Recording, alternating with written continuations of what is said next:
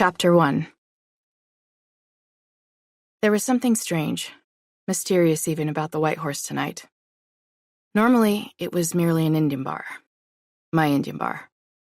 But there was a milky, dreamy quality to the red lights swinging over the pool tables, like the wind from the open doors was bringing them something new. Something I'd pushed away for as long as I could remember.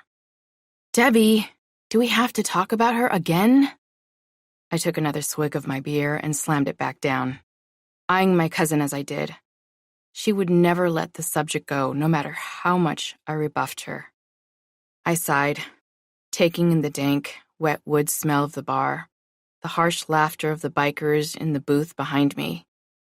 "The thing is, I interrupted her with a brush of my hand. I hoped Nick, the bartender, would come by and ask if I needed a refill. But all I could see was the mirror in front of me, the words Miller High Life emblazoned in gold cursive on the front. Right next to it, a sign read, "First fight, last drink, permanent 86. Besides us, the bartender, and the bikers, the White Horse was empty. It was always empty. But I loved it. I loved the long wooden bar, the cats wandering in and out. The mangy orange one was my favorite. She liked to sit on top of the bar and let me pet her while she closed her cloudy eyes and purred. Debbie shifted her weight on the stool, the plastic crackling as she did, the bar stirring around me like a bad dream. "All I'm saying is that you don't know your mom's story." "Yeah. Okay, Debbie. That's great," I said. I signaled Nick when he came out of the bathroom. "2 more," I said, hoping he'd remember. A couple of Dene came through the doors, quiet the way they were, and made their way to the pool table in the back. One of them saw me when he came over to order a beer, and he gave me the friendly nod, his black hair glistening red in the faint bar light. I nodded back, and that strange feeling I'd had earlier flooded back into me. "The thing is," Debbie said, "you know how we check in on your dad?" I hung my head. "Yeah, so?" "I went over there the other day to do that. And some cleaning, because I know the nurse is great and everything, but I like to see how he is. And I'd just come home from work and was dropping the kids off. Jesus, Debbie, if you're not going to let it go, spit it out." Okay, she said, starting again. So, Mom had been pushing me to clear some of the boxes in the attic. And like we were going to haul them out and throw them in the dumpster. But Mom seemed to want to look through them. And mainly they were full of old toys and papers and rusting appliances, but then we found something. "What?" I whispered, and that dreamy quality snapped back. "Something of your mom's." I was silent. My mother. The woman who had abandoned me when I was only 2 days old. The woman whom my father had been so devastated over he began to take long drives, a bottle of Jack between his legs. The woman who had made it so that I had to care for my dad like a baby, instead of the other way around, after he'd gotten into an accident that had left his body but taken his mind. Cecilia. "And the thing is, Carrie, it was some Indian jewelry, and it's old." I felt like changing my drink to something stronger. "And like, since your mom was Apache and Chickasaw," I nodded. "I'm just saying that it might be significant," she said. I continued to stare down at the wood of the bar, run my fingers along the rough edges. "But the important part is, like, when she found it, when I picked it up, I felt weird." I was silent for a long time, my heart hammering in my throat. I signaled Nick and ordered a whiskey to go with my beer, the dark brown liquid splashing a bit over the rim of the tiny paper cup. As he set it down, "Want one?" "No, I gotta drive back," Debbie said, glancing at her clock. "It takes at least 45 minutes to get from Denver to Idaho Springs, and I'm sure Jack's already wondering why I'm not home." I rolled my eyes, and we sat in an uncomfortable silence. "You know I don't like talking about her," I finally said, grumbling. I'm just going to, give it to you, okay? Fine, I said, watching as she dug into her purse. She pulled an ancient hammered copper bracelet out of her bag, a bit of patina around the edges. It hummed with power, with history, my history. It was the kind that Indians used to wear all the time, and it was old. I squinted, thinking, upon closer inspection, that it was probably turn of the century. I could see, as Debbie held it out in her little pink hands, that there were different objects carved into each thick copper square, links connecting each section, symbols I recognized from Indian jewelry of the time, stuff that was common for urban Indians, or that had been lifted from Plains culture. A thunderbird, a waterbird, a spiral, a Lakota chief's headdress. Then there were others that I thought were perhaps Apache, symbols for water, the sun and the mountains, the moon and the arrows, a war club. Yes, that was definitely Apache. Stuff my Auntie Squeaker back in the Springs would know about. I was sure. And lastly, something that made me ill just looking at it.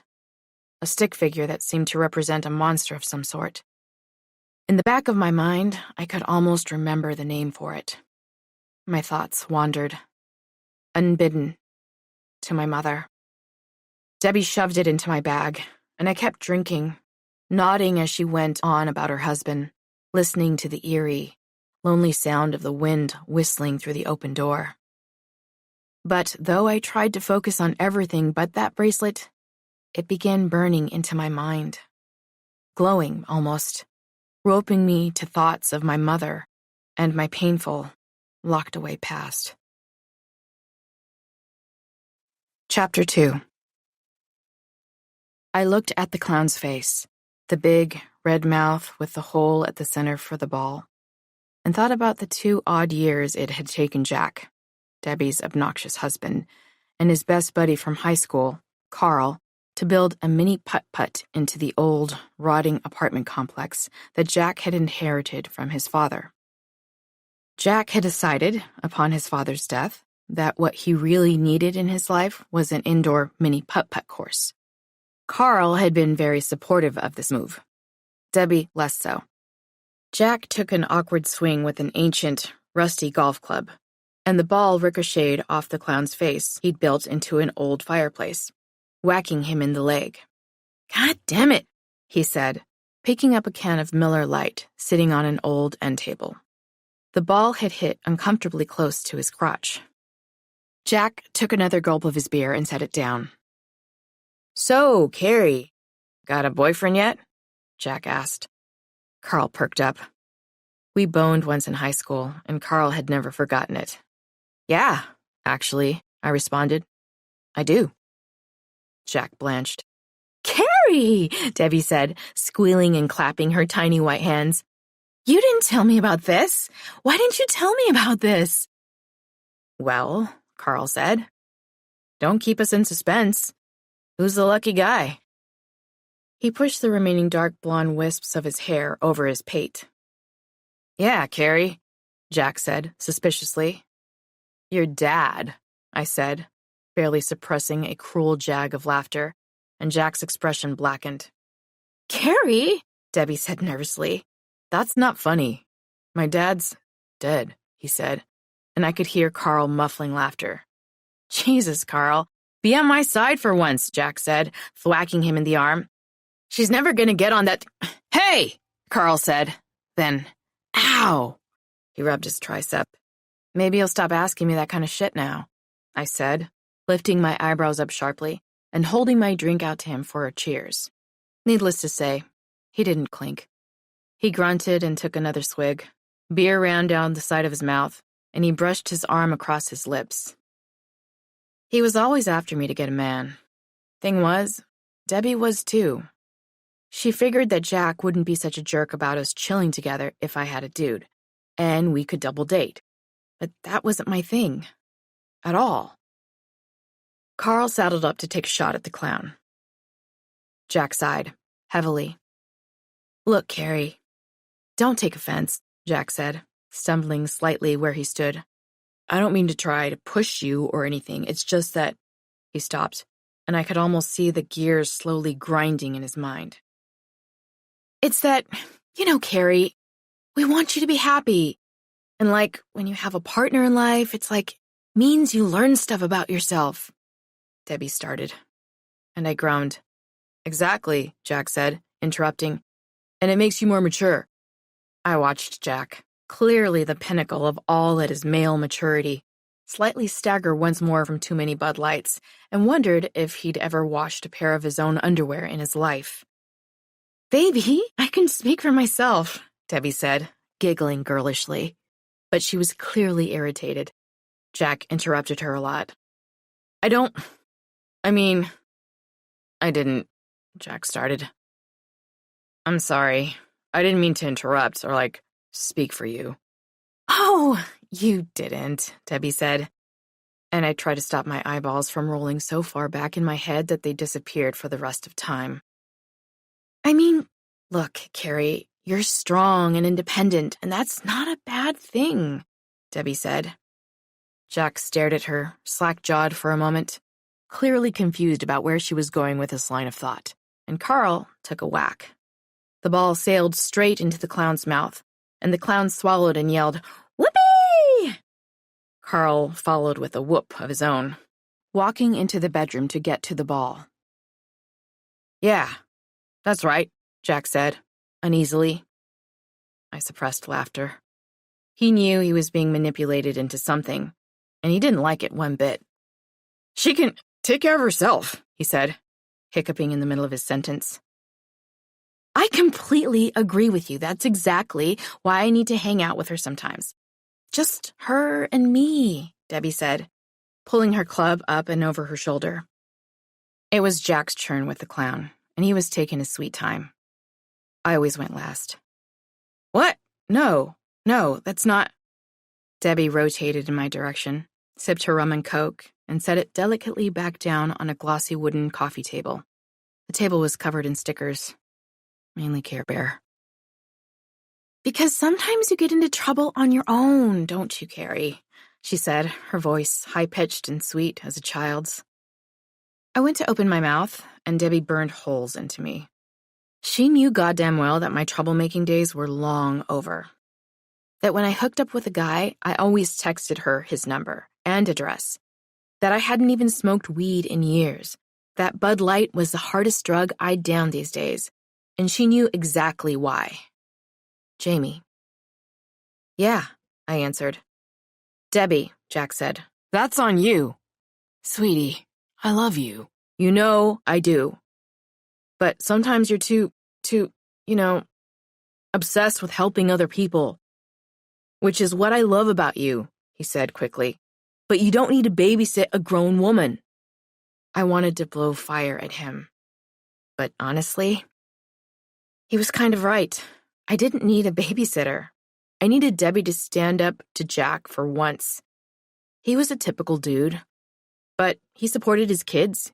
He often took Debbie out to eat, gave her foot massages, said nice things to her.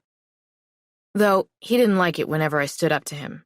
He'd not only back down, he'd often see my point. So why she wouldn't tell him to chill the hell out was beyond me. You want to try again? Debbie asked Jack, interrupting him. What? He said, backing into one of the little hedge animals that he and Carl had scattered throughout the rooms. With the clown? Oh yeah, he said, disentangling himself from the hedge. After about the fourth whack, the ball went through, and Jack trailed behind Carl into the bedroom. Debbie picked up her club, and on the third attempt, got the ball in. I whacked a few times and followed. Jack and Carl were mumbling amongst themselves, and Debbie rolled her eyes and elbowed her way through them, breaking them up. This next course was her favorite, and no matter who was in what order, they always let Debbie go first. It was 3 cat butts, with long, wavy tails moving across the floor. You had to time your shot just right, so that the ball would enter the empty spaces between the tails and pop up, and into, of course, a cat butthole. This one always makes me vaguely uncomfortable, I said, sipping my beer and standing back. Debbie had her tongue out, squeezed in between her lips. The men guffawed at my comment, and Debbie whacked, violently, and the ball rolled up and into the butthole of an orange cat. There was even a little faux litter box that one of her cats had mistaken for real once, to Jack's consternation. Sometimes me and Debbie would take lawn chairs and sit in the box during the summer and let her kids play while we drank Mai Tais. "Yes!" Debbie said, plucking her drink, complete with mini umbrella, up from the floor where she'd set it, and took a celebratory sip. Jack went next, and it took him a couple tries to get a ball up and into a gray butthole. Despite what Jack had said in the clown room, I was hoping he was finished, and that Debbie wouldn't bring it up again. But as soon as she'd finished drinking, she said, "Okay, so like I was saying," and Carl started moaning. "Oh no. I thought we were done with this," Carl said, planting one hand over his eyes. "The thing is, you know what Carrie's like. She needs someone patient and reasonable with her to stop her getting into trouble." Debbie's mouth creased into an expression of satisfaction, and she walked into the bedroom for the next step up. Jack had built the cat butts into an old closet that led to another bedroom. This one was my favorite. The balls were waiting at the bottom of several old kiddie pools. There were 4 pools, and a bunch of fake greenery and fake flowers. To make the setup weirder, there were 4 plastic Ronald McDonalds in each pool, complete with vines and flowers wrapped all around them, that Carl had found in a dump in Denver, or so he claimed, in each corner of the room. Jack had spent hours drilling holes into their faces to elongate their mouths, and every mouth led to a different room, and each pool had a little fountain. Jack frowned and walked up to one of the Ronalds. He looked ready to whack, but stopped and turned to me. "You really think you need a babysitter? 'Cause that seems like the opposite of who you are to me." He went to hit the ball again and stopped once more. "In fact, damn, Carrie, that's something I always respected about you." The irony. I was in a tough spot. If I told him I didn't need a babysitter, which was true, he'd justify throwing a shit fit every time I wanted Debbie to go off with me to the White Horse, or to Walmart, or wherever. I mean, sometimes, I guess, Look, what's wrong with just me and Debbie hanging without you sometimes?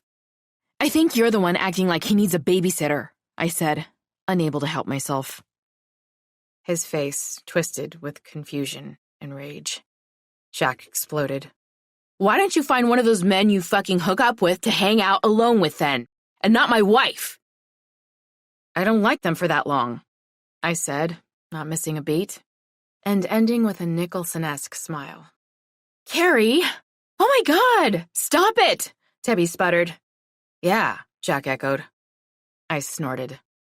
"Jack, you apologize to Carrie," Debbie said, turning to him, her lower lip trembling. Jack said. I started dancing, banging my head in celebration, one hand in the air, fingers crooked into a devil sign. "Carrie, you're only making it worse." She swiped a tear away from her face. "Yeah, Carrie," Jack said, his eyes narrowing. I stopped. Sighed. Debbie's voice was quavering now. "Jack, please, I do everything for you. Why can't you let me have this? I cook, I clean, I work, and I know what you're going to say. You don't have the time to take care of the kids while I hang with Carrie. But I find the time, all the time, while you're off with Carl talking about high school and chicks and building this," she said, gesturing with the club and swinging it near Carl's head, who wisely ducked. "Thing," she finished. The silence in the room was palpable, and we all watched Jack take a breath. I wondered if he'd apologize. He was as stubborn as I was, and it was always like this. Me wanting her to myself, and Jack wanting the same, an eternal tug of war. "I'm sorry, Carrie. I guess I don't see why you have to go off alone with her, that's all," he said. "I'm sorry, baby," he finished, his eyes cutting over to Debbie. "I know you do a lot for me. I'm sorry. She sighed, heavily. It was my turn. I'm sorry, I said, lamely, and Jack narrowed his eyes at me again. He knew I wasn't sorry, not one bit. What I'd wanted to say, what was on the tip of my tongue, was, I'm sorry Jack's a jerk. Or worse, a basically okay human being who, because he was a dude, because the whole world thought his kind of shit was warranted, because my sweet cousin had had kids with him too early to know what she was getting into, thought forcing Debbie to make him her entire life was okay. This is exactly why I'd never had a boyfriend, why Jamie and I had made the pact early on. But I'd been the only one to keep it. Chapter 3. The lights of Roller City flickered pink, then green, highlighting the path in front of us, and Debbie pushed ahead of me, smiled and twirled, ending with a bow. I clapped, and she giggled like a kid. Still got it, she yelled over the sounds of All the Way Up. She rejoined me, and we linked hands, our left feet pushing back smooth and long at the same time, then our right, to the beat of the song. We'd come here as children, sometimes every weekend, at first. Debbie lacing my skates for me, holding my hand and guiding me to the floor, catching me as I fell, showing me the way to keep my balance, then slowly, how to bring flash into something simple and beautiful, full of teenage grace. We began to dance together, to spin, and in my case, to catch the eyes of the boys in the sweaty, hormone-soaked corners of the rink. But not in Debbie's. Even then, it was Jack waiting for her. Jack with his shy eyes. Jack, who watched me grow from child to woman. Who bought me ice cream? The kind that came in little cups, with built-in little spoons. Handing me my favorite, chocolate. First, even before he handed Debbie hers. I remembered thinking of him as an older brother. I remembered liking him. Debbie squealed with excitement. The song she'd requested was on. I didn't think they would do it. Roller City had closed at one point. And when it reopened, like much of Denver, it was full of polish, suburban charm, its carpeting a thick neon and black. Roller City, in fancy green cursive, embedded into the fabric. Though her musical tastes and mine were as far apart as humanly possible, her joy over hearing Tiffany's I Think We're Alone Now, her flushed cheeks, her triple spin, made me feel like the past was here. Was linked to us as surely as our arms were linked into one another's, as if a portal had opened and allowed us in, just for this one moment, back into the best parts of both of our adolescence. That didn't mean I wasn't going to tease her mercilessly about it. We skated to the song, Debbie singing her middle-aged heart out, and when it finished, she pushed to the edge and hung her head, her thin, slightly curly hair drenched in sweat. When it came back up, she asked me if we could take a break, and I agreed. We sat down, and I plopped my skates up on the seat next to me. You thirsty? She asked, and I nodded and got us both Cokes at the concession stand. I peered hard at the menu, but the little ice creams were long gone. She sipped, ran her hand along her brow. It's been so long, I can't believe I remembered how to skate at all. And then some, I said. To Tiffany, because... And here I paused to close my eyes and thrust one light brown fist up in the air. I think we're alone now. I opened my eyes and smiled. Don't you start. Tiffany got me through some dark times. I laughed and took a long gulp of my soda. That and New Kids on the Block. I don't care what you say, she said, pulling her hands through her hair. I loved them. I remembered. She had had their poster on her wall for years, until her mother's Christianity had accelerated into evangelical, and she'd torn it down, thrown it away. I remembered Aunt Sandy had called it evidence of her unholy, lustful feelings. God, Debbie had cried. I think we're alone now, I sang again, and Debbie whacked me on the arm until I stopped. So, how did you get away from Jack? I asked, shifting on my seat. She glared. Carrie, you make it sound like I'm in prison. Shit, Debbie. As far as I'm concerned, you are. I don't want to tell nobody where I'm going all the time. That's not fair.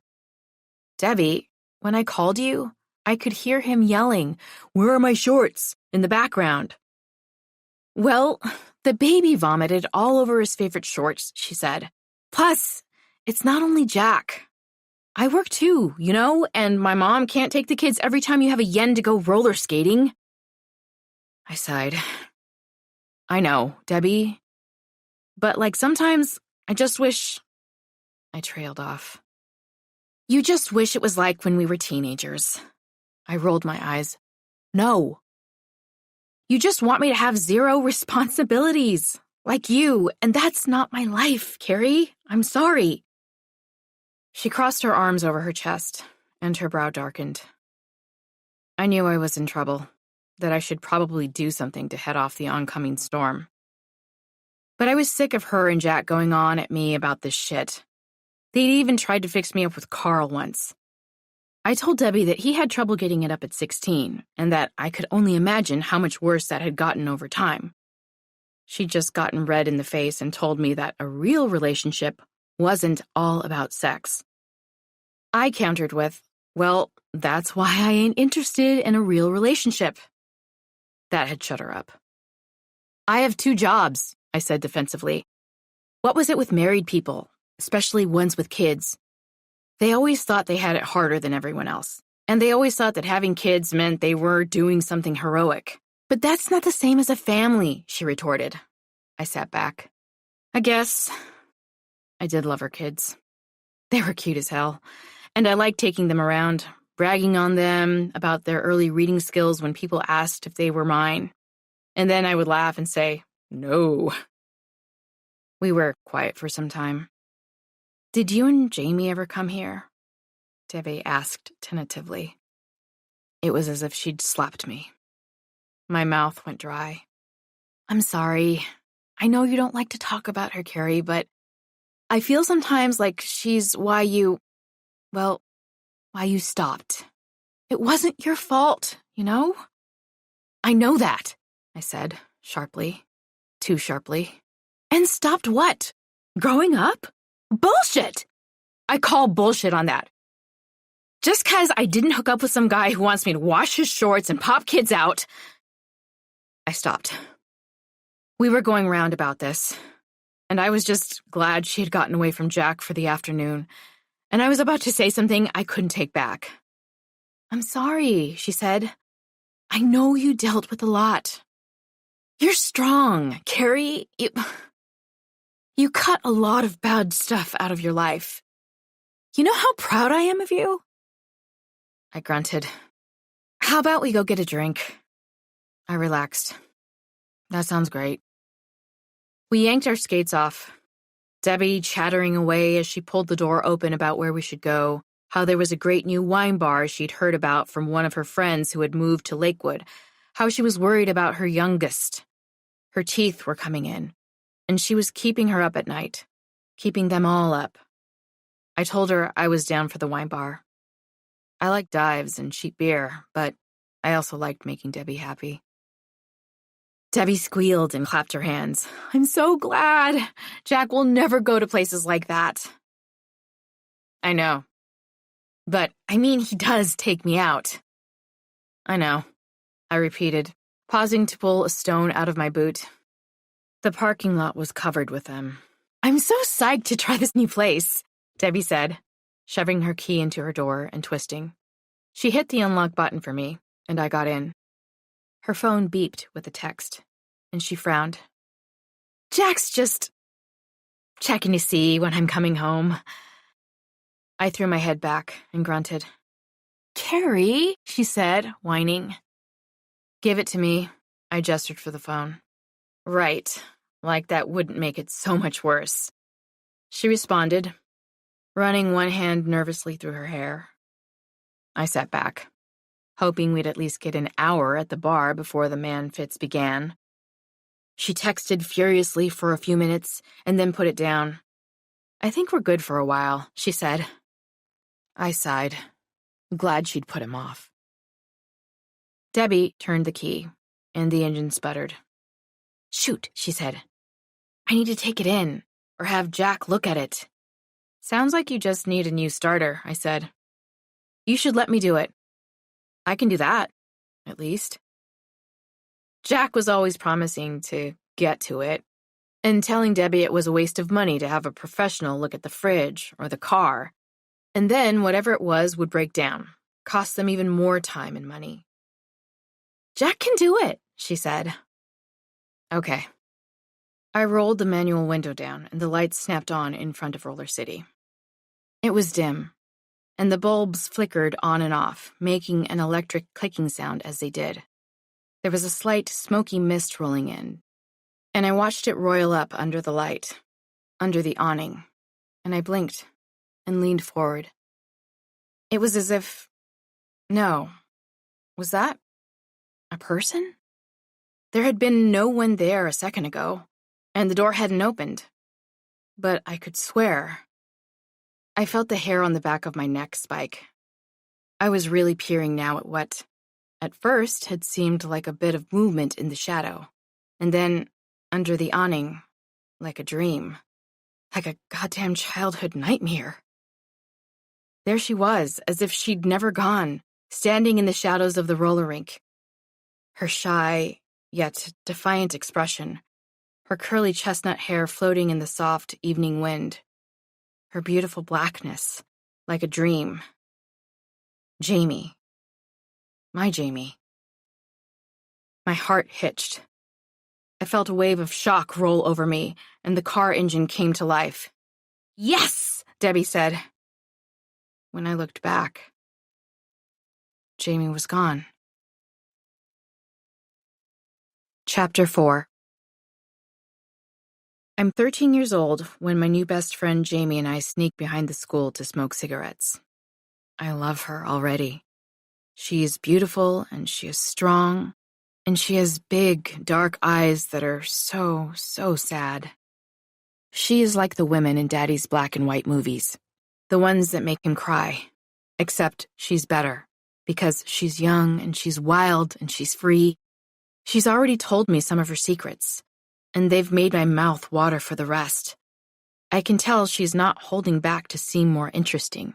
It's because all her secrets hurt so much that letting them out will be like dying. Just a little bit. She wants to know if I'm worth all of those tiny deaths. We're smoking and whispering, the wind in the pines covering our voices like a dream.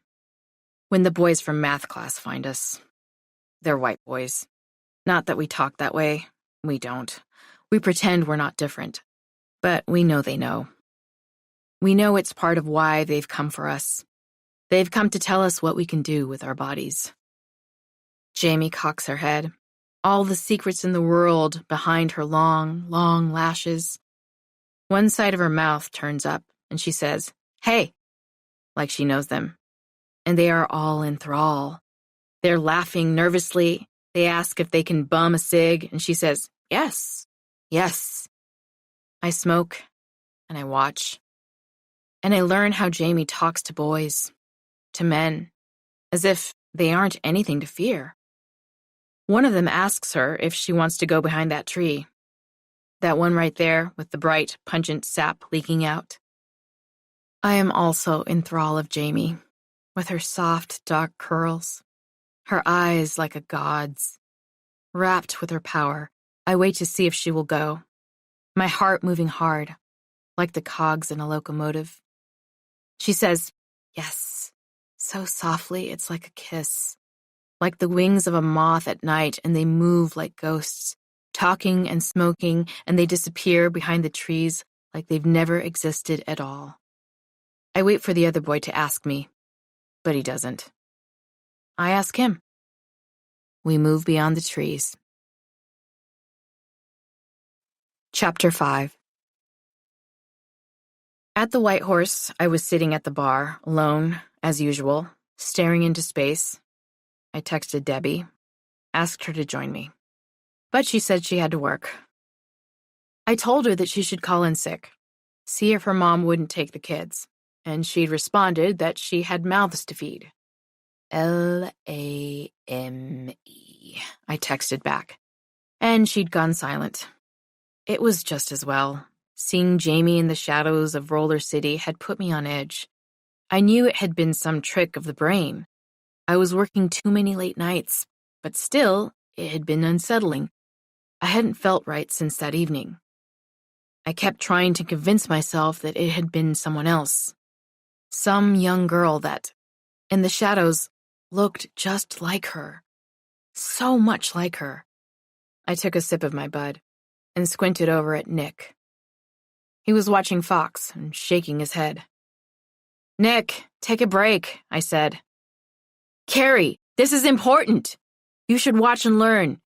He readjusted on his stool, his eyes burning into the television. "Sure, Nick," I said, and resumed staring at the wall.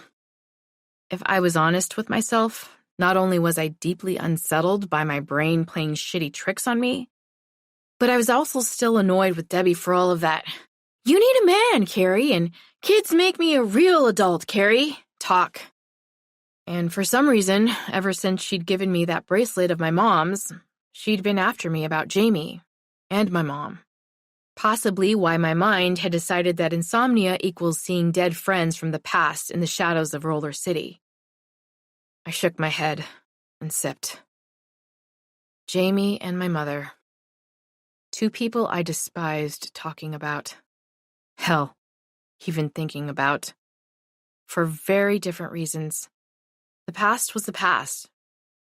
And though I thought Debbie's man was the one who needed to grow the hell up, I didn't begrudge her getting married or having kids. It was her preaching at me about it. Imagining that my life, which was safe and good, and one in which I waitressed, read, and most of all, didn't do drugs, was meaningless only because I wasn't making crotch fruit, was totally bullshit. If Jamie had to die, at least she'd sacrificed herself for something, I thought guiltily. But I made my peace with it by moving on. I was interrupted in my thoughts by my favorite cat, the orange tabby. She wove in between my legs and then leaped up to the bar. "Hi, baby," I said, petting her. She purred, laid down, closed her eyes, and I focused on the big plastic white horse inlaid into the black and gold cutout in the wall that held a number of bottles of hard liquor. To its right was a handheld drum that someone had painted a white horse onto, and a black t-shirt with the bar's logo was pinned underneath both. I blinked and sat back. Wait, that was a painting that I'd never noticed before, though I was here every week, often in this exact spot. I squinted and leaned in, examining the symbols, what looked to be a war club, maybe a rain cloud, and a few other things. Where had I seen those symbols before? I squinted, thinking absent-mindedly, petting the tabby. It came to me in a flash. The bracelet. I'd seen them on the bracelet. The one Debbie had given to me. The one that had belonged to my mother. Cecilia. What the fuck? I shook my head. Images of Jamie, pictures I'd seen of my mother, the symbols of the bracelet, and the painting swimming in front of me. For a moment, I tried to make sense of it all, puzzle it out. Why would these symbols, the exact same symbols on the bracelet I had at home, be suddenly on a painting in my favorite bar, one that I'd never seen before? "Nick," I said. "Yeah." I opened my mouth to ask him about the painting when a thunderclap hit, reverberating so loudly that the building seemed to shake. "Shit," I said.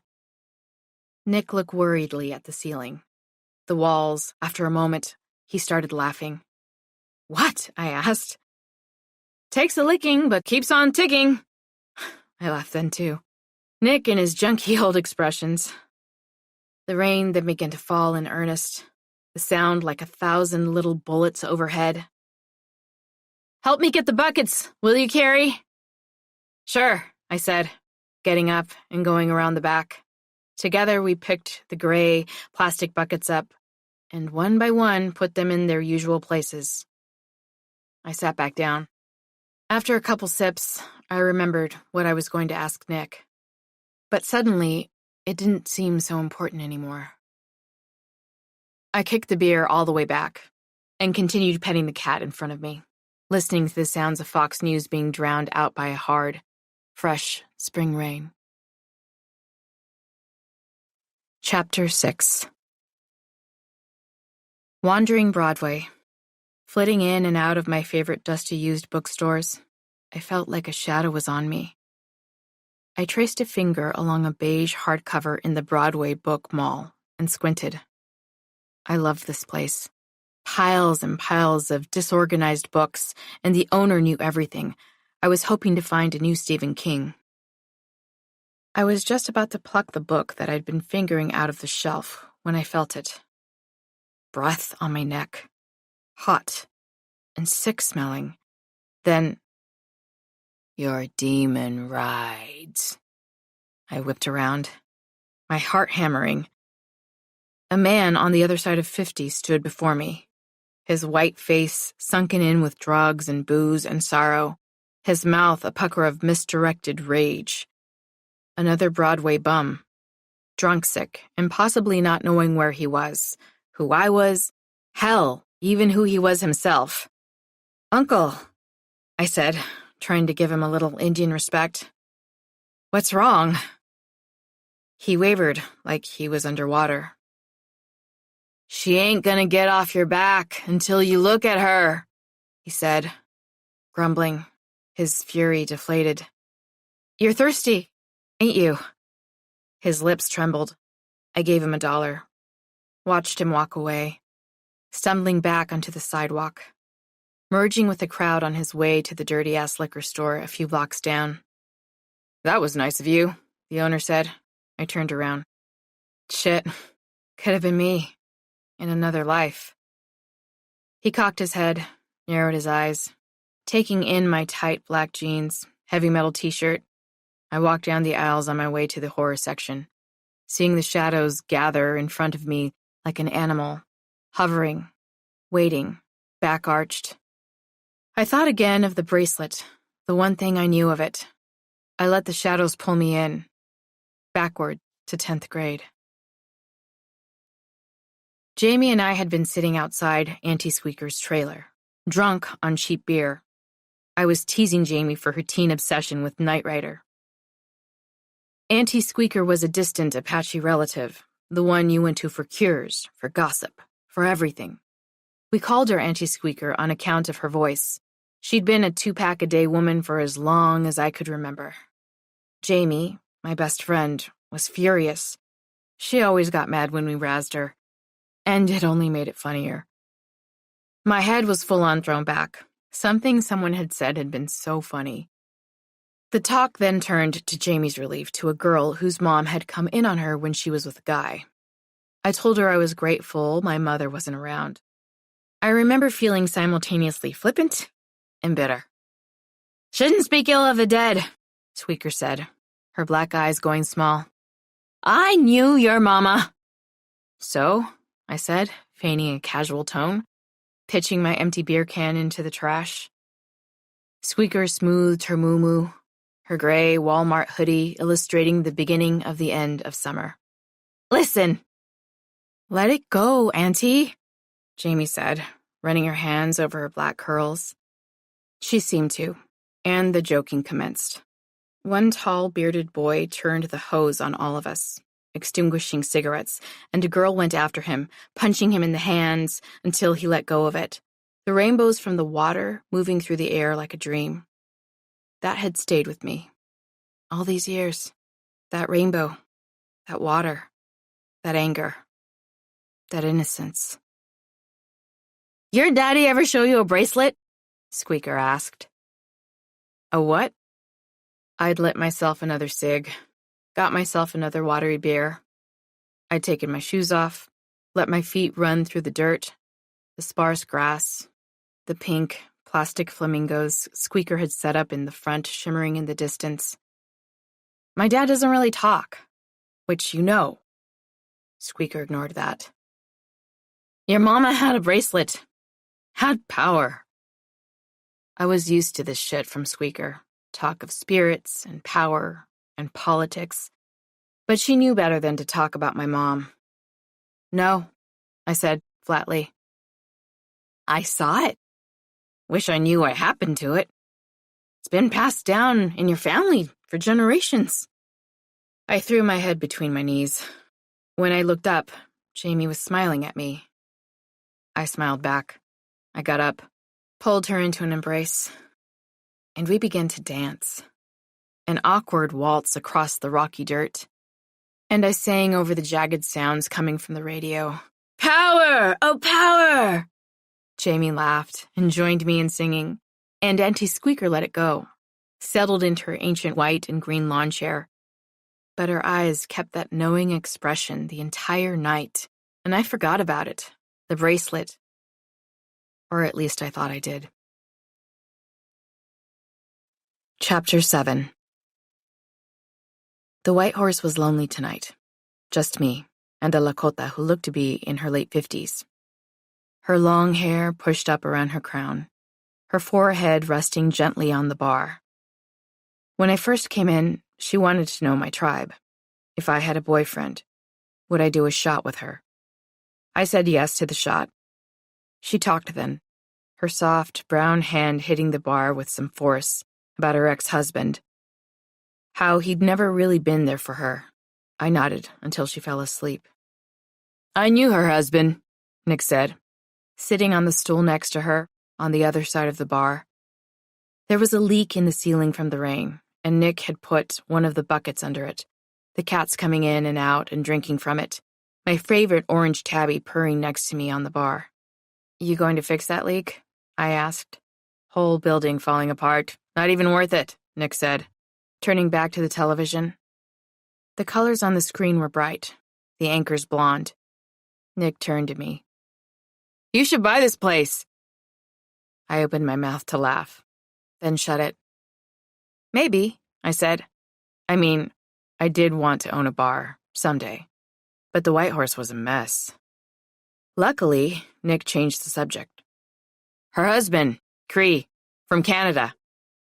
Nick shook his head. Liked to party. I glanced at the woman. She was snoring now. She'd earned her rest. What happened to him? Went back to Canada, I guess, Nick said, scratching at his hair.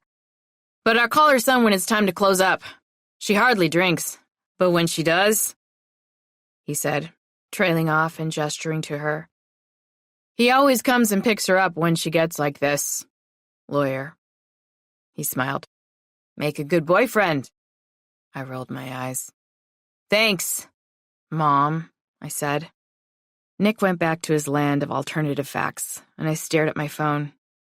Debbie had been texting me nonstop about that goddamn bracelet the last week or so. Ever since I confessed that I'd seen Jamie in the parking lot of Roller City. She was sure, of course, that I had seen her ghost, and I was sure that I had not. She was also sure that it had something to do with the bracelet, which was so Debbie. She loved fantasy books, with castles and fairies and shit, and she and her mom believed in all kinds of magic. Everyone in the Springs was into that happy horse shit. Honestly, the whole thing had brought up so many bad memories that all I'd done was leave the bracelet at the bottom of my bag and try like hell to forget about it. I'd been working practically nonstop anyway. I hadn't forgotten about it, though. I'd started dreaming about it, the figures on the bracelet, especially the monster, coming to life. It had long, dark hair and yellow claws that curled up at the end, sharply. It was also surreally tall, its hot, rancid breath reeking of human meat. The bracelet. The spot where I'd seen the painting with the same symbols on it that I'd remembered on the bracelet was empty. I had to sit back, close my eyes, shake my head, and then open them again. What the hell? Nick! Yeah, he answered, not even turning his head. What happened to that new painting you had up? New painting? Yeah, you know, I said, growing frustrated. That one that was here last week. I pointed to the spot in front of me. Carrie, Nick said, turning to look at me over his shoulder, an amused, self-aware expression on his face. I ain't put anything new up since '94. He turned back around after shaking his head. I was silent for a moment. I had seen it. Right there, right in front of my face. Not 1 week ago. Not long after, I'd seen the exact same symbols on the bracelet. It had a Thunderbird, and I said, picking up my bag and rifling through it. Other symbols like... Hold on. I plucked my wallet out and set it on the bar, then pushed my hairbrush aside. Tissues and about 1 billion receipts. Gotta clean this thing out, I murmured, irritated. After a few passes, my fingers connected with metal. There was a buzz. A strange feeling came over me then. A feeling of darkness. Dread, pain, even. I pulled it out against my better judgment, and the temperature in the room dropped, hard and fast. My breath freezing in front of me. The smell of scotch permeating the air. And that's when I sensed something. Something unnatural. There was a woman standing by the pool tables who hadn't been there moments before. I stood up and stumbled into the bar, my back pressed against the wood. I started. Nick, Her head was down, her long, dark hair covering her face. Her skin was brown, but gray, not the color of a living person. At all. She was just standing there. Still. Nick, I hissed, and her muscles began to twitch unnaturally, and I felt my throat close up in terror, my mouth run dry. A sound like bones cracking came from her limbs, and abruptly, she moved jerkily a few inches in my direction, her head still down. My mouth opened, then closed, and my heart hammered so hard for a moment. I genuinely thought I was going to have a heart attack, or at least pass out. She stopped, and I watched as my breath came out in an icy stream. She raised her head up sharply, her eyes white, her mouth pouring blood, and screamed. Chapter 8. I was in Dad's kitchen in the Springs, trying not to piss myself thinking about what I'd seen in the White Horse. I always felt better when I made food for Dad. All he'd eat, except for cereal and spaghetti, was bologna sandwiches. It had to be Wonder Bread, Miracle Whip. 1 thin leaf of iceberg lettuce, cut diagonally, or he wouldn't touch it. I wasn't sure what I'd witnessed. All I knew was that she had disappeared minutes after she'd appeared, screaming. Nick hadn't seen a thing, and I'd gone home right after to hold myself, and a bottle of whiskey. All the lights in the apartment blazing the entire night, me jumping at every sound. At one point, the refrigerator switching on nearly made me come out of my own skin. I picked the dish up and walked into the living room, listening to the metal I'd been enjoying fade and echo throughout the cramped, dim yellow kitchen on the ancient boombox I kept for when I visited Dad in Idaho Springs. I stood in the archway, the notes of the TV beginning to replace the music, and thought about my drive here, the stark difference between Denver, where I lived now, and Idaho Springs, where I'd grown up. I glanced in at Dad and sighed. He was watching TV intently, his expression like a child's. He rarely spoke since the accident. His brain had been fried good. My poor Daddy. Outside, the town was quiet. The sun slowly fading up the western sides of the houses I'd grown up in. They were peeling. They were dim. They were white, yellow, and brick red. Across the street, in front of my father's house, was Trailer City, where most of my friends had lived, our scabby knees crowded next to each other on American Furniture Warehouse couches.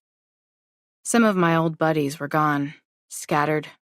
Others living in the same trailers they'd grown up in. The babies crying on their laps, their own now.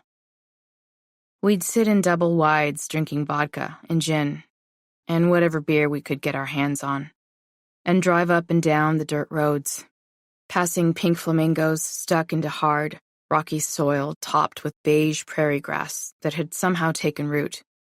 The sound of the cars on I-70, droning on and on into the night. Downtown, I knew the bars were really heating up. Tommy knockers, I was sure, would be hopping. The lonely old drunks having to give way to the nighttime partiers, like zombies on the narrow, red cobble streets, shuffling their feet, looking for a home. Bojo's, where I'd wiped down the nasty, sneeze-covered salad bar countless times as a teenager, would be closing down. The waiters and bussers ready to start another round of drinking and dancing and sex. The next morning nursing hangovers with weak coffee and cherry Pop-Tarts. Their black aprons crisp, ready to take the orders of families from suburbs on their way to the ski resorts. I placed the dish in front of Daddy, where he sat on the sagging couch. He lifted the sandwich, examined it briefly, and began to chew, the bits of puffy white bread falling from his thin, pink lips. He stopped and smiled at me unexpectedly. I sat down next to him and watched him eat, patted him gently on his navy sweatpants-covered leg. I bought him a new set of white t-shirts and pants from the Walmart in Evergreen every year, where half of my graduating class worked. We watched a rerun of Friends, and for the first time in a while, he laughed at one of the jokes. "Are you in a good mood, Dad?" I asked, smoothing the last of the thin wisps of his hair and taking a sip at my drink. Sighed heavily. Relaxing next to Dad was exactly what I'd needed. He seemed to smile at me then, but I wasn't sure if it was directed toward me, or the TV, or toward something less tangible, something I couldn't see at all. I cleaned his dish and came back. He was watching me as I did, unusual for him these days. Since he was done, I sat back down next to him and leaned on his big, soft shoulder, his shirt also soft. He patted my arm, and I felt a surge of love for him so strong it crowded my throat. "I love you, Dad." We watched until the episode finished. And just as a commercial came on, the door opened and Debbie walked in, wearing a white t-shirt with the phrase "Try Me" in big silver letters across the chest, a pink camo print sweatshirt on top. I was sure that both were acquisitions from the Walmart, where she worked as manager. "What's up?" she asked, and I grunted. I was still mad at her for digging that bracelet out. I wasn't sure what had happened to me at the White Horse, but I knew that I never wanted to touch or even see that bracelet again. She plopped down beside me, her head hitting the yellow clock on the wall behind her. I reached behind to adjust it, dust coating my fingers. It had stopped working a decade ago, but none of us had bothered to put batteries in or replace it. She watched for a while, and then asked for a drink. Still not saying anything, I went to the kitchen for a glass, pulled the whiskey bottle off the old wooden coffee table, and roughly poured her a finger. She sipped and sat back, her eyes closing for a moment. When she opened them up again, her glance was sly, sidewise, and I knew she was up to something. "Don't be mad at me for this," she said. Shit. I was still mad at her for the bracelet thing. What could she be up to now? I sighed, drinking the rest of what was in my glass, the realization hitting me as I did. "You didn't," I said, picking up the bottle of whiskey I'd opened somewhere in the middle of Friends and pouring myself another. I'd been pouring myself an extra ever since that night in the White Horse, and I wasn't sleeping. She'd brought that goddamn bracelet. I knew it. I'd thrown it at her, after that horrible thing that had happened to me in the White Horse, making sure that my fingers didn't touch it. "I did," she said. "I'm only saying," she said, adjusting on the old couch. That, okay, it was scary. You're like, vision, but... Vision, I said, scoffing. I'd never seen a ghost in my life, paid no attention to the Indians in town who spoke about visions any more than the evangelicals babbling about seeing the devil. What I didn't tell her was that my nightmares were getting more frequent, much more visceral. Horrible, wrenching nightmares that would start with the man standing near a little boy in bed. He'd tell the boy to pray, and then he'd start touching him. Then the boy would turn into the monster figure on the bracelet. It was familiar somehow, like it was maybe from a story Auntie Squeaker had told me. I could almost remember the name of it, but the worst part was, when I woke up, I could still smell the rotting meat stench that emanated from the creature's hair. I probably have a brain tumor, Debbie. And for the record, I'm still mad at you for foisting it on me in the first place, so maybe quit while you're ahead. She snorted derisively, took a step, then, I think we should let your dad see the bracelet. I blinked, trying to process what she'd just said. What? Why would you say that? I felt shock, anger. I was protective when it came to my father, and if that thing had the kind of power over him that it had over me, I didn't know what it would do to him. He was so delicate. Because, Carrie, that ghost you saw, it means something, and you need to know exactly what. And your dad might be able... He doesn't really talk, Debbie, I said, interrupting. And you know how he is. It could break him, I said, frowning and rubbing Daddy's arm. He seemed to smile, just a little. In his way, she said, continuing, to show you something important. Important? What the fuck, Debbie? What do you mean by important? She snorted in exasperation. Don't you get it, Carrie? I really didn't. The ghost was your mother! Oh my God! You're so blind! It took me a minute to process what Debbie was saying. I wanted to yell at her. But the absurdity of her statement, her total need for Idaho Springs drama washed over me, and I couldn't help it. I burst into laughter. Debbie snorted in frustration. You know you saw something real. That matters to you, to who you are. That bracelet and your mother. We're trying to show you something. You know you need to let your dad touch the bracelet. I didn't know. And like your dad, he won't see what you see. He'll react to it differently, and I promise, if it seems like he's responding negatively at all, I'll yank it. Why was Debbie like this? Always pushing me in directions I didn't want to go? I was silent for a time, thinking back to the woman I'd seen at the White Horse, who'd disappeared into thin air right after she'd screamed. I took another sip. What the fuck, Debbie? She frowned, her lips trembling. Jesus, Debbie, what's wrong with you? Besides you, all I have is my dad. And for you to even suggest he touched something that might be able to shoot visions of ghosts into someone, even if that's probably bullshit, it's just fucking selfish, Debbie. All because you want to see what it can do. I know you. You always want some kind of drama, some kind of adventure. Get your kicks somewhere else. Shit. She was silent. And then the tears began, her blue eyes filling. I felt like trash. Just put it in here, I said, opening the drawer in the wooden 70s-style end table. She hesitated, then placed it in gently, like it was a child. I slammed the door shut. We were both silent then, resentment winding around my heart hard. But the comfort of having my cousin, my replacement mother, hell, just another human being. Loath as I was to admit it, to watch reruns late into the night with, was nice. Debbie started snoring, the booze finally working enough magic to make me relax.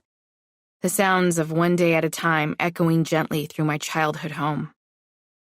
An image of the woman in the bar flashed into my mind. I shook my head slightly, trying to rid myself of her. Debbie stirred in her sleep. I focused on the television. For a moment, I was successful. And then, another flash. I squeezed my eyes shut against the memory, but that only made it more vivid. Her white eyes, her long, dark hair. I tried to push her away, but she kept coming back, and I couldn't help it. I started to compare what I'd seen of Mother with what I'd seen in the bar. I'd never looked upon her in real life. I glanced up. There were pictures of her on the wall. I scanned the images and closed my eyes, letting it in this time. My eyes split open. I felt sick then, unsure, and though I wanted to be angry at Debbie again, glancing over at her, still asleep, her long eyelashes like a doll's, I just couldn't. I had to let this go. Find a way to live my life. Let that fucking bracelet rot in the drawer and do what I'd done as long as I could remember, which was push her down. Down to the furthest places until she was nothing but memory dust. The vision of my mother and that monster faded, at least for now, into the black of the night. Outside, the predatory hoot of a great horned owl pierced over the sound of the wind whistling eerily through the needles of the pine trees. Idaho Springs was asleep, or its human residents were, safe in the knowledge that at least for now, what was to be feared was far away. Chapter 9. Lucille's was bright that morning, making my eyes hurt, but it was bright every morning, with its yellow-painted walls and Creole-themed decor, ornate Gothic purple and white mirrors, signs that proclaimed Mardi Gras in fancy lettering, beads of all colors draped everywhere, and masks with green ribbon flowing through them. On my way to drop off an order and get a carafe of coffee for a table, I couldn't help but think about my mother, her ghost, the childhood memories that had begun to surface, memories that I'd been so good at pushing down until now. Distracted, my Nikes hit a small divot in the floor, and I tripped, right onto Caroline, my platter smashing soundly into her chest and sliding down to the floor. I barely recognized who it was I dumped egg sardou all over, until she started yelling at me. The eggs were running down her front, covering her blue plaid shirt like a yellow blanket. She stared at me for a moment, snapping her gum. "Sorry," I said, pulling a rag out of my apron pocket. I started to wipe at the eggs when she pushed my hands away aggressively. "Don't bother," she said. "Shit, Caroline, I said I'm sorry," I said, leaning down to pick the platter up. I'd felt like I was half asleep the entire morning. I'd always had insomnia, but I was beginning to dream of the monster from the bracelet every night. I'd come across it walking home, the hair on the back of my neck spiking, my stomach filling with dread. I'd stop, my heart hammering. I'd turn, slowly peering into the shadows, hearing something that might be the wind. Then it would step out. It would roar. It would snarl. It would leap for me. I'd wake up. It was getting so bad I was afraid to go to sleep. And worst of all, the rotten meat smell would linger. "Just watch where you're going," she hissed, her red, messy bun bouncing with each word. "Fucking chill out, Caroline," I said, bending to pick the tangle of food and plate up off the floor. She harumphed loudly and stalked off toward the bathroom. Caroline was always pissy, though, and treated her job like she was in the service. I mean, I took my job seriously, too. I was a good waiter and a bartender, but I wasn't a fucking ass.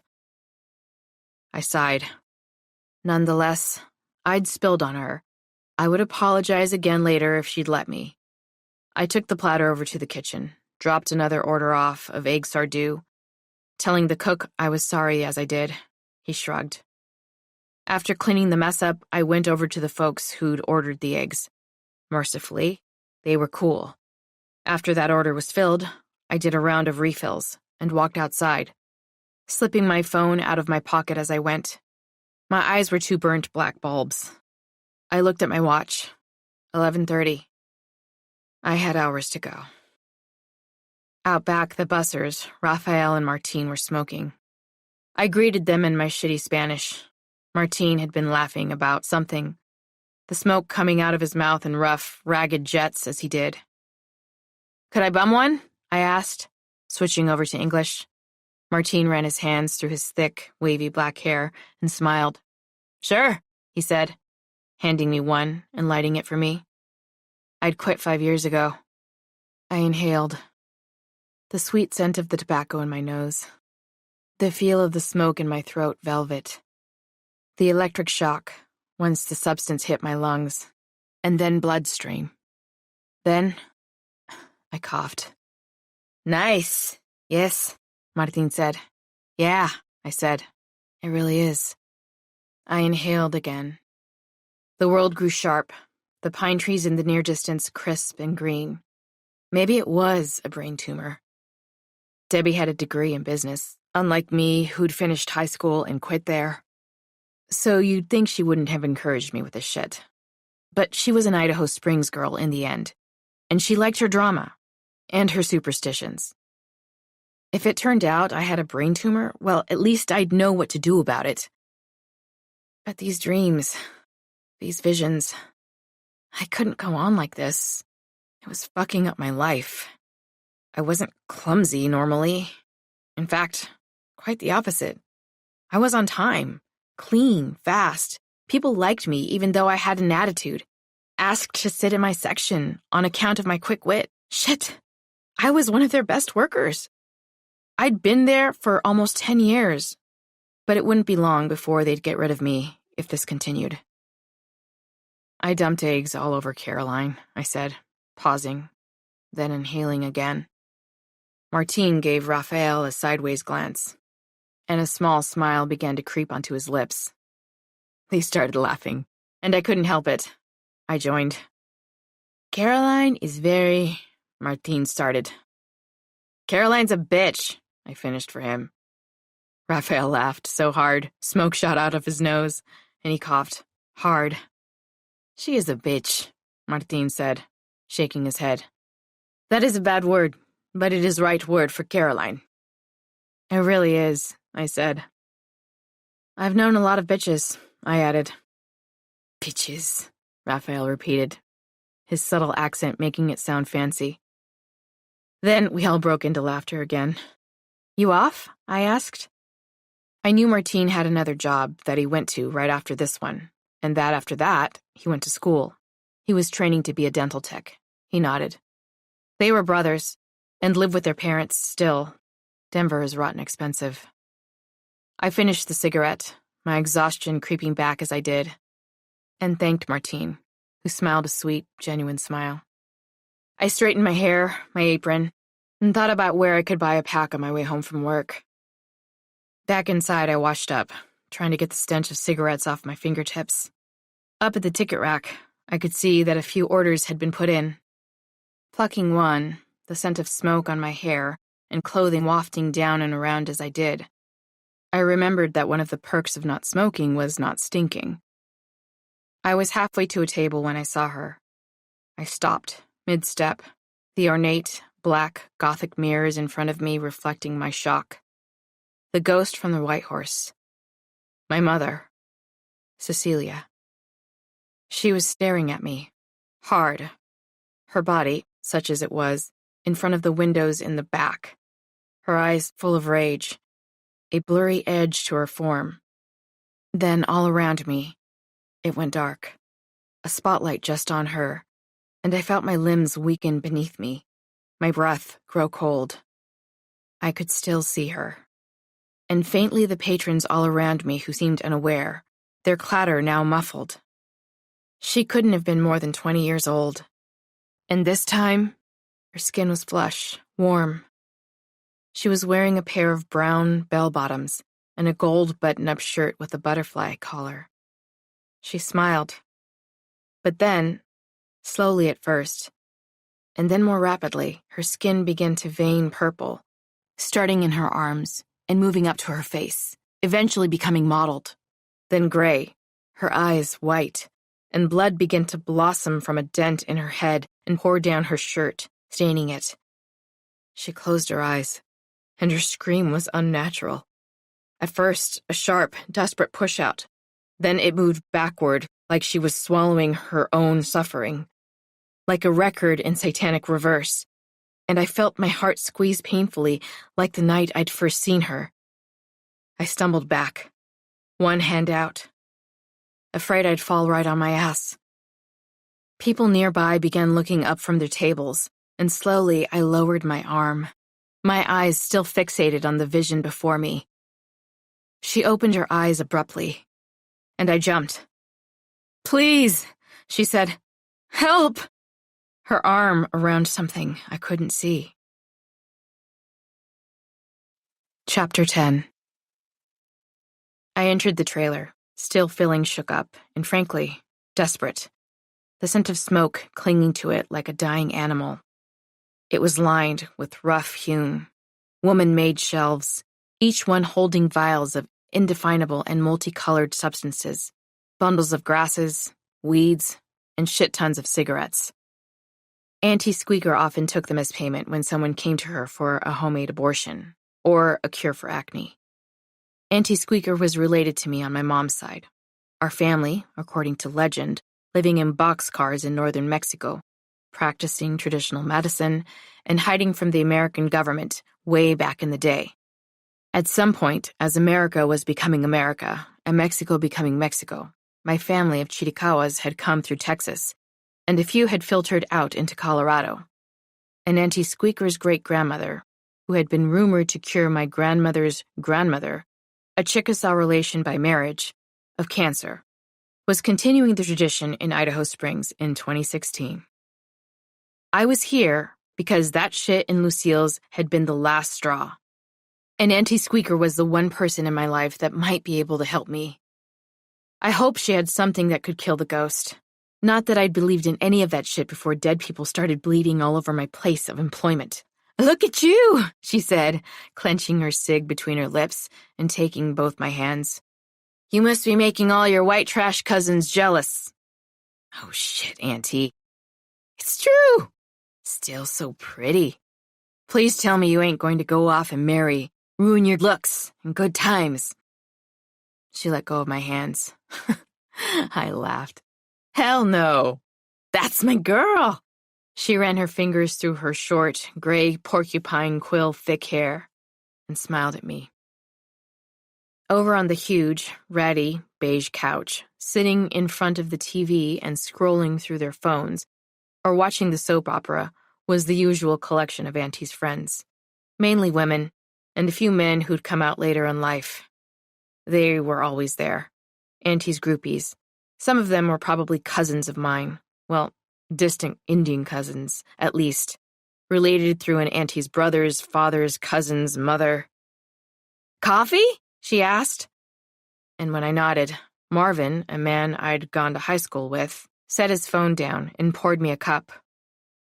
We settled at the small, round, formica-topped table, and I sighed deeply. "You're here about your mother, ain't you?" "How'd you know?" "Seen hide nor hair of you for almost a decade." "I'm sorry," I interrupted. Me and Squeaker had never fought, but I'd sort of faded away after Jamie died.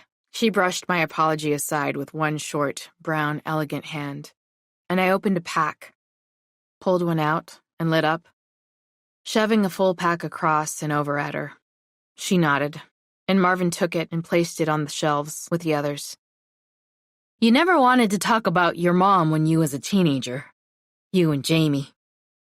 At Jamie's name, I drew breath. "I'm sorry, by the way. I heard. I wanted to come to the funeral, but I was sick with the flu and wasn't going nowhere." "I didn't go," I whispered. "Why not?" she asked, her eyes narrowing. "I remember when Jamie gave you that," I said softly, pointing to the tall, velvet Virgin de Guadalupe she had up over the couch. The frame was a dark wood. Jamie had found it in the thrift store before it closed. "Yes," Squeaker responded, putting one hand on mine. It was faded on one side where the light came in through the window above the sink. I remembered the vibrant reds and yellows and blues it had once had. I couldn't do it, I said, my throat growing tight. I cleared it. Squeaker patted my hand. You were never good at facing up to things, she said. No, I admitted. I just like to live my life one day at a time. But you miss her, she said. I nodded, sipped my coffee. But I miss her. How's your daddy? Same, I said, relieved she was changing the subject. Doesn't talk much, but he's alive. He's all I got now that Jamie's gone. You got that cousin of yours, Debbie? That's true, I said. We're tighter than we used to be. Squeaker stood up and went to the wall that was covered in a series of air plants, each one a different color. She picked up a thick amber glass container with a spritzing mechanism and watered a large, spiky pink plant, and then moved onto a light green one with thick, juicy leaves. She pulled a few dead stems off some and sat back down, lit a smoke. I know you love your daddy, but this is his fault too, you know? My stomach jolted. What's his fault? My mom up and left me, abandoned Daddy, and you know what he did to himself after. She nodded. That was his choice. He was always a little too in love with her. What would you do if your wife up and left you when your kid was 2 days old? She laughed. I do the same as you. Hurt and move on. I opened my mouth to protest, but almost immediately thought better of it. She was right. I was different than my daddy that way. But still, he's not the same as me and you. And her, I said, practically spitting out the last. She had to know that. And still, she did what she did, up and leaving when I was barely out of the hospital, freaking fetus practically. Did she? Auntie asked. I went to open my mouth again, but once more clapped it shut. I wasn't sure about that anymore. In fact, I wasn't sure about anything. One of the men crossed through the kitchen and into the bathroom, sliding the door shut. The pictures of all the children, men, women, and 2 spirits that she'd taken care of tacked to it, waving slightly. There were so many faces. Some had children now because of Squeaker. Some didn't have cancer anymore. Some were gone. The pain of their passing a little gentler because of Squeaker's medicine. Her hands. Tell me why you're here, girl, she said, her lips quavering just a little. I told her about the bracelet, about the ghosts, the dreams, about surfacing memories about my past that were screwing me up. I was especially disturbed by the dreams of the boy being molested by his father. She sat back, smoking, looking at me for a while. I tried to talk to you about the bracelet when you were young. I nodded. That day with Jamie, drinking beers outside of Auntie's trailer. You got it with you? She asked. I pulled it out of my bag gingerly, with an old hanky of Dad's so I didn't have to touch it. She took it and laid it out in front of her. She shook her head. I'd heard about it, but I'd never seen it. She examined it without touching skin to metal. Am I crazy? I asked finally. She laughed. Then I am too. Did touching this make me see her? Is it really her? Why? How can I make it stop? She sighed, her face carrying so much weight. These are the wrong questions. I squinted. Wrong questions? Shit! She sounded like a wizard in one of Debbie's goofy-ass elf novels. Her eyes scanned the bracelet again, ignoring me. Auntie, if I'm not sick in the head and this thing is making me see my mom's ghost, a woman who left me and my dad, I want to know what I need to do to make her fucking stop it. To stop. It sounded so stupid in my head. Haunting me. I was standing now, out of breath. Auntie kept her eyes on me. Then, you done? There's a lot you don't know. And a lot I ain't gonna tell you. until you're ready. Just help me make it stop. Auntie watched me play with my lighter, her chin tilted up. You don't want that. I couldn't speak. Of course I wanted that. Her worn fingers played at the material over the silver, and she stuck her smoke in the ashtray and lifted the bracelet with a hinky. You ready to hear the story of this bracelet? I nodded, curtly. If she'd help me, sure, I'd listen to one of her stories. And sit back down, she said.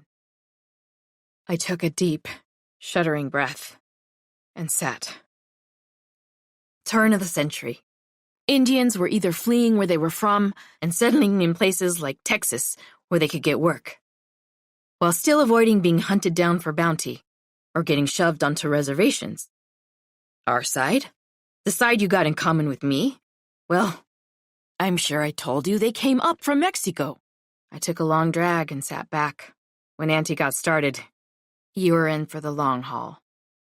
New communities grew up, and they made things like this, she said, shaking the bracelet in her small, brown fist. Things that not only reflected their combined heritage, but also protected them, hid them, healed them. I nodded, bored. Then I shot straight up. Healed. That's right. This bracelet can heal. A crooked smile played about her lightly wrinkled lips. Heal Daddy? Get him back to normal? My voice was small, pained. I don't know, honey. But I think if you're going to find out, you've got to discover what happened to your mama. I scoffed. Wait, what? Can I just hold it up to his face or something? Say some words like in a book or something? Like some old Apache spell. I felt truly insane. But if there was even a possibility, she laughed. It don't work that way. I nearly growled out of frustration. Well, fuck. How does it work? Like, do these things on the bracelet mean something? She laughed. Of course they do. This here, she said, pointing to the Thunderbird. That's for protection. She took a drag, ashed. The Waterbird, that's its companion. They work together. That's to bring prayers to the Creator. I knew that. I had friends and relatives who practiced Native American church. I'd even done a few ceremonies, a time or two. Just to be a cool friend. I knew the Waterbird was also the peyote, the path to the Creator, not just the drug. And these are plain symbols. That stuff is powerful medicine, she said, pointing to the bow and arrows, man in a headdress, and teepee. We all looked up to the Plains people. They kept strong traditions, even when they had to hide them from the government. The Inipi, the Sundance, they're helping to make a powerful circle. Okay, sure, I said, growing impatient. But what does it mean? Can I use it to make the ghost go away? She laughed. No, honey. Just wait. You want to know this? I crossed my arms, sat back. This, she said, shaking her head, pointing to the symbol that looked like a monster with one thick, yellowed nail. The one that made me ill, just looking at it for the first time. I ain't gonna say his name, give him power. And he's from your other side, so there's only so much I can tell you. But you're fighting him. Have no doubt. He's the one in your dreams, getting in the way. Getting in the way, I asked. Getting in the way of you finding out what happened to your mama. That didn't make any sense. She took a long drag, then put the cig out, twisting it hard in the tray until it was only smoke. And this? She said. Thank the Creator for it. It's an Apache war club. That's power. That's what you'll need if you want to defeat that one, she said, pointing to the monster. What she meant by needing the war club, I could only imagine. How the fuck was I going to get my hands on an actual Apache war club? But what about healing Daddy, I said. I didn't know what to do with all of what Auntie Squeaker had just said. That wasn't me. I wasn't about monsters or ghosts or shit. I was about concrete results. And if this thing could cure my dad, I wanted to know how. Now, specifically. The healing only comes when the owner of the bracelet wishes it. It was my turn to laugh. I'm the goddamn owner now, so I wish it. Shit. No. My mouth opened and shut. Your mother hasn't walked on, and she can't walk on until you find out what happened to her. Then the bracelet will be yours, and maybe then it can heal. I put my head in my hands, rage building behind my heart, at my mother, at Squeaker, at the world. Suddenly, the smell of scotch, rich and yellow, filled the air, and the hair on my arms rose. Sweetie, your mom is behind you right now. I whipped around, and sure enough, she was there. I hadn't even touched the goddamn bracelet this time. She was weeping. Normally, I was terrified of her, but today, all I could feel was rage. I hate you! I screamed, and she disappeared. Chapter 11. I was sitting at Dad's house in the Springs, my heart beating like an animal's. Dad was content, sleepy-eyed, watching The Jeffersons, a show I vaguely remembered from childhood reruns. I was back from Sunday service, driving in from Denver to drink Bud and shoot empty cans off the side of the mountain with Debbie and her crew in Idaho Springs. I knew what I wanted to do here, alone, in my father's place. I watched him, his eyes closing, my heart hammering, his eyes fluttering open again. Something on the television made him smile. Finally, his eyes shut. The pictures of my mother, of my father's family sat above. My father's family had been in Idaho Springs for generations, and they were watching me almost expectantly from their ancient frames in the walls. My father's people had been miners. Now they worked at the Walmart. I peered into the drawer, where I'd placed it again after hanging with Squeaker, and slid it open all the way. I rifled through thread, scissors, school pictures of me as a child, blonde, when I was very, very young, my eyes black and haunted. My fingers brushed a whole collection of safety pins. Where was it? I thought briefly about what Daddy did while I was gone. Did he ever get up, besides to use the bathroom? Left to his own devices, he would function, but not quite. And some days were more lucid than others. I had memories of days, here and there, as a child mainly, where we would have conversations, though they were limited. That hadn't happened in a good, long time, however. I kept sifting. More safety pins. A receipt that fell apart in my hands. Old photos of uncles and aunties that I hadn't seen in years. I paused over those, looking at them closely before turning them loose. A dark hairpin. I suppose that had been my mother's. Though I couldn't be sure, I must have really shoved it in there. I stopped, finally finding what I was looking for. The bracelet. I hesitated. I knew what would happen the minute I touched it. Shit. It was happening now, even when I wasn't. The metal seemed almost to grow hot, fused to my fingers this time, but before I could scream, I was gone. I was my mother. Her long, brown fingers on my neck. Her neck. She was yelling at her father in the doorway of a small apartment, telling him that she was going to a friend's house to study whether he liked it or not. She was lying. He knew it.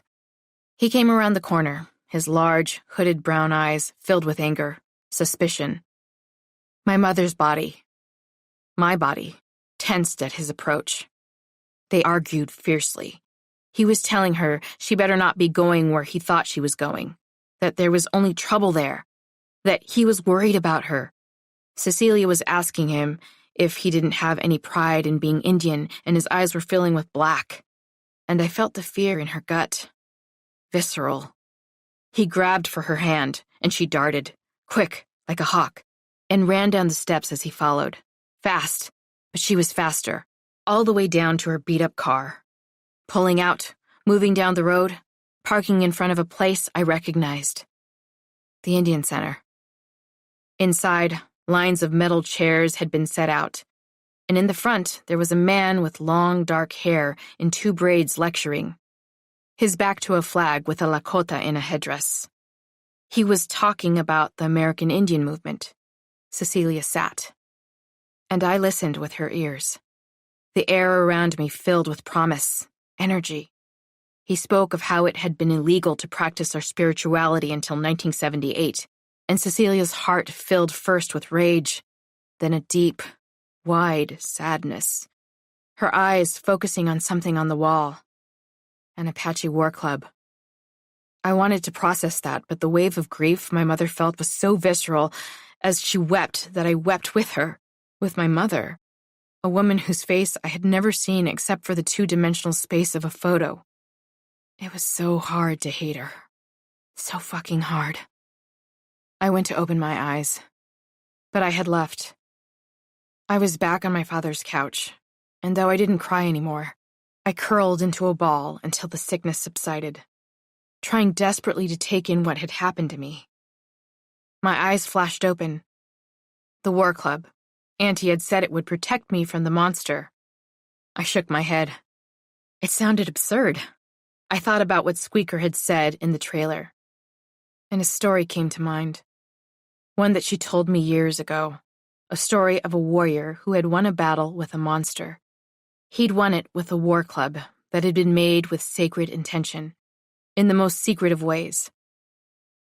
Her face had been obscured by smoke when she told me that my ancestor Geronimo had held it. I'd scoffed and said, "But Auntie, those guys used shotguns." She'd looked at me between puffs, her eyes black, and said, "They only look like guns, daughter."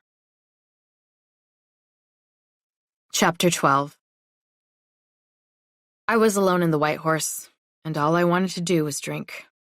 The blue Coors Light chandelier flickered on my right, and I looked up and stared at the B21 Behave or Be Gone sign and sighed. I went to take another sip when I realized there were people in the bar. Two old Indians stood in the back, one with long hair, the sides shaved, the other with a full head of hair, glistening in the dim red light. They smoked, sitting back in the booths as if in their own living rooms. Looking at them, I almost felt out of time. They wore the most beautiful, old-fashioned suits, one of them with round metal earrings, the kind I'd only seen in books fading in the backs of houses now long abandoned, or simply abandoned by me. The other had red cloth wrapped around his forehead. They were silent, their eyes focused on something I couldn't see. Something about them was otherworldly, strange. I couldn't put my finger on it, but I felt lit up, lightheaded. I was about to ask Nick about them when the door opened. What I'd been looking for in the first place walked right in and settled down on the stool next to me, wrapping his short, muscular legs around the metal. I smiled, the combination of booze and exhaustion ringing through my head like distant, constant bells. He smiled back. 2 hours later, I was drunk. I mean, this shit's crazy, right? I said, taking the shot of whiskey and slamming it on the bar. This was a mistake, as the whiskey was in one of Nick's infamous paper cups, and the cup crumpled. I was glad I'd drunk the whole thing.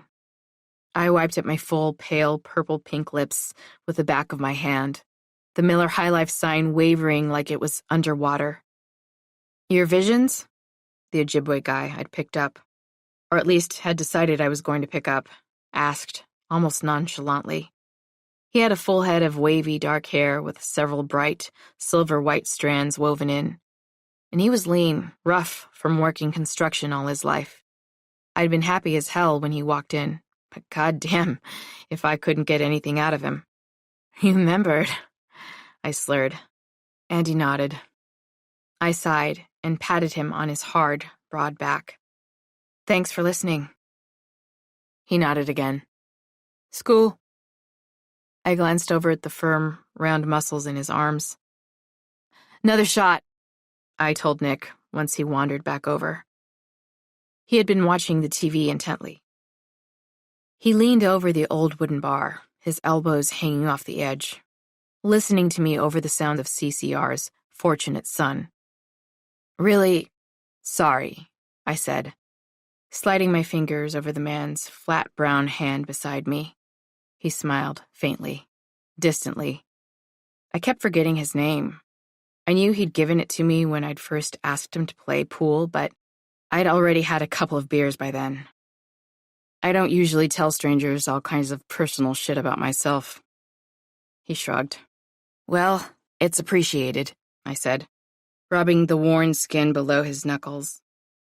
He watched my hand travel toward his bicep, but then his eyes flipped over to gaze into mine. I hadn't noticed how piercing his hazel eyes were. I pulled my fingers away quick. Would you like a shot? It's on me, I said, smiling at him. You deserve it after having to listen to me go on about my personal stuff for so long. I pretty much stick to beer. I nodded. Beer, then. Damn motherfucker. Couldn't recognize an easy lay if it fell in his lap. Okay, he said. Great, I said. Now I was getting somewhere. Nick came with my shot, and I took it, glad he remembered, and slammed the cup down again like an idiot, watching the paper crush beneath my fingers. Nick had told me once he had stopped carrying glass. I wiped my mouth. The taste of whiskey, sticky and bitter. My throat had been feeling strange lately, like it was filled with something. And there was a taste, a metallic, coppery taste at the back, almost like blood. The guy next to me, Ian, I remembered in a flash, sipped his beer. You from Denver? He asked. Shit. Finally, something. Yeah, I said. You're not, though. He laughed a little at my boldness. No, I'm from Minneapolis, he said. I see, I said, thinking to take a risk. Stroking the thick meat of his upper arms, I asked, all them niche boys from Minneapolis work construction like you do? You got them big arms. Shit. His eyes cut quickly over at me, a small smile playing about his sweet purple lips. Strong, I said, moving higher. I am. I bet you are. He laughed, took the rest of his drink in one hard gulp. You want to see how strong? He asked. Baby, I do. He sighed, a long, soft motion that started in his nose and ended in his chest. You seemed pretty upset earlier. I don't want to push you. I hung my head for a minute, then put my hand on his again, took it off. Look, I'm having a bad time, and I thought that maybe you could give me a good one. Make me forget about shit for a while. That's how I work. Keep it simple. Drink, I said, unfolding and lifting the crushed cup briefly, smiling a sarcastic little smile and shaking it to and fro gently in the air for a moment, and then set it down back on the bar. Fuck, work, maybe a little TV. I ain't complicated. If you're sure, I'm sure, he answered, getting up. I got off the bar stool and swayed a little. I felt strange then, like I was inside out, outside of time. I felt dizzy, and I turned to tell Nick that I didn't feel so good. When I spotted the old Indians in the back, and a wave of nausea hit me so intensely that I had to close my eyes. When I opened them, the bar was gone. It was an empty lot, though some buildings might have been in the distance, and trees surrounded me. The two Indian men were still there, still smoking, sitting at the table in their beautiful old suits and metal earrings. There was a light on them, only on them, coming from the moon, highlighting their faces, the woods dark and unknowable behind them. A humming came from the distance, and a kind of metallic rattle, as if it were coming from an old heater. The sound of crunching, as if bone had been broken. One of them lifted his glass of bourbon. He winked. Then the other shook his head, and the wind picked up. The sound of it through the trees, lonely and terrible. The lyrics to the Eagles, Hotel California, coming from somewhere deep in the woods. Though it was faint. I opened my mouth to say something when the blood came back in my mouth, and I coughed, and it felt like I was dying. The bar was back. The men in the booths were still smoking, not looking at me, not surrounded by moonlight and woods. I stumbled backward off the stool, but this time I hadn't passed out. "You okay?" Ian asked. I blinked rapidly and told him to call a cab. His home was small, dingy, but clean. The sex perfunctory. His hard, calloused hands moving over me quickly. His mouth wet. And afterward, I drifted off into a fitful sleep. Images of the monster, my mother, and most of all, of those two old Indians at the bar coming to me in my sleep again and again. I sensed something in the room, at the edge of my consciousness, and my eyes began to blink open. And then I felt it. I shot up in bed. Right dead center in his bedroom was my mother, and she was screaming, blood running out of her mouth. I scooted back rapidly against the wall, holding the blankets around me, shivering, my eyes closed. Something touched my hand, and it was my turn to scream, my eyes flying open. It was only Ian. My mother was gone. I had to get out of there. "I'm sorry, but look, I gotta go," I said, scrambling up and into my clothes. Jesus Christ. Now I knew what it was like to have your mom show up when you'd just boned someone. Except in my case, she was fucking dead.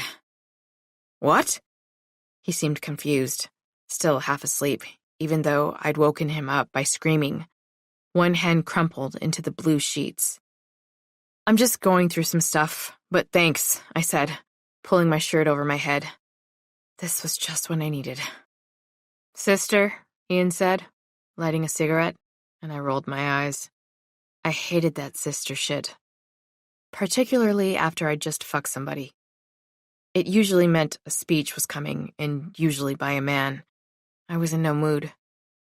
"I'm on my way out," I said, a touch of venom in my voice. "But could I get a smoke?" He laughed, softly, kindly. "I've been there. Plenty. Gotta let shit go sometimes, you know?" he said, handing me a cig and the lighter. "I'm fine. I don't need a daddy. I get one of those," I said, lighting it. Motherfucker had barely said anything all night, and now he was Oprah fucking Winfrey.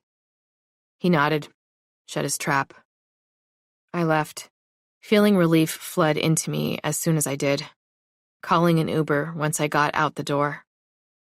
Since it was the middle of the night, maybe 15 minutes past the witching hour, I ended up waiting a good long time in the dark, in the cold, grateful, at least for the smoke. I felt tired and hungover, like my whole body was buzzing so hard I might blink out of existence. I didn't drink like this anymore. I had to get it together. I wasn't going to go backwards into the bleak, wide territory I'd occupied in my teens and 20s. That same space that had pulled Jamie in and took her, and with it, my desire to be close to anyone but Debbie. I had to heal Daddy. I just had to. But I already felt so lost. Chapter 13. Driving west toward Idaho Springs from Denver, I was thinking about stopping at the Shell at the edge of town and picking up a pack of Camel Shorts, my favorite cigarettes of all time. I frowned, and the light dimmed, becoming yellow and artificial as I entered the twin tunnels. I was almost home. The ride to the Springs was only 45 minutes in reality, but emotionally it was like entering another world. The city had disappeared as I'd hit I-70, buildings giving way to long green fields, and eventually, if they were out, to herds of buffalo on either side, right as the mountains came into view, not long before the exit to Evergreen, which had turned closed-gate housing and yoga-loving long before Idaho Springs.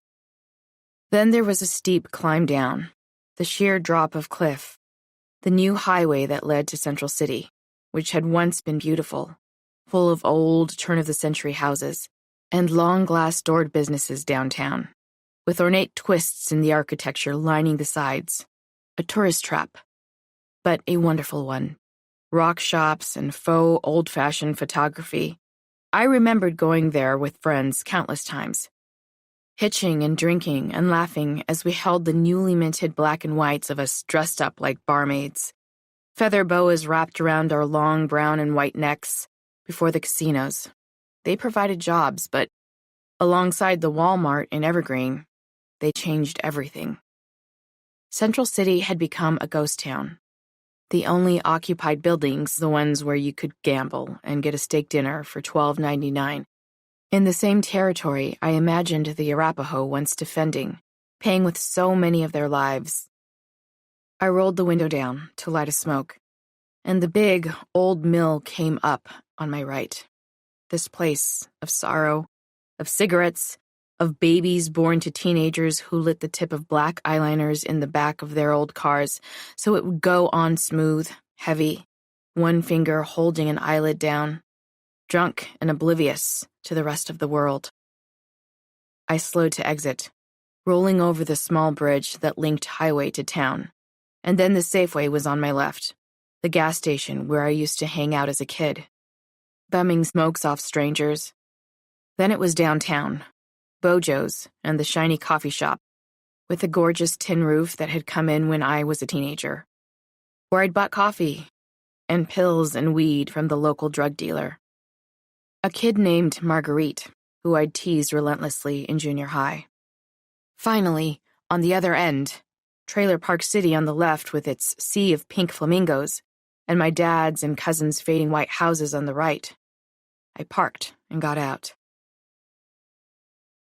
A few hours later, Debbie was desperately trying to calm the 4-year-old, Rachel, down enough to get her into bed, while the 2-year-old sat next to me, propped in front of Dora the Explorer, one hand around her bottle like it was a bud, the other perched companionably on my arm.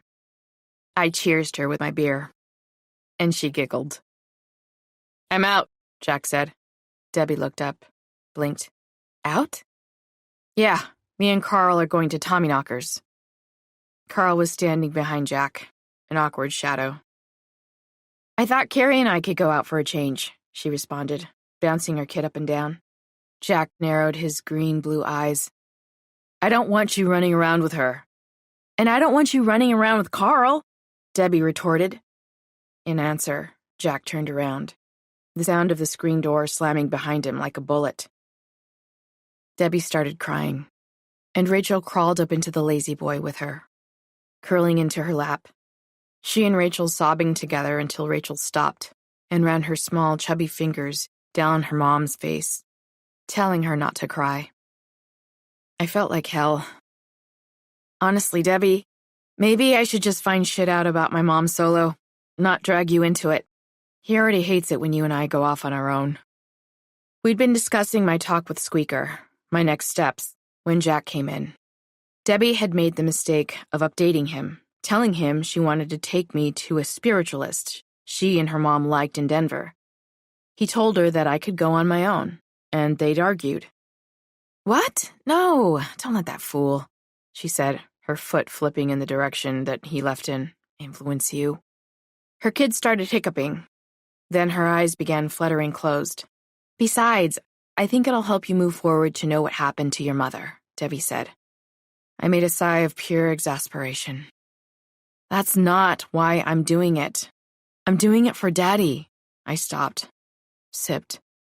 "Not everybody got to be like you, Debbie. I don't need a boyfriend or a college degree to be happy. I've moved forward, I'm fine." Shit. "Don't you yell at me too," she said, her voice wavering. I sighed. "I'm sorry. I'm just... Look at the crap it's causing between you and Jack." "I don't want to make that worse," I said, glancing at her sleeping child. "I already told you not to worry about him. Carrie, your mom's ghost. She's been, unleashed. You can't change that." I was silent. "And Jack and me, we gotta have it out sometime." My stomach tightened. I had begged her to come live with me countless times, but I didn't want to be the reason they split. or had some crazy argument in front of the kids, worse than what they'd just seen. Growing up, I heard countless tales of men beating their wives in front of their kids, beating their kids, or not coming home at all, or staying at home, drinking and doing nothing else. There were 1,000 ways to turn your life into a living hell, and though Jack and Debbie weren't perfect, I'd do anything I could to not let them slide into that.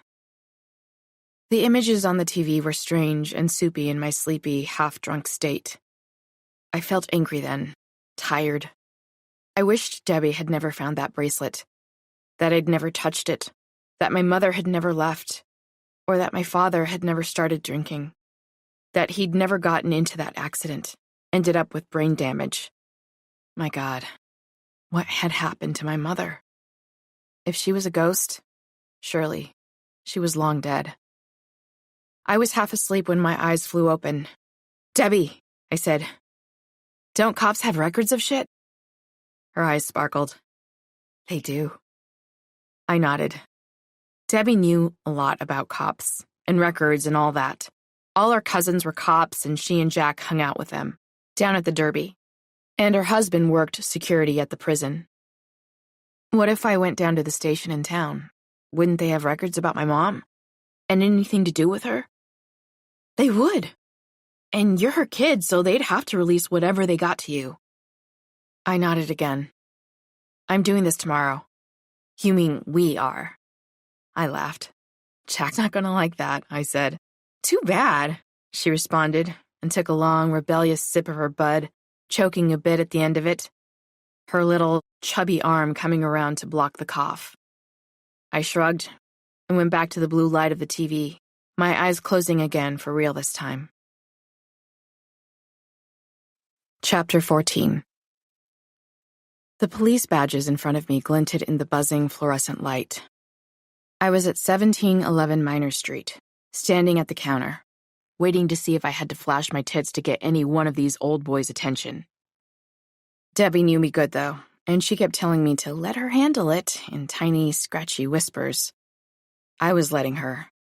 I didn't like it much, as being nice or patient was against my nature. But I'd come to understand in life there were times that you had to shut your goddamn mouth to get what you wanted. And I had begun to want this. Bad. I prayed to the heavy metal gods, and most specifically to the heavy metal god, Dave Mustaine, that this shit would work out in my favor, and something helpful about my mom would come up. Finally, after Debbie had smiled and said hello super brightly enough times, a short white man with handlebar mustache came by, his gut poking up and over his belt. He was, as Debbie would put it, peak Idaho Springs. "Help you, ladies?" he said, glancing over at me uneasily. I couldn't blame him. I always looked like trouble in my dark t-shirt and black jeans. And in my younger days, I'd been in here plenty on misdemeanors. Hell, he might have cuffed me once, and not in that good way. He was probably related to me on Debbie's side, too. Half of the white folks in this town were second or third cousins. It was like a res, though unlike a res, or like Indians everywhere I'd ever been. They didn't refer to each other as cousins. "Hi, Officer Bob, right? You remember me, Jack's wife?" Debbie said. At the mention of Jack's name, I stopped myself from rolling my eyes. He had apologized for going out and leaving her alone with the kids, and taken us all out to breakfast. He did this kind of thing a lot.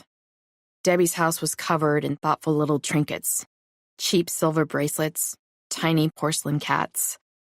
Debbie smiled brightly, like she had a pink lame baton in one hand. She was wearing a different sparkle-themed t-shirt today. This one said, "Daddy's Little Princess." Ironic, as Debbie's dad hadn't been around since she was a kid. The officer blinked a few times and then nodded. "Derby." "That's right! We've had drinks at the Derby," she said, like she was encouraging a small child to use the toilet for the first time. "Right," he said, one hand going to his mustache and twisting. Debbie giggled happily, and I resisted the urge to roll my eyes again. This was why I worked at dive bars, like the Hangar Bar, in places where I didn't have to be all sunshine and happiness, Though I had to be at least passably nice at Lucille's. I hated this kind of shit. Just then, Debbie's phone rang. The tone a few bars from Britney Spears' I'm a Slave for You. And I knew it was Jack, wondering where she was, wondering if she was with me. He was such a douche. Couldn't he wash his own fucking boxers for once? Every time he did something nice, he just had to follow it up with some bullshit. My cousin here, Debbie started, glancing down at her phone nervously and placing it on silent. Her mother disappeared when she was just 2 days old. Isn't that sad? Officer Bob squinted in confusion, my light brown skin contrasting brightly with Debbie's white. He just stood there, silent. I could have sworn I spied donut crumbs on the end of one side of his mustache. And her dad, well, he didn't take it well. Got into an accident not long after. Nothing. And so she just wants to know if there were any missing persons filed on her mom, or even, and here Debbie stopped to shake her head tragically, any death certificates, just so that she could know for sure. ID, he said. Phone number? Finally, something from Officer Bob. I pulled my wallet out of my black, fringe faux leather purse and handed my ID over. Gave him my number. May take some time, he said. Any chance you can speed it up? Jack always talks about how wonderful the men in this station are. We'll see, he said. Take a seat. About 30 minutes later, after Debbie had forced me to look at a bunch of mainly cat-themed memes on Facebook, to my great surprise, the all-powerful Bob came out from behind the counter and over to us. Got a death certificate, and a few other things. She was presumed dead on account of no remains being found. Thank you so much, officer. I'll tell Jack how wonderful you were to us, she said, nearly squealing as he walked back around to the counter. Could you lay it on any thicker? I asked. Shit. I got us what we wanted in 30 minutes, you curmudgeon. I suppose that was true. I sat up, and we pored over the thin file. Nothing much. Nothing helpful at all, in fact. Just a certificate that presumed her death, like Bob had said, showing that she'd been born in Denver, and a missing persons report filed by my dad. Damn it, I was so hoping there'd be something that could lead us somewhere, Debbie said. Her phone started ringing again, and she set to texting. I'd hope so too. We got up to go. Just as we were about to leave, I felt eyes on my back. I turned around. There was an older officer in plain clothes staring at me by the water cooler. His hair gray. His face showing years of dealing with the kind of shit one deals with in this small, hurt little town. He wasn't getting any water, either, just staring. Hard. I nodded. He nodded back. And I left with a strange, echoing feeling throughout my body, though I knew that might just be the heady, buzzy exhaustion I'd been living with since that first visitation. Chapter 15. A Feather and Bone was playing at the high dive, and it was exactly what I needed. I needed their grinding, caustic death metal sound, their lyrics about the Aztec underworld, mortality, and their uncompromising stance on Christianity and colonization. Their sound was all-encompassing, cruel, even genre-bending, with elements of punk and grindcore. Their sudden transitions and adrenaline shot straight to the heart. Embrace the Wretched Flesh had just been released, and the title of the album described exactly what I was feeling, a need to escape, knowing that was impossible. I stood in the sweaty, tattooed and pierced crowd, screaming, head-banging, one hand clasped around a bud. I'd brought my whiskey in a small, silver flask, and was taking swigs out of that too. The sound was driving everywhere, and for a minute I did escape, move into something cathartic, until a white girl on my right tripped into me, falling onto her knees. I helped her up with my free hand. Gracias, she said. Sure, I answered, not bothering to correct her. I got that a lot. She looked confused for a minute, but then started banging again, her head doing a messy swiveling up and down. I wondered if she'd gotten into something stronger than Bud. Her eyes were murky, her pink and blue hair greasy, a touch of vomit in one thin strand. A new song had begun when I felt eyes on me and turned. It was a tall, dark-haired man, watching me from a few bodies behind. He smiled. I smiled back, cheersed him with my butt up in the air. A few minutes later, he came over, weaving between people, and asked if I wanted a cig. I said yes, amid bangs, and we snaked our way past in between sets. Outside, feeling the cool air on my face, I watched the smoke shoot out of my mouth in a thin stream, feeling like I would do nearly anything to stop the ghost. At this point in time, I didn't want to touch that bracelet ever again, or find out what happened to my mom, and it was ridiculous to believe a stupid piece of copper jewelry could heal my daddy's brain. I shouldn't have let Debbie, with all that elf and wizard garbage in her head, pull me into believing any of it. This shit was tearing my life up. I wasn't sleeping. It was worse than ever. I felt strange. Out of it. In another world most days. And my boss at Lucille's had pulled me aside, asked me if I was okay. He was nice about it, but I could tell he was leaning toward letting me go. I'd been late a number of mornings, something that in my 30s I took pride in never doing. I needed to get out of my head, if only for a little bit, and then I needed to call a brain doctor, find out what was really going on. I realized the dark-haired guy had been talking to me for about 5 minutes, my head nodding automatically, before I recognized that I hadn't heard a word he'd been saying. I worked hard, between the drunk haze and exhaustion, to tune in. Something about his friends who were Indian. I squinted. I'd been mistaken inside. His hair wasn't brown. He had long red hair, darker than Dave Mustaine's, and not curly. But it was similar enough to pique my interest. "They turned me on to this band," he said. I assumed he meant his Indian friends, and I held my flask out to him. He drank without questioning. "Cool," I said. A woman and a young man, both definitely native, joined a few minutes later. We smiled, asked each other what tribes we were, talked about where we were from. Turned out all of us had grown up in Denver. They were cool, funny, Anishinaabe and Lakota. The sort of Mustaine-alike, ironically named Dave, thought both Metallica and Megadeth were overrated. "You're overrated," I said, and he laughed. Inside, I stuck with him, passing my flask around until it was empty, banging and screaming and pushing the ghost away with 2 calloused hands. An hour later, back outside on Broadway, the streets were ominous, murky, dimly lit.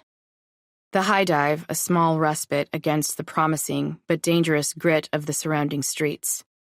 My head swung back toward the high dive, admiring its smallness, blueness, the way it looked neatly tucked into a corner of Broadway. The long wooden bar inside. My new heavy metal buddies had convinced me to go home with them after the concert, to keep partying. They only lived a few blocks away, in a house one of them had inherited from a grandparent. They said that the band might show up after. God, I hadn't done this kind of thing in forever. It was a cool old house, brick and nicely maintained, if a little messy, and over the course of a few hours, several metalheads showed up with beers in their hands and cigarettes in their pockets. I felt at home. I felt solid, even if underwater. Inside, there were loads of old couches and black end tables, poster after poster of local heavy metal bands like Glacial Tomb and Dreadnought, framed on the walls, black candles and skulls everywhere. I sat down next to Dave, and we smoked together. And someone pulled a little weed out. Normally, these days, I stuck to booze, but it had been over a decade since I'd toked up, and I was in the mood. And it was only weed. I inhaled, and immediately regretted it, coughing like mad. It had been too long, and I was nearly instantaneously super high. I excused myself to go to the bathroom, the zigzagging black and white tile fucking with my head. In the mirror, I gazed into my black eyes and wondered what I was doing. I like to go home alone these days, except for an occasional White Horse hookup. But even that was getting rarer the past few years. I wanted to watch a horror flick on Netflix, drink a bud or two, end the evening texting Debbie and reading a novel. I drank water from the tap, even though it tasted of minerals and dust. I washed my face, redid my makeup. When I came back, I felt better, but I figured Dave would have moved on, and that would be my cue to leave. But he was waiting for me on the couch, one long white arm draped along the top, asking me if I was okay. His smile quiet and beautiful. I told him, yeah. The two natives I'd met with him earlier came by. Doria, in particular, striking me as someone I could be friends with. She was one of those elf-looking natives, despite her heavy metal gear and ubiquitous silver piercings, with long, silky straight hair and ears that poked out in between the strands. She was tiny, but tough. We talked a little more. She was a good 10 years younger than me. So listening to me go on about heavy metal back in the day was of infinite delight to her. She wanted us to follow each other on Twitter, but I told her I wasn't on it, or Instagram, and she smiled and shrugged. And she and her boyfriend, or friend, I wasn't quite sure, melded back into the party. I had been standing, but felt like sitting then, taking a load off, though I also felt, simultaneously, like leaving. There was a nervous flutter playing deep in my stomach. I chose to ignore it, and sat down next to Dave on the orange corduroy couch. He had been waiting. He smiled, pulled a long strand of hair behind his ear. The gesture was almost shy. Something came over me, a need to erase the ghost or pull myself back into my own childhood. I'm not sure, but I bent over his lap, and we were kissing. My hands on his muscular thighs, his breath rich with cigarettes and beer. A few minutes later, I pulled back, and he told me he had something special for me. My stomach turned. He pushed his hand into his pocket and came out with a little packet of something white. Something I knew wasn't Coke. Not that I did that anymore either. I closed my eyes, felt the sickness, the memories rocketing back through me like a tidal wave. I thought back to when I was 24. I thought back to Jamie, the pain washing through me, tearing into my throat. When I opened my eyes, he was lifting his head off the table, his long, dark red hair held back by a freckled hand. He smiled. "Your turn," he said. I wanted it. Bad.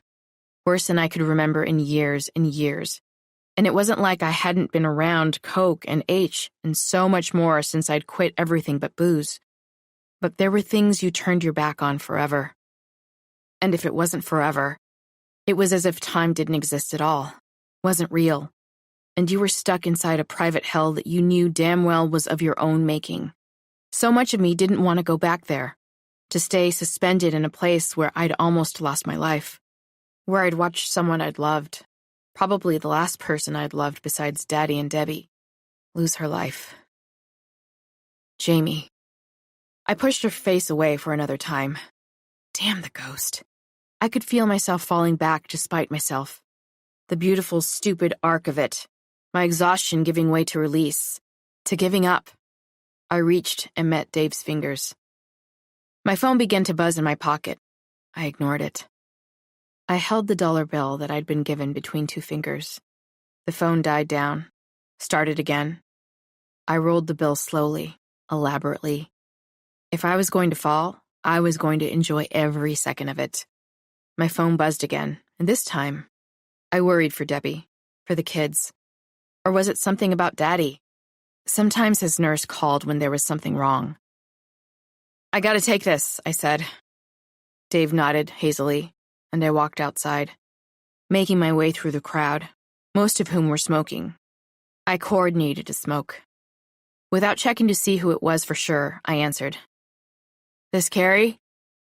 Yeah. Fuck, it wasn't Debbie after all. I'd stopped my good time for some motherfucking insurance salesman or some shit. I inhaled. Carrie James? I spit the smoke out. Look, I gotta go. I'm not interested. I've got information on your mother. My throat closed up. Are you there? Who the hell is this? My name is Frederico. I'm a retired cop. There's shit about your mom on file you didn't get to see. You want to? I was silent for a beat. Then, yes? We arranged for a time to talk in person. On the way back to my apartment in Aurora, the lights of Denver spinning slowly out in front of me, reflected in the window of the car, I played Megadeth's Sweating Bullets. It was a song I listened to a lot, to remind me of who I was, what I had to lose, what I had lost. As the Uber driver pulled closer and closer to home, I turned the volume up on my headphones so that I could take in every syllable of my favorite lines, which were about the schizophrenic nature of one's past meeting one's present, especially when you had a past like mine. Chapter 16. The ex-cop, Debbie, and I walked under the green awning above the entrance to the Mercury Cafe and up the stairs. I wanted her to come just in case the dude turned out to be dangerous, though she'd had to give Jack an excuse and juggle her kids' schedules. She told me Jack had gone silent on her when she said she had a medical appointment. I knew eventually she'd run out of excuses, but I guess that wasn't my problem. At the restaurant, there were string lights everywhere, and the inside was lit up like a fairy tale. The brick walls were painted red, the long wooden bar inviting. Plants of various kinds were ubiquitous, ivy winding its way around furniture. Trees in corners. Small, old dolls were scattered throughout, watching us with one eye. There were typewriters, rusty phonographs. The vibe was eclectic, magical. I was glad he'd suggested meeting here. Debbie sat a distance from the two of us, letting us have our space, and I asked Frederico what he wanted to drink after we'd settled at the bar. It was hard to hear over the disjointed notes of the saxophone in the other room, where there was a stage and an open mic session. Whiskey. Neat, he said to me, and to the waiting bartender. Same, I said. You live around here? I asked. I do. I bought back in the day when it was cheap and dangerous. Once I'd left the Springs, worked for a station around here for a while, then retired for good. Lucky that you did, I said. I rent in Aurora, and it's even getting expensive there. He nodded. So, I began, but was interrupted by a massive hoot from a saxophone from the other room. I started again, raising my voice, hoping to drown out the noise. Thanks for calling. I've wondered if it's worth finding out what happened to my mom at all, but let's just say your call turned me back around. Got me curious all over again. We got our whiskeys, and he nodded thoughtfully, scratched at his chest through a worn, white t-shirt, and took a sip. I had to look up my old files, but I remembered the details, eventually. It was a long time ago. 35 years, I said. He laughed, quietly. I was about your age then. He was in his mid to late 60s, with thick, gray hair and large, slanted black eyes. Why were you at the station in the Springs, if you're retired? I asked. Got a friend still there. We kept in touch. Have lunch every Tuesday. And your face? Well, it's your mom's. I see, I said, not really seeing it all. Let me just tell you what I got, which isn't much. But this case, for some reason, it's always stuck in my craw. Maybe 'cause your mom looked a little like mine, and I've always been a mama's boy. I don't know, he said, laughing softly, and rubbing the back of his neck. I took a small drink of my whiskey. It was good. Strong. Smoky. But I do have some info that you might or might not have, depending on your situation with your family. He leaned back, slid the whiskey off the table, sipped, set it carefully back down. I began to feel a little hope. Another hoot from the saxophone in the other room stopped him from what he was going to say next.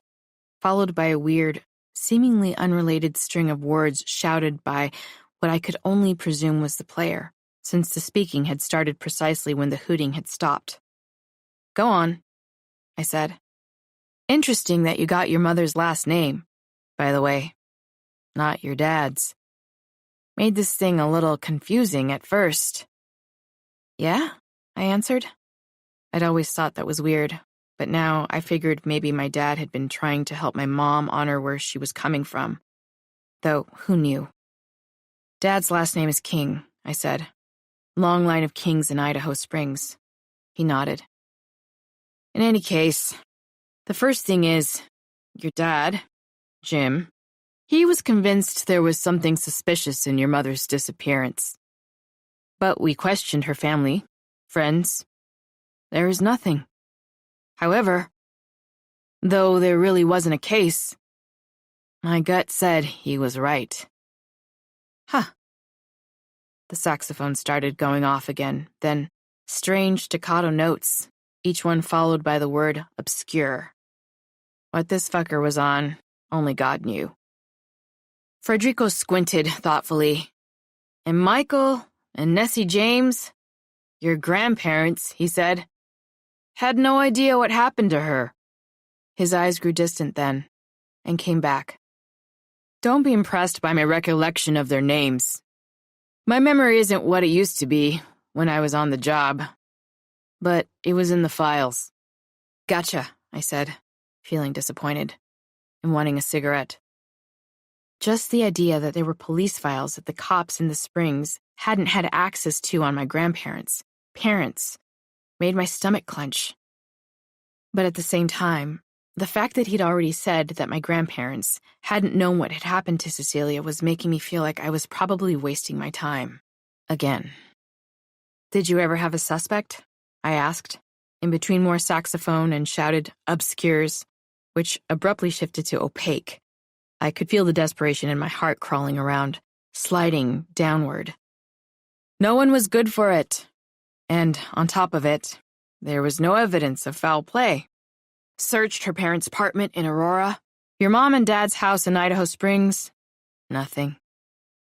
My partner figured Cecilia must have found another guy, run off. Told your dad as much. Something occurred to me then. With a newborn? See, that didn't sit right with me either. Frederico squinted, his eyes going out of focus. He shook his head. Thing was, I remember the family was tight-lipped. He stopped, his drink halfway to his mouth, his lips moving. Maybe your dad would remember more.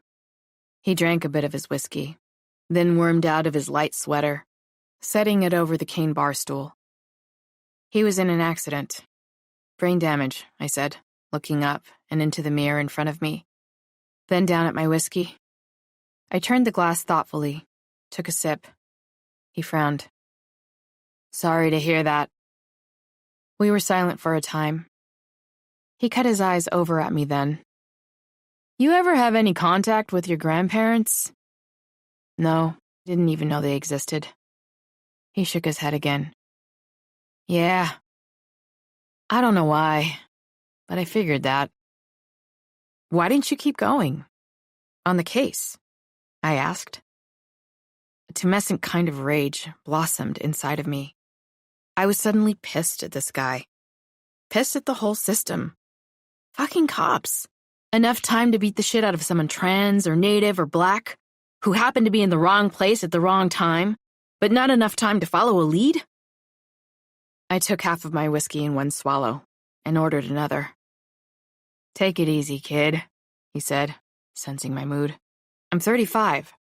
I looked back at myself in the mirror, then over at the bartender, who was wiping at the other end of the bar with a rag. You're a kid to me, he said. I snorted.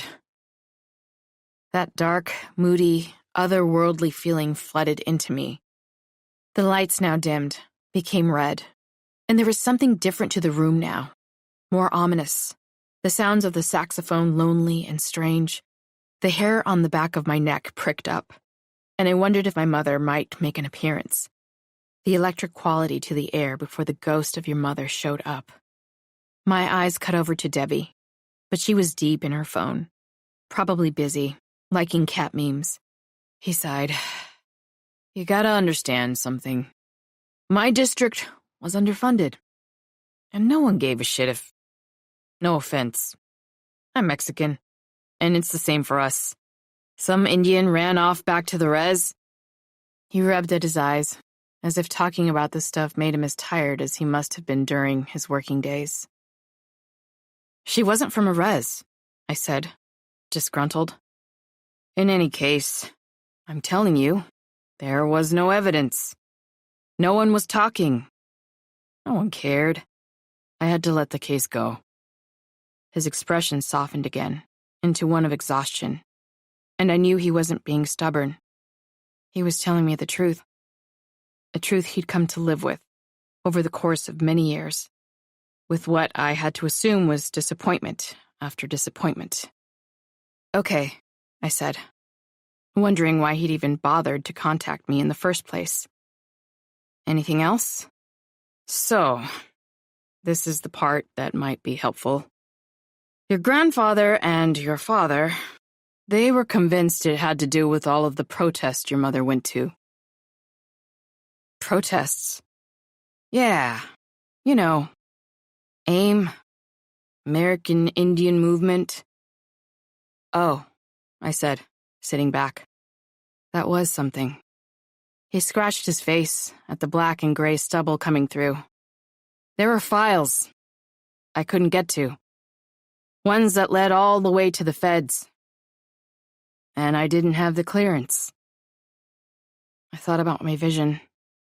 The one I'd had where my mother had been at the Indian Center against her father's wishes.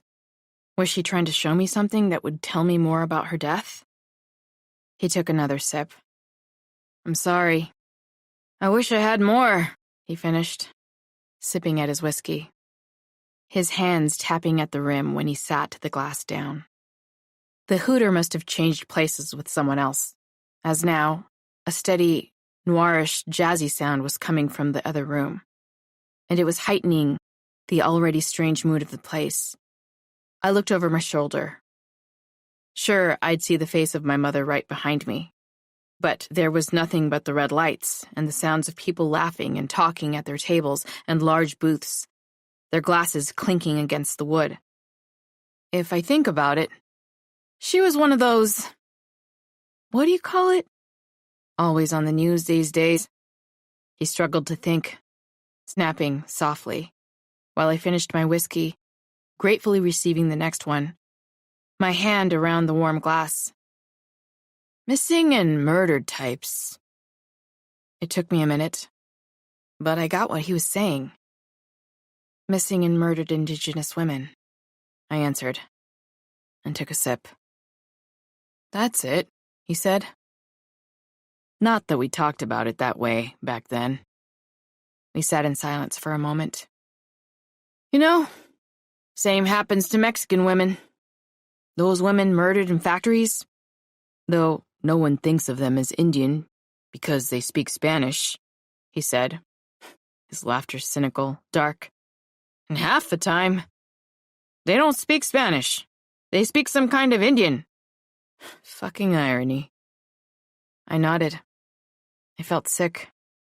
He was right. And I would have never thought about my mother in that regard. Though now that he said it, it made sense. Who was going to go looking for a poor brown woman back then? Who was going to now? I was lucky this guy remembered her, was willing to meet, wasn't white, gave two shits. Not that he had much for me, though that Fed stuff was interesting. We sat for a time in an uncomfortable silence. Frederico broke it with a sigh. You're your mother's near spitting image. You know that? Yeah. It was why I recognized you. That face. Well, like I said. Now I understood. She was pretty. Young, he said. Hate when that's the case. 20 years old, I said, a hint of bitterness in my voice. That's right. Shit. He tapped his leg with one short brown finger, then paused. "I remember her eyes from the photos," he said. "Haunted." His own eyes grew distant, and he pulled his glass up to his lips, and then set it back down again without taking a drink. I wanted to tell him that Cecilia was haunting me, but I knew he'd think I was crazy. "Oh, I almost forgot," he said, shaking his head. "Getting forgetful in my old age." I laughed. He was hardly in elder territory. I was really itching for a smoke now, and couldn't help but pack my cigarettes, one hand hitting the bottom of the box again and again. An old habit. He smiled dimly and took a sip of his drink. "I got this for you. If you want to ask your grandparents more about it. Wasn't sure you had their info. Like I said, I had a feeling that maybe you didn't. I don't know why. I don't know if it'll be any help. And you can't tell nobody I gave it to you. But here." Curious, I watched as he dug in the pocket of his jeans, and finally came up with a few balls of lint and a piece of notebook paper. I took it from his hand. Scrawled on the front was an address and a phone number. Don't know if they're still there, but that was Michael and Nessie's info. You know, your grandparents. "Thank you," I said, appreciative, hopeful. He tapped my pack. "I used to smoke. Had to. On the job. Would have gone crazy otherwise. Finally quit. Use the patches." I was quit for 5 years before. Well, before I decided to look into all of this. I'll quit again. He nodded. "I'm also gonna give you this," he said, handing me his card. "I'm retired, but you need help? You call me." I shuddered at a draft. Someone had opened the door, and there was a cold spring rain outside. It shut with a loud clang. "I remember your grandfather was a hunter. Had heads mounted all over the place. Fact, that was his alibi. That he was out hunting." "Really?" I asked. "Yeah. Talking about it is spurring my memory. Your grandmother even signed an affidavit stating that he'd been out with a friend, who also corroborated. Said that it had just been your grandfather and him, way out past Evergreen. Out and about in the mountains around Mount Evans. Around the time that your father made the call. Said she'd gone missing." He went silent then, and when he came out of his reverie, he said, "I bet you're really jonesing for a smoke." "Thanks. I'll be okay for a few more minutes," I said. I glanced down at my phone. 11:47. The music seemed to grow louder, moodier. The whisk-whisk of the zildjian and the sounds of a low, sad sax making that other world bigger. So big that it opened up and took me inside. "Look," he said, clearing his throat. "If I were you, I'd start with your grandparents." My eyes narrowed. "I think, if you want to get into this, and I never said that, but if you do, I'd start with her. Nessie, your grandmother. It always seemed to me that she had something to say but kept quiet around your grandfather." I told him that even if I found that they were still living at the address he'd given me, that it would probably be hard to get them to remember anything important. That maybe they hadn't contacted me years ago because there was something painful to do with my mom's disappearance, that maybe they didn't want to talk. "You just gotta find Nessie's pressure point." "Pressure point?" I questioned. "Yeah. The thing that'll spill her over the edge. Make her feel like she's either gotta die or talk." "I see," I answered. I looked up at the mirror and saw myself. And then, sure enough, a visage so like my own. My mother's, right next to mine, tears streaming down her wide brown face, her eyes closed, blood streaming out of a wound on the side of her head. I startled, but took a breath, steeled myself. Her mouth opened, and she began sounding something out. Her arm open and to her side. I peered into the mirror, but just then, Federico said something, and she was gone. Chapter 17. Dave Mustaine stared up into the sky, a cigarette between his lips, a black guitar between his legs. His signature in messy silver cursive at the bottom of the poster I'd slapped on the walls of my apartment in Denver the minute I moved in. I'd worshipped him. His long, wavy, strawberry red hair, his fuck-it-all attitude. He'd been, and still was, my idol, though I tried not to pay attention to his politics. I'd been to every Megadeth concert, for every album, since Countdown to Extinction to Super Collider last year, starting when I was 12 years old. Everyone in the Springs listened to heavy metal, especially Metallica, often death metal, but it was Dave Mustaine who spoke to me when I was barely more than a child, sitting in someone's basement, getting high and drunk, when someone put Countdown on, and I was changed. I'd made my decision. I just had to pick up the phone. I plucked the picture of my mother up from the black coffee table. I'd lifted it from the drawer in the end table, next to Daddy's bed. It was a Polaroid, and the borders were thick, white. I turned the photo over and braced myself. "Hello?" She had a sweet voice, subdued. "Is this Nessie? Nessie James?" "It is. Who is this?" I took a deep breath, picked my cigarettes and lighter up, and went outside to smoke, making my way down the hallway and down the stairs. I didn't want to stink my place up. As I went, I kept speaking. "My name is Carrie James." "James?"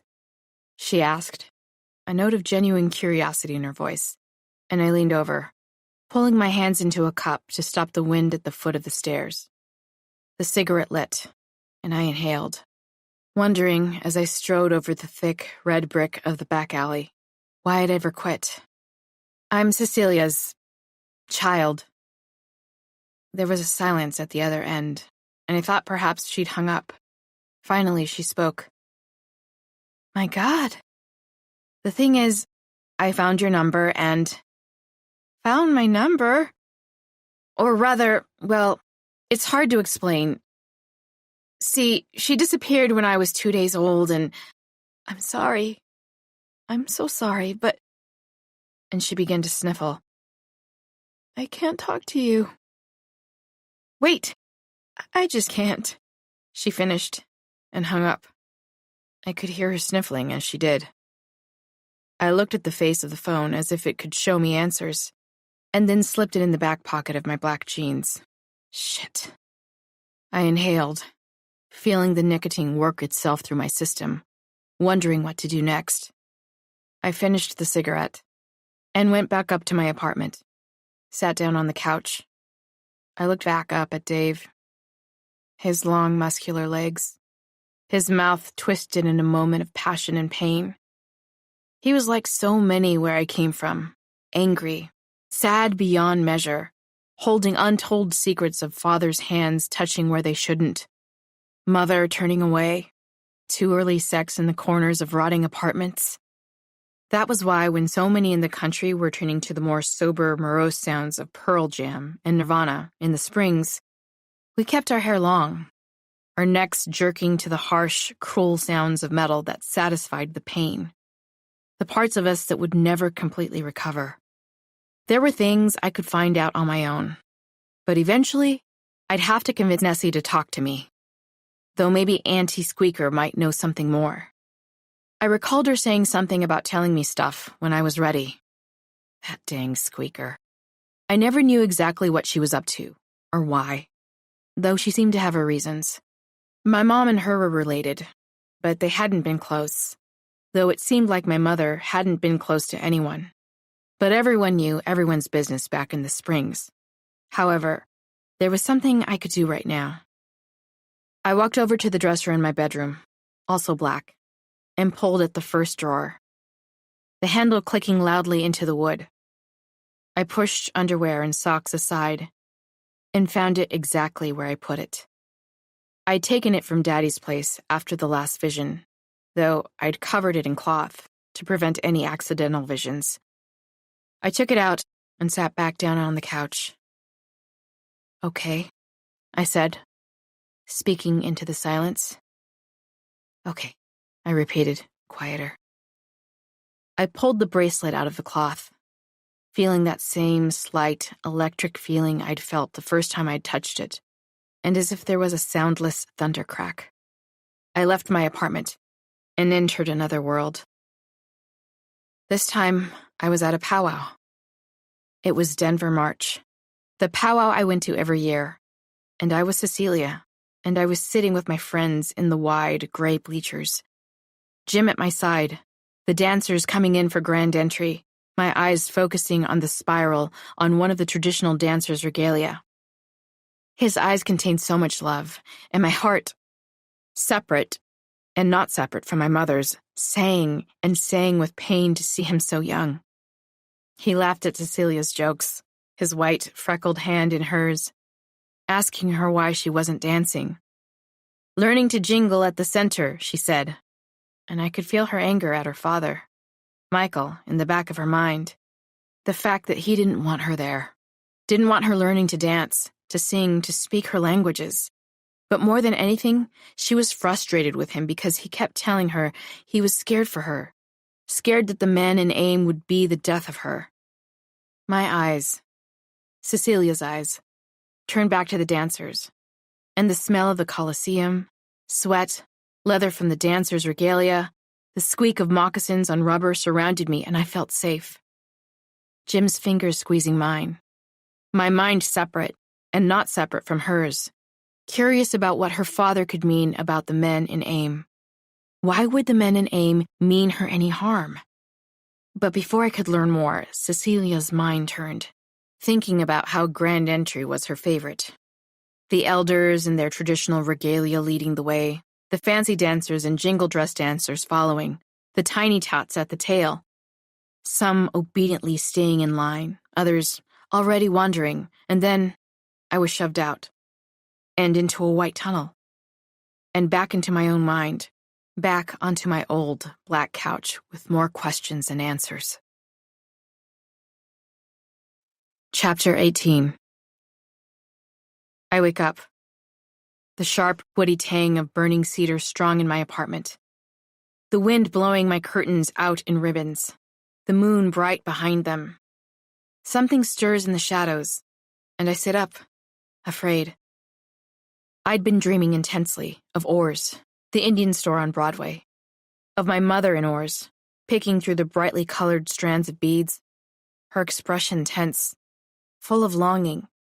She is tugging at a strand of red, unhooking it, and pulling it flat against the palm of her hand, a finger moving down along the length of it. She smiles and moves onto the wall of pearlescent white beads, the strand of red clutched in her hand. The strand begins to move, to flow like a river. She looks down, frowning, her expression turning quickly to one of shock. Pain. The strand is now blood. Blood that is flowing from her head, down to her clothes, onto this strand that is a small river of blood.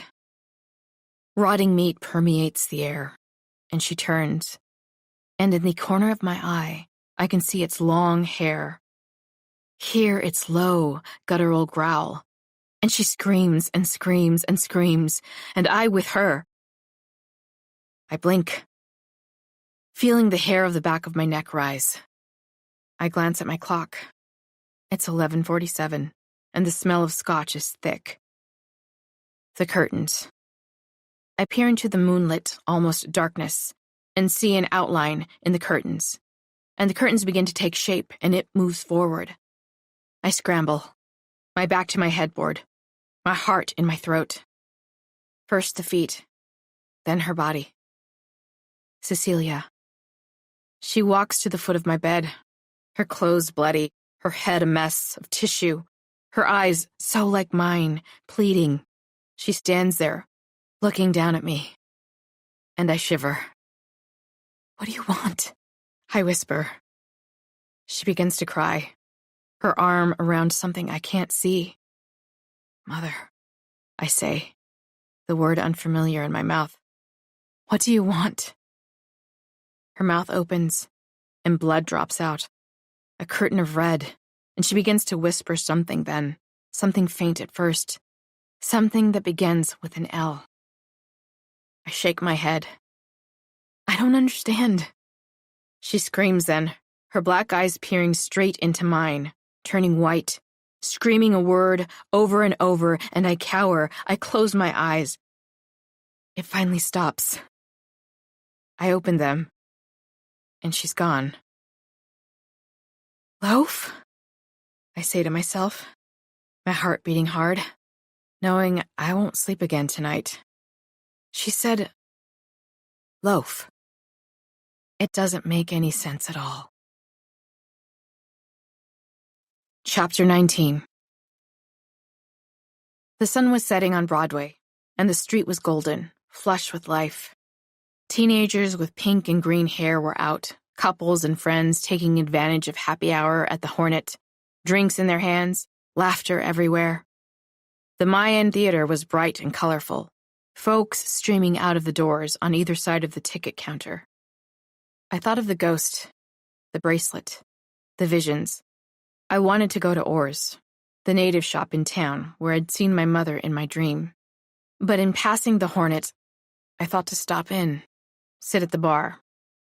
I'd also decided to go to the Indian Center eventually, since I'd dreamt of that too. Ask around to see if anyone remembered Cecilia. But I was contemplating asking Auntie Squeaker first. Confirm whether she knew if Mom went there for real, or if my head was just making shit up. "Whiskey," I said to the bartender when she came up.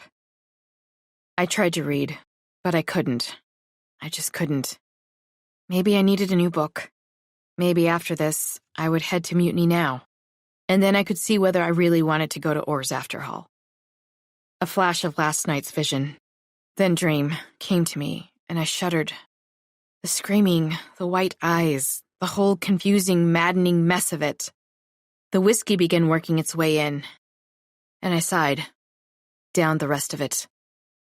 I went back to reading, but after a few minutes, I realized that I was just going over the same passage again and again, and I cashed out. A couple of hipsters whacked into me outside of Mutiny Now, and one of them yelled, "Watch it!" And I narrowed my eyes. They scurried away quickly. At the window of the bookstore, I leaned in, looking to see if there were any new Jensen paintings I couldn't pass up. I loved the tattered awning, the dust, the rare books behind the glass, the way the place never had changed. Not really. Loved the comics, the coffee spot that proclaimed "coffee" in lettering like gears, the rows and rows of books, the spot in back where they held poetry readings. One of Jensen's paintings was cut in half and hung over the rare book section. Rumor had it that someone had asked to pay less, so Jensen cut it in two. Told the guy he could pay half then. I went back to the horror section, and, finding an old paperback that looked appealing, I bought it, stuck it in my bag. I wanted to feel satisfied, but I didn't. I felt anxious. Back outside, I stopped to light a smoke, and a homeless Indian guy asked me for change, calling me sister in that musical way that made me realize that he was from the res. "Where are you from?" he asked, after I gave him a 5. I knew he wanted to know what tribe I was.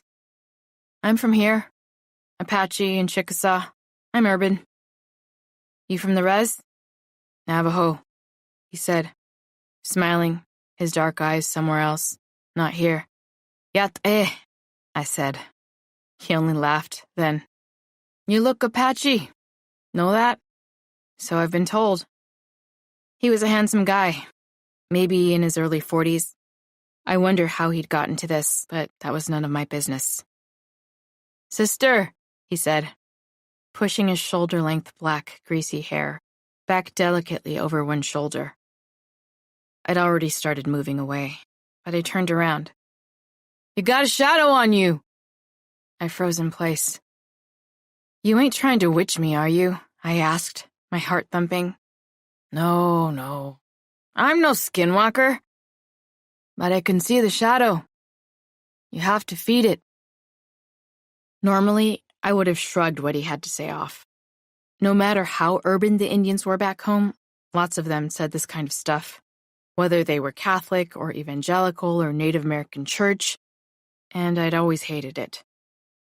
"Thanks, brother," I said, that strange, otherworldly feeling crawling up and around my shoulders.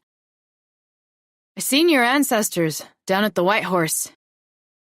They trying to help you, sister." I was silent, the hair on the back of my neck spiking. He meant the 2 Indians I'd seen right before I hooked up with that Nish. I knew it. "You pay attention to what they trying to tell you." I nodded. This was a sign. I knew where I had to go. I walked down the dirty city streets, like I was in a dream, past the plant store, the vintage store, the other vintage store, the one that had been around before I had, and waited at the crosswalk. Another crosswalk, my mind swirling with questions, trying to push the image of my mother's face back as the light changed. And I crossed, kept going. I was only a few blocks away from Orr's now. Inside the store, I breathed in the scent of old leather, felt consoled by the sight of multicolored Pendletons. The long glass case containing mainly vintage turquoise, silver, and beadwork. I wasn't much for jewelry, but I always had a little turquoise ring on my ring finger, on my right hand, accompanied by a set of simple silver circles on my other fingers, all the way down to my thumb. I walked over to the wall of red, yellow, white, all colors of beads, and pieces of shell, coral, all you needed if you were a jeweler or a beader, and thought again of the dream I'd had, of my mother in this section. I browsed for a moment, staring at the red beads in particular, fingering them out of curiosity, but there was nothing. I sighed. Maybe I was being too literal. I went around to the back where the prayer shells, sweetgrass, and sage were kept. Auntie Squeaker had brought me here for my first shell. She'd taught me how to pray Native American church way when I was 12 years old, swinging her ancient peyote-stitched red and yellow beaded fan over my head, saying prayers to the east. I still did it sometimes when I was down. I plucked a bundle from the back shelf and headed up to the counter. God, I had no idea what I was looking for, why I was here. "Hey." The owner was a short, sandy-haired guy with a sandy-haired mustache to match. I liked him. Calm, respectful. "This all for you?" As he began to ring up the stage, I glanced down at the jewelry under the glass. He had a lot of cool retro pieces. I'd learned what was what mainly from Squeaker, who'd bought me my first silver ring, asking that I clear some weeds around her trailer in exchange. I nodded at his question and began going around the case. I stopped. Wait, I said, my heart thumping. "Could I take a look at this?" He paused, came around to where I was standing. "This?" he asked, pointing at a ring. I nodded again, and he pulled it out. "Is this... What tribe was this artist?" "Chickasaw." I shivered. "It's rare, too. You don't see this on jewelry much. Shoot, you see more Chickasaw necklaces than rings. When you even see those? And silverwork? Never." He looked down at it with me, and then handed it over. "You Chickasaw?" I shrugged. "Yeah. And Apache. Really, I'm urban." "Got it," he said. The figure on the ring was the same as the monster in my nightmares, my visions. I touched the ring warily, but it didn't have the charge the bracelet did, which made sense. The bracelet had been my mother's. "You know much about the lofa?" he asked. I could tell he didn't want to be a jerk. Tell me shit I might already know. Goosebumps rushed along my arms. I brushed one finger over the raised figure. That was its name. Chickasaw Boogeyman. It's kind of a shitty version of Bigfoot. Skins people. Really? I said, faintly, thinking about what Auntie Squeaker had told me. Supposedly, they smell bad. Bones of their victims bad. Live in caves. There are stories of warriors trying to hunt them down. Eliminate them. They say they like to kidnap women. Also, sometimes kind of described as, a shapeshifter, I guess? Just because some folks describe him as a hairy man, others a monster. I thought about the lingering smell of the beast, after I dreamed of it, the smell of rotting meat. Can I show you something? I asked, feeling like I'd entered a dream. Sure, he answered. I pulled the bracelet out gingerly, with a cloth. I figured they might know more about it at Oars. I put it down on the counter, and he leaned over. Wow, old. He picked it up. Turn of the century, I'm guessing. That's right. It was my mother's. I think it's been in my family for a long time. See this? He said, pointing to the loafa figure. If this bracelet has been in your family, this means, well, according to some, to legend, that the loafa and your family, well, they're intertwined. Probably for some historical reason. Something to do with your family history and their relationship with it. I nodded, not wanting to interrupt him. And this, he said, pointing to the Apache symbols, the War Club specifically, is what protects you from it. This is a rare piece. Very urban. My family's very urban, like I said. He nodded, examined it again for a while. I noticed that he didn't touch it, not once. Finally, with a deep sigh, he looked up at me.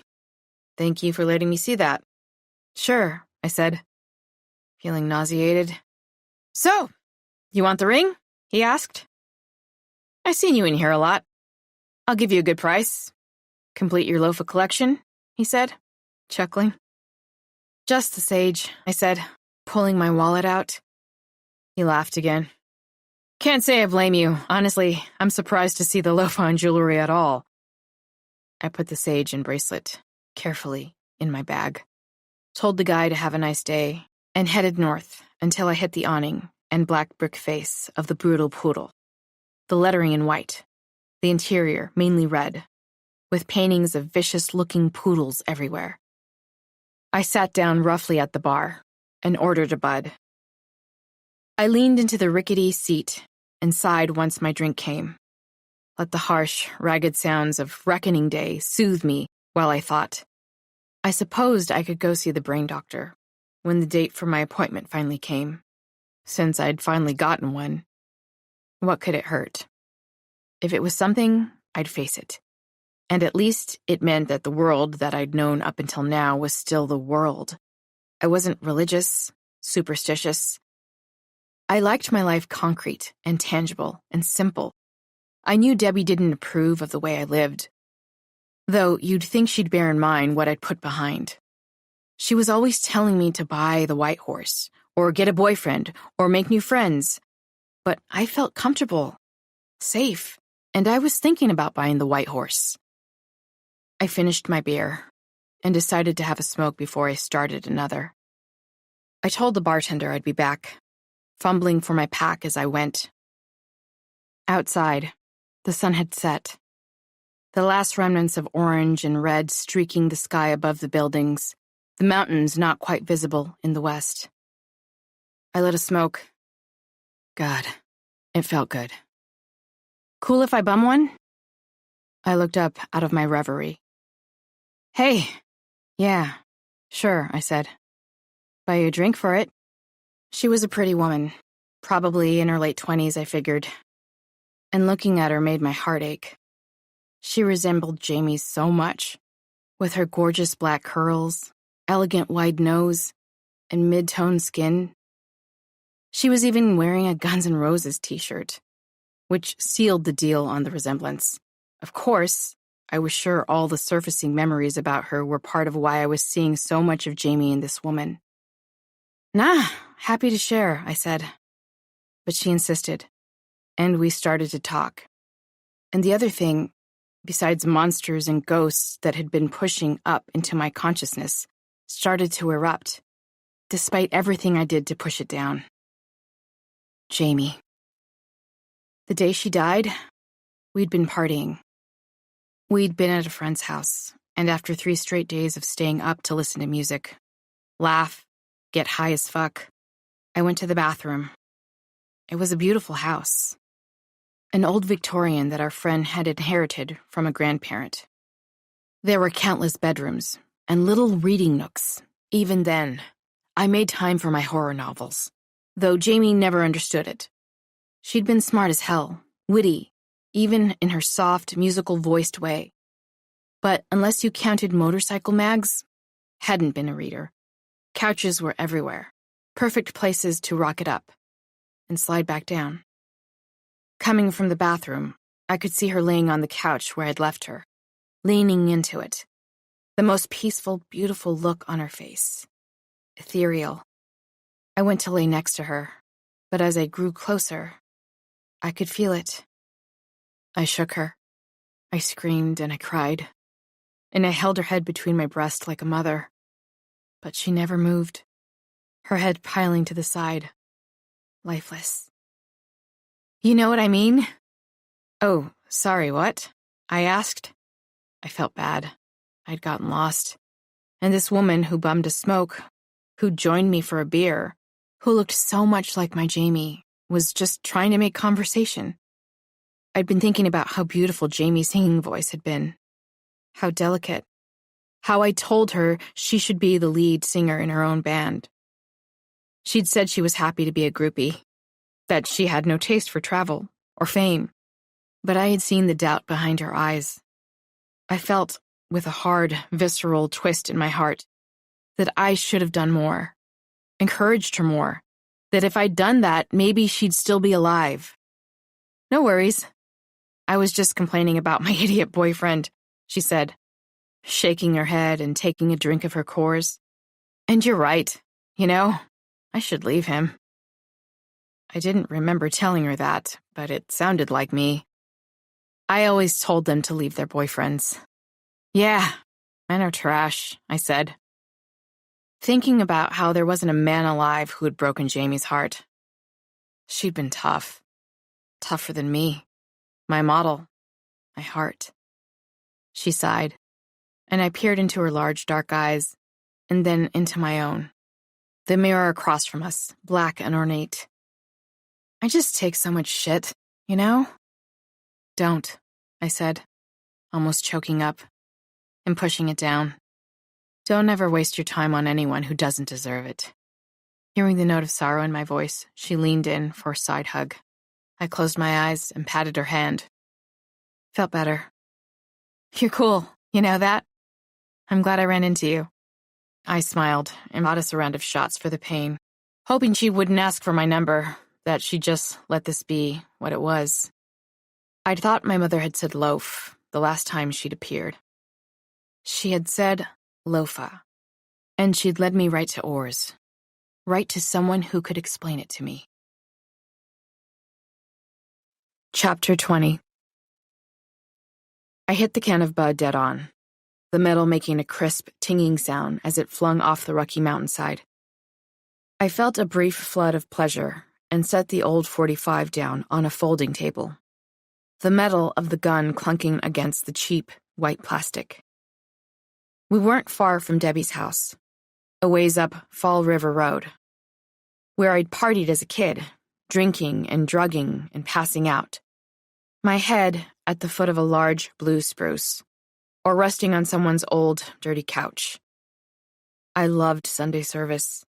It was a lovely spring day, warm, with a small breeze, and I could feel the wind at the back of my neck as it rifled through my hair. I pushed it back down, annoyed that I'd forgotten to bring a rubber band. Jack had inherited this land from his dad, who inherited it from his, who squatted here back in the day. He'd come for gold, like so many. There was an old, musty cabin his grandfather had lived in, off to the side, in a clearing. We kept the guns there, the beer, whiskey. Carl had even lived here one summer, between jobs.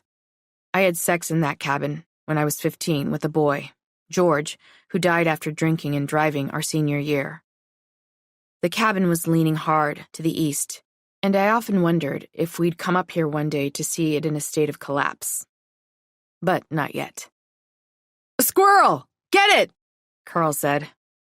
Debbie's husband scrambled for his shitty .45. The trigger often stuck. As it was right now, to Jack's great consternation, Jack was cursing loudly while Carl laughed, Debbie yelling at Jack that he better not kill the squirrel, followed by the sound of a drunken, disappointed moan from Carl. "Like you never ate squirrel meat," Carl said, pushing away what was left of his wispy blonde hair down around his scalp. "Whatever," Debbie said. I laughed, welcoming the distraction. Debbie and I had pressed her mom about whether she thought there was anything suspicious about my mother's disappearance and death, but she said that she couldn't remember anything in particular, that my mom had been real private, even with Daddy sometimes. I plucked a long, green stem of grass from the side of the mountain and chewed on it thoughtfully. I looked up the hill at the waves of sage, growing, and thought about how I could have saved my money, not bought the bundle of sage at Oars, about how Auntie Squeaker had taught me not to pull at the root, so the sage could grow again.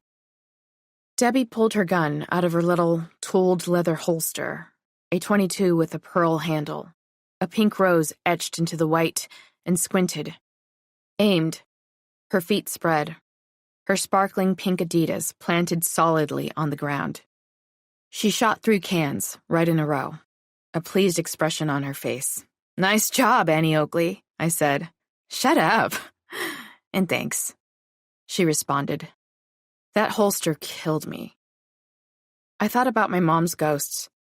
It was clear Cecilia wanted me to find out what had happened to her, which might, just might, help Daddy. I shook my head and felt overwhelmed. "Carrie!" "What?" "I've been calling your name for like 5 minutes. Sorry. Got lots on my mind." "We'll get to the bottom of it. Don't worry," she said, handing me a beer. "No, you won't," Jack said, his gun loose at his side. "From what you're telling me, this whole situation might be dangerous. I mean, the fucking feds? You do what you want, Carrie, but I've already told Debbie that she's to have nothing to do with this shit. No way. No how." Debbie's brow furrowed. "You can tell me whatever you want, but that doesn't mean I have to do what you want," she said. "Baby, I'm just trying to keep you safe." "But I really want to do this."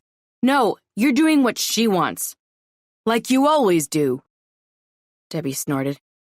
"I thought you said she wouldn't be doing what she was doing if it weren't—" "Let's just talk about it later," I said, interrupting.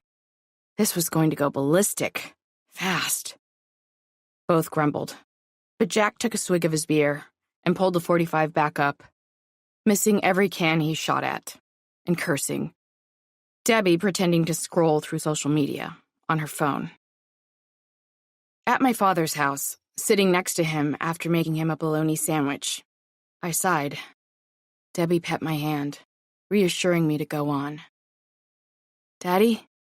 He smiled a bit, but continued to watch TV. "Do you remember if there was anything weird happening when Cecilia disappeared?" He frowned, deeply. "Daddy?" I pressed. His face crinkled in horror, and then it went slack. "Daddy," I repeated. He was silent, not even watching the television. It was as if he'd gone somewhere else, another dimension. A deep flutter of nervousness washed through my body. Daddy was brittle. His mind was like a boat lost at sea. Sometimes it came close to the shore, only to push back. I didn't want to make it so it never made anchor again. "He ever do this?" Debbie asked. "Kind of, but not really." "Oh, shit," I said. "It's almost his bedtime anyway. Let's just leave him alone. Not freak out yet." I said this more to reassure myself. Debbie nodded, and we watched TV. But it was all I could do not to let the flood of panic overwhelm me. Daddy was the only thing I had left. What if I'd given him an aneurysm? What if he didn't wake up the next morning? I'd wanted to heal him. But what if I was making it so much worse? I began to sweat, but as the minutes ticked by, he seemed to recover and watch TV again, his lids growing heavy, his head beginning to fall to the side. I got him in bed and came back down. "I think he'll be okay," I said, sitting down. I took a deep breath and let my head fall onto the couch. "You all right?" Debbie said. I nodded. "Did you bring it?" Debbie asked, and my stomach fluttered. "Yeah." She was talking about the bracelet. I pulled it out of the felt and took a breath, looked at the Indian chief, complete with traditional headdress. It was funny how that old jewelry often had Plains imagery on it, regardless of whether the maker was Plains Indian or not. I touched the bracelet, bracing, and I was floating gently through a tunnel of light.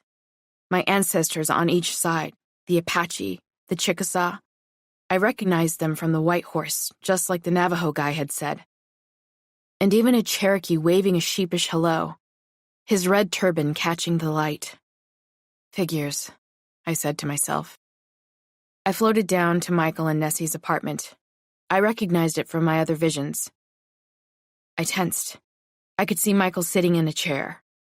He was young, his hair black with threads of white. Nessie was there too, and she was smiling, handing me something.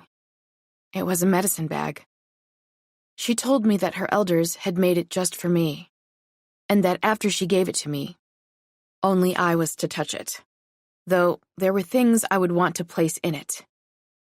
I realized that I was my mother then, and I smiled, the emotion overwhelming me, tears flowing, my sense of pride in who I was hitting me like 1,000 suns.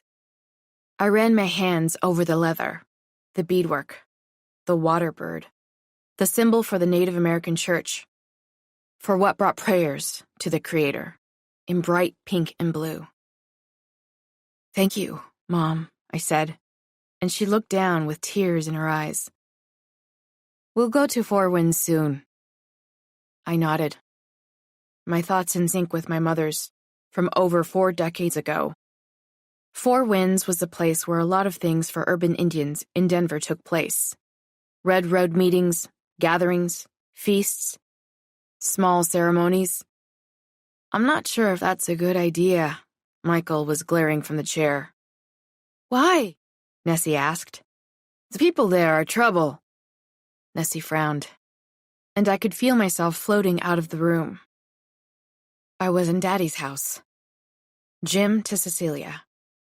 And I was pulling the bag out of a paraphernalia box. I hadn't known my mother did Native American church. I pulled my hands over the leather lovingly, but I felt sad. I didn't know why. I felt like I'd left something behind. "Did you enjoy the ceremony?" I thought about the ceremony and smiled, told him not about what had happened. That was private, but about the way that the others had welcomed me, guided me, the trust I'd felt. I frowned. "What's wrong?"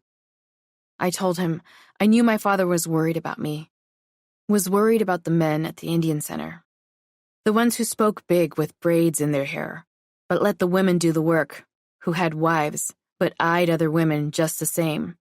Jim held me tighter and told me he would keep me safe. But there were things I didn't tell Jim. Chapter 21. I knocked and heard, after a few minutes, the sound of footsteps shuffling on carpet, my heart thudding hard in my chest as they did. Someone was home. I could almost hear their breath at the door as they paused to look through the keyhole. My grandparents, Nessie and Michael, lived in an ancient, dilapidated, 60s-style apartment complex on the 3rd floor in Aurora, not far from me. And I'd known in my heart that the address that the ex-cop had given me was still theirs. The door opened, just an inch, the security chain stopping it. I could see a shortish form in the shadow, a bit of gray hair blinking into the light. She peered at me, her breath coming heavy. "It's you."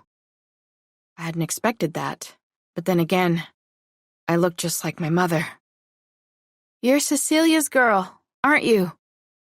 The form shifted, and for a moment, I couldn't see her at all. "I am," I said. "Carrie." I heard sniffling. "I told you I can't talk to you." She pulled back into the light, and I saw a long, dark, slanted eye, not unlike my own, in the crack.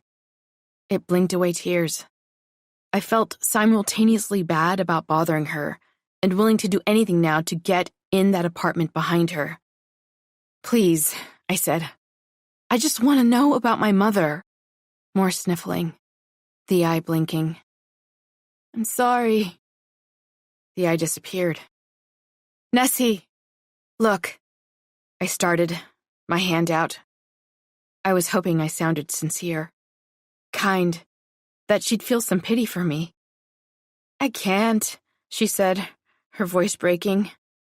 She was about to close the door. "I know something terrible happened to my mother," I said. I knew I sounded desperate, but I was. The door stopped, and I breathed a quick sigh of relief. I had rehearsed all of this in the car, even writing it down beforehand, but I was way off script, winging it, and I was scared that this would be my only chance to talk to the one person I knew, down to my core, who could tell me everything I wanted to know about my mother. The woman who was haunting me now, night and day. The woman who was holding that healing bracelet hostage. I continued.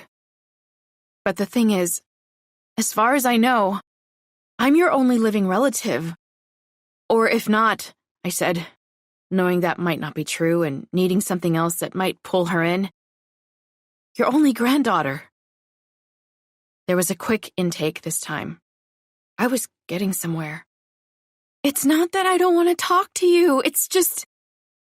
I can't," she said, and I worried I'd gone too far. But then again, maybe I needed to go further. "Do you know what it's like to grow up without a mother?"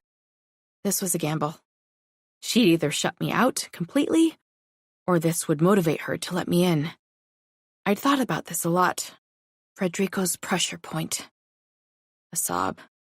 The door stood, unmoving. I was sure I'd gone too far. That she'd shut the door, leaving me without anything tangible to go on, and leaving me with my mother's ghost. Her blood-stained form perpetually haunting me until I went completely insane. The promise of healing Daddy forever out of reach. Finally, there was the scraping sound of the chain being removed, and the door opened. I stood frozen in shock for a moment, then quickly recovered. This woman, albeit older, of course, was absolutely the woman from my visions, my grandmother. Nessie was in her mid-70s, wearing a flowered house dress, her white hair in curlers, her brown skin relatively unwrinkled for a woman her age, spots of white dotting her arms. I assumed, like some of the Indians I'd grown up with, she had vitiligo. She smiled wearily. "Come in," she said, "but only for a few minutes. Michael, your grandfather, isn't home." "I see," I said, stepping in. But I didn't. Though it was of course different in many ways, it was definitely the apartment I'd seen after touching the bracelet. The space was clean, well kept, the furniture old. It reminded me of my father's place, though, in the case of his house, it had a suspended-in-time quality.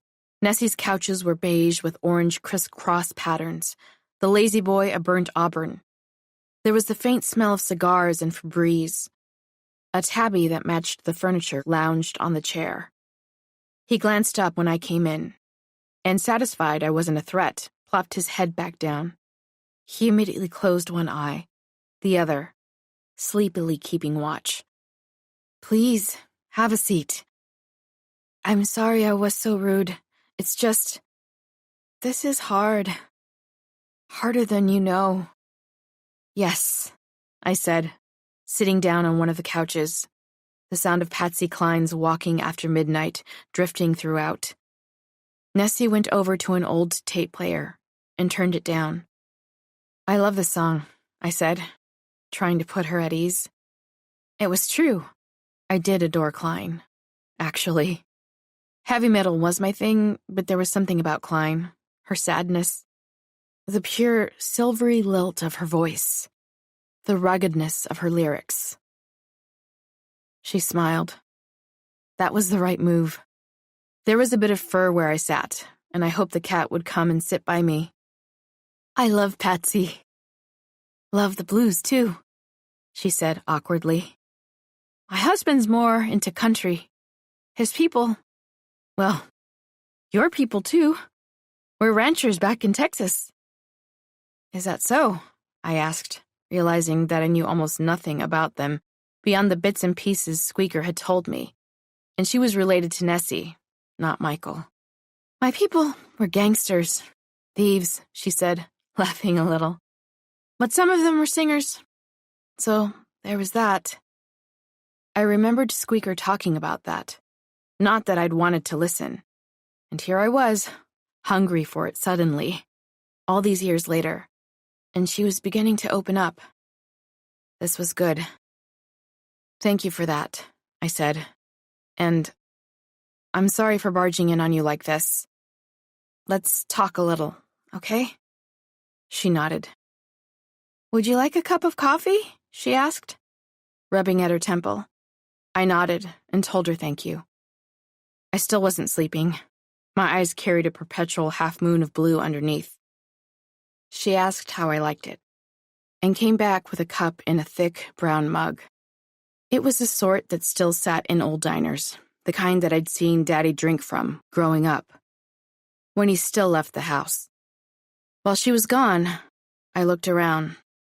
There were large framed pictures of old Indians, their robes red, their hair long and gray or white. There were also a number of animal heads, mounted, several elk, deer, and most intimidatingly, a mountain lion. Michael was a hunter. I remembered. Frederico had told me. She sat down on the lazy boy, grimacing. I could see a cane propped on the right side of the couch. I took a sip of the watery coffee and smiled. "I like your prints," I said. I knew I didn't have much time, but I wanted to put Nessie at ease, if I could. "R.C. Gorman," she said. "Got them in Santa Fe." "Oh, 20 years ago now," she answered, smiling. Shit. Just like at Auntie Squeaker's. "How are you related to Auntie Squeaker?" I asked. She cocked her head. "Oh, let's see. We share the same great-great-grandmother. The one who came across from Mexico. Into Texas." I nodded. "She was all I really had of family. From your side," I said. Her lip began to tremble. "Are you okay?" "You're the spitting image of my daughter," she said. And here, her voice did break, and she began to cry in earnest. I felt my skin crawling, and sweat building under my pits, but after a few minutes, she seemed to pull herself together. I felt torn up inside. Should I push her about what she knew about my mother? Would that shove this poor lady, my grandmother, right over the edge? She knew I was here to find shit out, no matter what I said to reassure her. But if I brought up that my mother was missing and almost certainly dead, that she was haunting me, would she tell me to leave? "I didn't know you even existed until you called," she said, She had pulled the tissue from her robe and had wiped at her eyes. I was stunned. I didn't know that. But how? She sighed. It's a long story, but we hadn't talked to my daughter much. Hadn't seen her in years. When she disappeared, she said, her eyes skirting over to her cat and back at me. It took me a minute to take this in. I had so many questions. I wish you had talked to her. I spent my life hating my mother. Dad. Jim, if you remember, he never got over her disappearance. He got into an accident. Has brain damage. I guess now she knew if she hadn't before. She took a quick breath. I'm sorry. He couldn't tell me anything. And my aunt, well, she doesn't know much but what he told her before that happened. On account of my mom being the private type. So I just figured she'd abandoned me. Went off to party. No, she wasn't like that, Nessie responded, then took a sip of her coffee. Nessie closed her eyes, one small brown hand running over the other, smoothing the skin. After a few minutes, she opened her eyes again. When our daughter vanished, it was very hard on us. There had been, well, I guess you could say, conflict. Cecilia was very strong-willed. Was? She referred to her in the past tense, even though as far as anyone knew, my mother had disappeared. She'd been presumed dead, though. Perhaps Nessie knew that? There was so much here, so much I didn't know. My husband felt it best that we leave all of that behind. Completely, she continued. I nodded, and we were silent for a while. I wanted more out of her, but it was obvious that if I was ever going to get any additional information, it wouldn't be now. But this was a start. It was clear she was conflicted, wanted to tell me more, but felt she couldn't. Why? Do you have any pictures of my mother? She nodded. Just a second. She got back up, and after a few minutes came back with a yellowed envelope. That's most of them, she said, handing it to me. But they're yours. Thank you, I said, wanting to open the envelope, but keeping steady. She sighed. Michael was a drinker, once. But he's come to God. He's sober. Now. I nodded. What did that mean? Maybe she was opening up after all? Perhaps I could press her, get her to tell me more. But my mother... She tensed. And that's when I could hear the door opening behind me. I closed my eyes. Nessie! I stood up, turned around. He was of average height, wiry, his still partially black hair cropped close to his scalp, almost in a military cut, his dark eyes burning into me. And once again, my vision was confirmed. This was Cecilia's father. Nessie, he said, is this who I think it is? I wasn't surprised he recognized me. Michael, she just showed up. He sighed, heavily. She just wants to know more about her mother, Michael.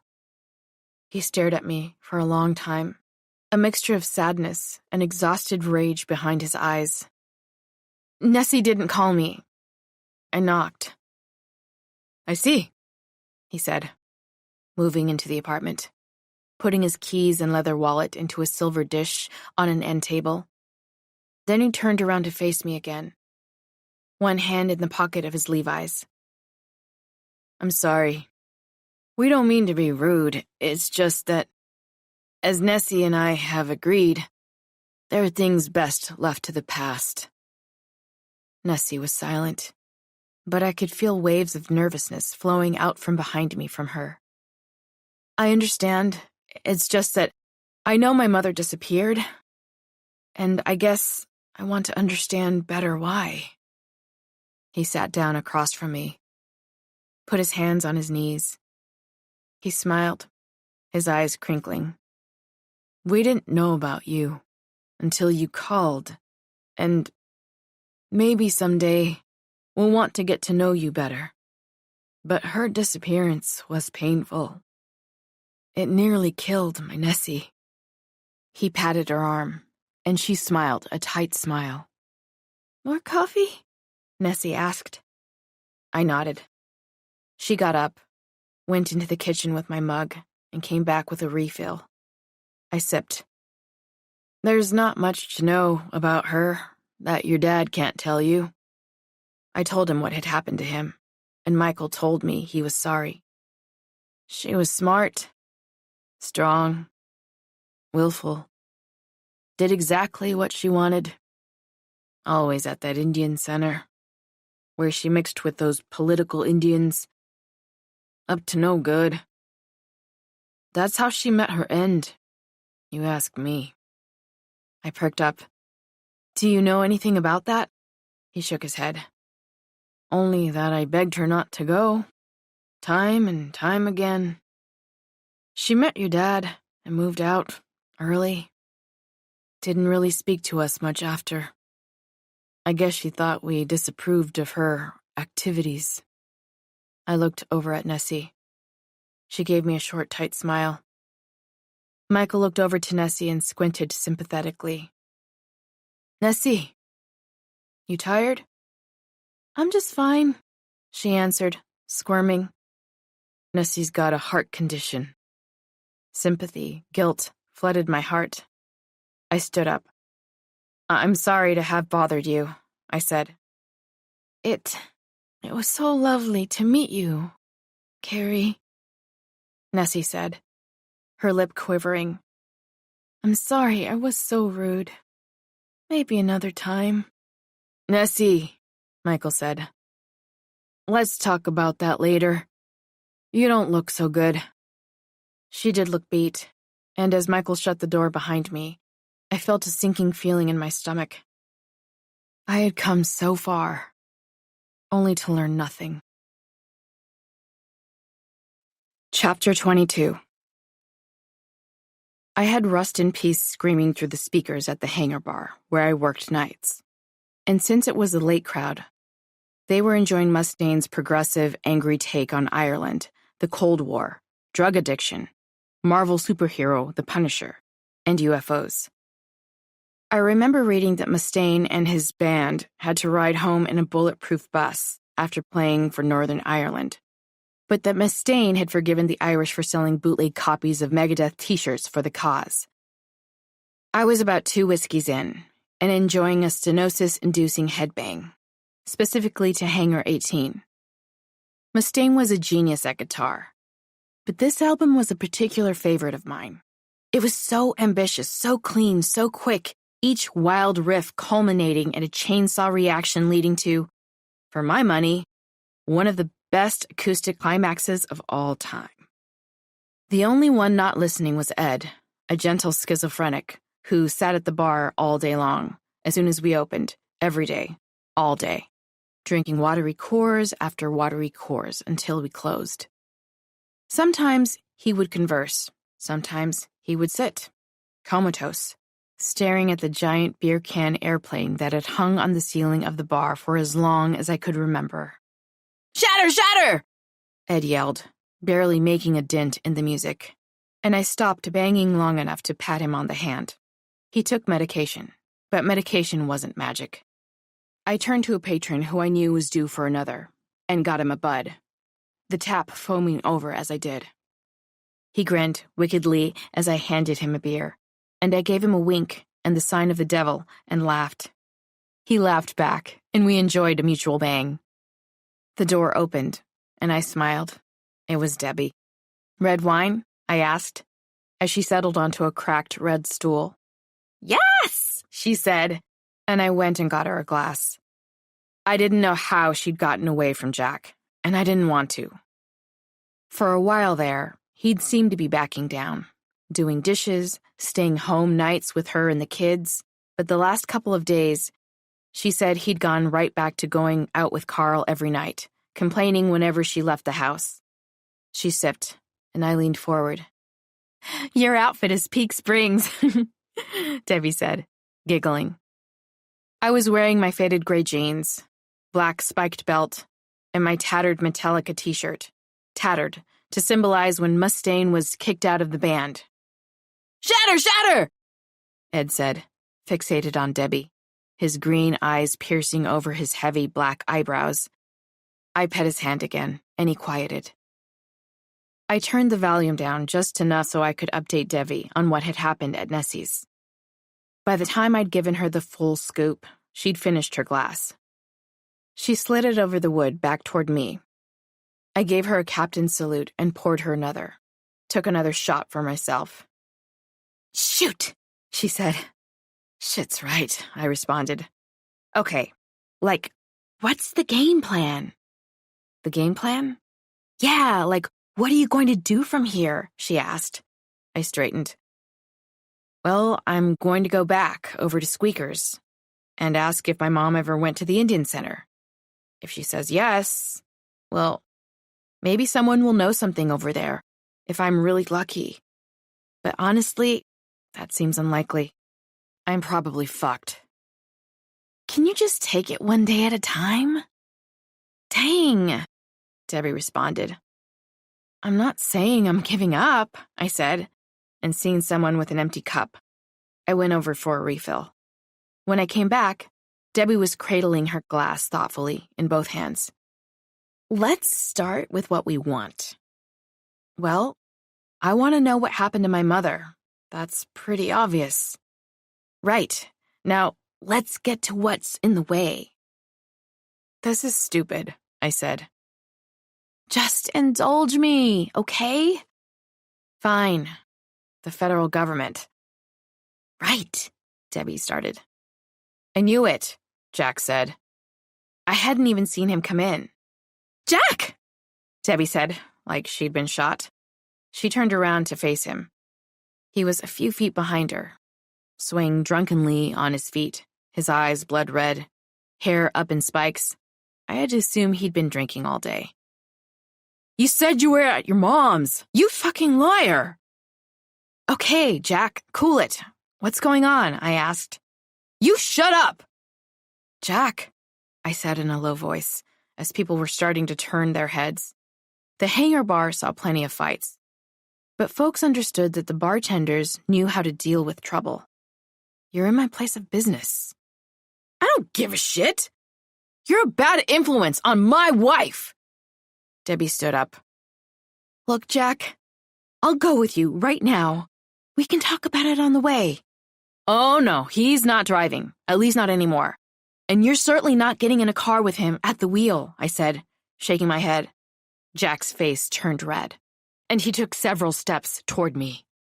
"Don't you dare tell my wife what to do." I shook my head. "You don't want to do that, Jack." "Hell, I don't." He started wobbling toward me as rapidly as he could, and I moved.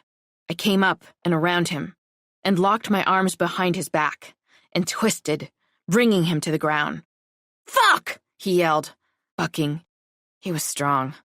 I almost lost my grip on him, but then I laid one knee solidly in the middle of his back, where I knew it would hurt. "Old construction injury," he yelled in pain, and Debbie cried behind me, begging me not to hurt him. "I ain't gonna hurt him. I'm gonna give him some decisions to make," I said, panting as he struggled like a seal beneath me. "Jack," I said. "Fuck you!" "Jack, you got two choices. One'll give you a little bit of dignity. The other, not so much." "Dumb bitch," he said, twisting again and almost getting free. "Why do I get the feeling that you're angling for the non-dignity option?" I said, pulling up with my knee and slamming down once more. He grunted in pain. "Carrie," Debbie said, a hysterical note to her voice. "I'd let him go, but he'd just come after me, Debbie. What do you want me to do?" "Get off of me!" he screamed. "I will. But here's the thing. When I do, we're going to walk to Debbie's car, and you're going to get in the back. and she's gonna put your stupid, animal drunk ass to bed. Or I'm calling the cops, and you're going to the drunk tank if you make another move toward me. You got it? He squirmed. I sprung up, got behind the bar. He wobbled in place, and then focused on my face. You fucking bitch, he said, and started coming toward me. I'd never seen him like this. I sighed. I pulled the shotgun up from under the bar. Took dead aim at his chest. Carrie! No! Debbie squealed. You stand right there while my friend Ed here calls the cops. I'll call him, he said. He had them on speed dial. Carrie, no! He was coming for me, and you know it. Jack was staring with venom in his eyes, his look so black it was about to rot and fall off. I hated doing this, mainly for Debbie's sake. She was fully sobbing now, and it pained me to hurt her. Jack wasn't a bad guy, but he had some stupid ideas when it came to his wife, and Debbie was my best friend in the world. And no one, especially not a man, especially not where I worked, was going to come for me. I'll make you regret this, he said. I know, I said. Carrie, just let him go. Let him go and we'll walk to the car and I'll take him home and let him sleep it off. Fuck that, Jack said. I nodded at Jack. That sound like he's going to sleep it off? Why, Jack? She asked, wailing, a sound which was joined by the blaring of a police siren in the distance. Why'd you have to come here? I told you not to hang out with her anymore. I told you, Jack screamed. I just want to protect you, he wailed. I need you, Debbie. Debbie's only response was to cry harder as two tired-looking cops came in, specifically Jerry and Tyrell. I put the shotgun down slowly, then my hands up. We spoke, and they put Jack in cuffs, who didn't go easy at first. It didn't have to be like that, I said, and Debbie just sniffled. I turned the music back up, pulled the good shit out, the bullet bourbon, sat, and poured myself a shot. Look, Debbie, before you get angry at me, just listen. She was silent, her lip trembling. First of all, not only is the gun empty of bullets, it hasn't worked since, I don't know, the 1800s?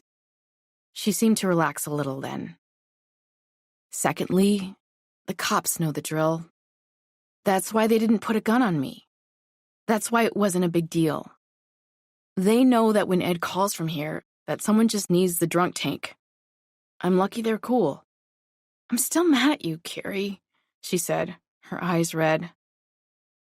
Just pick him up tomorrow morning. Here's the address.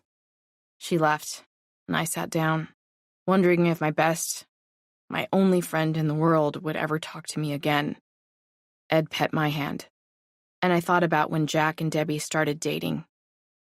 She had still been babysitting me. I had disliked him immensely, hated the goofy way he'd look at her. My only real friend, my replacement mother. I'd hated that she'd bring him when she sat for me. The way they'd laugh at jokes, I didn't understand. But then I saw how Jack would treat my father.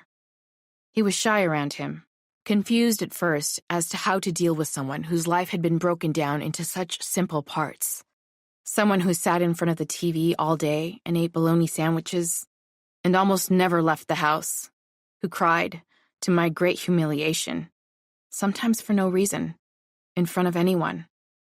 But after a while, Jack would make the sandwiches Debbie would ask him for, just the way Daddy liked them, setting them down in front of him on the coffee table, saying, "Here you go, Mr. Jim."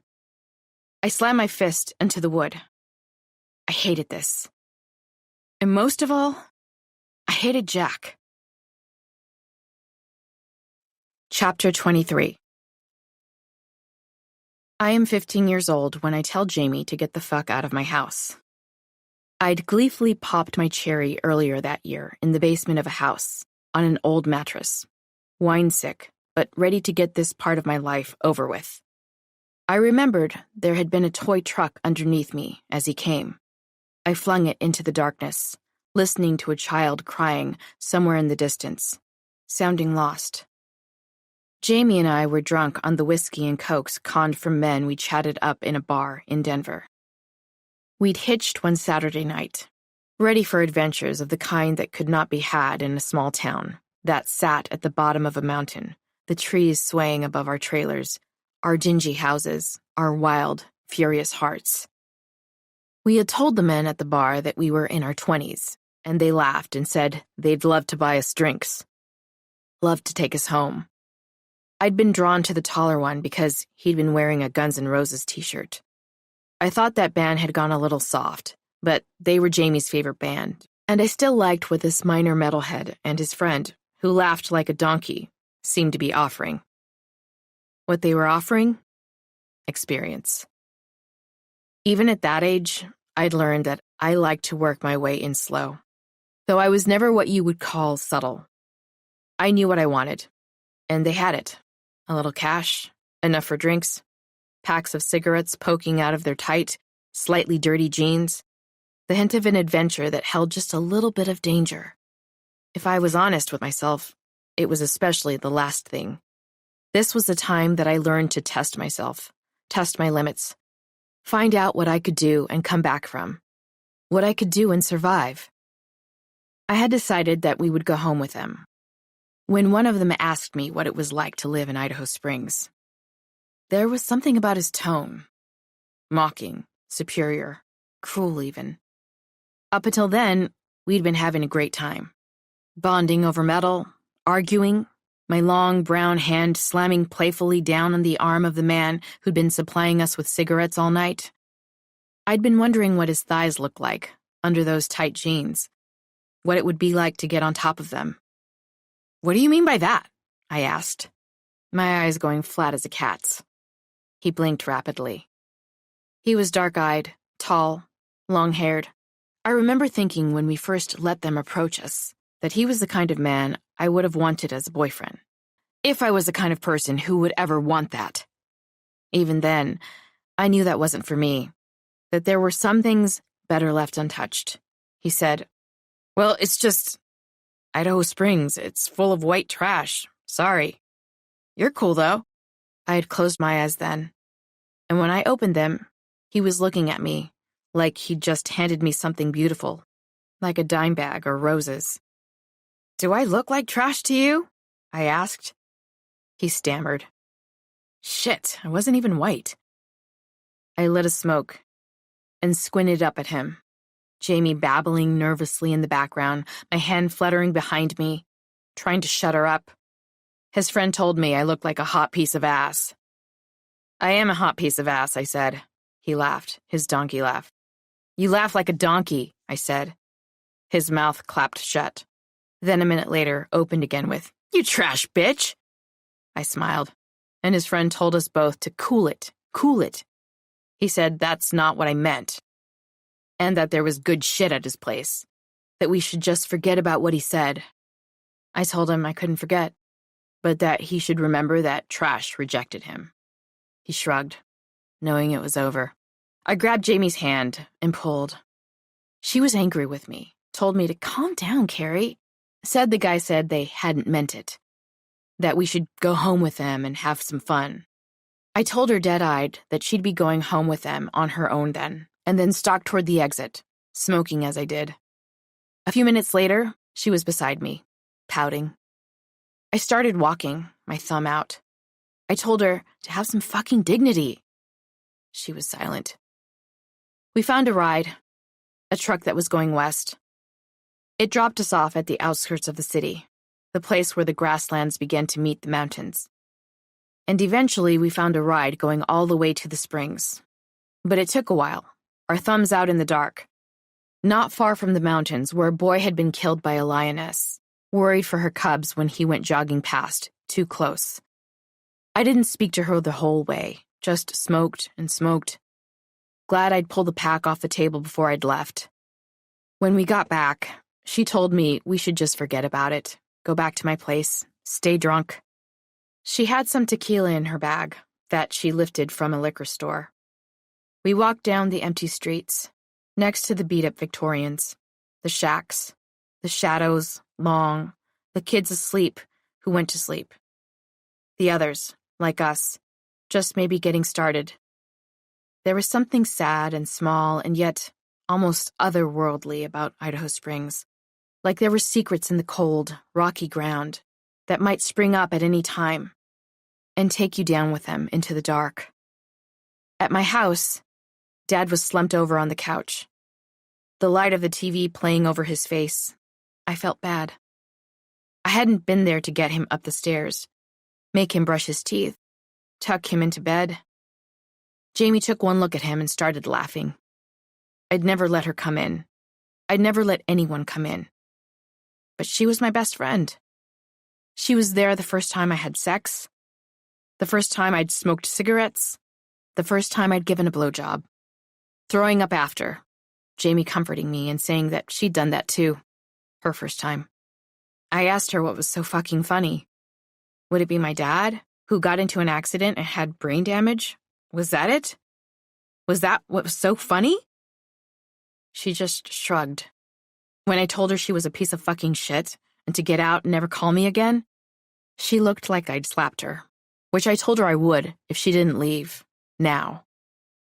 On her way out, she said my dad was a fucking retard and said I would grow up to be one too. Thank God.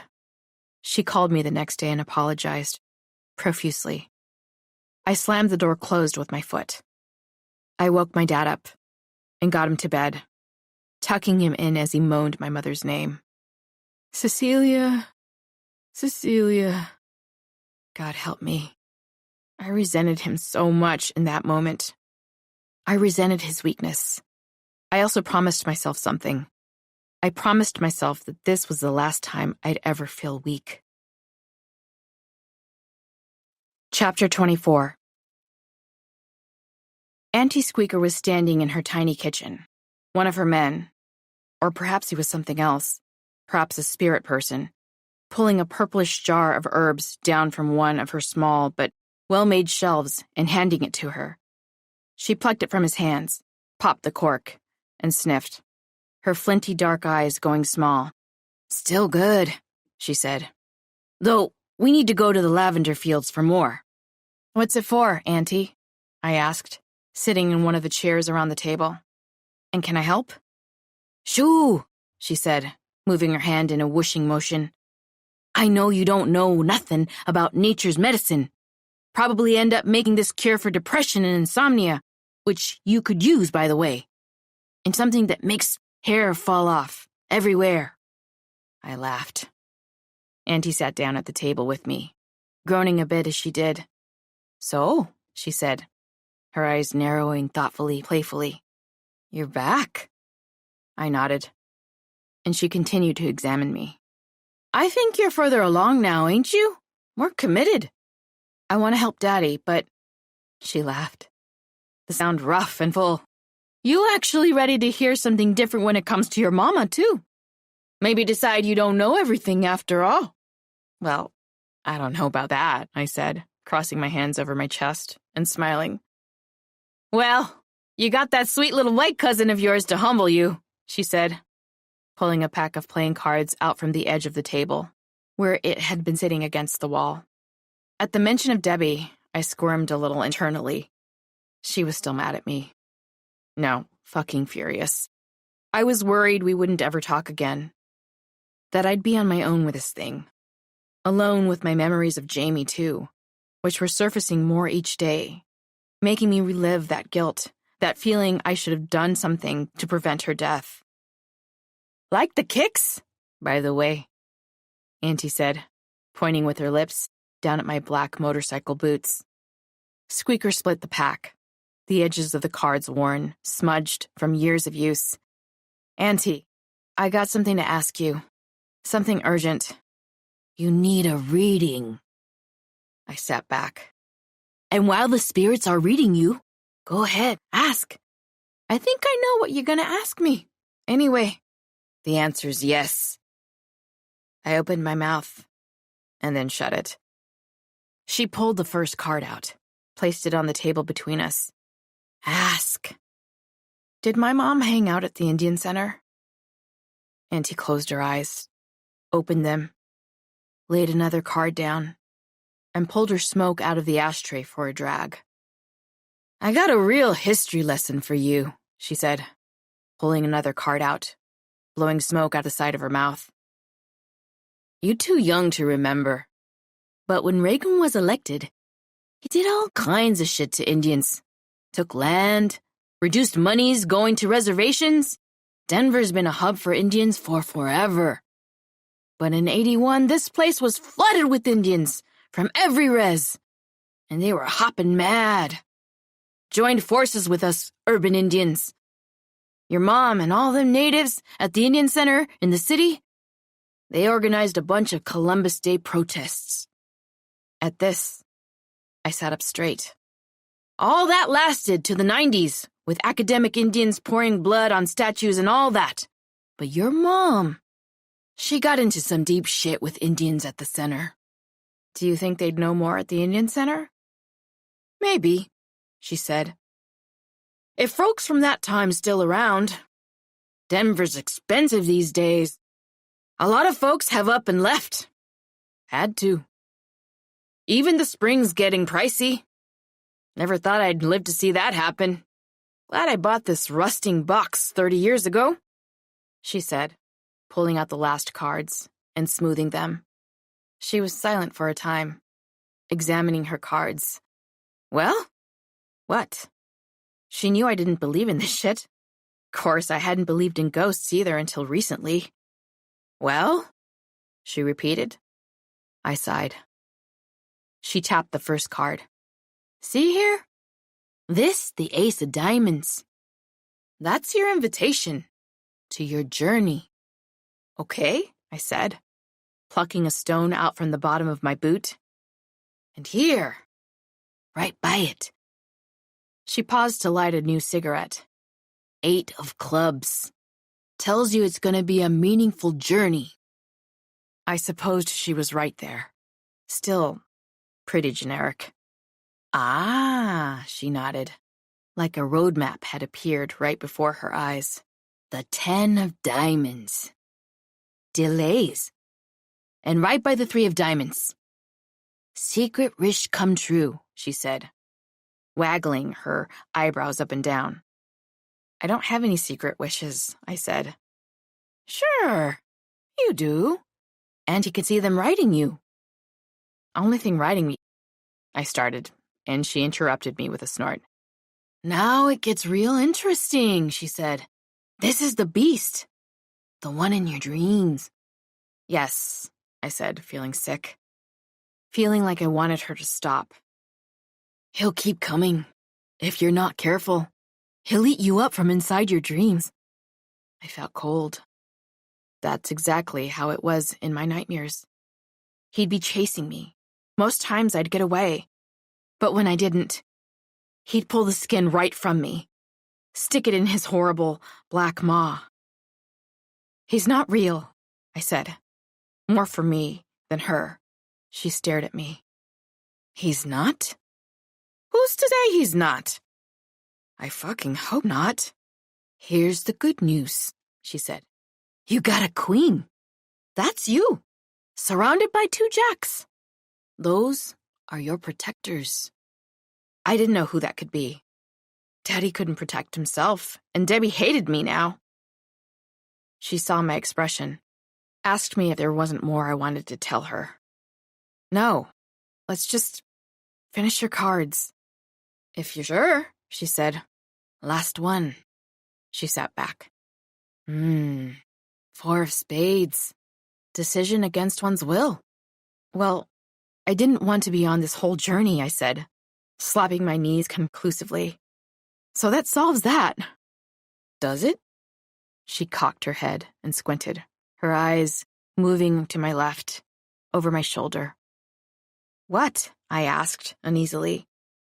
She's still following you, ain't she? In fact, she said, her eyes moving again. No doubt about it.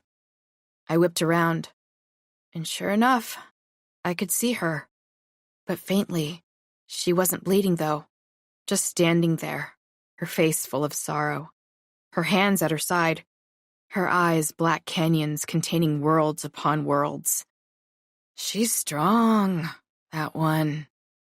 She loves you, though, Carrie. I can feel it, she said, closing her eyes. Pray with me, she said. And though the hair on the back of my neck was standing straight up, I held Auntie's hands, and silently we prayed while one of her women lit sage. When we were done, Cecilia was gone, waiting in that twilight world, and I was left with more questions than answers. Chapter 25. I'd called and called and called again. Most times, no one picked up at the Indian Center. Then, when they did, they said they'd take a message, ask around to see if anyone had known Cecilia James. But weeks later, no one had gotten back to me. I was starting to lose hope, wonder why I'd ever given a shit about all of this. And that's when my mother would show again. First in my dreams, then when I'd wake up, in the shadows, then at the foot of my bed, screaming. I'd decide to keep going, call the center again. Then the monster would materialize once more in my nightmares. He'd appear in the shadows first, just a hint. Then the smell of rotting meat floating out from behind a building or a cluster of trees. His roar, my heart palpitating violently. I would begin running, hearing him behind me, catching up, the feel of his long claws reaching into my flesh, pulling, ripping. The pain. My mouth opening in a scream, my lips bubbling over with blood. The overwhelming feeling that I should give all of this up. Allow my mother to float, somehow, back into the ether. And then someone at the center picked the phone up. Cecilia James? Heck yes, I knew her. Poor girl. You her daughter, you say? My heart was beating like a rabbit's. It was a Saturday. I had a day off, and I'd been reading when I thought, why not try a call? Yeah, I'm trying to find out what happened to her. She just disappeared. Why don't you come down tomorrow? I'd like to meet you. I was close to Cecilia. Shoot. We got in a lot of trouble together, eh? He laughed hard, coughing at the end of it. I agreed, and hung up. I was more of a work at the bar, go to the bar, thrash at a heavy metal concert kind of Indian than a powwow Indian. But the Indian Center, I had to admit, had its charms. I'd gone there a few times for different events. Every summer they had a little daycare workshop on plants that I told Debbie about, and she'd taken her kids. Sometimes I went for lectures, or to see children practice traditional dancing, mainly because Debbie had dragged me, but I had to admit, they were cute as hell. And I loved to see the flags from every native nation hung along the walls, the long fold-out tables, the one against the wall perpetually holding a carafe of weak coffee. Debbie, I couldn't help but wish that she were with me. But there had been nothing from her, and I was too stubborn to call her first. The man who asked me to come down looked Lakota, or one of the Plains tribes, tall, big, his hair thinned from age, but still kept in a long ponytail. As soon as I came in, I walked to the small series of offices and knocked when I saw his name, Dr. Hank Goodbear. He asked me to sit with him at one of the folding tables, got us both a cup of watery coffee, told me he'd met her here, 40 years ago. They'd both been attending an AIM rally, and it was after that they'd organized the protests. You think there'd be some record of her with the Chickasaw? I asked. I knew my Apache family had been originally from northern Mexico, and had made their way into Texas and then Colorado, like Auntie Squeaker said. There was a group of Chiricahua with state recognition I'd found when I'd Googled, but I wasn't sure I was related to them. The Chickasaw, though, they were a smaller, federally recognized group. He shook his head. I'm sorry, but no. Your mom, her family, your family, they went straight from Arkansas to Texas. No trail of tears. We checked for your mom, but your family's not on the rolls. That surprised me. Don't get me wrong. All of us accepted her. Well, except for one. But we all thought she was an asshole, he said, laughing. Insecure on account of growing up in Ohio. Sad when they're disconnected like that. I nodded. Dang, he continued.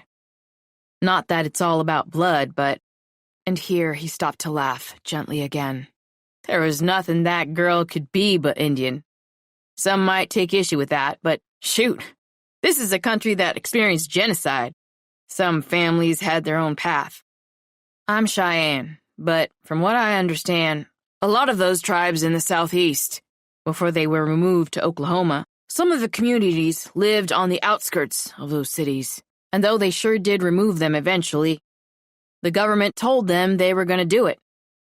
I have to assume some of them took that threat seriously and took off on their own, or even before that, for other reasons.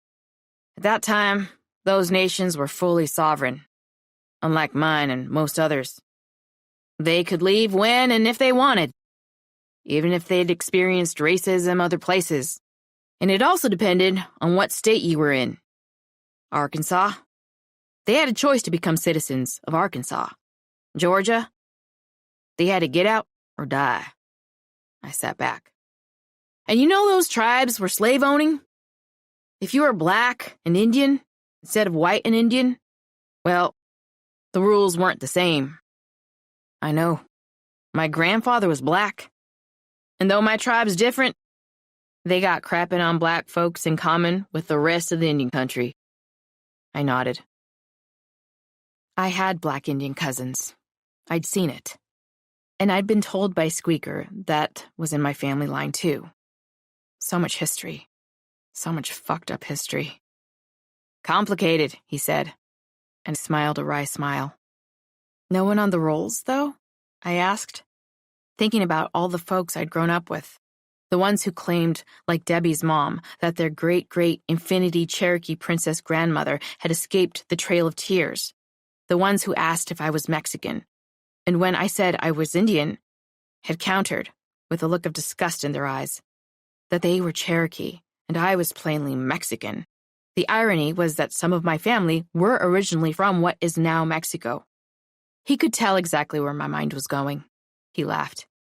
You ain't no Generickie, honey, he said, patting my hand respectfully. Your family has been powwowing, going to Native American church, protesting for generations. Hell, you know your grandmother's grandmother spoke 3 native languages? And your last name? Common. Very, with Chickasaw. And Choctaw, for that matter. Don't you worry about what some folks might say. I was glad to know that. You a historian? I asked. It had been a while since I had visited the center, and in all honesty, my visits had always been scattershot. I was sure I had seen him at some event at some point, but we had never talked, to my recollection. He laughed. I'm a professor of Native American Studies at the University of Denver. Bet your parents are proud of you, Dr. Goodbear. They were, he said. And just call me Hank. He and I paused to drink from our styrofoam cups, and I thought about how much I didn't know about being Native, about my own family. I remembered the half-a-page history lesson I had received in high school, in the rotting trailer they had set up for supposedly temporary purposes, and which had become permanent. Our teacher carried a cattle prod. His truck had a "to hell with the whale, save the cowboy" sticker on it. He'd whacked the prod down on our desks as he walked in between them, stating that if we wanted to feel sorry for the Indians, we could. There had been 4 or 5 natives in that class. We looked up, and at each other. When it had come time for him to whack the prod down on my desk, I caught it, stared that skinny white man dead in the eye. His lips trembled, and he slid it out of my hand. Later that year, I'd pulled his parking brake. Had the other natives from the class help me push the truck down the hill, right into the ravine near the lot, where we all went to smoke and get high. I'd felt better after that. Here's what's important, though. You really want to find out what happened to your mother? This is what you do. During those protests, we got on lists, all right. Government lists. Some of us disappeared. Permanent. You file yourself a Freedom of Information Act request with the FBI. I can tell you how to do that. And the fact is, your mama knew some Indians who got into big trouble. The FBI won't admit if they killed her. But let's just say that they're not so pleased with some of the things that their predecessors done. And sometimes when you get the paperwork, you can read between the lines. Thank you, I said. I was stunned. It's no problem. Just promise me that you're going to come back here.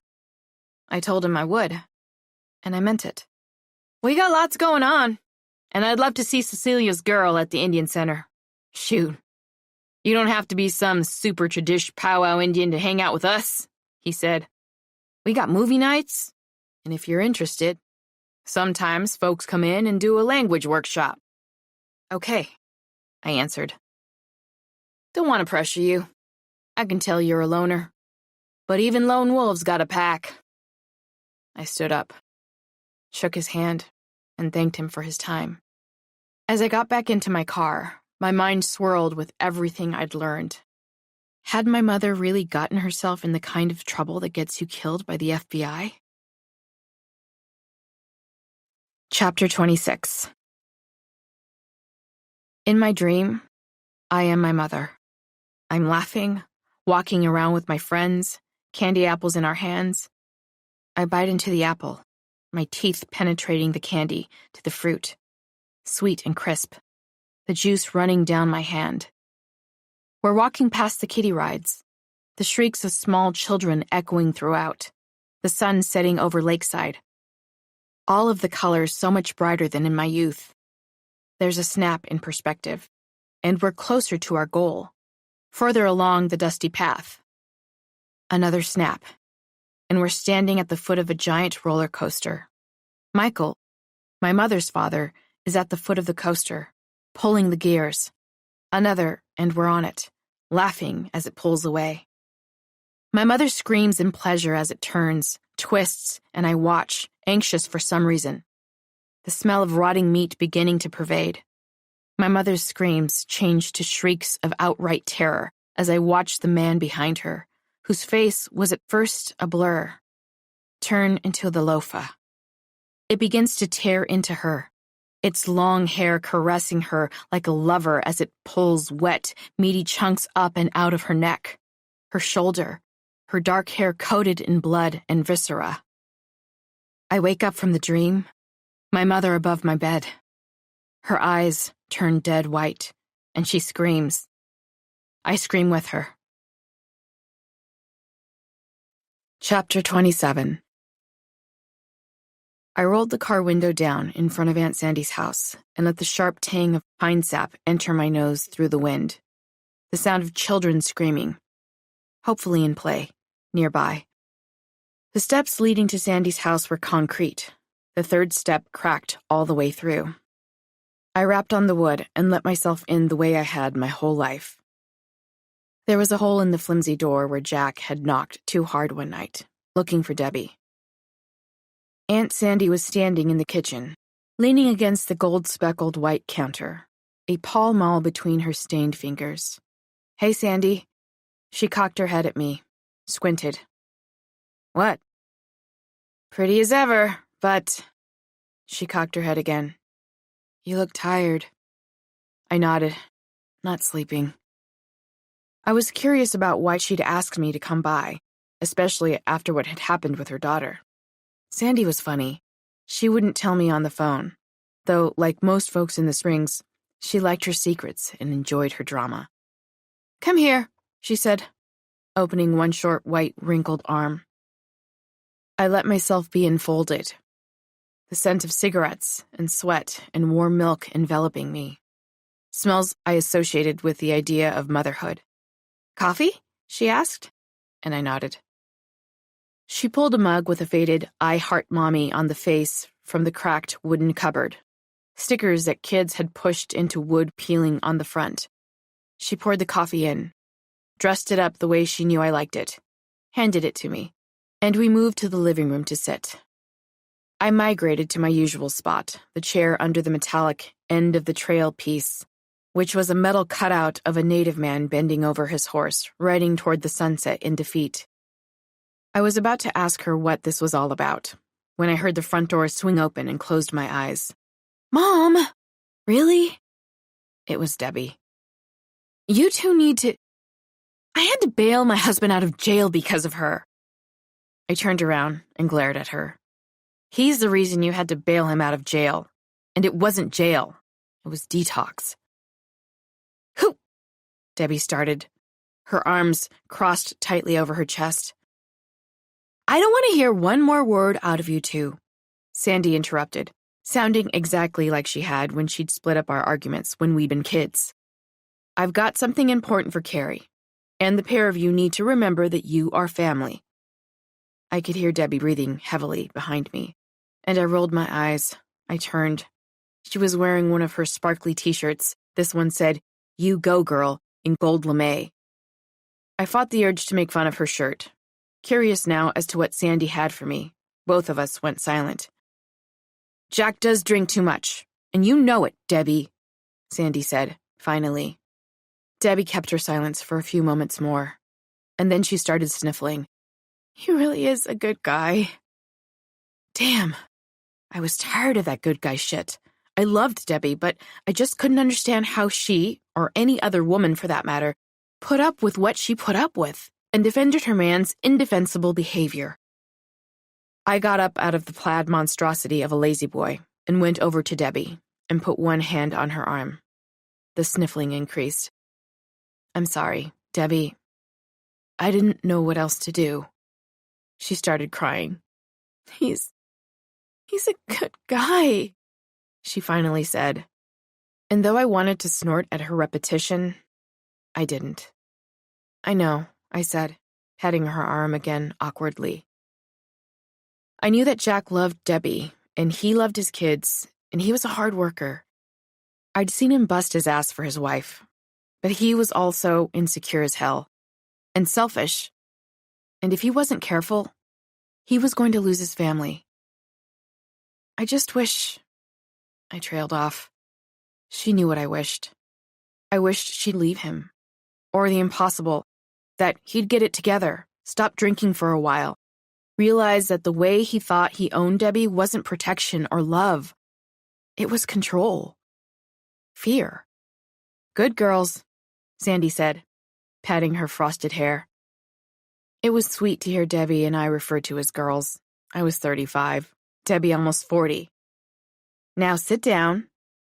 Sandy lit a smoke and leaned back. Debbie got herself a cup, then plopped onto the matching plaid couch. Sandy loved plaid, and deeply. It was all over the house. "I got something strange in the mail, and I knew both of you," she said, tipping her cigarette into the ashtray and getting up, "would want to see it. Though it's for Carrie." Debbie and I exchanged curious glances, waiting for Sandy to come back. When Sandy returned, she bent over my chair, handing me a little cardboard box, one that was already opened, and addressed to me. The return address was for Nessie James. I shivered. "Who is it from?" Debbie asked. "Nessie," I said, starting to pull through the tissue. "Wait," Debbie said. I cocked my head at her. "Think about what happens when you touch the bracelet." "But the bracelet's special," I responded. "But it opened you, somehow. Now you're vulnerable." I paused. I could tell Debbie had told Sandy about my experiences, as she didn't ask her daughter to clarify. Sandy was, like most in Idaho Springs, more than willing to believe in anything to do with other worlds leaking into ours. Psychic powers, demons, devil worship, you name it. Someone in a rotting Victorian or faded ranch-style blue house believed in it. They were also big fans of government conspiracy theories. The X-Files had done well here. I handed it over to Debbie, and she pulled through the tissue, uncovering a small white leather medicine bag, just like the one in my vision. It was beaded, in pink and blue along the edges, with a waterbird design on the front, silver cones lining the bottom. I guessed it had been made in the 60s or 70s, and the leather was quite desiccated. The water bird, the primary symbol for the Native American church. A kind of black outline surrounded the bag, something that didn't go away when I blinked, like a tiny black hole, an opening into another world. I felt strange looking at it. I closed my eyes, thinking of my mother, and of Michael, her father. It was hard to imagine him participating in anything traditional. I opened my eyes to see Debbie carefully caressing the beads with her fingertips. "Beautiful," Aunt Sandy said. "This feels strange, too, Carrie," Debbie said. "It's beautiful, though." I sighed, thoughtfully. "Don't Indians get medicine bags? Maybe this was meant for you, honey." "Or maybe it was your mother's?" Sandy asked. I wondered. I knew what Sandy was saying was true. Indians often did get medicine bags, and it's possible that it had been my mother's, or that it had been meant for me. I had no way of knowing unless Nessie would tell me. I'd known Native American church Indians, and I'd remembered them talking about that. That and peyote ceremonies. I briefly mused about whether my mom had done one of those. And then, realizing that had also been a part of my vision, focused on what was in front of me. "It's too bad you can't ask Nessie about it," Debbie said. I sighed. "You ever go and visit Auntie Squeaker?" Auntie Sandy asked, and I filled the both of them in on what I'd learned.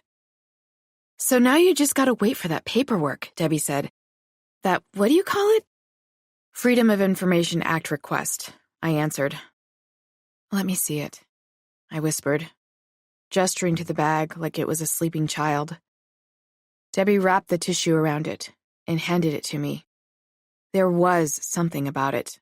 I could feel it as soon as the pale leather hit my fingertips through the tissue. I was tempted to touch it then and there, but this wasn't the time or place. "Carrie," Debbie asked, "you okay?" "Sorry, just, in my last vision, the monster, it was tearing my mother apart." "Jesus." "Your poor mother," Sandy said, shaking her head. I knew she held secrets. She had a way about her, quiet, mysterious. I thought it was just that she was Indian at first. "Mom," Debbie said, indignant. "They're spiritual people, Debbie. That's why we are, honey," she said, sitting back. "Oh my God, Mom," Debbie said.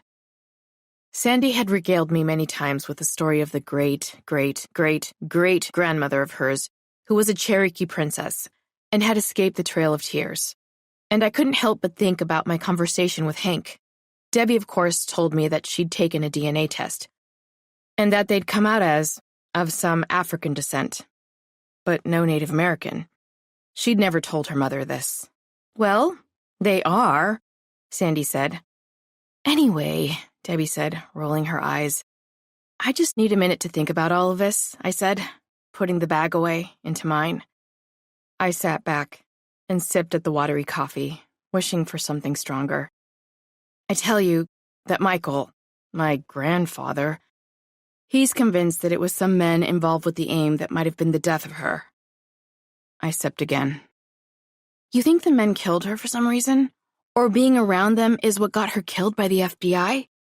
Debbie asked. "Shit. That was a good question. I don't know," I answered. There was so much here, and everyone I talked to knew so little. "You want to do something fun this weekend?" I asked Debbie.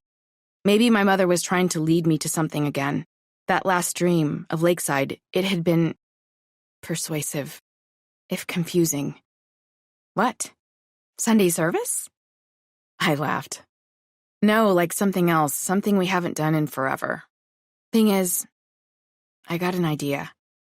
Besides, I figured that Sunday service was off limits for me for a while. Debbie may have forgiven me, but Jack would hold on to his anger for a good, long time." "Pedicures!" Debbie said, clapping her hands. I rolled my eyes. "Debbie, you know I hate that shit." "Well, I'm not going to the Brutal Poodle, that's for sure," Debbie said, her tone grumpy. "No, not the Brutal Poodle." Well, it has to be around here. Jack will throw a fit if you and I wander off on our own, Debbie said nervously. I sighed in exasperation. Jack will throw a fit if he knows you and I are hanging out at all. Carrie, you could actually go to real Sunday service, Sandy said, interrupting. She never really gave up on trying to convert me. I guess that's what she meant by spiritual. The conversation rolled over to church, and I let my mind wander. This Sunday, whether Debbie was coming with me or not, I was heading to Lakeside. Chapter 28. The roller coaster shrieked above us, the sound of rusty metal making contact with more rusty metal simultaneously, exciting and terrifying. The screams of the people in the coaster, joining the teeth-jattering screech as it came to a pinnacle and plunged, only feet from our heads. It was the coaster from my dream. The cyclone. It was right next to the other coaster, the beltless, the bruising, wild chipmunk. Walking through Lakeside was like moving into a bygone era. The faded yellow entrance with Lakeside, in cursive, yellow and orange sunbeams shooting out of the lettering, was peeling. And the building hadn't been the bright white of the past for many, many years. But my past was still there, a past that belonged in a city that, in ways, no longer existed. In the dream I'd had with my mother, Lakeside had been young, bright, beautiful. I had come here as a teenager, my lithe, angry body caught between iron parts, moving up and down in different directions, pinching my arms, legs, my mind swirling with alcohol and promise. Debbie and I had spent the 80s as young girls eating cotton candy and throwing balls at impossible targets shaped like spirals or clowns, flirting with boys with our eyes, lying to Sandy about where we'd been, who we'd talked to. But it was places like these that had shown the divide between my life and Debbie's. When I hit 13, I was already a woman, in body and mind. I was a parking lot kid, ditching and getting high with Jamie not far from the school in some metalhead's car, not giving a fuck about my grades in math or English. But Debbie, only 5 years my senior, was studious. She was in her last year of high school from my first year of junior high, and though she loved me, she didn't approve of my lifestyle. And in her quiet way, she made it known. There were many years in which she was just my cousin, and what furthered the divide was the fact that we looked nothing alike. Her shy, quiet hellos in the shadows of the hallways, my, "Oh, she's my cousin," to confused looks from my friends, were our only interaction for years. The screams from the big, white coaster above started again, as it came back for another round. The expressions of fear and delight above us, amping me up. "This was such a good idea," Debbie said, squinting fearfully up at the coaster. She'd always been afraid of them. I tried to drag her on them time and time again, starting from when we were kids. I knew today I'd try once more. After all, that's what we were here for. And if I wasn't successful, the next time that I got her here, or more likely to Ellich's, there was no way I'd quit attempting to persuade her. Of course, the one time I'd been successful, Debbie had hurled, though she'd waited until we'd gotten off the coaster. She'd even been able to unsteadily walk in a line to a trash can and yak directly into it. In a way, I'd been impressed. "We're kind of in the line of fire, though," I said. Debbie's forehead creased in confusion. "People on this thing often barf, and we're directly under one of the curls, which is where I'd be most likely to barf. That is, if I... Getting it." Debbie looked up, shuddered, and pulled us both away from the coaster. "Ew," she said. I laughed. "I know," I said. "Let's get cotton candy. And a Slurpee." "I haven't had a Slurpee in 10 years, I said, shaking my head. "That's just flat out wrong," Debbie said. "It's fucking immoral, is what it is." Debbie giggled. Just because we were here to learn more about what I'd seen in my vision didn't mean we couldn't have fun. I squinted at Debbie as she yipped and clapped her tiny white hands, remembering the girl she'd been, the girl I'd been too. "It smells exactly the same here," I said, lighting a cigarette to Debbie's disapproval. I was sure I'd get caught at Ellich's. But at Lakeside, they were just glad we were here. It does. Like sweat and burning peanuts, she responded, giggling. Jack was furious with me, but Debbie had told him that she was visiting a friend in the hospital, and that she'd gotten some time off at Walmart. I told her that she needed to confront him, give him an ultimatum, but she'd only said I didn't understand. She was right. I didn't understand. We strolled leisurely down the alleyways, past the buildings, taking it all in, its faded glory, the overgrown fountains, both Gothic and 70s retro. The white Ferris wheel that someone had taken their last ride on possibly 40 years ago, the gears sinking into the dust, the labyrinth, which must once have been a hall of mirrors, but was now just a small building with planks of wood scattered, abandoned throughout.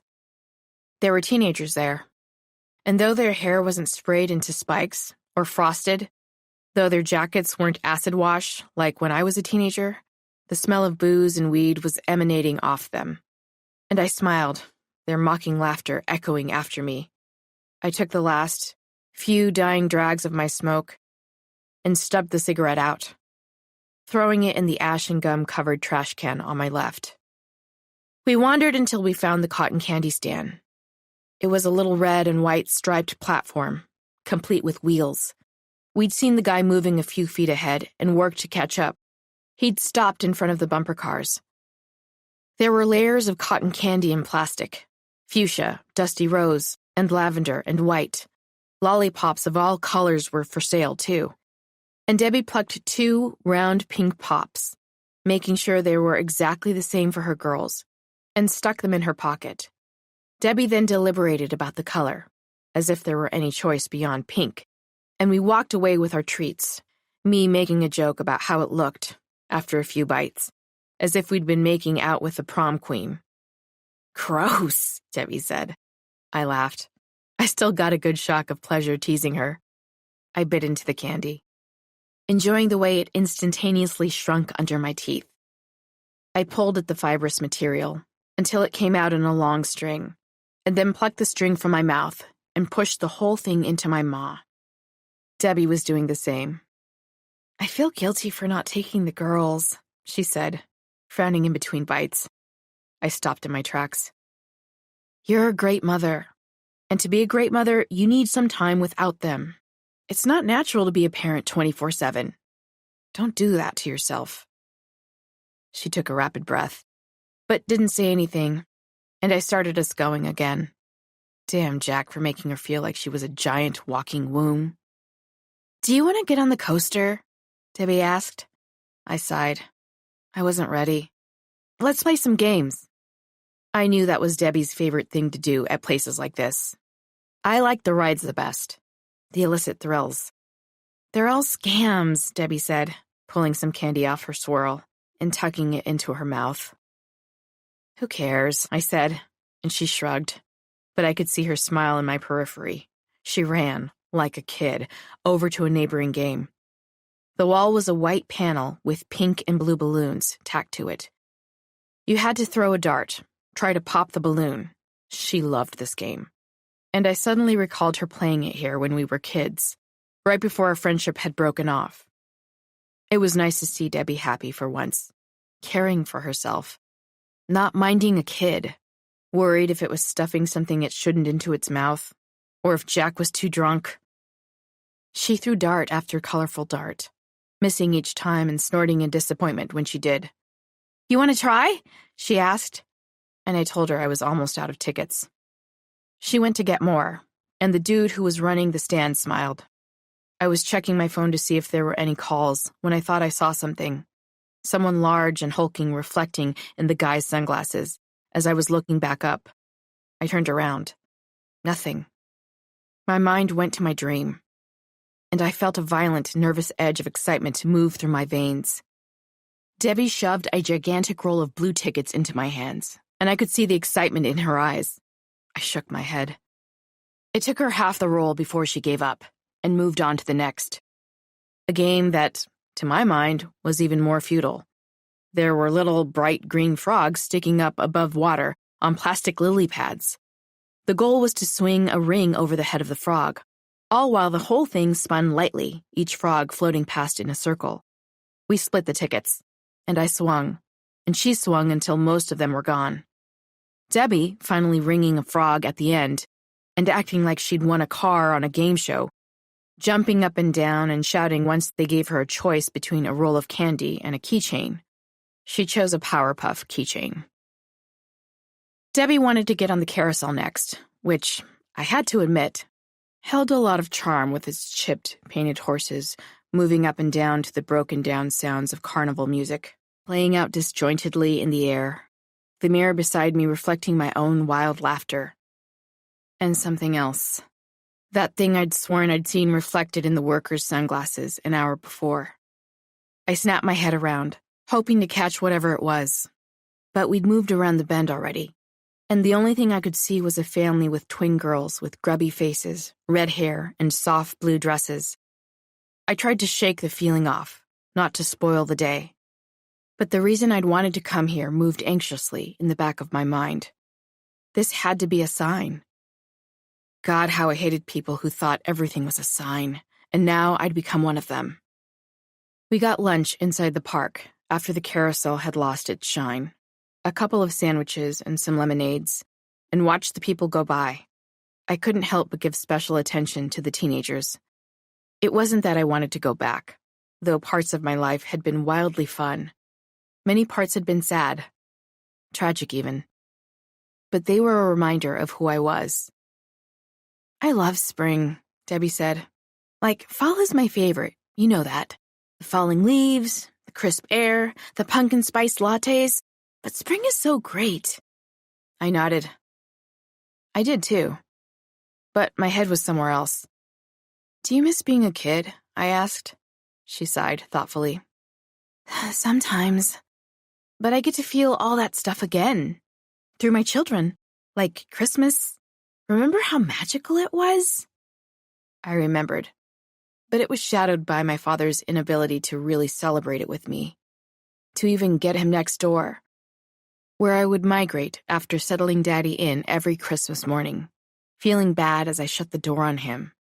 The glow of the television lighting his face, even though I knew he really didn't understand that Christmas wasn't like any other day. I always felt like I was abandoning him. But he cried hysterically when we tried to get him out of the house. The last time we tried was almost 10 years ago. He'd gone down on his knees at the door, frenzied, calling Cecilia's name over and over like a religious chant. Yeah, I responded, not wanting to kill Debbie's mood. Really, I should have said teenager. I didn't miss being a kid. I missed being a teenager. I missed being free and wild, and most of all, I missed Jamie. I feel that magic again when I see their eyes Christmas morning, she said. The little one especially. Her eyes get so big. Debbie was near tears. I smiled indulgently. Big black clouds were gathering. I wondered if it would rain. After an hour of skee-ball, hit the clown, and finally, my favorite, Wheel of Chance, I persuaded Debbie to step it up. The roundup was a ride that you stood on, strapping yourself to the circle as it spun, the bottom eventually dropping out beneath you. I loved it. Debbie closed her eyes the whole time, stumbling off afterward to my riotous laughter. I couldn't help it. Teasing her was so easy. Shut up, she said, and though I laughed some more, I pulled a bottle of water out of my bag and waited while she sipped before we moved on, further along toward my final goal. I think I'm ready, I said.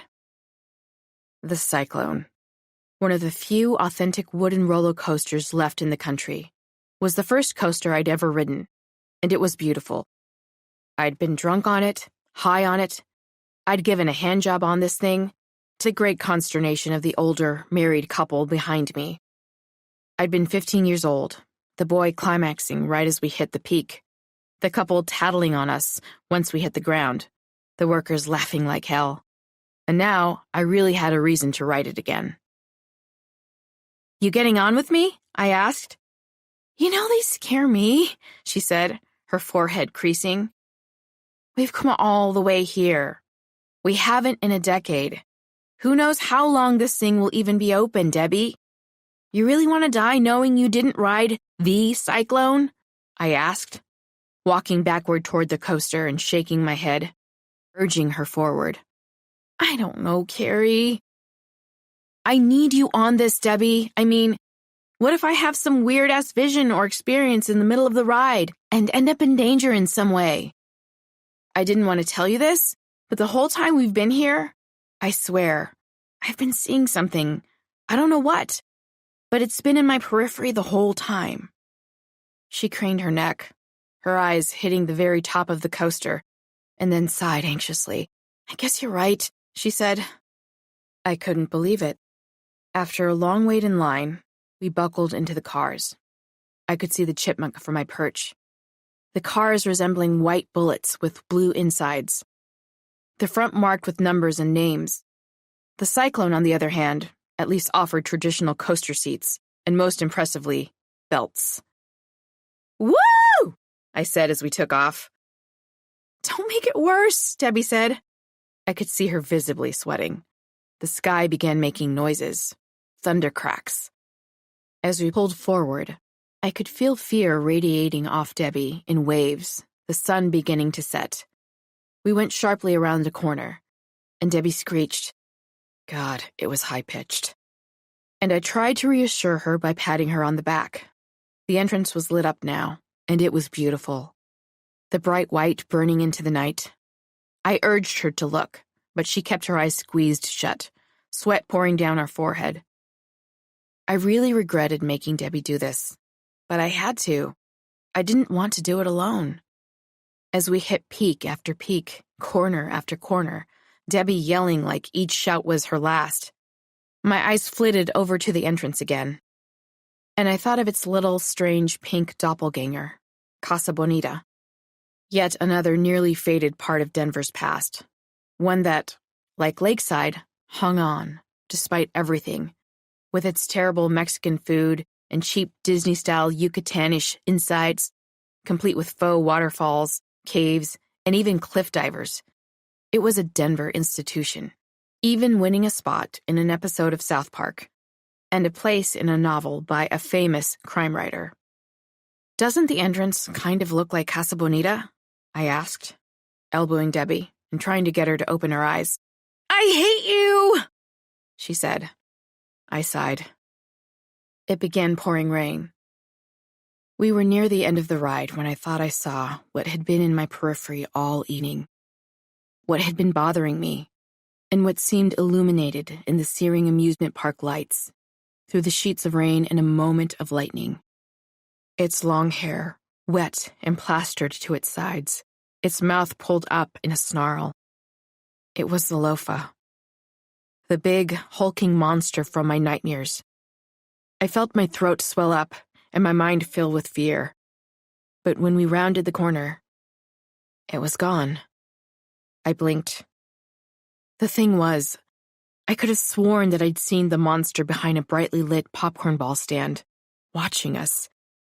I didn't want to make the ride any worse for Debbie, who was barely hanging on as it was, so I kept my mouth shut. Then my mind went to a darker, even more irrational place. I couldn't help but wonder if it was hoping to get us alone. That was crazy. Or was it? As the coaster hit the final bend, and Debbie squealed weakly, I pictured it in the darkened parking lot, Debbie and I rounding an abandoned corner, distracted by our own laughter and maybe a drink or two, the business of finding our keys, its hairy back, its teeth that ripped flesh right off the muscle, off bone. I felt sick. When the ride came to a stop, I steeled myself and took Debbie's hand. "What the hell, Carrie?" Debbie said, panting. "Where are we going? It's raining like crazy." "Just follow me." We ran down the steps together, people angry as I jostled them out of the way, my shoes splashing in the gathering puddles. I let go of Debbie's hand when we reached the bottom, confident that she'd follow me, and kept going, my breath heavy, the thud of my footfalls echoing in my ears. But at the popcorn stand, there was nothing there, except the lingering smell of something rotten, something like old meat, permeating through the smell of rain on cement.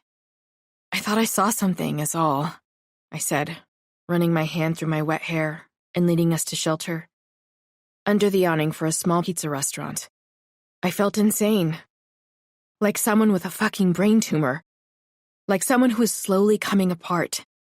Had my mother meant for me to come here? Why? I didn't understand. Chapter 29.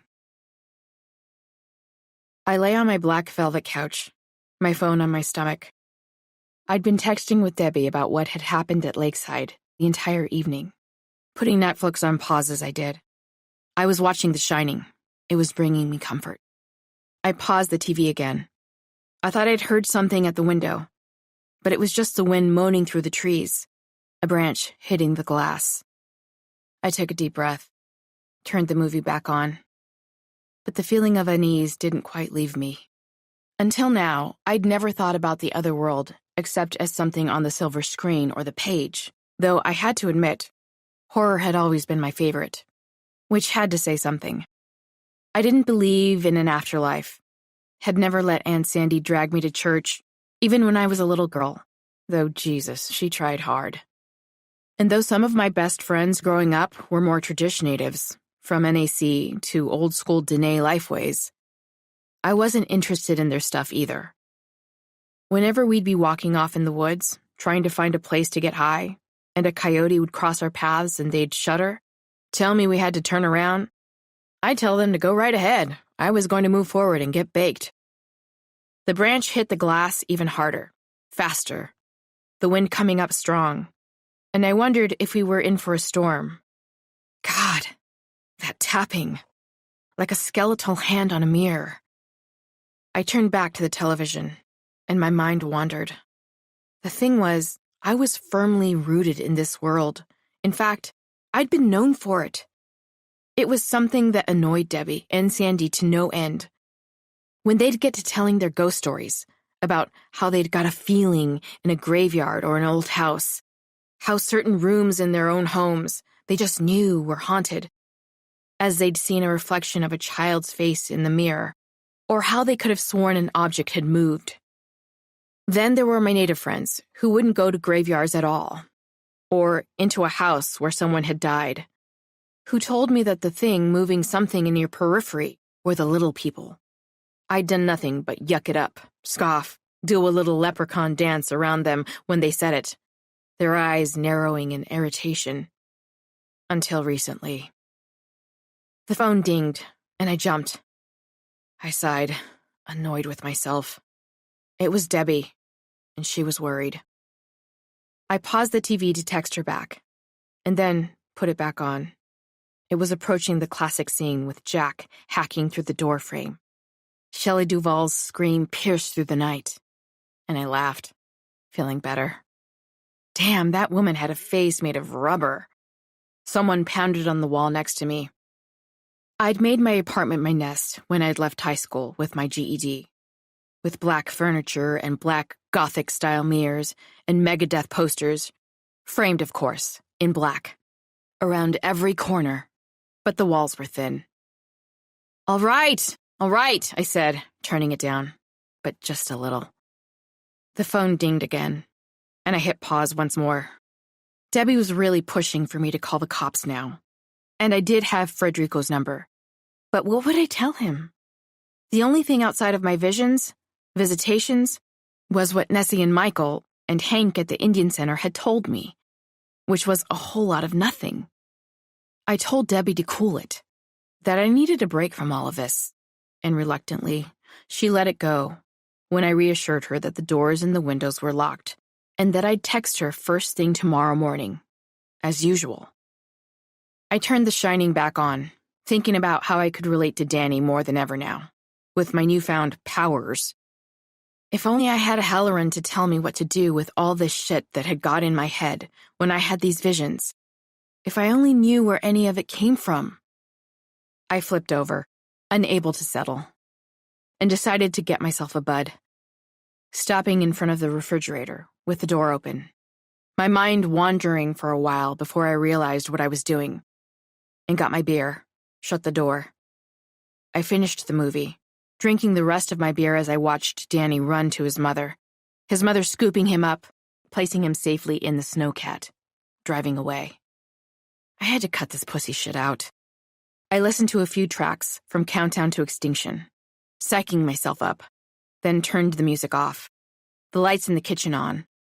I went to my dresser, and rifling through my underwear, found my newest acquisition. The medicine bag really was beautiful. I wondered if there was some sort of oil I could put on it to restore it. I was afraid the cones were going to drop off. It was so dry. Back down on the couch, I sighed heavily. Was I sure I wanted to do this? I pulled the bag out of the tissue and touched it. At first, I thought nothing was happening. But then, I was at a protest outside the Capitol, and cops were everywhere. It was cold, a few flurries spinning through the air. A man named Russell Means was speaking at the top of the huge stone steps, and I was Cecilia. I was listening. I was shouting along with everyone else. It was a large crowd.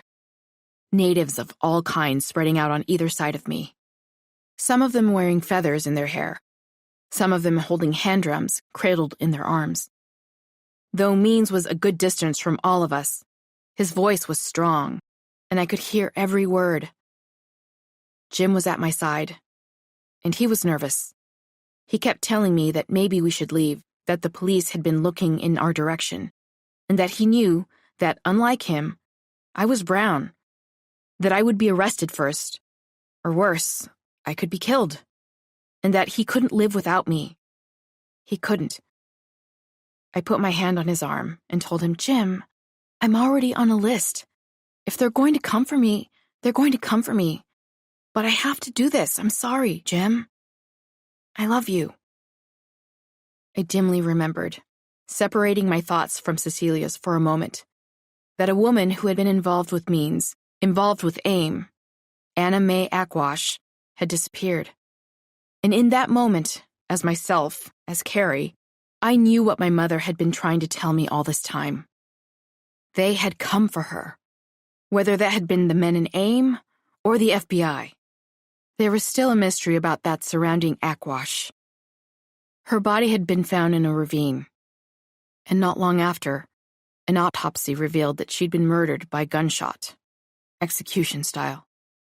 I felt myself merging again with my mother as Means began to speak of genocide, of colonization, and for a brief moment I separated once more, remembering someone at the Indian Center lecturing on the history of the American Indian movement, how Means had separated from AIM at one point, of his work in Denver in the late 90s, tying things back to Aquash. He had been here again, trying to get people to pay attention to what had been done to her. Had the same people who killed Aquash killed my mother?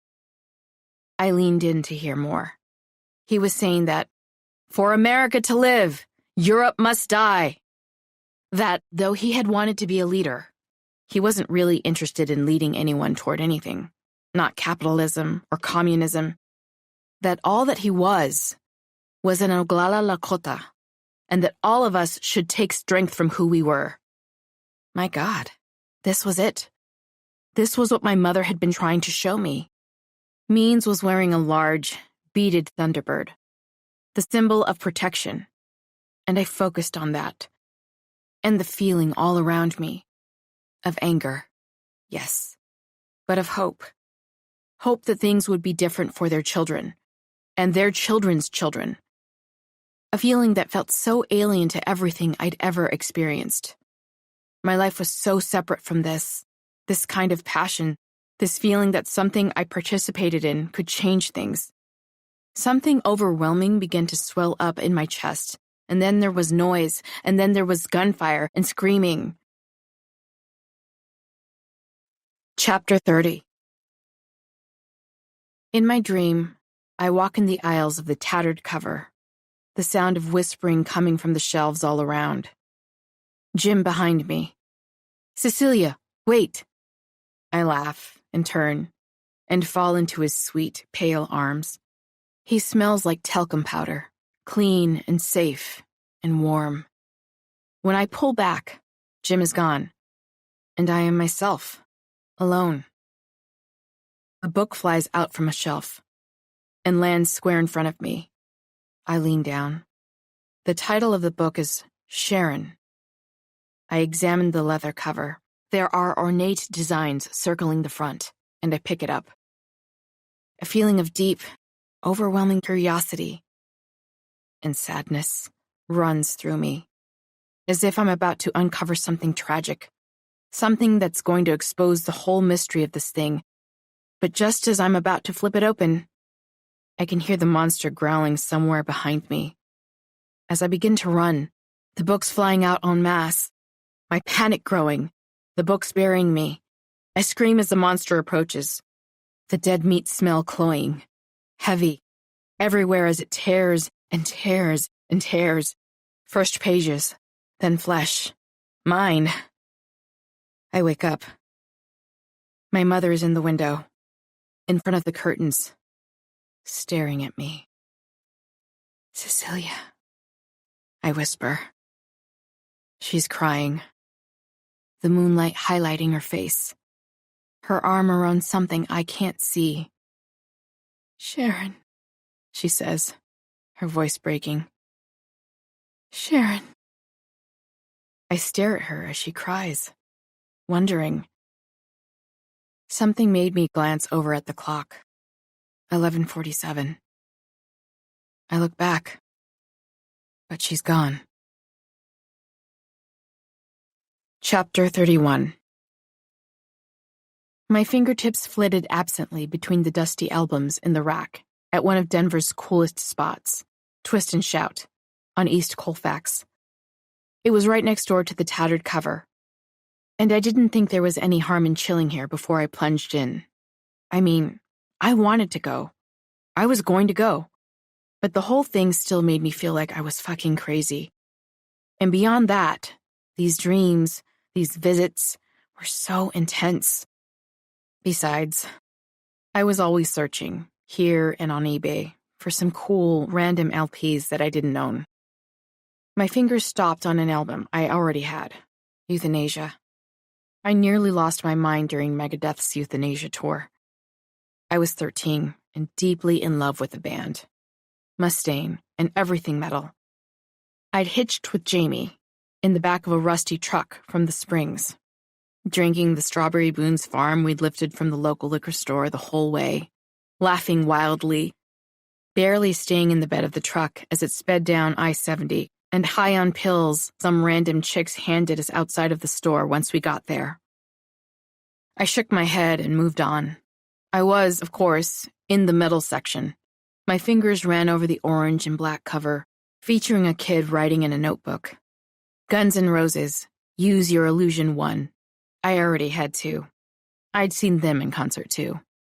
And though no one could take the throne from Mustaine, I had to admit there were tracks I loved and listened to on the regular. There was a deeper reason for this. Jamie. That had been her band. "Fuck yes," I whispered to myself. "Carrie?" Debbie said. She hated when I cussed in public, which was always. "Debbie, Jesus," I said, rolling my eyes. "Go over to the NSYNC section if you're going to piss on my parade." Debbie laughed hard. "NSYNC? Oh, Carrie, they haven't been together since, I don't even know, since forever." "Whatever," I said. I was just glad she had agreed to come with me. "You still love them." She turned red. "What did you find?" Debbie asked, desperately trying to change the subject. I showed her. "Ah," she said. I was lucky to have someone in my life who understood me so deeply. I sat down on a zebra print bar stool and gingerly opened the album up, splitting the thick paper open with 2 fingers and plucking the black plastic disc out. I wanted to check for damage. I was a stickler for perfection. As I inspected the album for any flaws, I thought about the dream again and tried to refocus, carefully turning the record around and around, holding it up into the light. It looked good. You gonna get it? Debbie asked. I nodded and took my album to the front. The clerk looking like Kurt Cobain had thrown up all over him, his flannel tied around his Nirvana t-shirt, his hair Gen X greasy, though to my eye he was almost certainly a millennial. I was a metal guy, but I appreciated the commitment. Debbie's phone rang, and she headed outside to take the call. I was sure it was Jack. Retro, the Cobain alike said, and I snorted. Outside, it was nice. There were a few clouds in the sky, a light breeze, and Debbie was going on, reassuring Jack that she was okay, that she wouldn't be home too late, that there were plenty of leftovers for him and the kids. Finally, she put the phone down. You ready? She asked. I sighed heavily. Yes. If there was a place that might have information about my mother, I was glad it was a tattered cover. I'd spent hours there, or rather, at the old location. As a kid, scanning the shelves for anything that involved demons or ghosts, anything that would give me a nice, healthy scare. I missed that location. It was huge, glamorous. I loved the tall shelves lined with books, the stairway leading down to more, the old velvet and corduroy chairs stuffed into corners in case you wanted to sit and read a few pages before you bought. Inside, I took a deep breath and began walking toward the horror section, Debbie close behind. So, you're sure this was where she was in the dream? Debbie asked. I nodded. Debbie's phone began dinging with texts. Debbie, just ignore it for a second, I said. But what if it's about the kids? I rolled my eyes. I began browsing, pulling out title after title, hoping to see something with the name Sharon on the front. Ghosts, castles, vampires. I got excited for a second, seeing a Sharon, but it was just the author's first name. I was pretty sure a book about an ancient vampire in Scotland had nothing to do with my mother.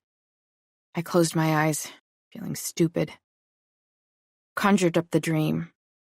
Tried to really feel what I was feeling in that dream. Let it guide me. I opened my eyes, and I couldn't help it. I started laughing. Debbie squinted at me inquisitively, and then went back to her texting.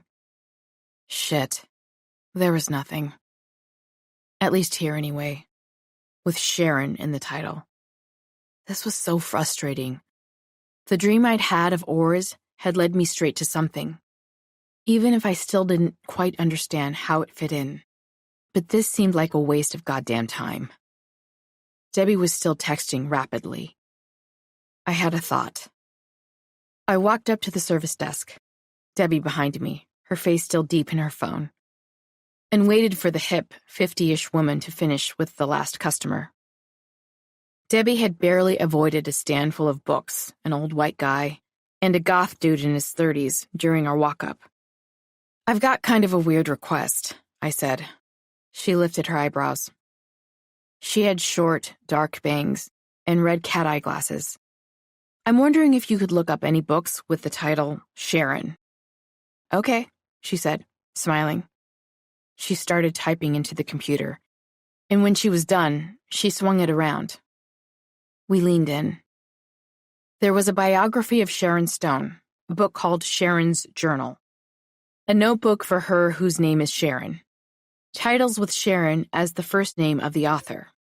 I looked, briefly, at Sharon's Journal, as it was the only one that seemed even vaguely promising, but it was literally an empty notebook, presumably for Sharons who wanted to journal. Thanks, I said. Guess I'm not going to find what I'm looking for. Any more info you can give me? She asked. She seemed nice. Not really, but again, thanks. Debbie was still texting when I finished. Debbie? Hold on. Really, Debbie? She looked at me briefly before she went back in, her expression one of irritation. Carrie, one of the kids is sick, okay? I let out an exasperated sigh. Waited. Finally, she stopped. What did you find? Nothing, I said. Absolutely nothing. I'm sorry. I just don't understand. Why the name Sharon? Why did I dream of the tattered cover? Nothing I learned here was any different than what I'd get from fucking Amazon. Maybe the tattered cover was just some random part of my dream. Debbie shook her head. I don't think so. Then, my phone began ringing. I picked it up. It was Nessie. My stomach tightened. It's Nessie, I said, and Debbie followed me as we walked outside the store. Debbie plopping down on the metal bench outside. Nessie? I answered. Carrie, she said. She sounded worried, upset. I'm sorry, I couldn't tell you more. I was silent for a moment. It's okay, Nessie. It's not your fault. She sighed. I needed to smoke. There are just things that I want to tell you. I do. But I can't. I just can't. What did that mean? Why couldn't she tell me? And what things? Nessie, are you all right? I swung through the doors and sat on the bench beside Debbie, struggling for my pack and lighter. I'm okay.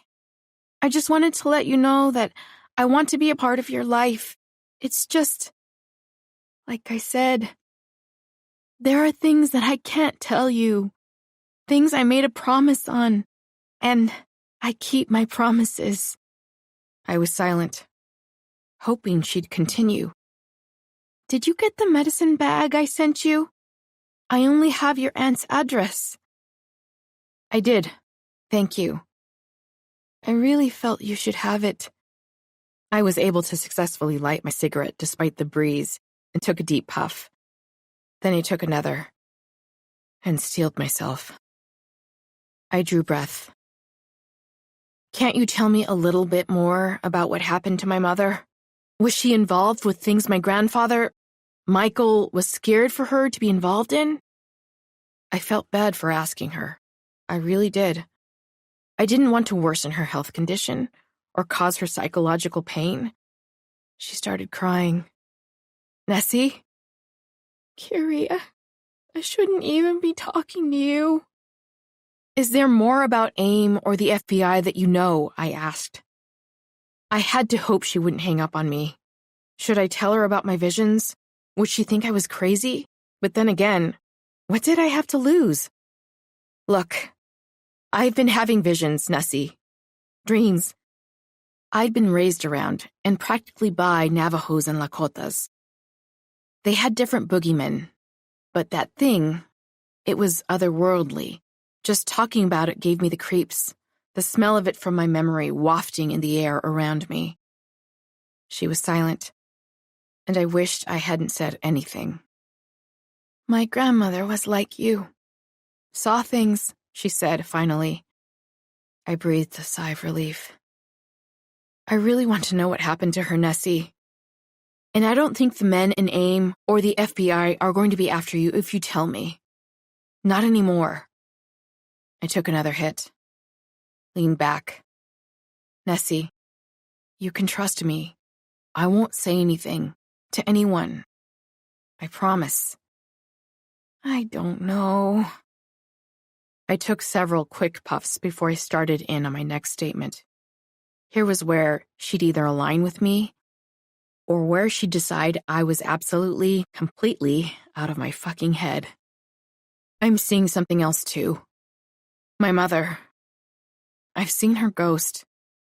She was silent for a long time, and I thought she'd hung up. My God, she said, finally. Me too. I sighed in relief. I wasn't crazy. Or we both were. Either way, she believed me. I'm not like my grandmother, Nessie said. I wanted to see things, but though I did Native American church as a girl, I never saw anything like that. But it was maybe a few weeks ago. I felt something. I told myself it was a breeze. as I was doing dishes at the window, but I knew it wasn't. And I turned around. She was there. She paused, and I figured she was pulling herself together. First time I saw her, I thought I was losing my mind, she said, quietly. That's exactly how I'd felt. God, she looked just like the day she died, Nessie said. That's when she lost it. I listened to her cry, not wanting to interrupt, letting her do what she needed to do. I never knew what to do when others cried, but I knew enough to know that she just needed to get it out. The sun was starting to set, and bright white lights were coming on. That and the laughter of the passers-by should have been a cheerful thing, but it wasn't making a dent in my mood. I'm sorry, I finally said, when she quieted. I don't mean to make it worse. It's just that now I need to find out what happened to her. Before, I hated her. Didn't give a shit. I feel bad for that now. But I didn't know any better. I figured the bit about the bracelet healing Daddy was too complicated to bring up now.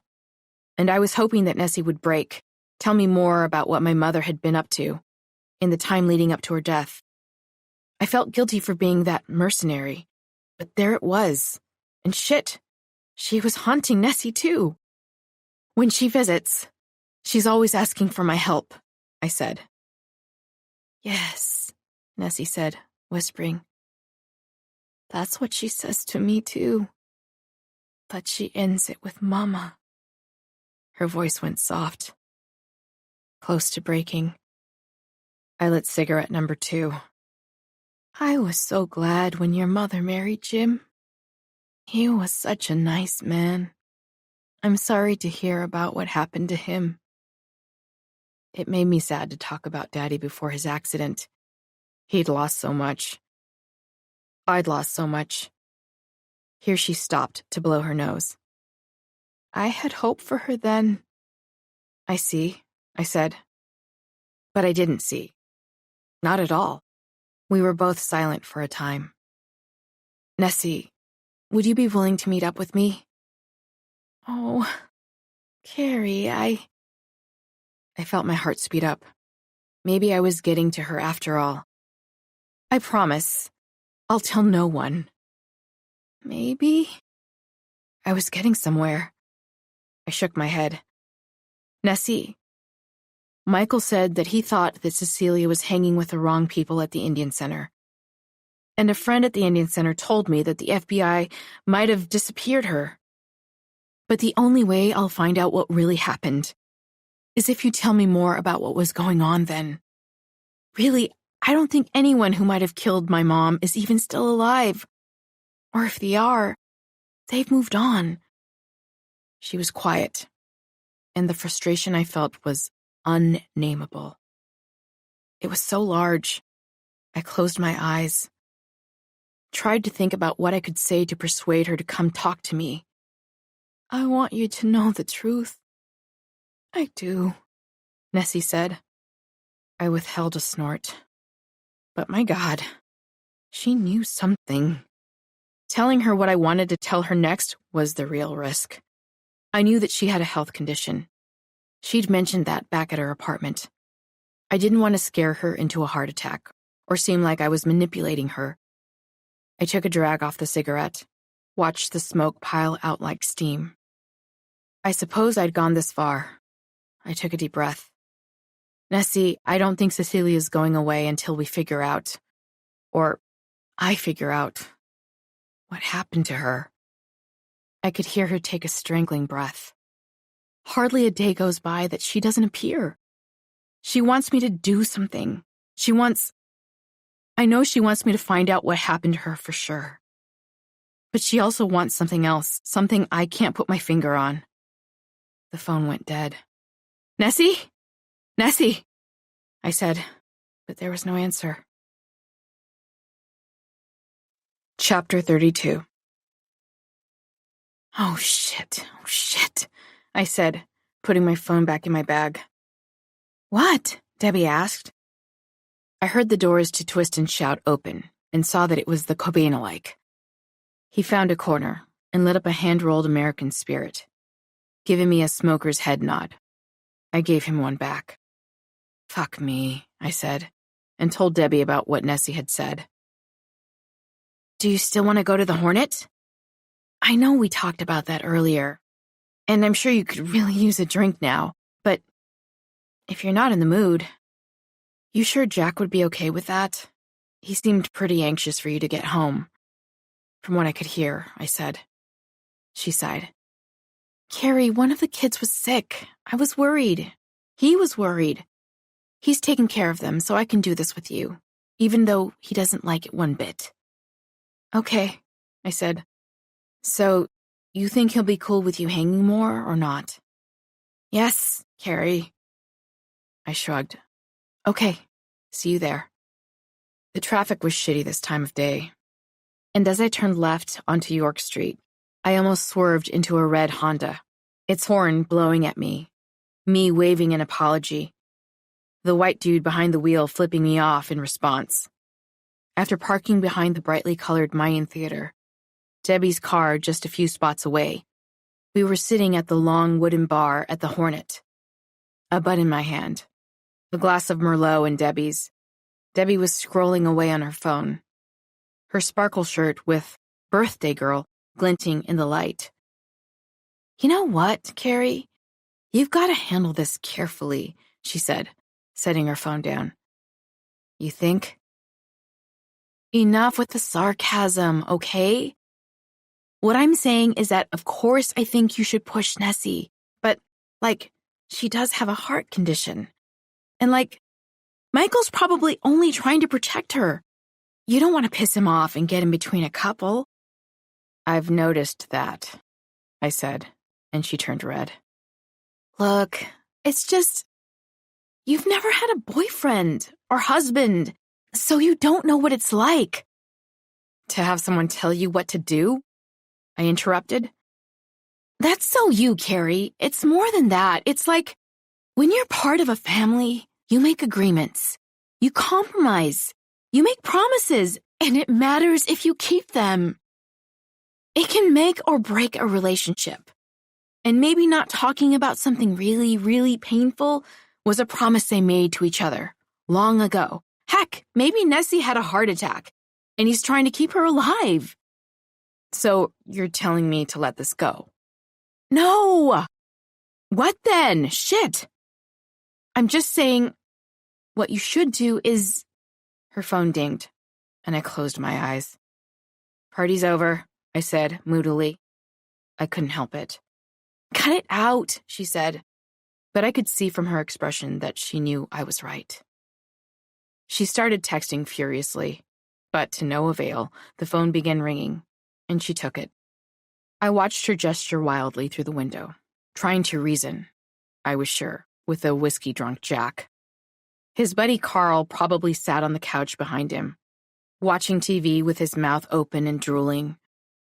Finally, she walked back in, tears pouring down her face. She took the rest of her glass in one gulp. Jack's threatening me. What? I was ready to drop everything, run over there, kick his fucking ass. No, not like that, not... She stopped to sob, and then continued. He's threatening, to leave me. It took me a minute to process this. I thought he was cool with us hanging tonight. So why? Because he says I don't prioritize him, that I care more about you than I do my own children. Now she was really wailing. He says that even when I knew Rachel was sick, I decided to go out with you, like I was still single. You need to tell him, I said, real venom entering my voice, that if he doesn't put the goddamn whiskey bottle down and get his head out of his stinking ass, that you're going to leave him and take the kids. She merely sniffled. Did you hear what I said? Yes, I heard you, Carrie. You don't understand. Like I said, in relationships, there are compromises, and he's their father. I love him. He's a good guy. He's not a good guy if he says stuff like this to you, I said. Jesus Christ, this was so frustrating. She was impenetrable. It's just, he's mad that I've been spending so much time with you, trying to help you with your mom's stuff, she said. And that, I don't even care that the situation is potentially dangerous. She sipped her wine. I mean, he's right. I mean, that is true. I rolled my eyes. You've helped me here and there, but you're not giving up your life for it or anything. And it seems to me that he's the one acting dangerous. And you're a great mother. Don't let him pull that shit on you. I needed to smoke. Debbie was silent. There was nothing to say, really, that we hadn't said a million times before. He was such a gigantic fuck-up baby. He always does this, Debbie. Always. We're driving somewhere and he calls you up because he can't find the diapers, or the kids are crying, or he's bored because Carl is sleeping one off and he wants you to entertain him.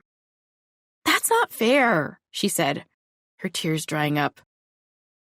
He let me come even though you got him thrown in detox. Let you? Do you hear yourself? He constantly sabotages us whenever you're having fun. I couldn't help it. I was on a roll, and there was no way around it. I just had to get it out. You're not helping, she said. Now she was just whining. I wasn't going to repeat what I'd already said. I know. But do you agree with Jack?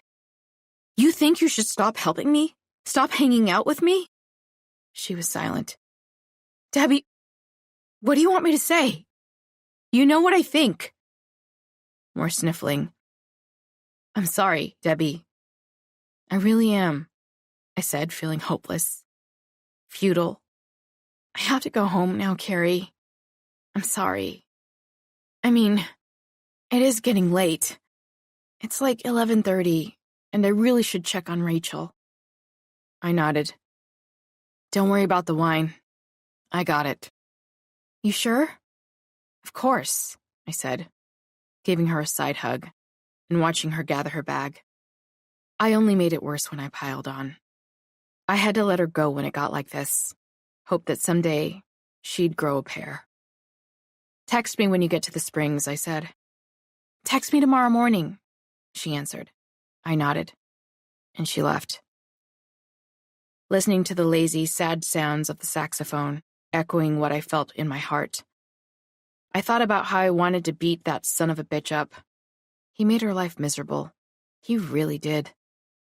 I would never, ever understand her. Close as I was to Debbie now, this was something about her that put distance between us. And to threaten her, when it came to her kids, that was playing dirty. What hurt me the most for Debbie was the fact that he didn't give two shits about the kids. Well, that wasn't exactly right. He did give shits about the kids. But he wasn't threatening to leave her because he was a better parent, or because he worried she was putting them in danger, though I had no doubt that the stories I'd shared with Debbie were being communicated directly to Jack, and they were freaking him out. They should. But what wounded me for her was that it was an excuse to try to get her to make her life about him completely. To cut me and any other person or activity out that meant that she wasn't waiting to do his bidding like a wife puppy at all times. Though he disliked me in particular, or rather, was jealous of my relationship with her, he didn't like any of her friends. He tried to get her to quit her job once, even though there was no way they could afford their mortgage without it.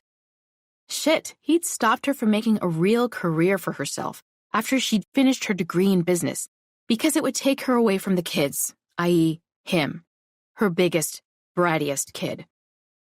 It was also frustrating, and I had little control over the whole thing. I went out for a smoke, watched the hipsters walk by, the drag queens, the homeless, one of whom had a big, tattered American flag taped to his dirty backpack. I was at a crossroads. I could let this shit go, or I could try to figure out what happened to my mother. But how could I do it without hurting Nessie and driving a further wedge between Jack and Debbie? I stomped my cigarette out. and went back in. I ordered a whiskey and picked my book back up. God, my life was a mess. That's when I felt her. The electricity in the air. The smell of burning cedar. Sure enough, when I put the book down, slowly, trying to prepare, and lifted my eyes, there she was, standing in the middle of the tables. The restaurant growing dark around me. People were walking right through her, laughing at her without seeing her there, lifting drinks through her middle, her expression one of pure sorrow.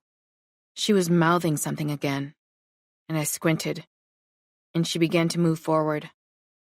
I pushed back against the bar. She kept going, her mouth moving slowly, methodically. And though I could feel the terror coursing through every vein as blood trickled out of her mouth, from her head, further darkening her clothing, I tried to retain control, pay attention. It was a P word. I was sure of it as she came so close to me that the smell of cedar was everywhere, overwhelming me. Her eyes were two black tunnels matching mine, portals to another time, another place, somewhere near unknowable. I gripped my seat hard, sweating, and watched her mouth repeat the same syllables again and again until finally it came to me. Pictures, I whispered to myself, under my breath. And that's when I thought I saw it again. The loafa, out the window, growling and snarling in the spring rain that had come on so suddenly that I hadn't even noticed it until now. My mother's ghost turned to look at the loafa, and then snapped out of this world with the sound of a crack that might have been thunder. And when I looked again, blinking, the beast was gone. Chapter 33. Is this Carrie James? Who is this? I asked. I heard the phone ringing in the shower and thought little of it. But when I got out, as I was toweling off, I heard it again and hurried to wrap a towel around my body. I'd left the phone on my end table, next to the couch. This is Special Agent Cooper Patel. I froze. Holy shit. Yes? Is this Carrie James, the daughter of Cecilia James? I sat down on my couch, hard. This is. We're calling because you filed a Freedom of Information Act pertaining to your mother. I did. Agent Patel was silent, and I'd wondered if he'd hung up. Then, is there a particular reason you're looking into this matter at this time? What should I tell him? Would that affect what they tell me? My heart started pounding. Well, my grandparents, who I've recently come in contact with, tell me that she was involved with protests during her lifetime, with members of the American Indian movement, and that those folks often appeared on lists. He was silent. And my mother disappeared when I was 2 days old, I said. I see, he responded. I waited for him to go on, but he was clearly hoping I'd reveal something. What was going on here? Good God, had the FBI been responsible for her death? Or did they just know who had? Can you tell me more? I asked. He cleared his throat. We've received your paperwork, and it's going up the proper channels. You will receive a report. But in the meantime, we just wanted to understand better, considering your mother's history, why you were filing. Like I said, at this moment in time. He was climbing up. What did he think I knew? And why was I important enough for a call like this? Should I be concerned? I asked. He was silent again. Concerned? He repeated. Damn, he was good. Never mind, I said. You have a good day, he said, and before I could respond, he hung up. Chapter 34. By the time I finished Dean Koontz's The Mask, I was freaking the full-on fuck out. I hadn't heard from Debbie or Nessie in days, and that call from the agent was getting to me. He told me nothing but stirred up so much. Another bud, Nick, I said, scratching one fingernail, distractedly, along the wood. I flipped my hardback, well-worn copy of Stephen King's The Shining back open. I'd set it face down on the bar at the White Horse while I waited for my beer. The orange tabby was on my lap, purring. I was sure she had fleas, but I didn't care. "That stuff's bad for your head," Nick said, glancing at the cover. "Yeah, you should live in my head," I responded, taking a drink the minute he set it down. The bitter tang on my tongue more than welcome. I swear there were days I didn't drink before all the shit with my mother went down. "That stuff's bad for your head," Nick repeated, before he left to go sit by the TV again. "I know, Nick." Poor Nick. That was another thing. The White Horse. Did I want to buy it? I wasn't sure. I hadn't heard from Debbie after the night she'd left the Hornet. It was unlike her, but sometimes she forgot, and I thought nothing of it. For a few days. I had some heavy shifts at work, at both the Hangar Bar and Lucille's, and had come home wrecked and tired, and thankfully, I'd slept well 3 nights in a row, a rarity for me, even in normal times. But the 4th day I woke up rusted, realizing how long it had been, and shot her a text. Nothing. I spent the day reading, glad my mother's ghost was letting me alone, worrying about her and Nessie, completely spooked by the call from the FBI agent, but able to tune it out enough to focus on the story. I figured she and Jack were busy arguing and then boning, and that maybe they'd work it out that way, and reset, and I'd hear from her when she was ready. But after not hearing from her for a full week, I was getting antsy, and I called. It went to voicemail. I called again, left a message, then another. Nothing. We hadn't gone a week without talking to each other since Jamie's death. I called Aunt Sandy, too. She said that she hadn't heard from her either, but that she'd go and check. They weren't home, and the cars were gone. This did not fill me with confidence. Jack was drinking a lot, more than usual, and though he wasn't a real creep, sometimes even average men did terrible things. And it was weird that she wasn't answering my calls. Or her mother's. Sandy told me not to panic yet, reminding me that they had a cabin in the woods, and sometimes they took off to spend some time there, to recharge whenever they had a particularly ugly spell. And there was pretty much no reception up there. I said that it seemed to me that they would have at least told her that they were going up, so as to not worry folks. But Sandy told me they'd done this before. I still didn't like it. As for Nessie, that was more complicated. She'd called me from a landline, and though she might have a cell, I didn't have the number. So it wasn't as if I could send her a text. I just wanted to know she was okay. I'd finally called her too, but the phone just rang and rang, no one picking up. I felt upside down these days. My life had been so regular, boring, really, until all of this. I liked boring. I had plenty of not boring when I had been young, and I'd left not boring far behind me. Mainly, anyway. When Jamie had died, I read The Shining over and over again. I'd watched it too, on my father's old TV, when he went to bed. Horror upset him. He only liked his sitcoms. The Shining was the only thing that distracted me enough from my own pain for any amount of time. I had been, though I'd never told anyone this, suicidal at turns. Debbie had known that had been the case for me at first. In fact, she'd been the one to drag me out of the state I was in, kicking and screaming. But what she didn't know was how much that feeling had come back.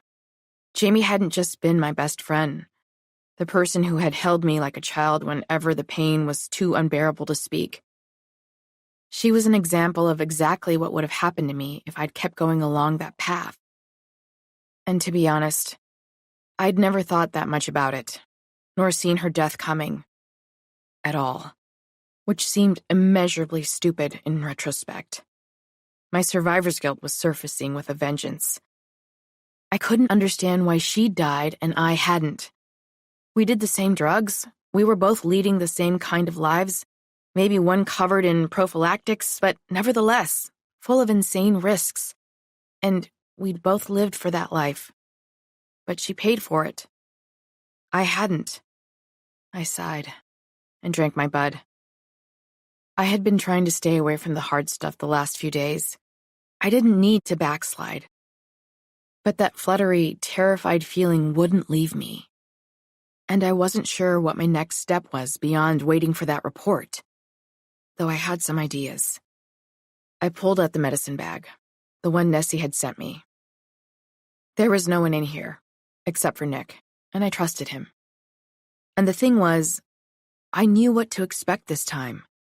I wasn't, at least I didn't think, going to be falling off my stool. I touched the bag and closed my eyes. I waited. My eyes flew open. Nothing. Absolutely nothing. I scrambled for my bag a second time, fished the bracelet out, touched it, closed my eyes, waited. Nothing. Nick was absorbed by the screaming blonde anchors on TV. I couldn't understand it. I'd not even wanted these visions at first. But now that I did, no go? I shook my head. Maybe the bracelet and bag had shown me everything they could? I wasn't sure. And there was something else that kept trying to worm its way to the surface. I was good at puzzles, so the fact that I couldn't figure out what it was that was bothering me was leading me to believe that my brain just wanted a distraction. Or there was some deeper reason my mind wouldn't let whatever it was come to the surface. Of course, there was still so much mystery here. I touched the bag and then the bracelet again, really laying my hands on them, like a preacher. My head back. I closed my eyes. Thought of my mother, my grandmother, even of the beast. I mean, for fuck's sake, I was seeing shit now without even touching either one of these things. Nothing. Still. I opened my eyes and glanced over where the old Indians had appeared. There was no one there. What the fuck am I even doing? I said out loud, and to myself. God, for the first time in a long time, I felt lonely. It wasn't an emotion I was accustomed to. I didn't really get lonely. And when I did, Debbie was always there when I called, texted, needed someone to vent to. But now that I couldn't get in touch with her, I was left with my own head. And it was nothing but a jumble of confusion and terror. And guilt. The more I thought about Jamie, the more I realized I could have done something to prevent her death. Told her we both needed to stop. Pulled the shit from her hands. Just not gone to that person's house where she died, for shit's sake. I wondered now if I'd really seen her ghost at all at Roller City. And if the bracelet was what pushed me, opened me up to those things. And I hadn't even touched it then. How had I seen her? Maybe she'd come back in time to push it all into motion, I thought, feeling crazier than ever. I gave up, put the items away, and drank the rest of my beer, ready to pack it in, catch a cheap burger next door, call an Uber, go home and sleep on all of this. When my phone rang, it was Nessie. Nessie, I said, picking up, my heart in my throat. Carrie, I'm so glad to hear your voice. She sounded almost out of breath, and I couldn't help but worry. Me too. Or I mean, I'm so glad you called. Are you okay? Where are you? I knew I was running my words together, but holy shit, was I glad to hear from her. I'm fine. I'm fine. And I'm at home. I sighed with relief. What happened last time? Michael came home and asked who I was speaking to. Hung up for me. I'm sorry. I'm sure he just doesn't want you to get hurt like my mother did, I said, wanting to tell her about the call from the FBI agent, but holding back. Maybe she had something she really wanted to divulge. I needed to give her room to do that. I've had a lot of time to think, Carrie. I want to meet with you. Tell you what I know. There's so much, Carrie. You have no idea. Her voice was trembling, but steady. I'm glad you came into my life. I felt my heart surge. Good for you, Nessie. I'm not afraid anymore. That hit me hard. Good, I said. Yes. Michael's out hunting, so let's plan. I swung my hand through the air. Wonderful. I felt strong, determined, like this was a sign that everything I'd been through with this thing was finally about to pay off. I smiled. I just have to hope you don't think I'm crazy, she said, laughing nervously. I narrowed my eyes in confusion. Why would I think she was crazy? I mean, we'd both had those visions. Don't worry about any of that, Nessie. Shoot, you're talking to someone who still wonders if she doesn't have a brain tumor, I said. Really, let's just figure out when and where you want to meet.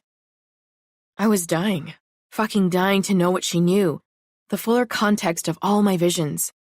If I could just get the Freedom of Information Act back. Read what they had to say, and then use the information that Nessie could give me. I just might find out what happened to my mother after all. I thought that even if the FBI wouldn't out and out tell me that they'd murdered my mother, or that some men in AIM had, if there was enough evidence that one of them had done it, I'd be able to bring the truth out into the light, and my mother's ghost could finally rest. Stop haunting me, pass ownership of the bracelet, and I could go back to my good, old, comfortable, boring life. Maybe I could even heal Daddy, if Squeaker wasn't totally full of shit. Maybe the agent calling was a sign that they were going to send me information that would really fill in the missing blanks. It's good to hear you say that, Nessie said. There's a lot I still have to figure out, but I want you in my life. Same here. My heart surged again. I wished for the millionth time that Nick would let me smoke indoors. City ordinances be damned. My fingers tightened around my pack, and I thought to go outside for a smoke. But this was too important. The phone could accidentally hang up on her as I was shuffling everything around. It would have to wait. Anyway, would you like my address? I asked. She was silent for a moment. Let's meet somewhere public. Busy. Boy, that was strange. Was the FBI calling her too? Were they following us? How about Union Station? There's a bunch of new restaurants in there now. And I can't think of a busier place, I said. She was silent for a moment. And I worried that Michael had come home. Nessie? I'm here. I took a deep breath, took a sip of my bud. Union Station. That'll do. I'll walk and take the light rail. How about... Hold on, let me Google. I looked down at my phone. The Mercantile Dining and Provision? Sounds kind of fancy, but what does it matter? Sure, she said. Tomorrow, at 5. She was breathing pretty heavily on the other end, and I thought then about her heart condition. I felt a twist of guilt. I'd already caused one person's death. I certainly didn't want to cause another. See you then, I said. We hung up, and I felt triumphant. I still hadn't heard from Debbie, and that was weighing on my mind terribly. But I'd have to put that aside for the moment. Focus on Nessie. Not only was this the culmination of everything I'd been working for, but it was also a way to satisfy the ghost. I shook my head, pet the cat in my lap, who purred loudly in response, her orange fur soft and ratty at the same time. I was glad she hadn't leapt off my legs once I picked up the phone. Nick, could I get a whiskey after all? It was time to celebrate a little. Chapter 35. I woke up to the phone ringing. Fuck, I said to the walls and sat up. I'd been dreaming of my parents as I'd never known them. An intense, vivid dream full of color and light. My father was happy. My mother was wearing a bright yellow sundress, and the whole family was on a hill somewhere in the foothills west of Denver. The wildlife, a nearly unspoiled paradise of tall, heady-smelling pine trees. The swell of dirt we stood upon covered in bluebells, Indian paintbrushes, purple thistle, sage. I was 6 years old, my hand on my mother's arm, resting.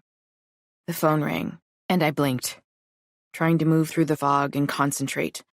I thought I'd turned the phone off, right after I'd gotten home last night. Jesus, that thing was irritating. Who would be? Then my heart started pumping. Hard. It could be Debbie, or Nessie, or the goddamn FBI for that matter. I went to grab the phone, but in my haste, I whacked it right off my nightstand, and behind the bed, though I could hear it ringing insistently. Fuck! I turned around and started clawing for it. I was sure it was Debbie now. I could just feel it. Finally, my hand found the phone, and after several swipes, I was able to grab it, pull it up, and turn back around. It was Debbie. Bad reception, but I needed to call. Debbie, I can barely hear you. Are you okay? Where? The cabin. But I needed to tell you. Jack? Debbie, you're scaring me. I can't hear you. What's that? Something about Jack? Carrie, Jack, My heart started really hammering now. While I was straining to hear what she was saying, all the horror movies I'd seen were moving through my brain. Movies where some psychopath gets a woman alone in the woods, threatens her, tortures her, and finally she finds a way to escape, running through the rain without her shoes, desperate, crying, calling out for her mother. God. Eventually, after hours of wandering, starving, thirsty, she gets to a road, every sound making her scream, thinking that she's lost and will die alone in the woods after all that effort she'd made to escape. The irony. Then she sees a car and thinks she's saved. The car stops as she limps into the road. The door swings open, and she runs toward the car. Then she stops and starts screaming. It's the fucking dude who'd imprisoned her, and he drags her into the car while she kicks and screams right back into the prison she just escaped. Jack, threatening, and scared. Then the phone went dead, and I got up and went over to my couch and sat back down. Hard. I tried calling her back, but all I got was her voicemail, which frightened me even more. How is it that she'd been able to call me moments ago, and now, suddenly, I couldn't get her back? It was exactly what I feared. I went to get a glass of water. I was sweating like hell. I opened the cabinet, turned the tap on, and ran the water, drinking gratefully when I was done. This was not good, and I had to think very clearly. If I didn't, Debbie might pay with her life. I started then to make myself coffee, my hands trembling as I fumbled for the filter, poured the water into the reservoir, shook the Folgers into the basket. I had to wake up, and fast. He was up there, with his guns, with the kids, and she'd gotten away and was trying to call me. Maybe she'd walked down the mountain with her phone. I didn't know how she still had it. But that wasn't important. And she was in trouble. Jack was threatening her, and she was scared. I wished I'd let Debbie persuade me to get a firearm after all. That was the only thing that shithead, macho guys like Jack paid attention to. I needed to call Aunt Sandy. I didn't know the address, but I knew she did. I had to get up there. Chapter 36. Aunt Sandy, for God's sake, just give me the address, I said, my left hand cradling the side of my head, my coffee resting on the end table beside me, on the couch. I downed a full cup already, in the space of less than 15 minutes. Are you sure she's even up there? Yes, she said that she was at the cabin, and she said she was scared. I'd already told her this multiple times. But Carrie, maybe you misunderstood. I don't think Jack would hurt her or the kids. I sighed an exasperated sigh. Sandy, this is your daughter. Let's say I'm wrong. They'll tell me to get lost, and I'll get lost, okay? But I'm freaked out. You know how Jack acted the other day when he showed up at the bar? Was that normal? No. It was frightening. He's not himself right now. I let her mull that over for a minute. Then I started in again. Has she ever disappeared without telling you first? A long sigh. Then, no, but... Or not answer your calls for days. Well, no. Sandy, I'll call her the whole way there. If she picks up and tells me she's fine, I'll turn right around. If I get there and... Okay, but you didn't get it from me.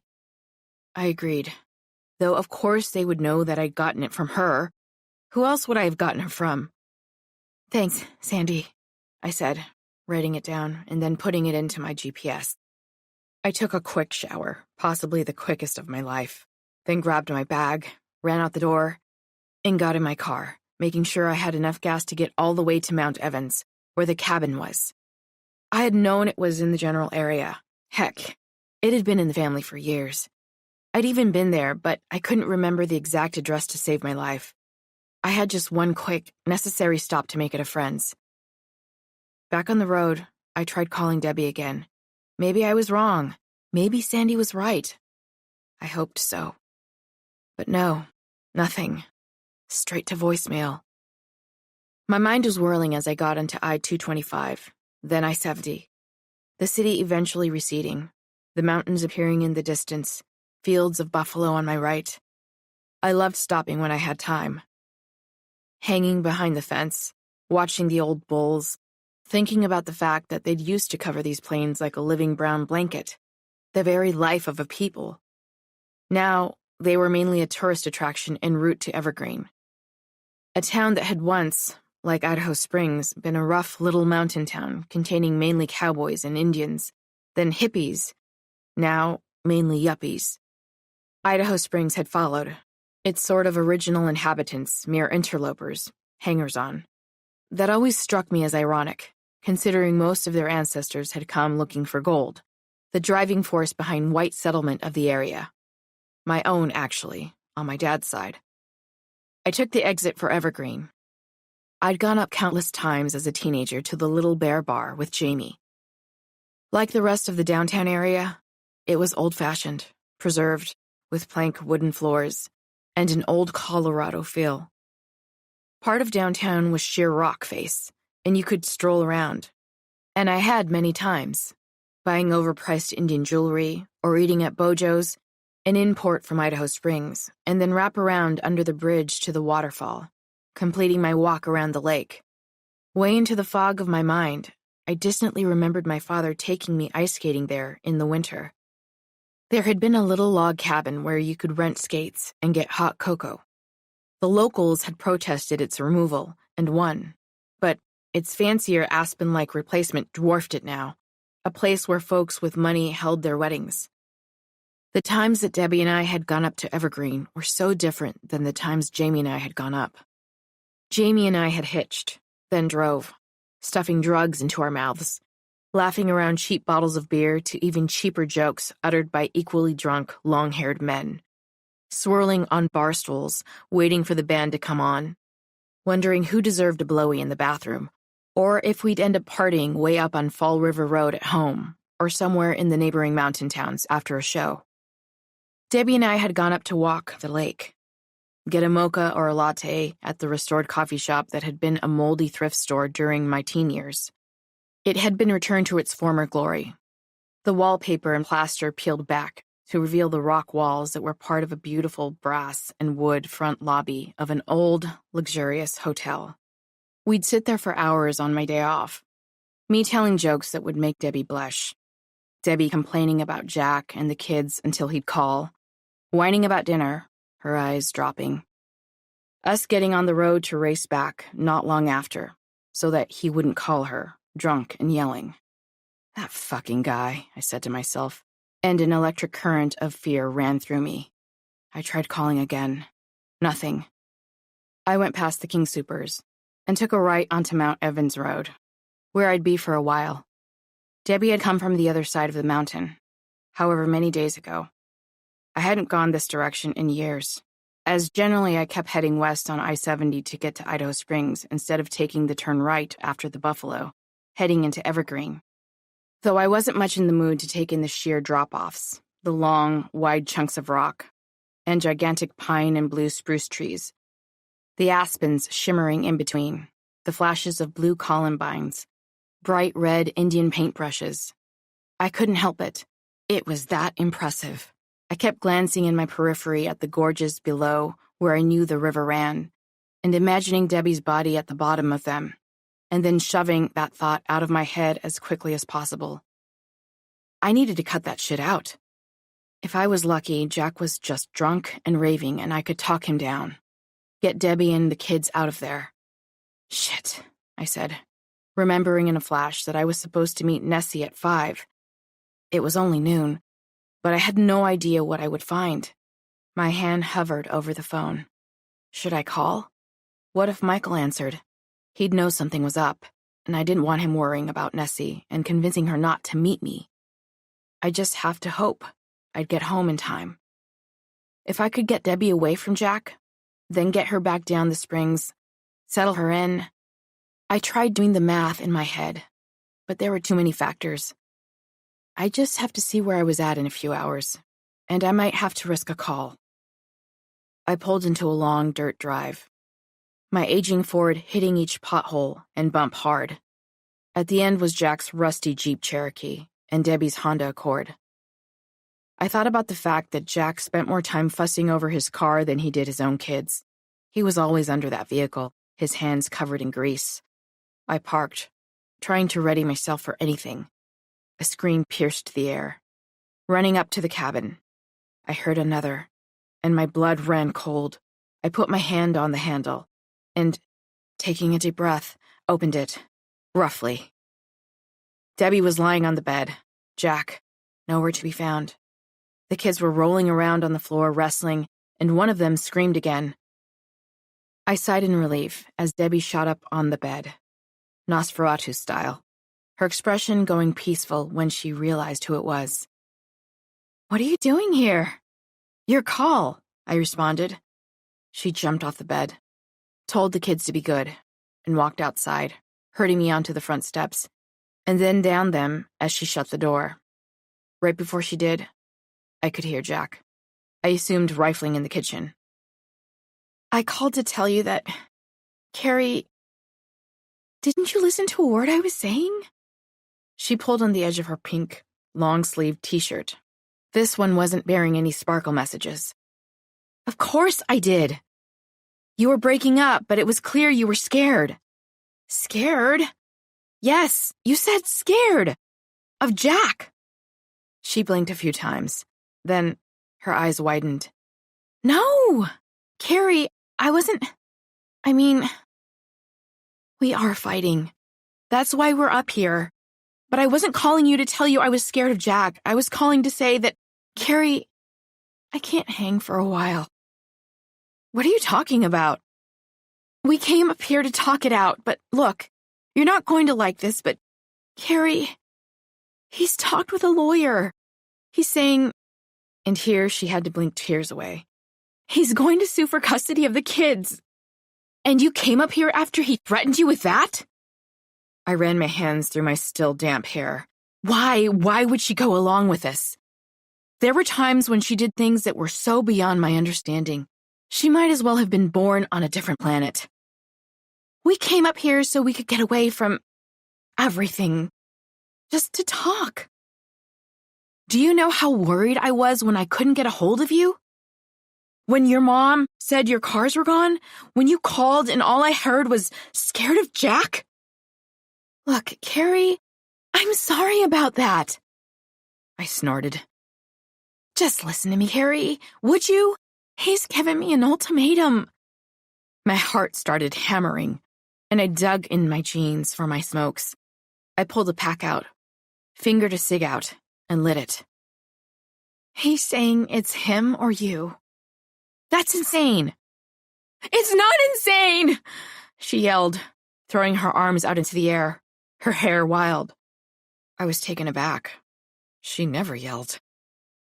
"Debbie, calm down," I said, taking a puff. He's not going to leave you.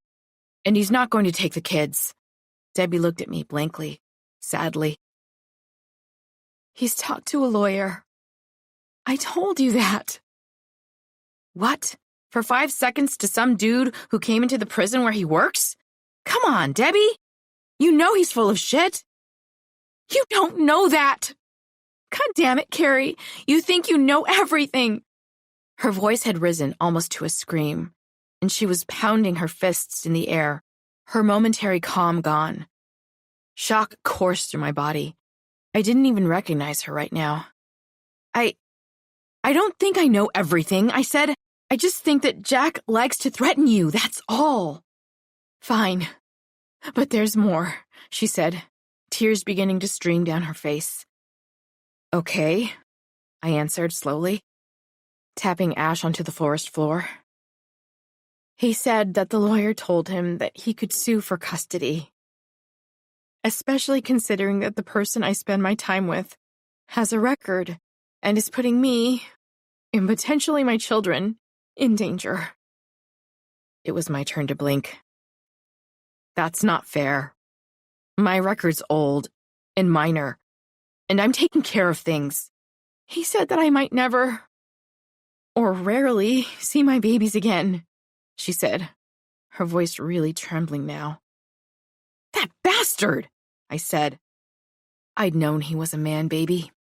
I'd known he was selfish, but this was cruel, evil even.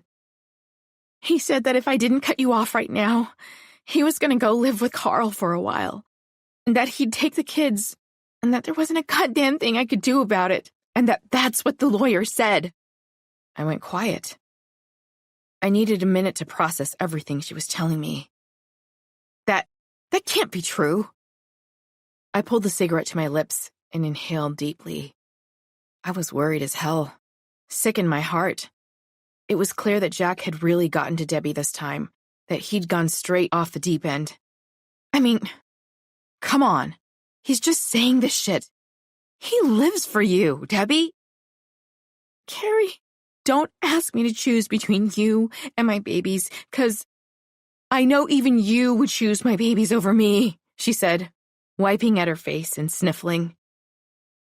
This ain't a choice between your babies and me. Fuck! Jack isn't going to do shit.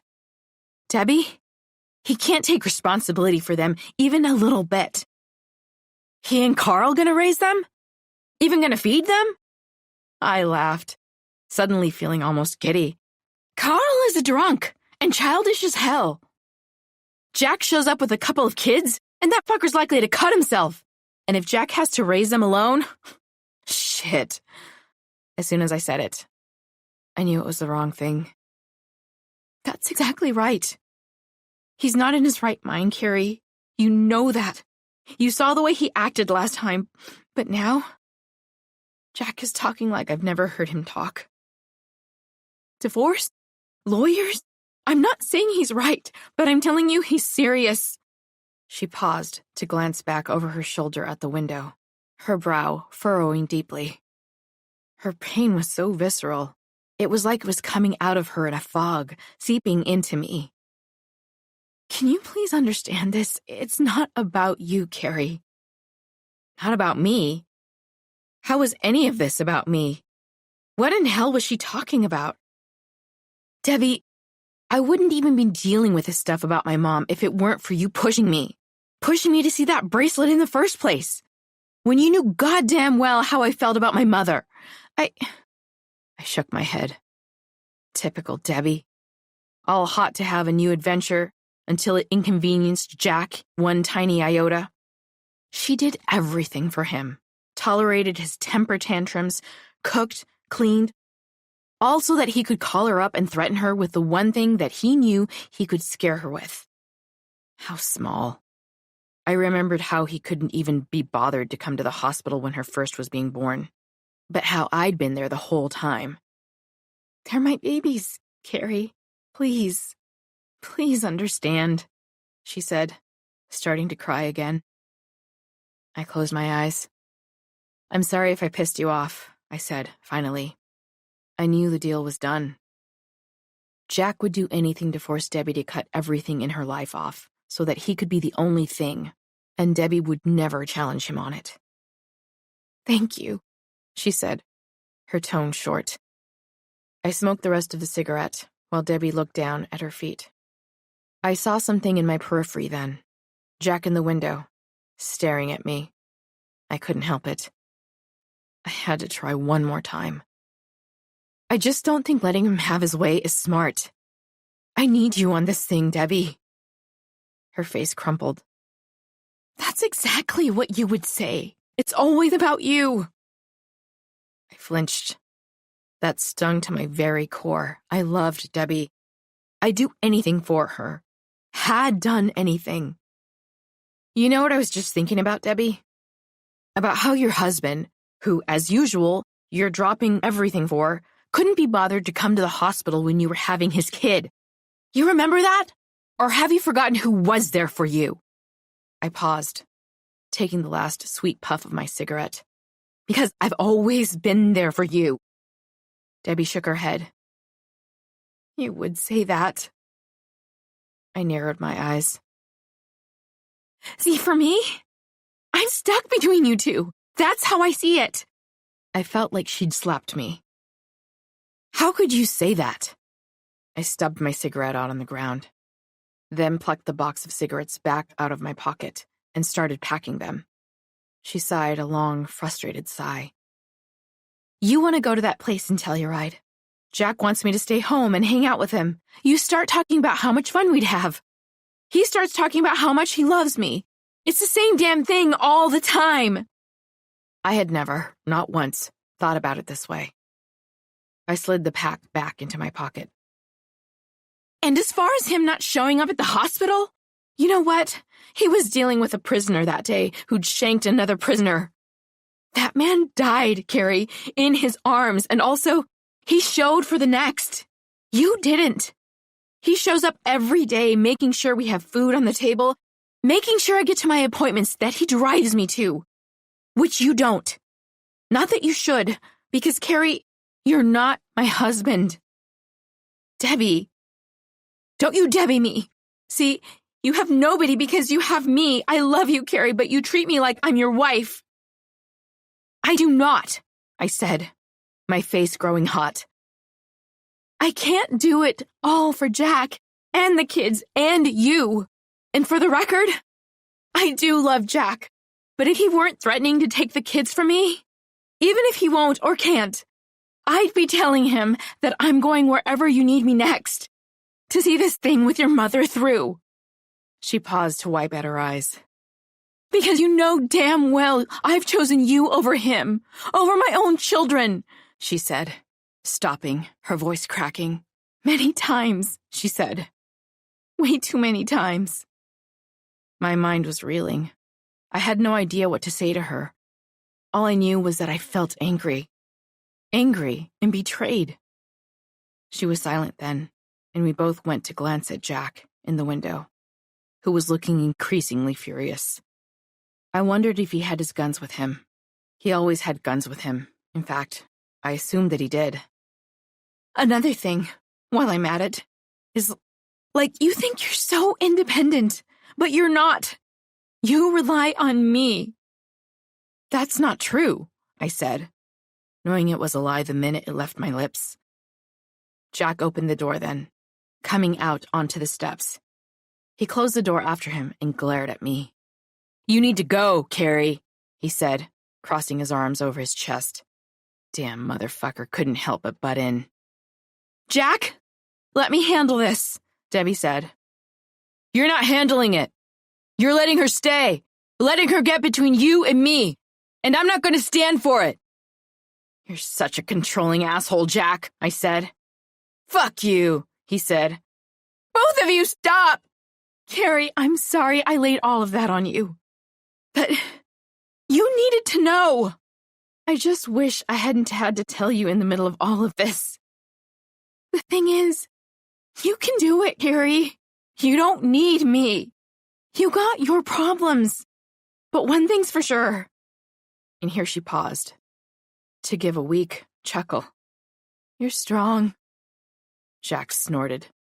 She waited for me to respond. I was keeping my eyes on Jack. She shrugged. So stubborn. Maybe you should spend your time thinking about what I said. It was my turn to snort. And also, maybe think about why you won't buy the White Horse. I mean, Jesus, Carrie, you love that place. I rolled my eyes. I wasn't about to take advice from a woman who treated her husband like her boss. I was done. I was more than done.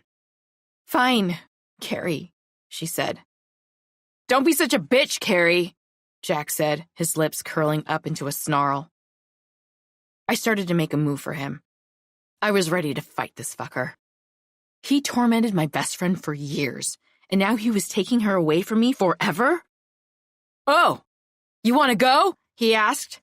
He began stalking down the stairs. Jack, no! Debbie said, throwing her hands up. My heart was thudding in my chest. She better leave right now, then, he said, stopping. You tiny dick man, I said. His face turned bright red. I laughed. He began fumbling, his hands moving to the back of his pants, eventually removing a gun from them. You threatening me? My family? He began pulling the gun up. I thought it might be that way, I said, pulling a gun out from the back of my pants. I'd stopped at my boss's house, telling him that I wanted to borrow a firearm. He told me yes, no questions asked. Jack's expression moved quickly into shock, his arm faltering. You're going to put that gun away. Then I'm going to put mine away, I said. Then fine, I'll go. Debbie started wailing. Carrie, you stupid bitch, Jack said. No, Jack, Debbie said. For God's sake, just leave, Carrie, Debbie said, a note of terror in her voice. I will, when he puts his gun away. I wondered if I should make a move for him, fake him out like in my old basketball days, and push or kick the gun out of his hands, or just aim my gun right at his stupid fucking head. But what if it backfired and someone got hurt? What if he or I accidentally killed Debbie in front of her kids? I shuddered. There was enough of that kind of shit in my family. I didn't need more. And as fucked up as Jack was, I knew that Debbie was right. The best thing for me to do right now was leave. Call her tomorrow. I didn't want to make things worse. I wish she'd just confront him, grow a pair. But when it came down to it, this was who Debbie was. A girl who still didn't understand her own power, who honestly couldn't imagine that she had more choices than two, and ultimately, she'd chosen him, not me. Though really, she was right. She'd chosen her kids. Jack set his gun down and backed away, his hands up over his head. Debbie began sobbing hysterically. That's good, I said, putting my gun back in my pants. But if you hurt her or the kids, I will find you, wherever you are, and I will kill you, I said. Mark my words. You're the one who's hurting them, Carrie, he said. I laughed. What a fucking animal. He walked back up the stairs, his eyes on me the whole time. He opened the door, holding it for Debbie as she came up the stairs. Up at the top, she paused, her back to me. I thought she might tell me she was sorry, or even better, that she was changing her mind. Carrie, she said, her voice breaking. I'm sorry, but don't call me. She shut the door, and I was alone. Chapter 37. As I came back down the mountain and turned onto the road that would lead back to the interstate, I wished I could stop at the Little Bear. For old time's sake, I needed a break. Another thing to think about when all of this was over. Honestly, I needed to do a lot of thinking when I'd taken care of the chaos in my life. The tides were shifting, though that kind of thinking made me uneasy. I sighed. I figured I should call Sandy, let her know Debbie was okay. It went to voicemail, and I told her that everything was fine, that I guessed I'd been butting in after all. Back on the highway, I realized that I hadn't put any music on. I clicked around on my Spotify until I found Guns N' Roses' Appetite for Destruction. and, knowing exactly what I was doing, started Sweet Child of Mine. A lump formed in my throat. It had been Jamie's favorite. Whenever she'd gotten all dolled up to go out, she'd played it, singing and singing in the mirror as she did, pausing to put her eyeliner on, Idaho Spring style, which was taking a lighter, melting the black, and applying it to the underside of her lid. The lump grew into a stone, as I thought of her now, vividly, sitting in her trashed-up house. She'd been a foster kid, and every time I went over, the place was swarming with children of different ages, doing, essentially, whatever they wanted. Whenever Sweet Child ended, she'd have me get up from the toilet seat and go to the stereo, hit rewind until she was done getting ready. It was the opening lyrics that always got to me, and right now, they were slicing keenly into that part I kept tucked neatly away. That part that remembered not only Jamie's death, but her reason for going so hard in this life, the reason why she'd left it. The opening bars to the song, their nostalgic, hopeful, yet somehow sweetly sad quality ripped into me, and I struggled to retain control. She was 14, not long after we'd first met, when she told me that she'd gone from home to home, that she had no idea who her parents were, beyond their names and ethnic backgrounds, and that almost every place she'd lived, she'd been touched, against her will, by a foster brother, father, or friend of the family. She'd never thought she had a choice. I remembered her telling this to me the first time, Sweet Child playing in the background, one hand artfully applying eyeliner to a lid. I had been looking at her in the mirror, sitting on the toilet seat, listening as her eyes showed no emotion, like it was just part of life. I told her that was some serious bullshit, and that she should just come and live with me. She'd smiled the way she did, a big, sweet, shy, sad smile, and said that her foster mom wouldn't allow it. She got a check each month, for each kid. She told me not to worry about it, because the last guy who'd done that to her here was in juvie now. And, she said, applying a long line of maroon blush, she was getting her GED, and that, as soon as she did, she was out, and that I should come with her to Denver, get a house, never look back. I'd known the minute that she'd said it, that as guilty as I felt at the idea of leaving my dad behind, I was going to do it. I remember feeling like there was so much adventure ahead of me suddenly, that my life finally held some mystery, beauty. The next few lines of the next verse of the song battered at my heart badly. We'd had so much in common. Confusion when it came to our parents, almost a complete lack of authority, and mixed heritage, in her case, Black and Mexican. We'd bonded the way children do, without a thought, immediately, by pure instinct, and fiercely until the day she died. I started crying hysterically then, with no warning whatsoever. The car swerving and a big white truck honking at me madly. The gun swinging off the seat and onto the floor. Dear God, I should have put it in the glove compartment. I knew better. But my mind had been such a mess when I'd left Debbie in Jack's cabin. I had to find a place to pull over, get myself together. I tried blinking through the tears, enough to see.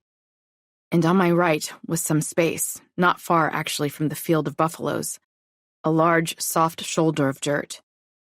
I glanced quickly into the mirrors to see if it was safe, and I exited onto the right shoulder. I thought I'd feel calmer then, but as the lyrics finished, a kind of rage overcame me, and I hit the steering wheel with both fists, screaming, angry at Jamie for abandoning me, angry at Debbie, angry at my father, and finally, angry at my mother. But after a moment, only guilt remained. I quieted eventually. My head on the steering wheel, my arms crossed under it. I sighed, heavily. The storm had passed. I lifted my head and wiped my eyes, ashamed I'd lost control. That's when I saw the red and blue lights in my rearview mirror. For fuck's sake, I said. Really? That's when I remembered the gun. I hastily threw my jacket over it, waiting for the officer to get out and around, sweating like I've never sweated in my life. He asked for my license and registration. I fumbled for it, my hands moving over this slick plastic like I was in a dream. And while he was gone, for a long while, it seemed, I stared anxiously at the clock. It was now 3:45. I didn't have time to go home first. After this, I'd just have to head to Union Station directly. That is, unless he found the gun. Then I had no idea what would happen. When he came back, he questioned me, squinting cynically, as I told him that there was nothing wrong, but that I just needed to pull over to check the phone for an important text, and that I didn't like texting and driving. It took every ounce of willpower I had not to glance at my jacket, which felt like it was pulsing like a heart. I was just sure that somehow the jacket had slid off the gun, and it was only a matter of time before the officer standing stiffly on my left noticed it and pulled his own. "Do you have any marijuana? Any drug paraphernalia? Of any kind?" he asked, narrowing his eyes slightly. The sun was just behind his shoulder, in the west, and I squinted as it hit me right in the eyes. "No, sir," I said, blinking. He was silent. I could swear he was looking at my jacket, or that he thought that the reason I was blinking was because my eyes were dry from smoking up. He sure had asked that one without any provocation. It felt like there were insects crawling up and down my arms.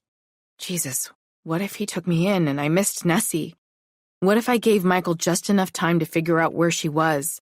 Get her not to meet me after all? What if the officer shot me? "Do you have any open containers of alcohol?" "No, sir." That last one really pissed me off, but I kept my cool. I couldn't give him any excuse to go off, not one. He was silent again. There was no reason for him to give me a ticket, and I could tell he was frustrated. I didn't even have a tail light out, a hangover from my wilder days. I hadn't just done drugs back in the day. I'd sold them for a while. And the last thing you wanted when you were a drug dealer was an excuse for a cop to pull your ass over. "Have you consumed any alcohol?" "No, sir." "I haven't had one drink today." "Not one, huh?" "No, sir. I don't drink and drive." The irony of the statement was that it was completely true. I hadn't done that since I was 24, to be exact, not since the day of Jamie's death. He looked at me, cocking his head. He was white, about mid-40s, and I had no idea what his deal was, but I couldn't help but think, if I'd been young and white, he would have asked me a few questions, sure, but mainly he would have asked if I had a tire out, and could he help? I was ambiguous looking, but I knew how these things worked. You weren't Indian looking enough to pass some rando's idea of what an Indian looked like, but if you were brown at all, you were brown enough to have a cop fuck with you. "You drive safely now," he said finally. I was so relieved I was afraid I was going to faint, or at the very least, piss my pants. "Thank you, sir," I said, the sweat crawling across the small of my back like a living thing. I waited for him to pull off and onto the road before I took a deep sigh, and did the same, my wheels spinning in the dirt as I moved from shoulder to road. This was why emotions were bullshit. You couldn't let them have control of you. You had to stuff them deep inside and leave them there, sealed. I turned the music off when I'd seen the officer behind me, and I kept it that way as I drove. I needed to focus. Massive shit was at stake, and I had to pull myself together and get on it. In about an hour and 45 minutes, my life was about to change. Chapter 38. A new silver hybrid cut me off as I exited onto Wine Coupe, and I yelled at the driver. It was 4:40. I had a little time, but finding a spot downtown near rush hour to park that was close enough was going to be something. Jesus Christ, this Denver becomes LA thing was trying my patience, especially now. I circled Union Station a few times before finally, something became available. I hovered near it, my blinker on. Other cars honking at me, sliding my ancient black Ford in, after a few awkward tries, into the vacancy left. I fed the meter and started walking rapidly. As I came up on Union Station, the bright new coffee shops that surrounded it, the big red marquee above. I thought about the fact that even though Union Station was technically over 100 years old, what I was seeing now hadn't really existed until a few years ago. Now, there was a fancy hotel, a bookstore, bars. The vaultings were high and beautiful, with larger-than-life white, dewdrop-shaped chandeliers lining the ceiling. Every single restaurant was a yuppie's wet dream. And you could catch the light rail, the bus, and go anywhere from here. In some ways, Denver had always been a major hub. But now, it was a nexus. And this spot was the shining nexus of the nexus. But when I was a kid, you couldn't even catch the train in Union Station. Downtown, in general, had been a dusty, dirty place where bums begged for money. Well, that part hadn't changed. Not that I had anything against bums begging for change, I thought guiltily. Busting through the front door and into the fancy lobby. It really was a marvel. I decided to take the stairs, the terminal bar on my left, the letters in gold, the sound of people laughing, clinking long, expensive wine glasses in my periphery. I shook my head and tried to move as quickly as possible as memories of me and Debbie sitting in the bar flooded my consciousness. She loved new things, fancy things, and it dragged me to it the second it opened. But I didn't have time for memories now, or regrets, and I figured I had to be at least a few minutes late, and I didn't want to make Nessie nervous. This had to be nerve-wracking as it was. I took them as speedily as I could, my long legs moving upward easily and fairly quickly. I could see the sign for the mercantile dining and provision. I glanced down at my phone. I was only 10 minutes late. That wasn't so bad. I stopped, ran my hands through my hair, and inhaled. Rubbed under my eyes in case any mascara was still there from my episode in the car. I didn't want to seem any more out of place than I already would in that joint. I approached the large metal sign, with the name etched into the center, and made my way in. There was someone up at the front, and I told them that a Nessie should be waiting for me. They told me, after a strange glance that could only be aimed at my tattered gray jeans and a feather and bone t-shirt, to follow them. The bright light wood tables, blue chairs, dark wood, and tile floors made me self-conscious. This wasn't exactly the White Horse. But I was beginning to feel that the letdown and shock of this day was at least going to turn around into something better. Redeemable. I'd talk to Nessie. I stopped, dead in my tracks. It wasn't Nessie waiting for me at the table. It was Michael, his legs spread wide, his expression grim, sitting right at the table I'd been led to. No wonder the waiter had given me a look. I'd assumed it had been about my incongruous outfit. But it was because he'd been told to send me over to someone who was clearly not a Nessie. I'd have been curious, too. We both looked deeply out of place in this golden masterpiece of a restaurant. Me with my heavy metal getup, and him with his pseudo-cowboy one, his big black hat on the seat next to him, one hand on his shell button-up shirt. My stomach hit my socks as the waiter told me to take a seat, and I worked like hell to regain my composure. I didn't want Michael to see how uncomfortable he'd made me. I needed to hear what he had to say. "Bet you didn't expect me," he said, soberly, awkwardly. One long square hand on his shirt, lightly fingered a button. "No, I didn't," I said. Michael's eyes were hollow, like he hadn't really slept, his wrinkles somehow deeper than I remembered. He took a sip of what appeared to be a beer in a tall glass. It was half full. He'd been here for a while. The waiter asked me what I wanted, and I told him a bud, if they had it. He looked like I'd asked him to bring me a pile of shit, but he nodded and left. "So, what's up?" I asked, my eyes narrowing in confusion. Michael deftly struck one long leg over the other, gently pulling the cuff of his Levi's over his boots. "Nessie told me you two were going to meet up." "She did?" I asked. "She did. Nessie. You don't know my Nessie. She just can't keep a secret." Suddenly, I worried for Nessie. "But you can?" I thought he might lose it here, as his face contorted, briefly into anger. But he pulled himself together, and it was as if I'd never seen that expression at all.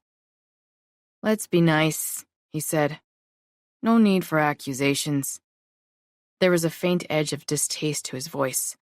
"I think you've got some ideas in your head that I can help get straight." "Is that so?" I answered. "It is. See, you don't know me, and you don't know Nessie." "You said that." I was interrupted by the waiter coming back to hand me my beer in a long, tall glass. The beverage sparkled in the golden lighting of the restaurant, the effervescence moving upward as I took a sip.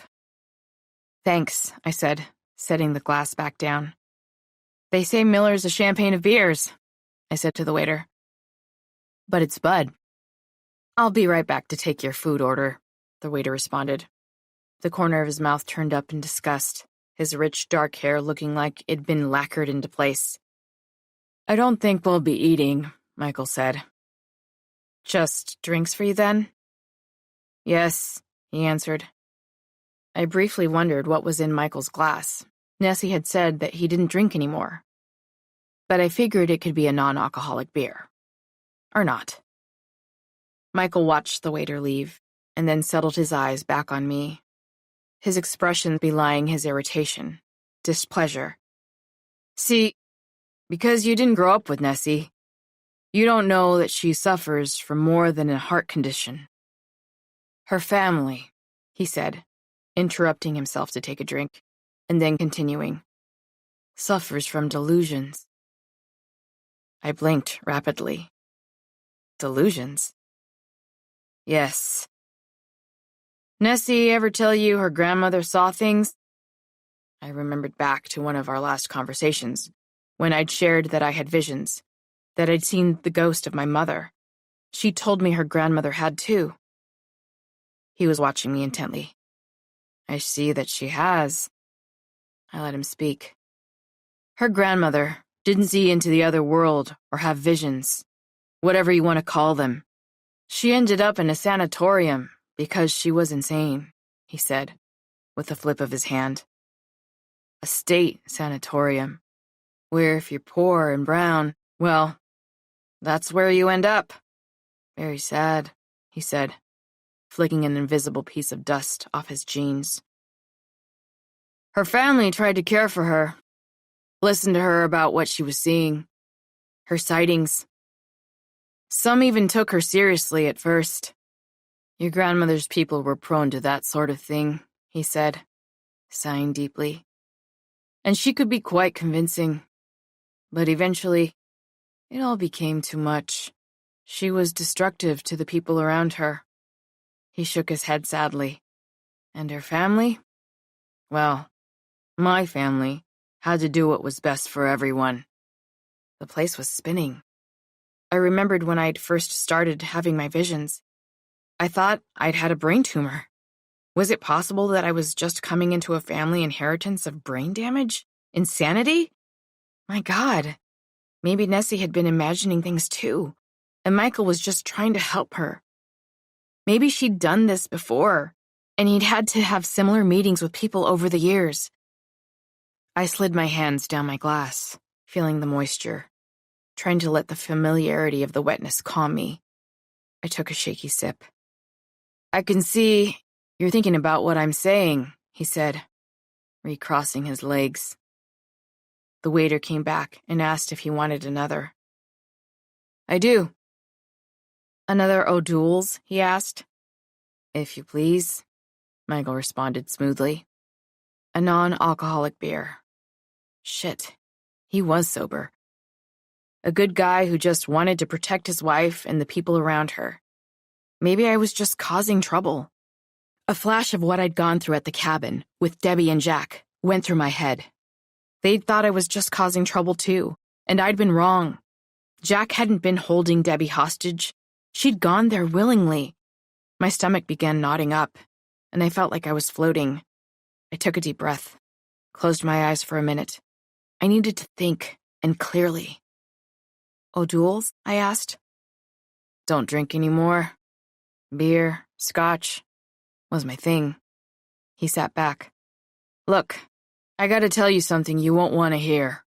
He stopped, tapped his jeans with one long finger. But you've pushed me to the point where I have to.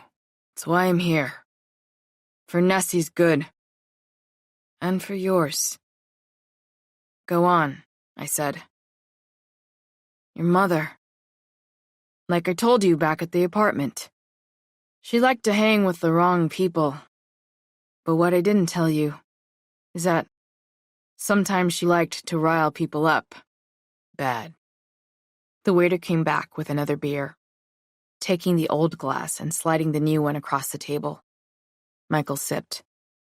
The heady, hoppy scent of the drink floated up from the new glass, and I took a sip of my own beer now, my curiosity and nerves building. Rile people up? My mom was doing good shit with her life. Shit that she hoped would make life better for other Indians. Shit she got in trouble for, I said, thinking of the call from the FBI agent. He rubbed his eyes tiredly. Yeah, that's what all of them say. His eyes went to his lap, then up at me. Haven't you ever wondered why your daddy went drinking and driving? I sat back like he'd slapped me. God, I wanted a whiskey. What the hell are you talking about? He was just sad about my mother, about her going missing. And how do you know that? I lied back at the apartment. I knew what happened to your daddy. I opened my mouth and then closed it. What was going on? Those girls got drunk sometimes. Pushed men. It breaks my heart to say it, but Cecilia, she and your daddy used to argue. Hard. I don't believe you, I said. He lifted his hands, put his elbows on the table, and flattened his palms together in a Christian prayer position. Don't you get it? Get what? Your daddy. He paused to shake his head. He's the one that killed your mama. My mouth went dry. I felt like I was going to pass out, and then I stood straight up, my chair upending behind me, people around us turning around to see what was going on. Shut up, I whispered venomously. You need to sit down, he said. Now. Slowly, I turned around, picked my chair up, and sat. You asshole. You lying asshole. My daddy's a good man. He was a good man. But your mother was always in trouble. Always dragging him to that political Indian crap. He and I both didn't want her to go to that goddamn Indian center, to those protests. But she wouldn't listen. And they argued about it almost every day. And he put up with it. Until he didn't. Until she took it too far. I thought about pulling my gun out, shooting him then and there. God, I hated him. Till one night, they got too drunk. I shook my head silently. Lies. He told me himself. Called me up. I helped him get rid of the body. My own. And here his voice gave out for a moment. My own child's body.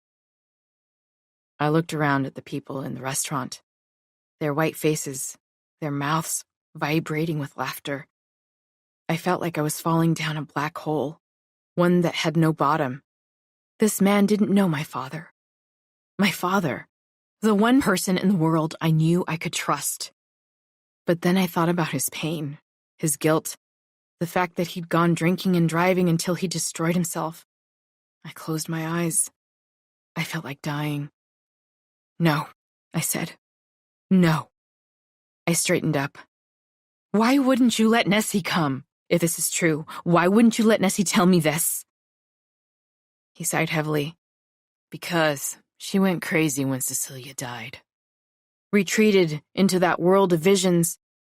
Just like her grandmother and mother before her. It pushed my poor Nessie off the edge. She helped me hide her daughter's body. She loved that girl more than anything he said, his voice breaking again. I did too. I shook my head over and over. I don't believe you. I want to talk to Nessie." "Nessie?" he said, recovering. "Nessie would have just told you it was some monster. I told you, she suffers from delusions." I felt blood rushing to my head, and I put my hands down on the table, clasping at the edge, my fingers going white. I thought about how Nessie had worried that I'd think she was crazy over the phone. I felt crazy. The world felt crazy upside down. If what he was saying was true, my whole life was a lie. "You think about what I said." Michael drained his beer in one gulp, slapped a 20 on the table, and stood up. "I don't need you making trouble for Nessie. And you don't need to be doing this to yourself either. Let it go. Let my daughter rest." "You—" I started, but couldn't finish. "I did everything I could to hide the truth from you, but you just had to know. Well, now you know." I watched him leave. The sounds of the bar a cacophony, senseless. My mind a morass of pain, confusion, and pure, unadulterated grief. Chapter 39. I am 16 years old when I break Debbie's heart. I have never forgiven myself. Jamie and I have been partying on Fall River Road for days, way up the dirt road past town, into the mountains, at my friend Sam's house. Sam's house is great, because there's no one around to hear us blast heavy metal, hear us drag kegs up from the trunks of our shitty cars at night, hear us scream and laugh and yell and fight and fuck, hear us go wild in the woods. I've just done so much crystal I feel like a tiny god, and Jamie is right there with me, lying beside me on one of the couches in the basement. We'd come back from partying at a biker's house a few days ago, another dealer who we'd traded with. He'd given us something new, something so beautiful I feel like I will never come down again. Like I am not only seeing the blue light that surrounds the couches Jamie and I are laying on, but it's now part of me, like it's coming out of me, out of everything, everywhere. Like it is all made of blue light. Like I am made of blue light. I can see it. I have tiny fairies in my lungs, and every time I breathe, the light flows out of me in streaming waves. I ask Jamie if she can see the fairies, and she says that she can. I stretch my hand out to hers and she takes it, and there is light in our mutual grasp. I imagine the lights moving out of the room, into the house, blowing like a good blue wind, out the door and all the way down Fall River Road and into town, into the cracked, uneven sidewalk, past the Victorians and the brick houses that are falling apart, past the grocery stores where people are shopping for Twinkies and potato chips and lunch meat, where the blue light moves into their hands, where it moves into their eyes. And now they feel holy, and now they feel clean. We are celebrating the fact that I've just gotten my GED, that I am ready to move out of Idaho Springs and down into Denver with Jamie and her friends. We have a house on Broadway near everything I love. There is a nurse that can take care of Daddy, and I have a job, and I sell drugs, and I have money, and I feel so good that I don't even notice Debbie coming in the door at first. By the time I do, she's yelling at me, chastising me, asking me if I'm happy like this. I tell her, "I didn't know you cared." Jamie laughs. I laugh too, though I nearly forget what's so funny the minute I make Jamie laugh. Debbie tells me that she'd been downtown and someone had told her that I was here, doing crystal. I feel a pang of guilt, because I am. Because somewhere inside of me I know that I'm hurting myself in ways I can't undo. But then the lights roll over me, and I suddenly can't hear the words she's saying, just her little pink mouth moving, and I wish that she could see what I see, but she can't. I know that, and she knows it. And there is nothing more to this moment than that. When I think about it, which is hard, I wonder, why now? I've been coming up here for years, and she's never showed up. She's never given a damn. And then I realize I've said that out loud, but it's true. The lights tell me so. I let it stand. Debbie's lip trembles, and I feel a break in the light and resent her for it so much. I need the light, and she's trying to take it down. Take me away from it.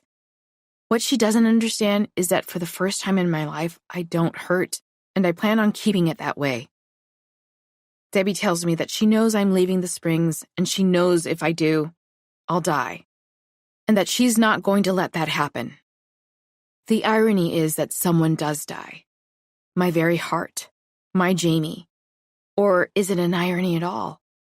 Isn't it just a cold, hard fact? Not that I know that at the time. In fact, I can't even imagine it. But she does die. And after that, there will never be a time that doesn't hurt. That it doesn't need to be a thing I push down and down and down. Get lost, Jamie tells Debbie. Debbie tells her to shut her stupid mouth. That she's not going to let her drag her cousin down with her into the dark. That she's tired of being silent, and that I'm coming with her right now, or she's calling the cops. There's something about that that's so funny that I laugh and laugh and laugh, and I laugh so hard I fall on the floor and roll. God, I feel so much better. The lights are back in control, and they're whispering at me. They're telling me things I can't say out loud because they're not in a language that can exist outside of the light. You think they care about us? I ask her, once I finally stop laughing. Because they don't. Debbie stomps her foot in frustration. She knows I'm right. I try to get outside of the light, enough to reason with her. Get her to go away. She doesn't belong here, and she doesn't belong in my life. She hasn't for a long time. Look, I'll be fine. I'm celebrating. She tells me to get my things. I roll over. She starts searching for my bag, and when she finds it, I ask her if she could hand me my cigarettes. Jamie laughs again, that rich musical laugh of hers. Debbie says she will not. In fact, she's going to throw them away. Don't you dare, Jamie says. I'm sick of your ass already. Debbie narrows her eyes, and I can see the red blooming behind them. Wait, I say. Shut up, you piece of trash, Debbie says. Jamie's face moves then, into a place of deep hurt. It's that face I've seen when people call her words that are about her blackness. One of the things that is so beautiful about my best friend. Something that in this town, she has had to fight to value. And I wonder if Debbie feels that kind of way. And God, I'm so angry the lights are afraid. This is when I snap. Get out of here, I tell Debbie. Her lip trembles. I don't want you here. You and me? We're nothing but a blood connection. If we weren't related, you wouldn't even talk to me. And if anyone's trash, it's you. I stare at the walls. The light has fled. Get out of here before I call my friend Sam, and he and his friends kick you out, I tell her. I can't look at Debbie, but I can feel the pain radiating out of her in waves so thick it's filling the room. I fear the lights will never come back now, and I'm afraid. Kick your precious ass right out, Jamie says, coughing hard and long after. I laugh, but I feel like shit. And vaguely, I'm worried about Jamie's cough. She's been coughing a lot lately, but I decide not to worry about it. Debbie's there for a long time, for what feels like an eternity. And I wait, and I wait, and I just want a cigarette now. I tell her again that she needs to leave, that nothing she does is going to stop me from living the life I want. You're throwing your life away, Debbie says, stomping up the stairs. Thank God. How do you even stand her? Jamie asks. I don't anymore, I say, feeling like something inside me is breaking. It is. Chapter 40. What? I asked blearily. Carrie, table number 5 has been asking for refills for 30 minutes, and you're just standing here in the kitchen, staring at the goddamn wall. I'm sorry, Roger, I said, shaking my head. I haven't been sleeping. I'm tired of hearing that excuse, Carrie. I'm beginning to think that you're backsliding or... You fucking dick, I said. I regretted sharing that particular piece of my childhood with him. We'd bonded one night after closing. I wished we hadn't. He was silent. And Martine, who'd been tying the trash bag, paused, watching me. his eyes flitting then to Roger, my shift boss. "You're done. Get your shit and go." Caroline, who had been coming up to get an order, had also paused to watch. "Roger, come on. Cut her a break. She's just having a hard time. She's been late every day, sometimes as late as an hour, for 2 weeks straight. I'm fucking pissed at you, Carrie. But I gotta be honest," he said, pausing to push his sleeves up. "We've been talking about letting you go for a while now." "Fine," I said, walking back. "You know where to send my last check." Carolyn argued with him. That one surprised me, but it was too late. I didn't care. He was right. Besides, I had savings. No college debt, plus no kids. Plus, an almost complete indifference towards expensive clothing or vacations had allowed me to put quite a chunk away for the past 20 years, ever since I got my GED when I was 15 and moved to Denver. And my boss at the hangar had been pushing for me to take more shifts anyway. All of this ran through my head as I pulled my locker door open, got my purse, and walked out. But at the same time, the nervousness spread in my gut. It wasn't just the shit with the ghosts. It was the memories of Jamie. I'd spent years pushing my guilt down. I should have done something. She'd looked terrible for a year before she'd OD'd, but I'd been too busy getting high, being selfish, and now she was gone. And it was my fault. It was clear to me now. If I had done something, she'd still be alive. Chapter 41. In my dream, I'm walking behind my mother. We're in the Stanley Hotel, in the famous blood hallway. The smell of rotting meat is everywhere. It's dark, and I can barely see in front of me. The light from the lamps flickering. She's rushing with me, and I am small, maybe 6 years old. My hand in hers, our footfalls echoing hollowly, passing door after door.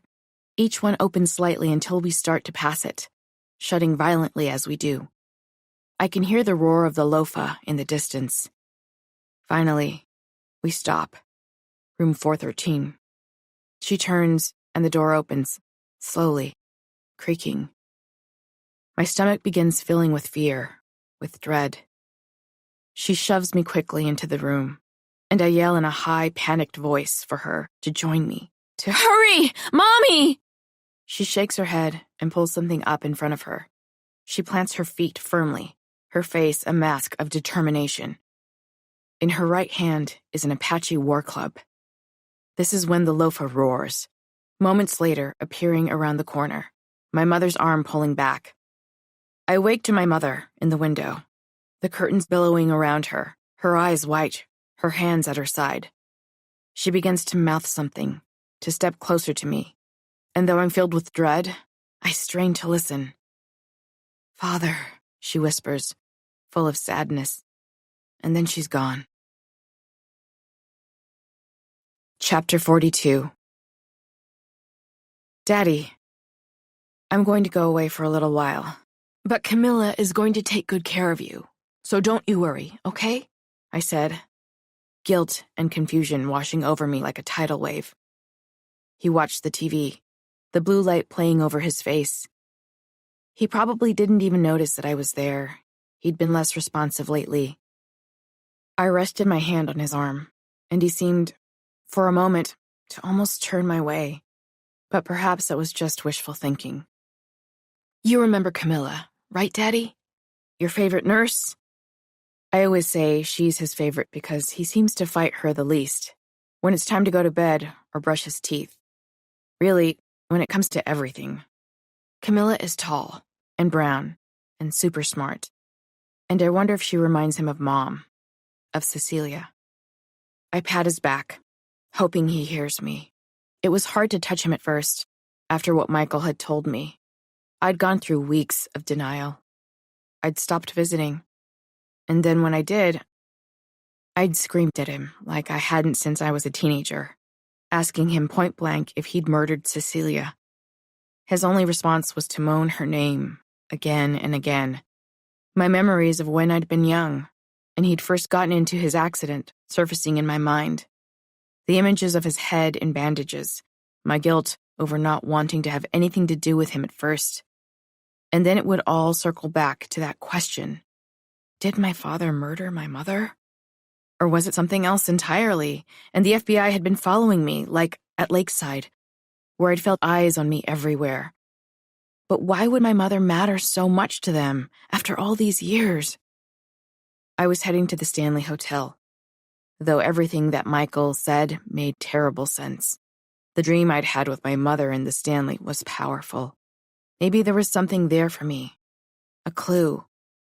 Or maybe something that would help me gain closure. Maybe it was just a chance to get the hell away from everything.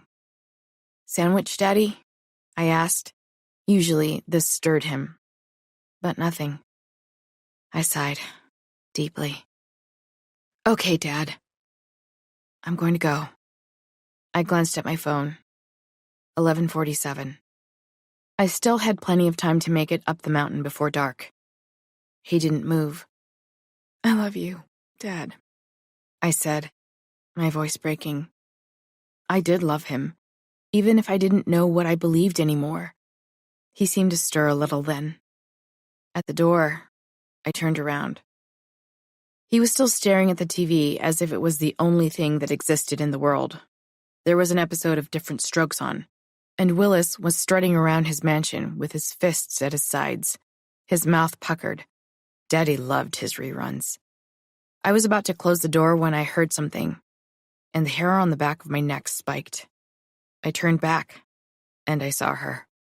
Cecilia. No blood, eyes dark and soft. Whispering in Daddy's ear, a smile on her lips, and his. "My God," I whispered. She looked up at me then and disappeared. Chapter 43. On I-70, I couldn't help but obsess over what I'd seen at Dad's house. Had she been there?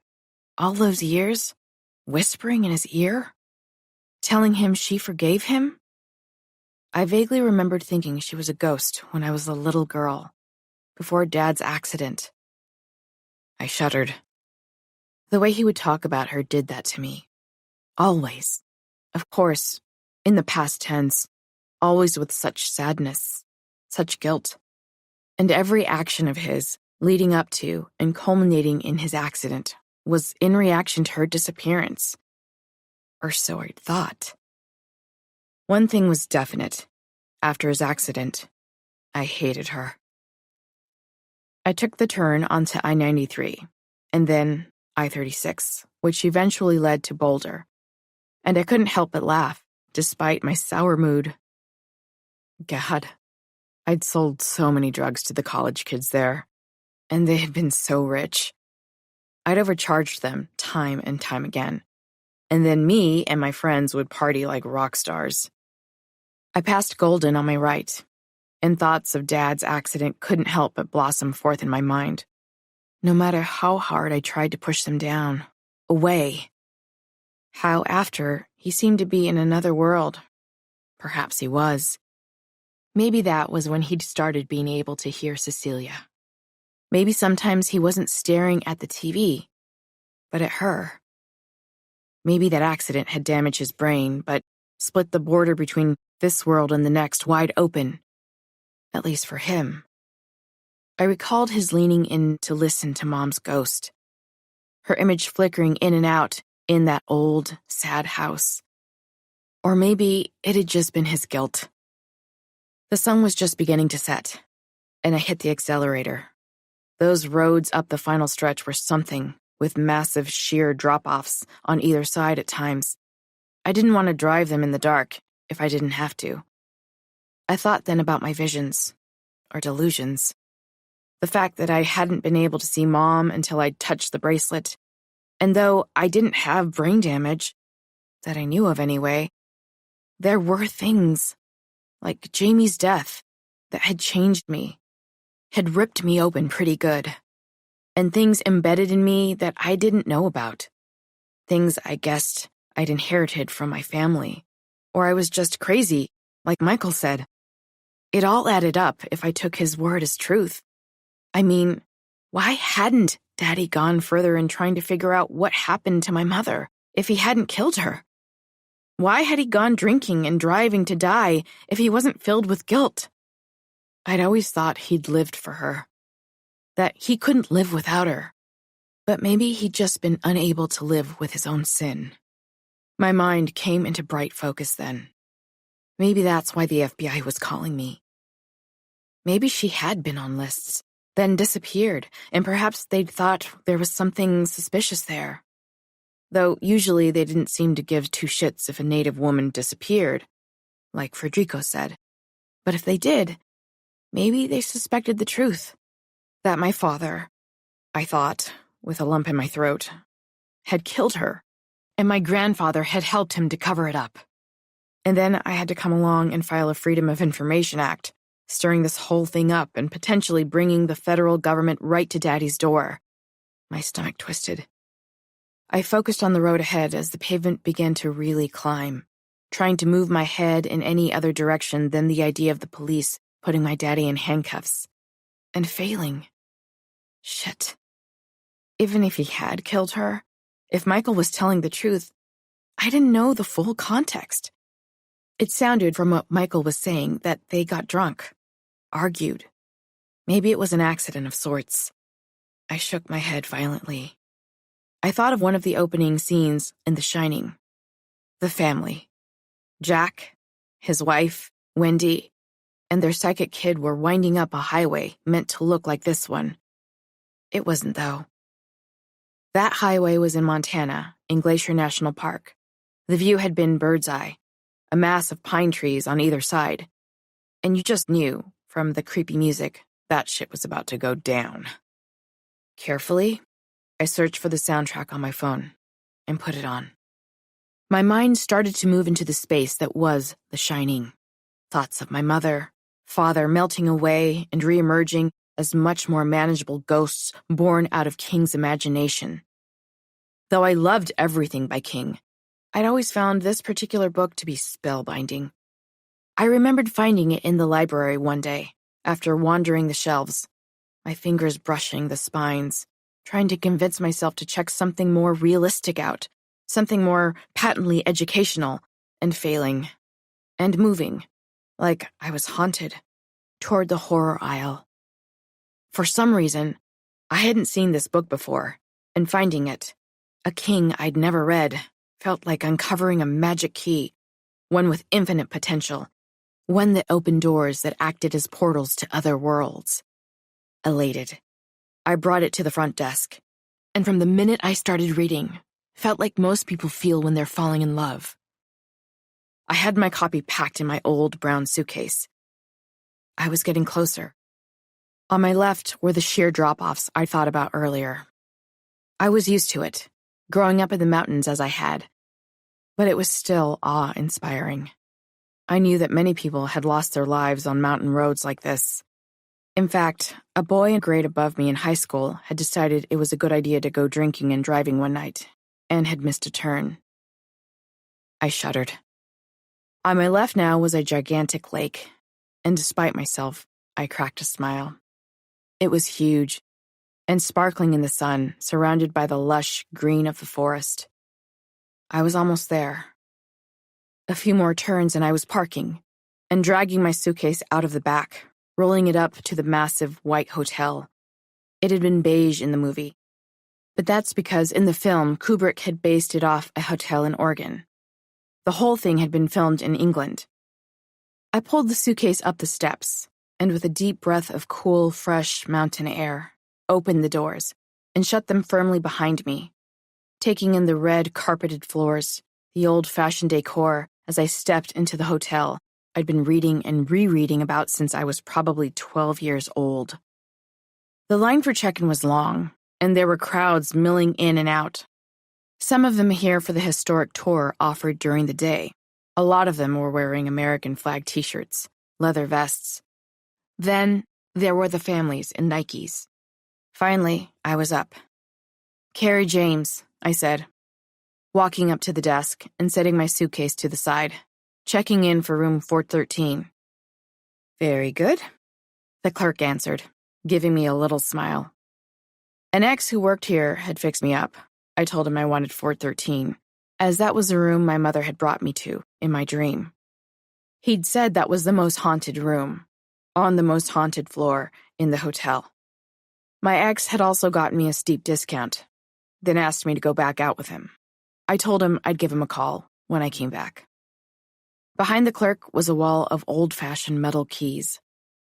Leaning in, I noticed that room 217's key was more ornate than the others, and flipped the opposite way, and I felt a brief flash of regret. That had been King's room. The clerk finished checking me in, and to my disappointment, didn't hand me one of the metal keys. Instead, it was your modern standard, a plastic card. Thanks, I told him. I wasn't normally dazzled by splendor. In fact, I was generally disgusted by things that in any way seemed to cater to the rich. But the lushly carpeted floors that I noticed when I first came in, the rich leather furniture, cozy fireplaces and numerous rooms off to the side, a restaurant, gift shop, and the ballroom, were impressive. There was even a carriage up front, reminding me that for most folks, this place was a cute, cozy reminder of how they thought the West was won. As I passed the steps on the way to the elevator, where I knew the ghost of the man who'd built the place was often seen, I saw more black and white photos and mirrors, all in ornate gold frames lining the walls. Some of groups of people in various Western-style settings, others of singular persons of importance. The elevator was small, the door ornamented, gold. I rode next to a family on the way up. The parents were both looking at their phones. The toddler attempting to punch the buttons over and over, the mother pushing his arms back without even looking up. On the 4th floor, I got out and looked around. There was something about it, something heavy. Though I was sure that was just my head playing tricks. Here goes, I said at the door. I slipped the card in. There was a large, dark wood slate bed and a matching desk by the window, where a standalone air conditioning unit sat. There was a gigantic armoire, and, opening it, I found a television. I opened the closet and put my case down on the stand. I sat down on the bed, glancing at the bathroom. I lay down, sinking into the thick, fluffy mattress. I looked, briefly, in the corners supposedly haunted by the angry white man. Nothing. I got up and zipped my suitcase and put the copy of The Shining down on the desk. I giggled like a kid, my spirits lifting, and started walking over to the bathroom in 217. It's where the slutty zombie had laid. Who knew what was in this bathroom? But halfway there, I paused. Really? I said out loud, blinking rapidly. It was astonishing. There was a large, elaborately carved wooden arch between the room and the bathroom, of a Native American scene. I leaned in. What the? I would have thought it'd be a battle scene. White settlers fighting bravely against Indians, or at the least Lakota chiefs in headdresses portrayed romantically, stoically. But no, it was Apaches. There were 4 men in headscarves, leather vests, blousy shirts, and leather pants. An equal number of women in long traditional skirts and blouses circled by concho belts, their ears and necks containing silver and turquoise necklaces and earrings. The desert was in the background, with mesas and scrub brush and tall saguaro. The wood was dark, polished, and though it looked old, it was somehow vibrant, as if the tree had been chopped weeks ago. The figures nearly pulsating, their strong limbs almost meaty in the dim light. I don't remember this in the book, I said, scanning my memory, thinking about my dream. This had to mean something. I shook my head. I suppose that not everything in the hotel would have necessarily ended up in the book, but still, considering how obsessed King was with natives, you would have thought it would have gotten a mention, and if it had, I would have certainly remembered it. I shrugged and continued my journey over to my original goal, the bathroom. God, that scene, in the book and the movie, had stuck with me. The bathroom, of course, wasn't the green tile I remembered from the film. Instead, there was a creamy white clawfoot in its place. Though, again, different room. The room my mother had been in. In my dream, I stood over it for a while, recalling the moment in the movie where Jack had gone in, finding a beautiful woman sitting in the bathtub who he, naturally, decided to make out with, right before she turned into a slutty old zombie. I chuckled. Really, it was one of my favorite parts. I pushed the curtain aside, looked out the window, stared in the mirror, and finally sat in the toilet seat. Disappointing as it was, I felt nothing. My mind wandered back to my father. My conclusion that the FBI might be mounting evidence against him after all these years, and that it was all my fault, if so. I called his nurse Camilla, just to check on him, make sure he was okay. He was. No cops, no agents. Just Daddy and his bologna and lettuce sandwiches. His reruns. I lay back on the bed. Even if he had killed my mother, I knew in my heart that it had been an accident, and that I didn't want my poor, damaged father to go to jail. It seemed unlikely that after all this time, and just because I'd filed that paperwork, that the feds would be looking into her disappearance. But still, I'd be on edge for a while. And I still felt that there was a reason I was here. The hotel thrummed with something I knew pertained to me. Otherwise, why had my mother appeared in my dreams in this hotel? In this very room? Back downstairs, I wandered until I hit the ballroom, thinking about the scene in the book where Jack hangs with the ghosts from the 20s.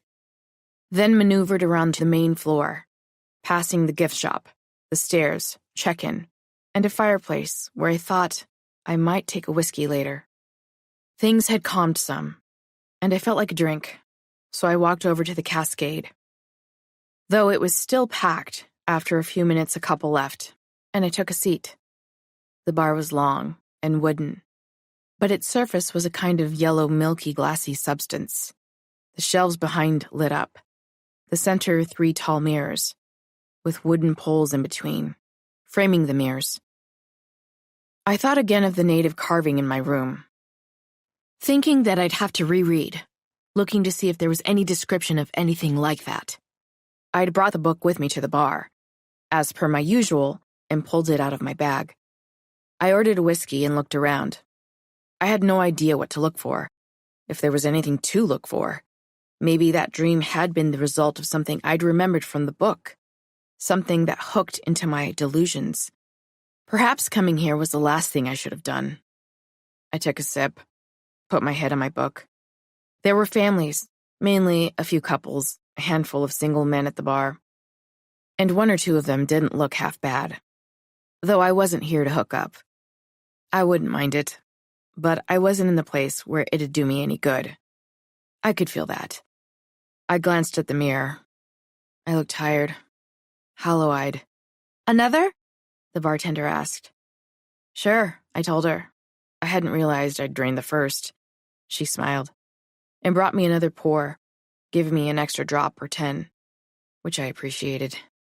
"Cheers," I said, lifting my glass. "I'm a bartender." "Oh." "Nowhere fancy as this, but yes." She seemed nice. Like the kind of bartender you'd have to be at a place like this.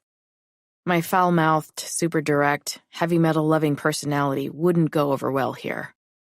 "I had a feeling," she said, smiling. I gave her a funny look. "I mean that you were a bartender. One gets a sixth sense about these things after a while." She went to attend to someone else, and by the time she was back, smoothing her short brown ponytail with one hand, she could see what I was reading, and smiled. "I didn't mark you as a book person." "Don't look like a reader?"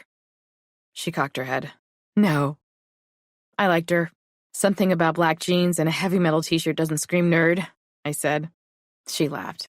"Well, if it's any consolation, if I'd known you were a reader, I would have guessed horror." "Me too. It's why I started working here. That, and I just left my boyfriend." "See any ghosts?" "I have," she said, nodding. "In room 413? I asked, excitedly.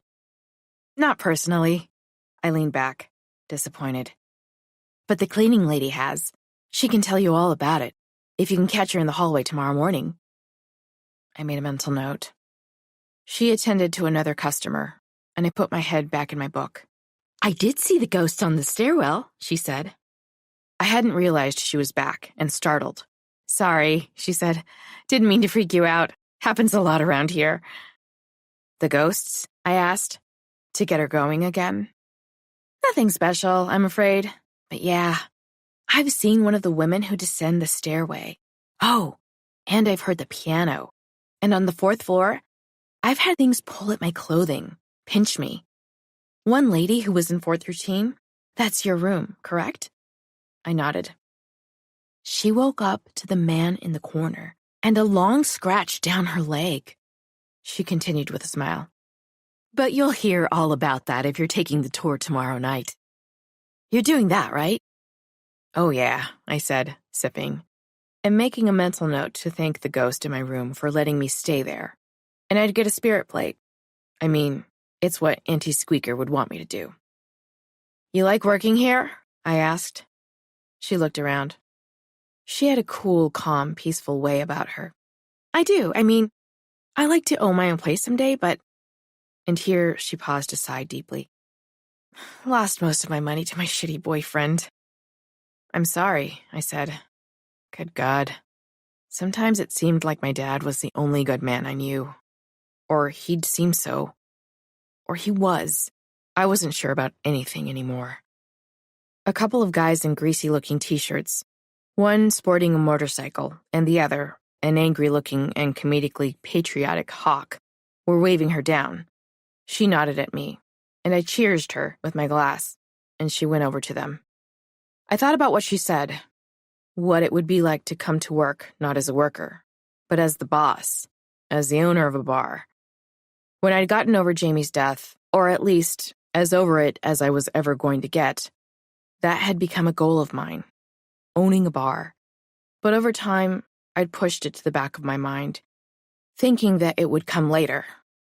I was happy to have a job, an apartment, happy to be alive, mainly.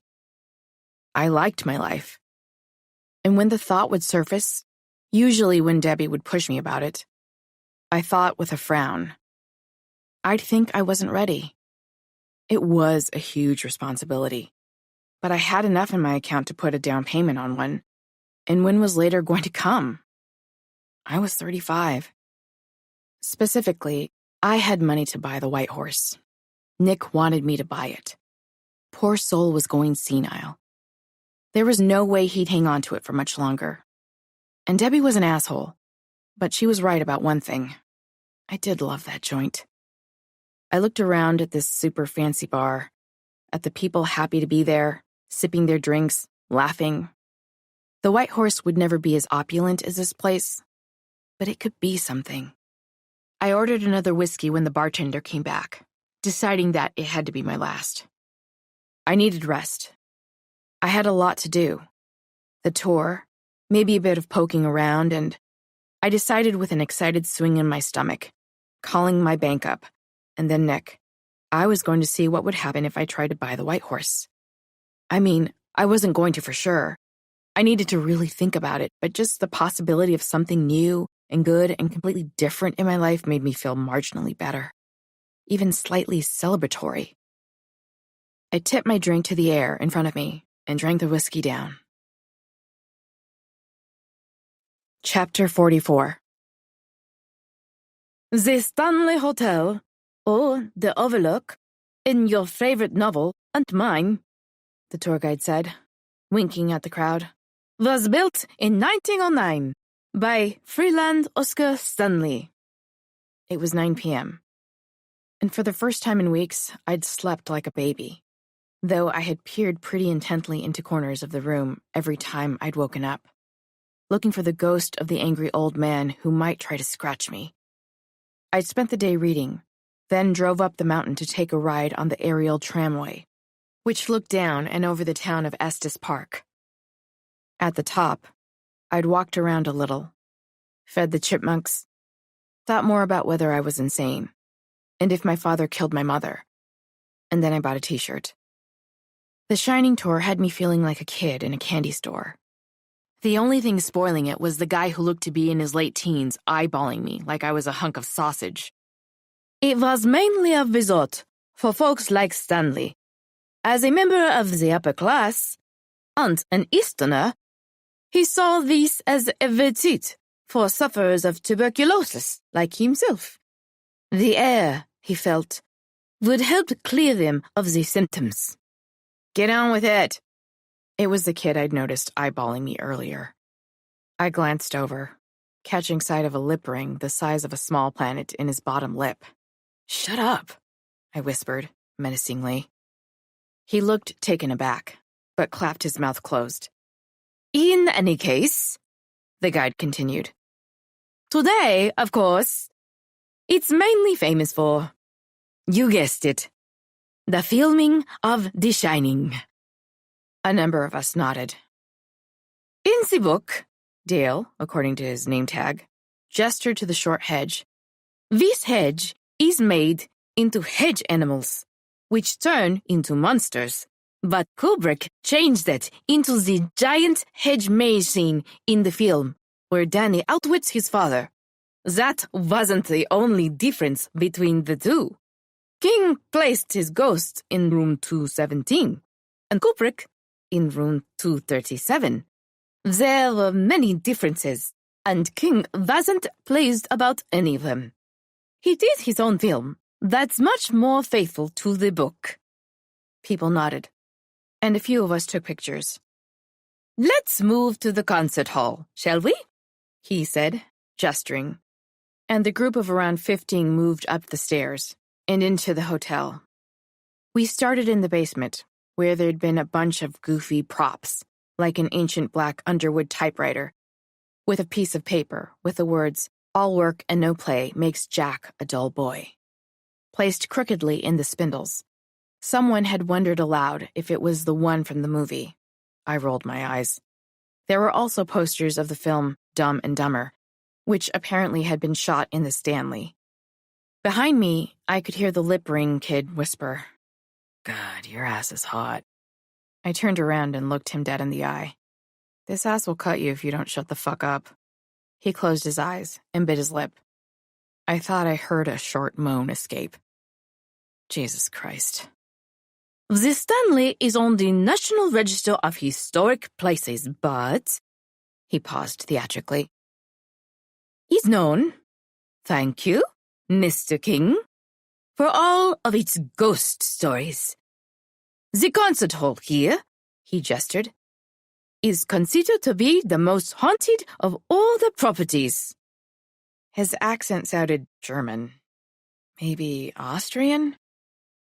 Cool, I said, wondering if we'd see anything creepy. If I'd see anything to indicate that I wasn't insane, that my mother had actually been visiting me, that there was a reason she'd led me here. The grounds have a number of ghosts who, if you're lucky, you might see on this very tour. The groundskeeper, Paul, the homeless woman, Lucy, and numerous children who might follow you to your rooms. The big, beefy man in the back laughed nervously. Sleep tight, the guide said, pushing and tapping his spindly fingers together. I shuddered. Creepy kids were a consistent theme with King. I was creeped out by children even before they died. Is it true like they said in the movie? A dude who looked to be in his 60s asked. He was wearing a cowboy getup. And even though he was white, his apparel's resemblance to my creepy grandfather's gave me the heebie-jeebies. Dale paused, his hand on the staircase. What part are you referring to, young man? The part where they say that this place is on an Indian burial ground. The crowd murmured. Oh, God.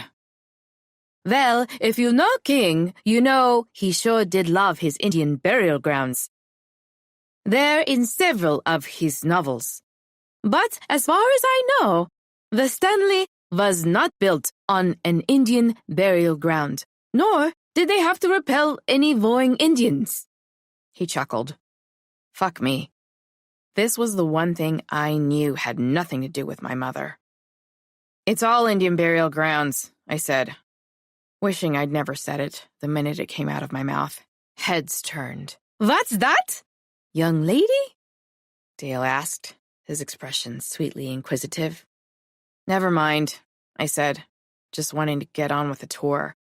Though I did suddenly remember that in the film, the guy who showed Jack around mentioned that the designs were based off Navajo and Apache patterns, which had not been in the book, not to my recollection. King was influenced by a number of writers, such as Poe, Dale said. But these days, most notably, Shirley Jackson's The Haunting of Hill House. I hadn't known that. However, his biggest influence was his stay here at the Stanley in room 217, he said, leading us up. King based his novel, The Shining, he stopped to wink again, on a real-life ghost encounter. Mainly, it was just a dream he had about killing his own family, just like in the film, Dale said, moving to a loud whisper. And in the book. But it said that King did, indeed, see a ghost. After his encounter and dream, it said that he went for a smoke, and by the time he finished, he had the entire plot for The Shining. People muttered. Anyone staying in room 217? Dale asked, arching one thin brown eyebrow. A couple raised their hands. The guide smiled. Sleep tight, he responded in his high-pitched, accented English. The concert hall was empty. The guide told us that ghost children often appeared on the long wooden stage where all kinds of famous musicians had played. He let us explore before taking us into the basement, into Lucy's room. Lucy had been a young indigent girl who had been kicked out into the snow, where she died. Many had seen her ghost in the bathroom and by the closet door.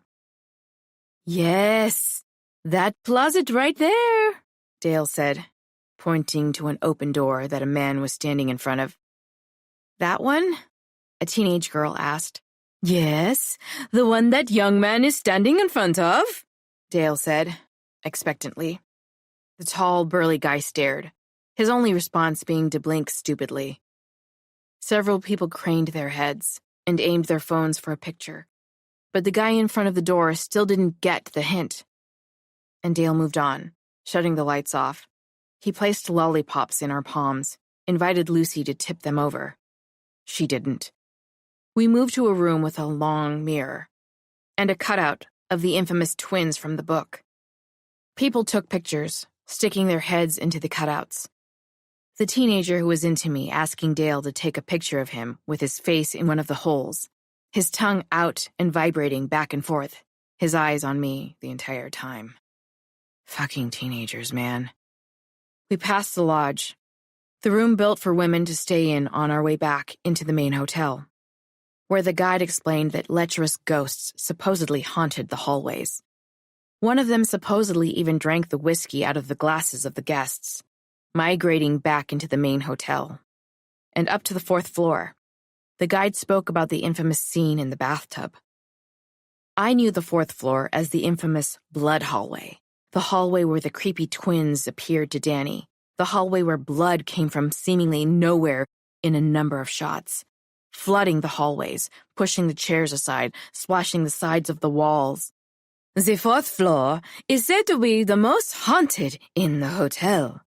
With not only numerous children in the rooms and hallways, but, and here Dale paused for theatric effect, there have also been sightings of furniture moving around, and people have felt ghosts tugging at them. It was here that I kept my eyes especially peeled, as I'd remembered being in the hallway in my dream. Sure, dude, the lip-ring kid said. I turned around and gave him my most intimidating glare. He responded by moving his tongue up and down, rapidly. I'll cut that thing out, I whispered, clearly upsetting a few of the people around me. One older white woman drawing her hand to her chest. I merely twitched my eyebrows, up then down, in a what-can-you-do gesture.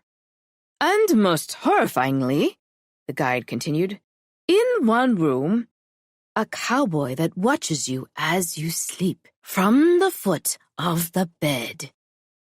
I could hear several people murmuring again. "Could you imagine waking up to that?" the guide asked. "Who's in that room?" Dale asked.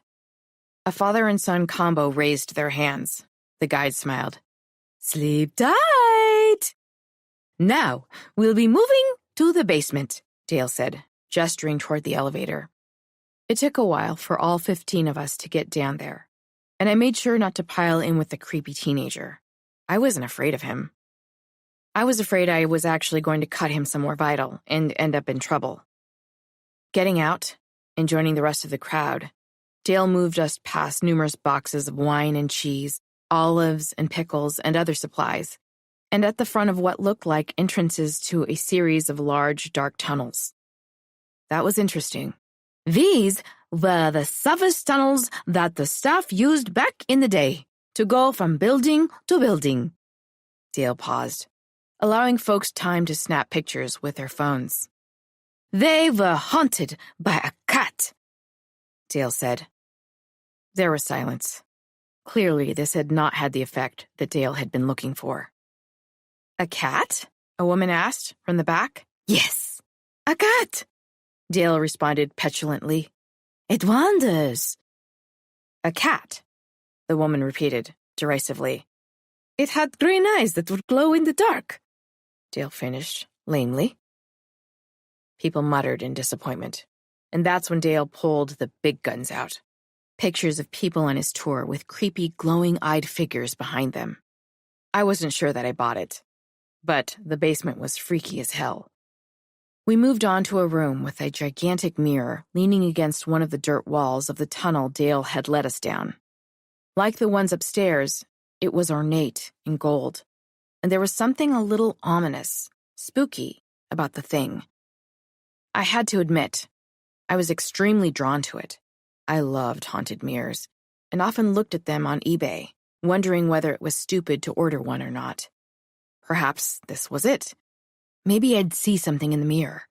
Something important. "If you want to take your picture in the mirror, you might be able to see a ghost in it. Right beside you." "Many have," Dale said, drawing his fingers up toward his face and twiddling them rapidly together again. There were murmurs, and I could tell the crowd was impressed. I glanced over at Dale.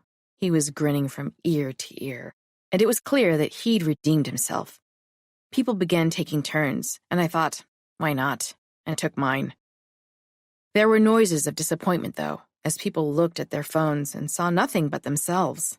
A couple tried again. And at one point, a girl thought that she could see something in the background. We all looked, and one or two agreed, saying that there did seem to be a white, floating object above her shoulder. "Maybe it was the cat," I said, and the girl glared at me. The lip-ring kid, however, crowed with laughter. "Shit." "Moving on," Dale said, this time herding us up the stairs, and as we got to the first floor, speaking to us about the women some folks saw there. The same story I'd heard from the bartender the night before. He also talked about the piano.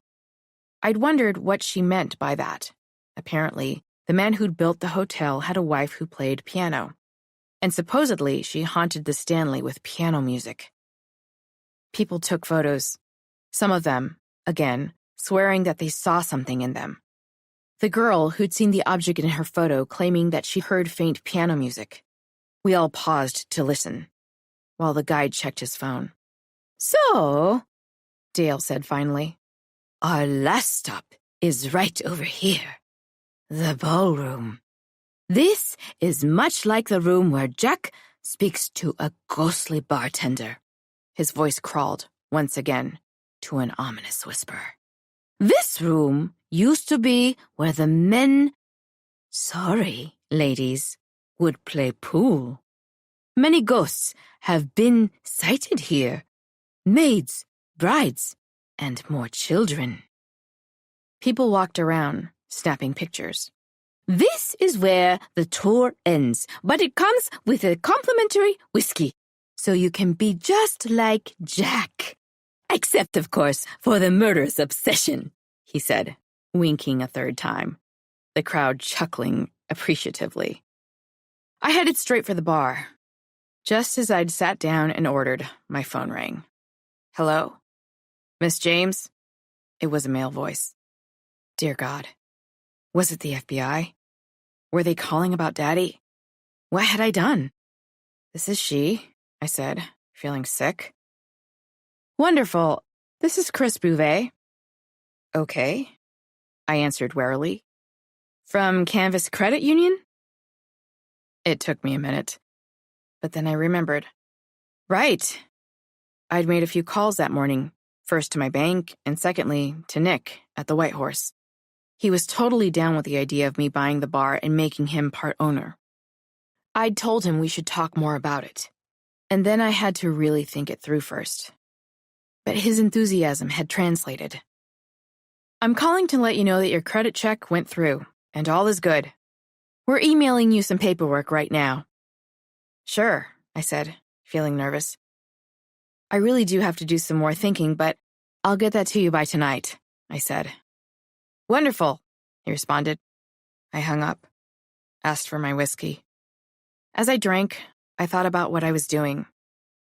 I should be happy. I was moving forward in my life. I was doing something that would make me more than just someone who went to work every day. Though the White Horse did need a lot of work. Nick had really let it go. And not only would I have to put time into the building, but I'd have to put time into the management. And more than that, into advertisement. If I decided to go through with it. But if I did, maybe that was the thing to focus on, not the past. I sighed. This is where Debbie would have come in handy. She'd majored in business and could help me with the books, and knew everything about social media. I felt sad then. I couldn't believe that this was it for us. I lifted my phone. Nothing. I wished I could tell her what Michael had said about my father, about the call from the FBI. I'd always valued her opinion, even if I teased her for it. She'd been right about so much. She'd been trying to tell me I needed to face my shit over Jamie, and I'd brushed that off too. I depended on her for far more than I'd realized. I ordered another whiskey and listened to the sounds of the people getting drunk all around me, laughing, telling stories, flirting, connecting with one another in a way that I'd only learned to do with one person besides Jamie. Now both of them were gone. Chapter 45. I sat up in bed and scooted back against the headboard, scrolling through my photos. They were all of Debbie. There were countless photos of us in the putt-putt apartment, funny photos that didn't make sense, like of our feet, photos of food. Debbie loved those. At Lakeside, I moved through each one, struggling to find a photo that wasn't of Debbie and me. But there weren't any. If Debbie ever decided it was okay to talk to me again, I'd apologize. I hated the way she let Jack use her as a doormat. But it wasn't helpful for me to judge her. Make her feel like shit about being with him. Push when he pulled. Maybe I just needed to listen to her. Though in all honesty, I wish she would draw some hard boundaries with him. And I probably did need to try to make more friends. It wasn't fair to Debbie for me to make her the only person I relied on, socialized with.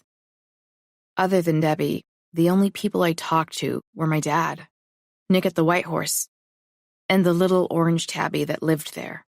The prospect filled me with dread. But something about working all of this out left me finally sleepy, and after a few more pages of The Shining, I drifted off. I think I was out for a few hours before I heard something at the edge of my consciousness and stirred. I sat up abruptly. Someone was in my room.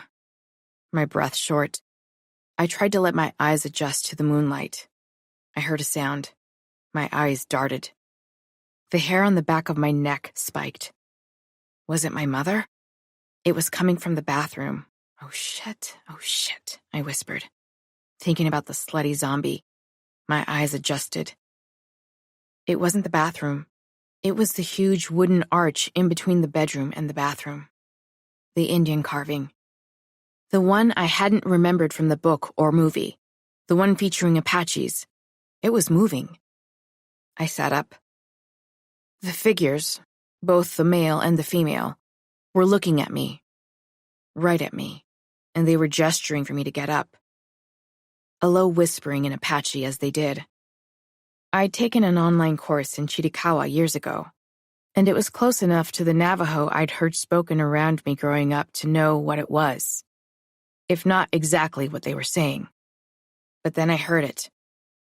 They were saying my name, whispering it, among other words. Carrie, they whispered. Oh shit, I repeated. They wanted me to come to them.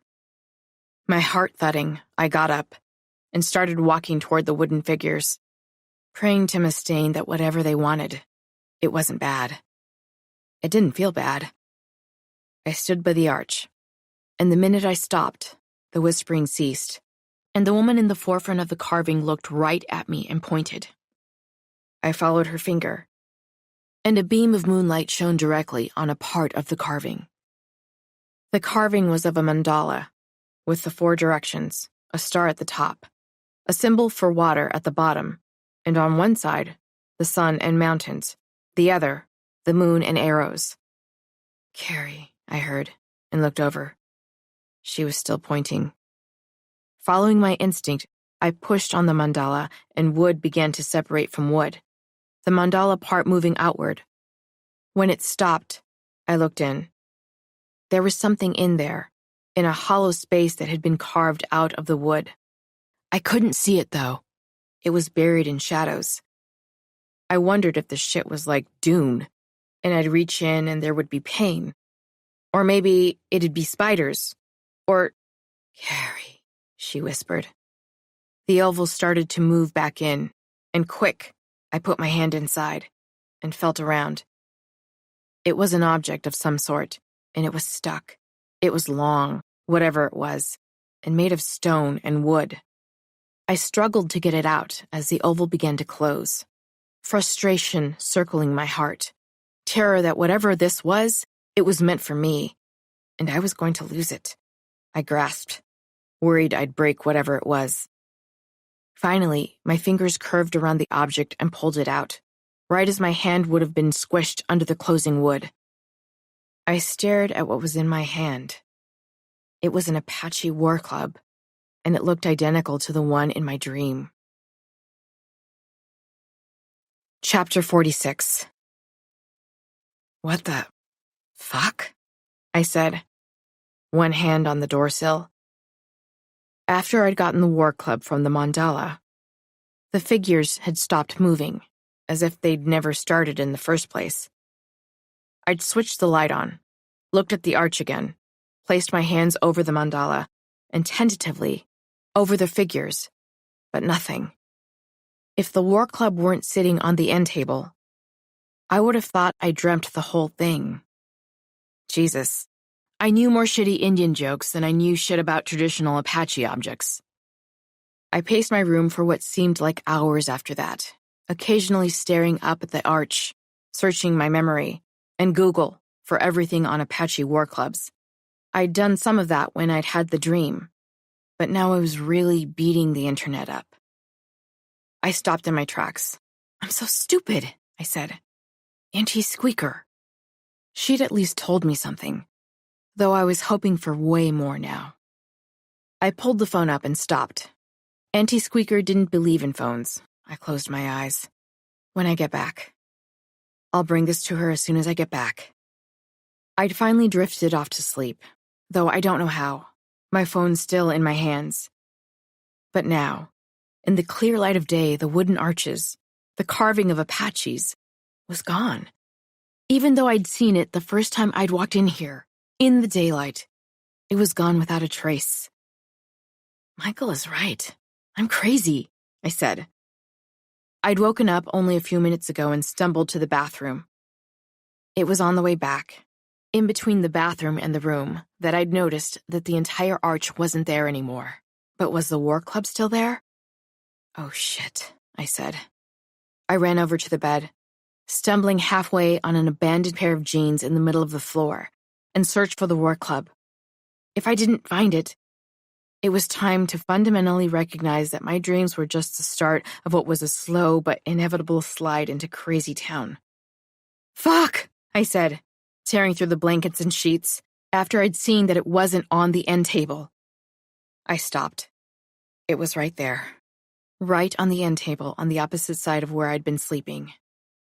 I'm not insane, I said, looking at it. Now that there was daylight, I could see how old it was, though it was in weirdly pristine condition. The club part was stone and strapped with sinew to a large leather-coated stem, made of either bone or wood by the feel of it. At the end of the stem was a long spurt of black horsehair, with a pile of black and white feathers tied to it. They looked to be eagle feathers. Maybe I have a really huge brain tumor that's making me hallucinate this whole thing. Maybe I'm in the hospital, dreaming this shit up, I said, genuinely entertaining the possibility. I'd had a friend die of something like this in high school, and she'd been in the hospital, unconscious, for months before she finally left the earth for good. I'd always wondered what she was dreaming. Hesitantly, I picked it up and turned it over in my hands. I started to get a funny, buzzy feeling, and right as I was about to drop it, I entered the tunnel, and everywhere around me was blood. Everywhere around me was screaming. I carried the war club in my hand, and I was running across the field, whacking enemy after enemy as they came for me. I would not go to that place. That San Carlos prison the Americans had designed for our people, to live soft and die. I slammed my club into another and watched as blood spurted out of his arm. I moved on, not letting his screams deter me, my shotgun also at my side. I led my men closer and closer to the Mexican border, where my relatives were living in boxcars far up in the mountains. They were making the medicine I had known before all this, the medicine I still held, before the Mexicans had killed my wife and children, before the Americans began hunting my people like game. There was one medicine man living in the mountains reputed to be able to cure the bad, rotting disease. He had cured a Chickasaw, and I had seen it. She had come on a burro. Her husband had been one of my men. Her husband had been related to Zapata. I avoided bullet after bullet. I had only taken one hit, and I could heal myself with the medicine I kept, and my men if they made it. I could bring a storm down if my spirit was strong, and I could see where they were coming from next. The East. I could see them as easily as I'd seen the Americans in my camp all those years ago. I had powers, and my children would have these powers, and their children. I looked down at my war club, and it flashed. I smiled. Chapter 47. See, this is why I'm very, very drunk, I was telling the bartender, who I could sense was seriously considering cutting me off. Because of a war club? Yeah. It's in my room, though, I said, slapping the wooden bar. Never mind, I paused, waving my hands wildly in the air. I probably shouldn't have told you that. Okay, I sighed. After I'd had the experience with the war club, and I was really getting tired of visions, I Googled around. The things that I found online made me think that I'd seen through Geronimo's eyes, who, apparently, had also had the shining, to use King's term. In other words, like me, he had visions, and he had healing powers as well. What I couldn't understand was what the war club was doing here, in this hotel. I knew that my relatives were Chiricahua Apache, so the Geronimo thing made sense, but how had the club gotten to a resort hotel in the mountains in Colorado? I knew that the Apaches had at times occupied this state, but an archway? In a hotel? Which didn't exist anymore? I was at a loss. What good was this fucking thing going to do me anyway? It couldn't get me Debbie back. It couldn't show me what had happened to my mother, or heal my father's brain enough so that he could either confirm or deny what Michael had said. So why had my ancestors seen fit to give it to me? And why not just make the damn archway appear in my apartment? Did my ancestors know I really, really loved Stephen King? And was there still a way to heal Daddy? The bartender brought me a glass of water. Thanks, I said. Been there, she responded. I gulped it down gratefully. I'd only had 3 whiskeys, but these days, I was a lightweight. I'd left the war club in my room. It was way too valuable to be carting around. And I didn't want to be thrust into unexpected visions of my ancestors anyway. But then again, maybe if I'd brought it, I could have confirmed by showing it to the bartender that it was real. Maybe I should go get it. I needed a smoke. I trundled outside, sat down on one of the white wicker chairs, and lit up, feeling much better as the nicotine hit my veins. I watched families and couples move in and out and tried to relax. I would be checking out tomorrow morning, and there would be more paperwork when it came to the transfer of ownership of the White Horse. That was exciting, or it should be, if I was going to do this. I still felt confused, deflated. Images of what I'd seen through Geronimo's eyes flashing in front of me as the smoke curled into the cool night air. I Googled, too, about the wife and child. Apparently, he had lost them early on to Mexican soldiers who'd raided his camp while he was gone. How awful. I took one more puff, stubbed my smoke out, and went back inside. As I was stuffing my pack back into my bag, my fingers brushed against something unfamiliar. I settled back in and opened my bag up, rifling through chapsticks and receipts to get a better sense of what it was. Oh, wow, I said. That's right. It was the pictures of my mother that Nessie had given me when I'd knocked on her door, gotten her to let me in. I started thumbing through them. I guessed I'd left them in there and just not remembered. So much had been going on. They were Polaroids. The thick white edges surrounding the images. The saturated colors that spoke to the life of someone who was long gone. It was sad, really. So much waste. Here was one of my mother, at what looked to be maybe 6 years old, sitting on an old-fashioned flowered couch, a fat brown baby at her side. But wait. A baby? I thumbed to the next. Here was another. My mother looking to be around 10, and there was a girl of about 5 at her side, who looked a lot like her, standing by the cyclone at Lakeside. Next to them was Michael, his hands clasping at the gears. Perhaps he'd worked there. I flipped the picture over. Sharon and Cecilia, it said. In what I assumed to be Nessie's handwriting. My heart began to hammer. I moved to the next one. My mother was posing, a corsage pinned into her long, filmy pink dress, standing at the bottom of stairs, the arm of a young man in a blue tuxedo around her, his smile awkward. I guessed he was native or Mexican. There was still a hint of sorrow in her eyes, but there was joy, too. In the next picture, my mother, looking to be in her late teens, had her arms around the girl who was most certainly the same girl from the second photo, in almost matching orange and yellow outfits, their arms around each other.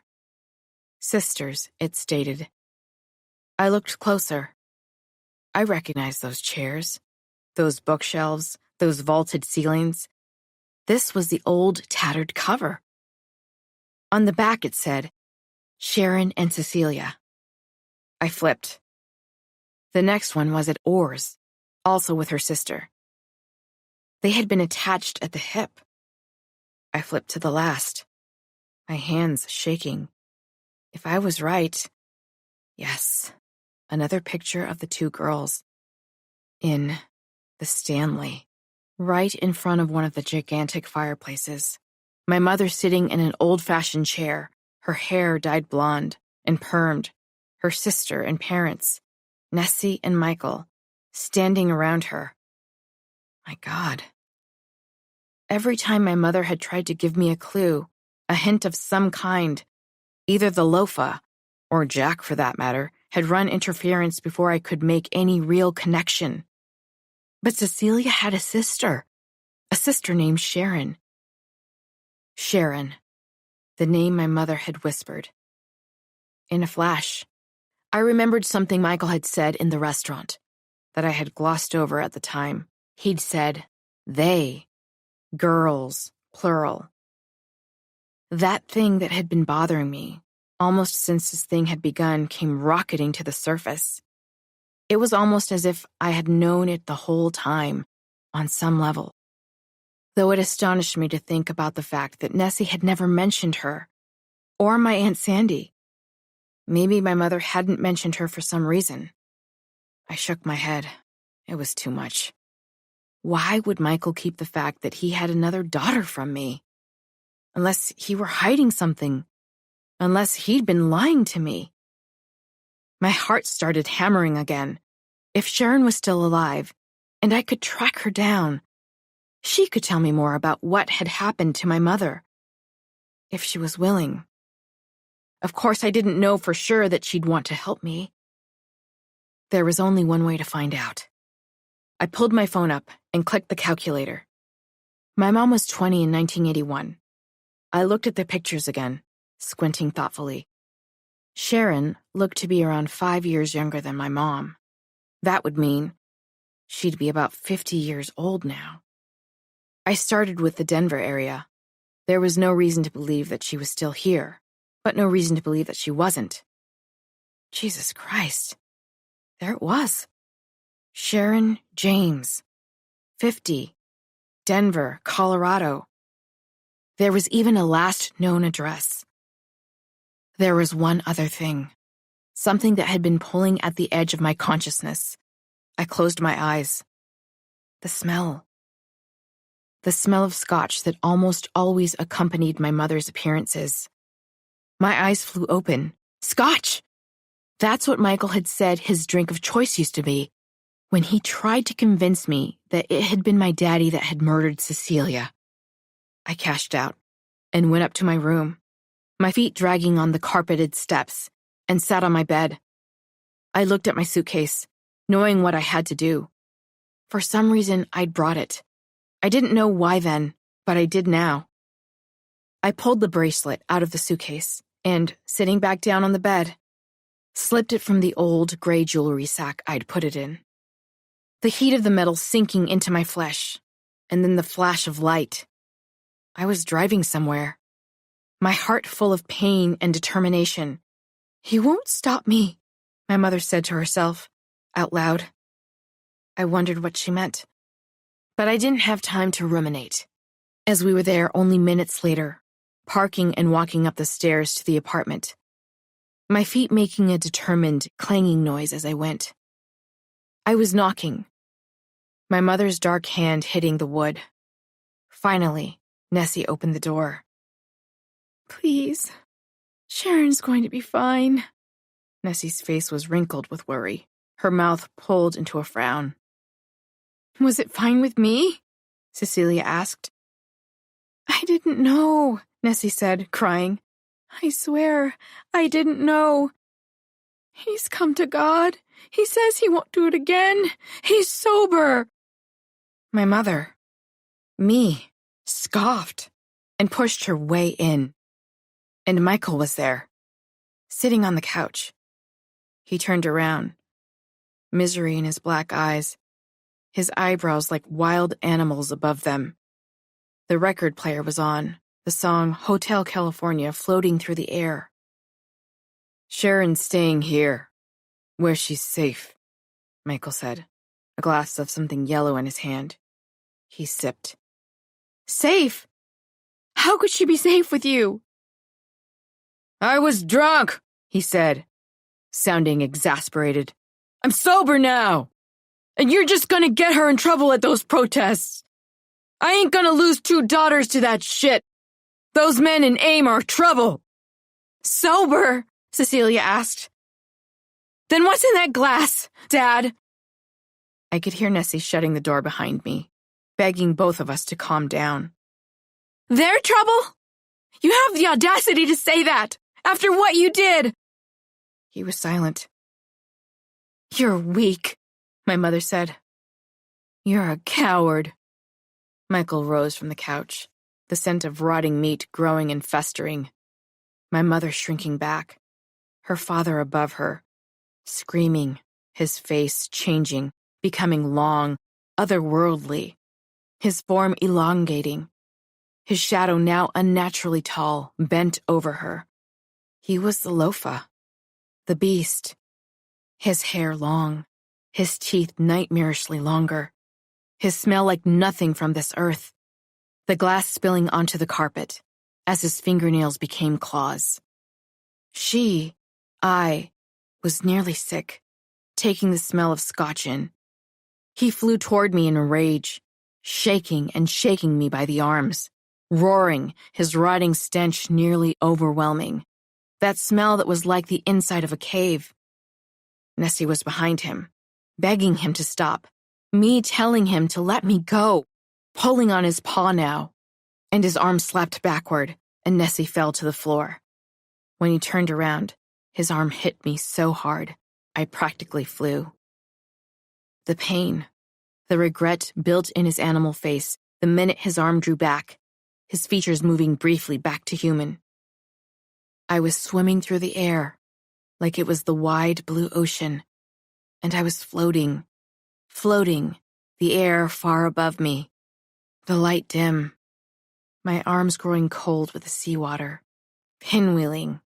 I tried to stop, but to no avail.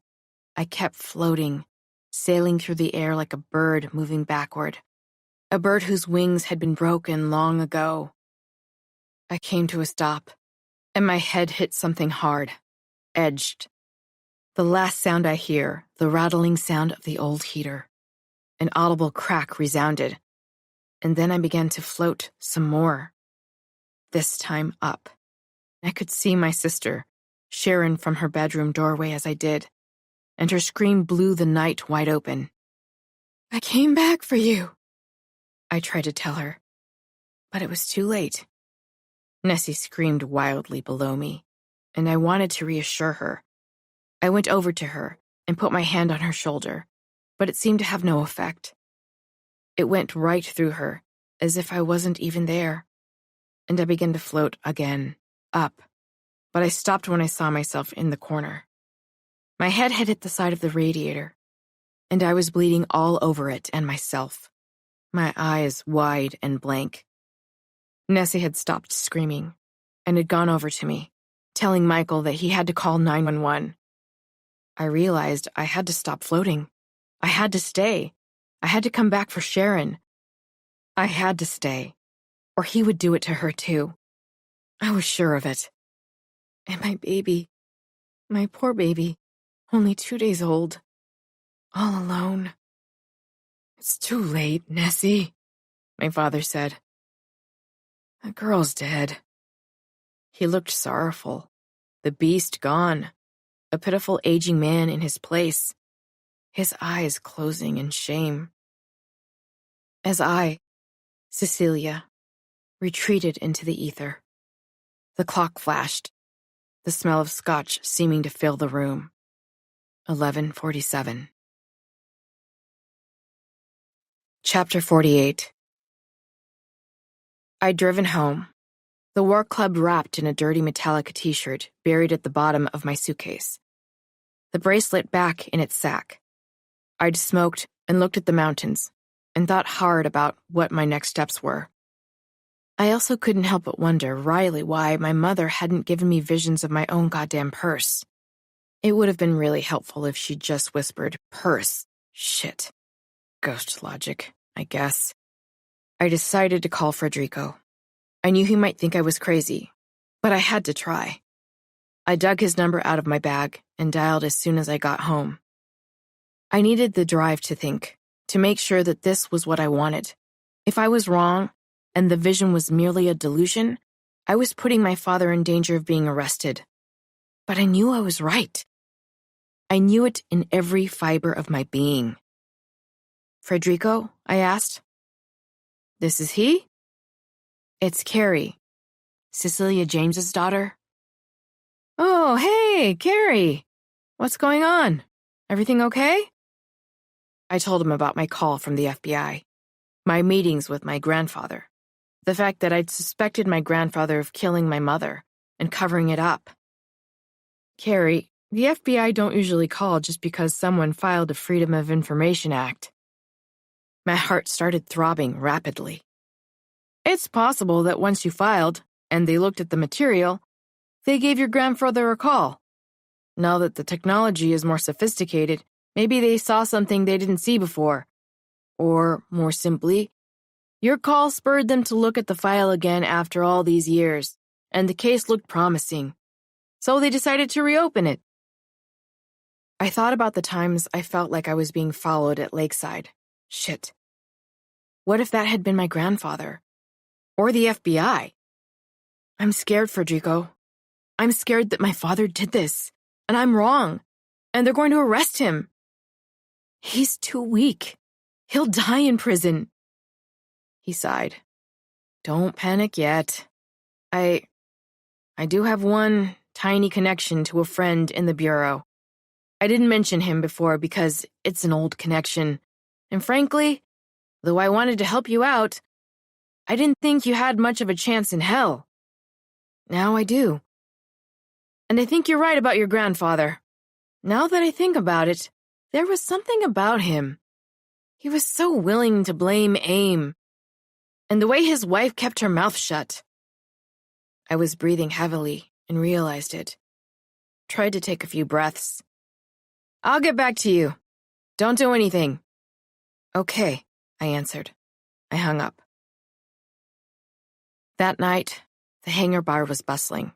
I was grateful for a little relief from trying to work out the best way to handle this, from the emotional weight I'd taken on, all the stories of not just my immediate family, but my ancestors. One thing bothered me, though. Why hadn't my mother told my father about what Michael had been doing to her? Frederico said my father also thought my mother's disappearance had had something to do with AIM. If my vision was true, and it hadn't been my father who'd killed Cecilia, that meant only one thing. She'd been too humiliated to tell him. I took my smoke break and fumbled for my phone after lighting up. I was scrolling when I got a text. My fingers started trembling, my heart thudding. It was Debbie, asking if I was still smoking. I laughed nervously and texted her back that I was. She told me she knew it and asked if I wanted to meet at the White Horse around 7 p.m. She had stuff she needed to tell me. I kind of freaked out then. Maybe she wanted to tell me to never contact her again. She was the kind of person who felt that major shit shouldn't happen over the phone or via text. She'd said that to me many times. But what choice did I have? I would apologize to her and see what she did. Maybe it would change her mind. Sure, I told her.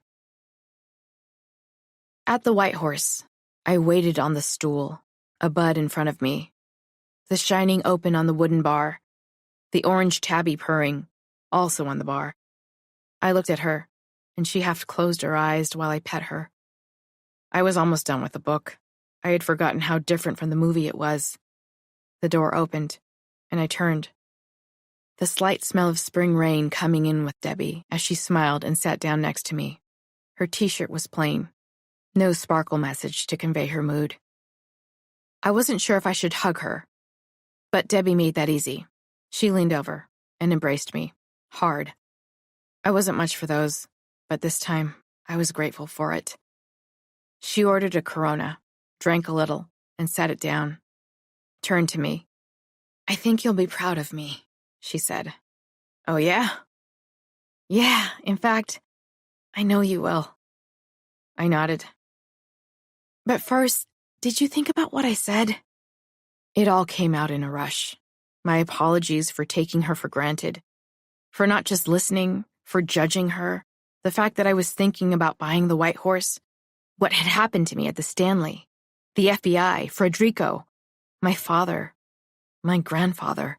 "Holy moly," she said.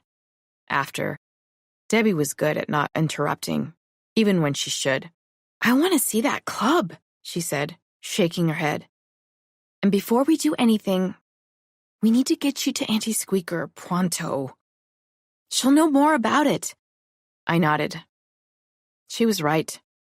She finished. "First things first. You really are going to be so proud of me." "I'm proud of myself," she said, straightening in her seat. "So, first of all, thank you for apologizing. I know I had my part in this. And you were right. Jack was awful. When you left, he just kept ranting and ranting about you. And at first I agreed. "Okay," I said, ordering another.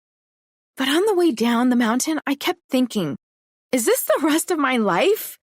No Carrie? Forever? And I knew it wouldn't stop there.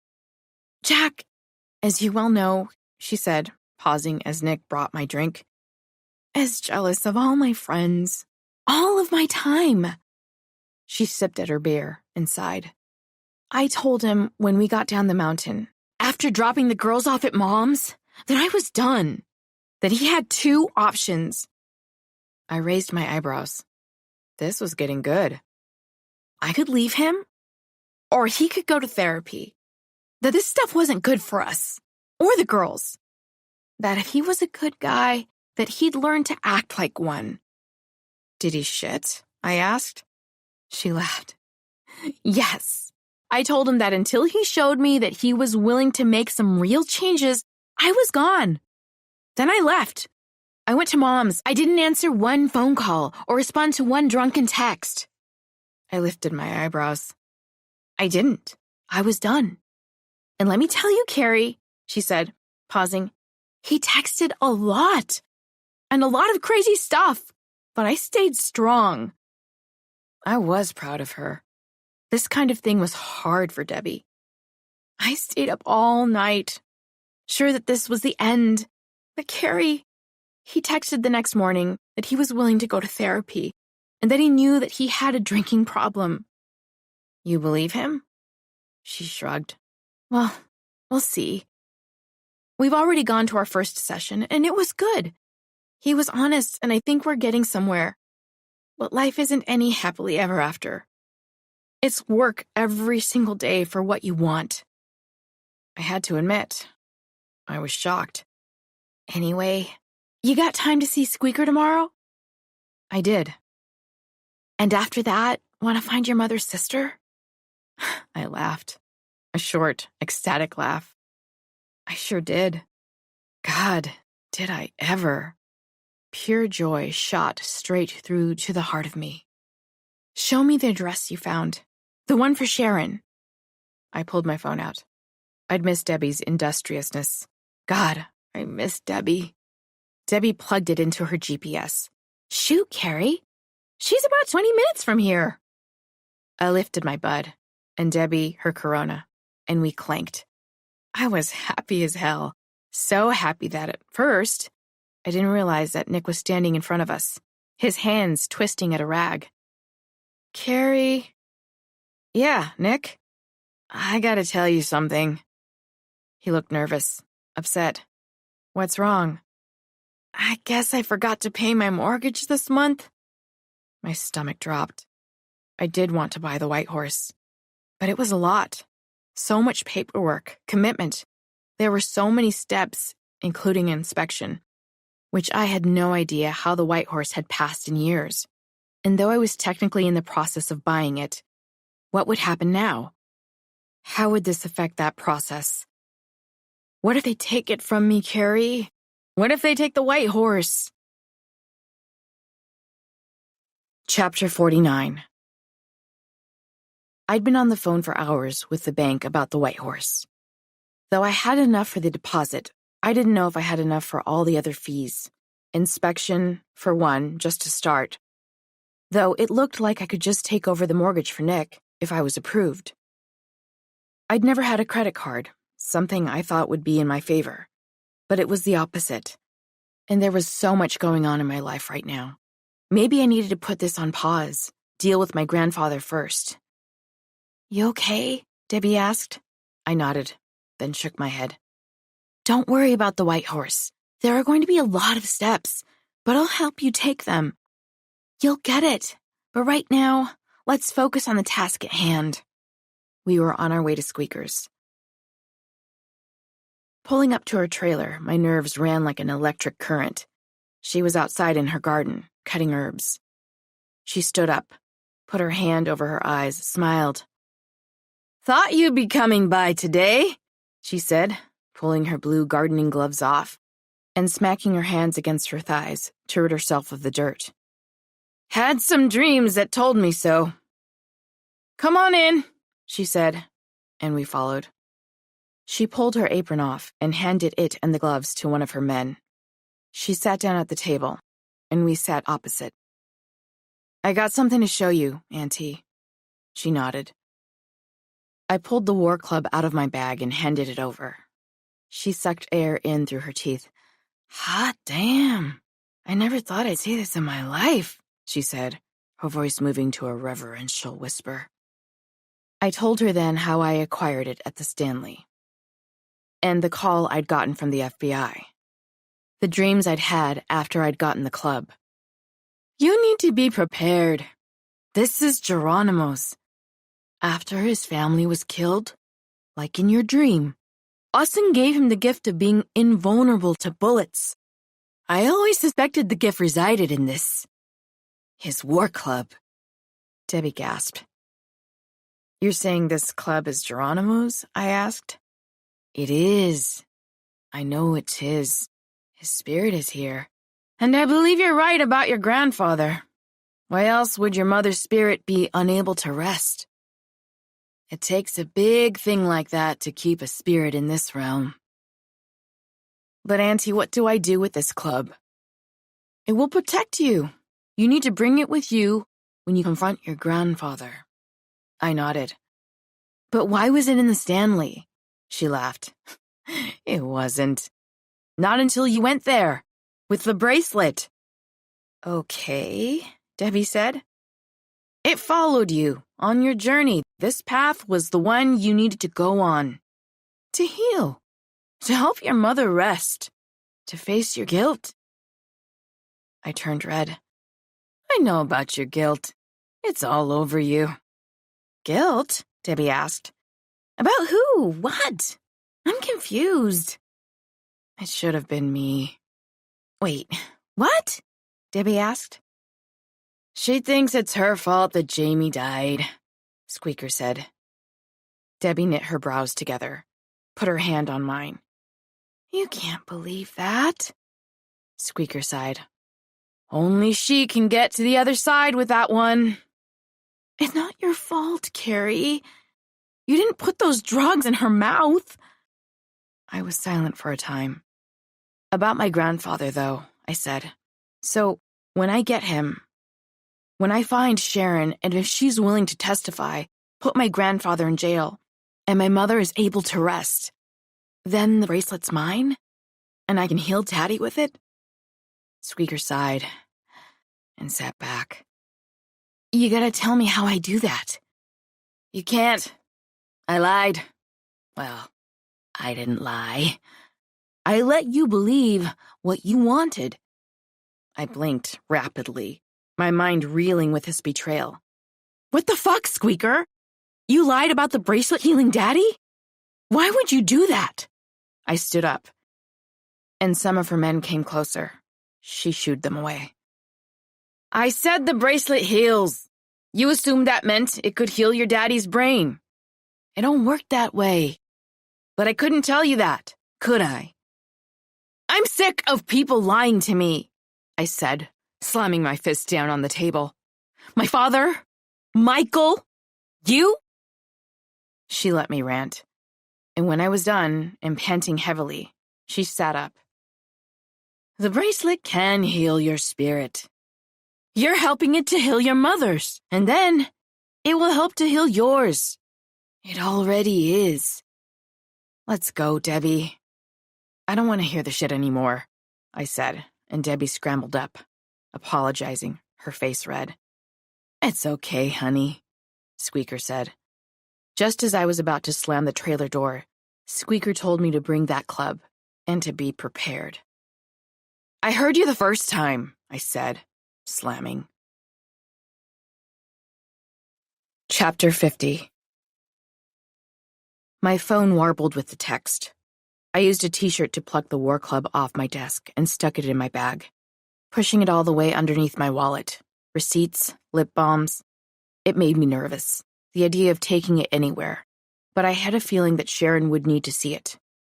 I decided that even if Squeaker had lied to me to put me on this journey, I was on it, and I was going to see it through to the end. "Are you ready?" Debbie asked. I got in, slamming the car door hard. "I think so," I said, running my hands down my favorite pair of black jeans. I'd worn my warrior outfit today. Black jeans, short black rock star boots with silver buckles, the Megadeth t-shirt I'd had on the day Jamie had died. That shirt had power. "You okay?" she asked, sensing my mood. "I'm mad at Squeaker." Debbie sighed. "Just say it," I said, scooting further into my seat. "I don't know anything, or very little about Indian stuff, beyond what I've learned from you, or from other natives in town. But what Squeaker did, I know it's kind of tricky of her, but it seems like an Indian thing to do, and especially a Squeaker thing to do. I'm not sure you would have gone on this journey if you didn't think it could help your dad. She should have just told me the truth. Let me decide." "But you're—" She interrupted herself to honk at a man cutting her off in an old cutlass. "You're stubborn, Carrie. You hated your mom. Nothing I ever said, or my mom ever said, or what Squeaker ever said made a difference. You decided that she was to blame for your dad's condition. And that was that." I was silent. "Just think about it." We drove in silence for a while, the squawk of Debbie's GPS guiding us the only sound. "I hope Sharon listens to us," Debbie said, breaking the quiet.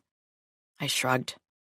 The worst thing that could happen is she turns us away at the door, or that she's not the right Sharon after all.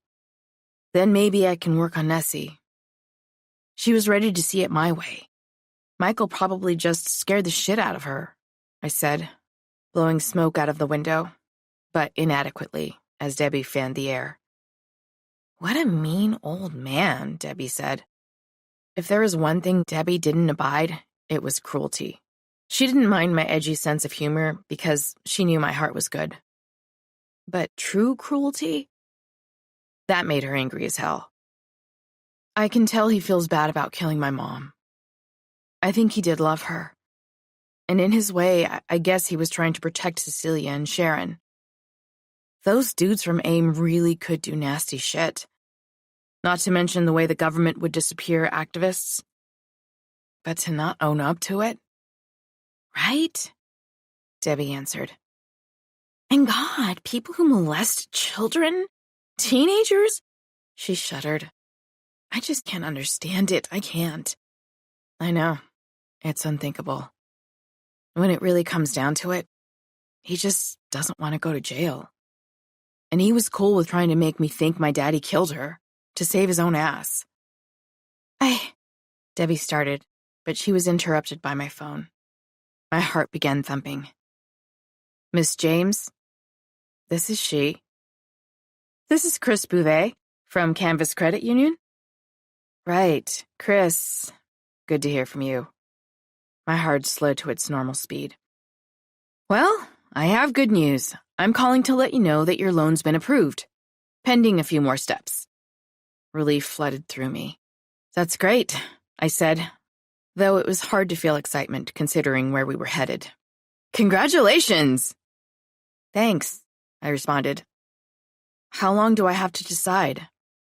I really didn't have the money for anything beyond the deposit, but if I didn't do this, the White Horse would probably move into bankruptcy, and I'd lose it forever. And one of the few places that was old Indian Denver, would be lost to time. Forever. You have a few weeks, if you need it. I took a long drag. You know, I pulled your Alp out of the pile myself, he said. Really? Yes, I'm quite familiar with the white horse. You are? I asked, incredulous. He laughed. I'm Sichangu. My dad's from Rosebud. I know all about that bar. You're Indian, right? I just can't see a reason that a white person would buy that bar, unless they had clear plans to bulldoze it and put a set of condos up. And I just didn't get that sense, talking to you. I laughed. I'm Chickasaw, an Apache, actually. Well, sort of. I'm urban. I'll come on by sometime. I had a time or two back in the day. My dad, he lived in that bar. Sometimes Dad would take me when I was little. I'd sit in the car with a Pepsi and a book, waiting for him. Then, when I was old enough, he got me in there a time or two, but then passed on. And well, I guess I forgot about it. Until now. Oh, wow, I said, wondering if his dad and my mom had ever crossed paths. It was possible. The Indian world was so small. And sorry to hear about your dad. It's okay. It was a long time ago, he said. Then, is that bartender still alive? Nick? I asked. That's right, Nick. That was his name.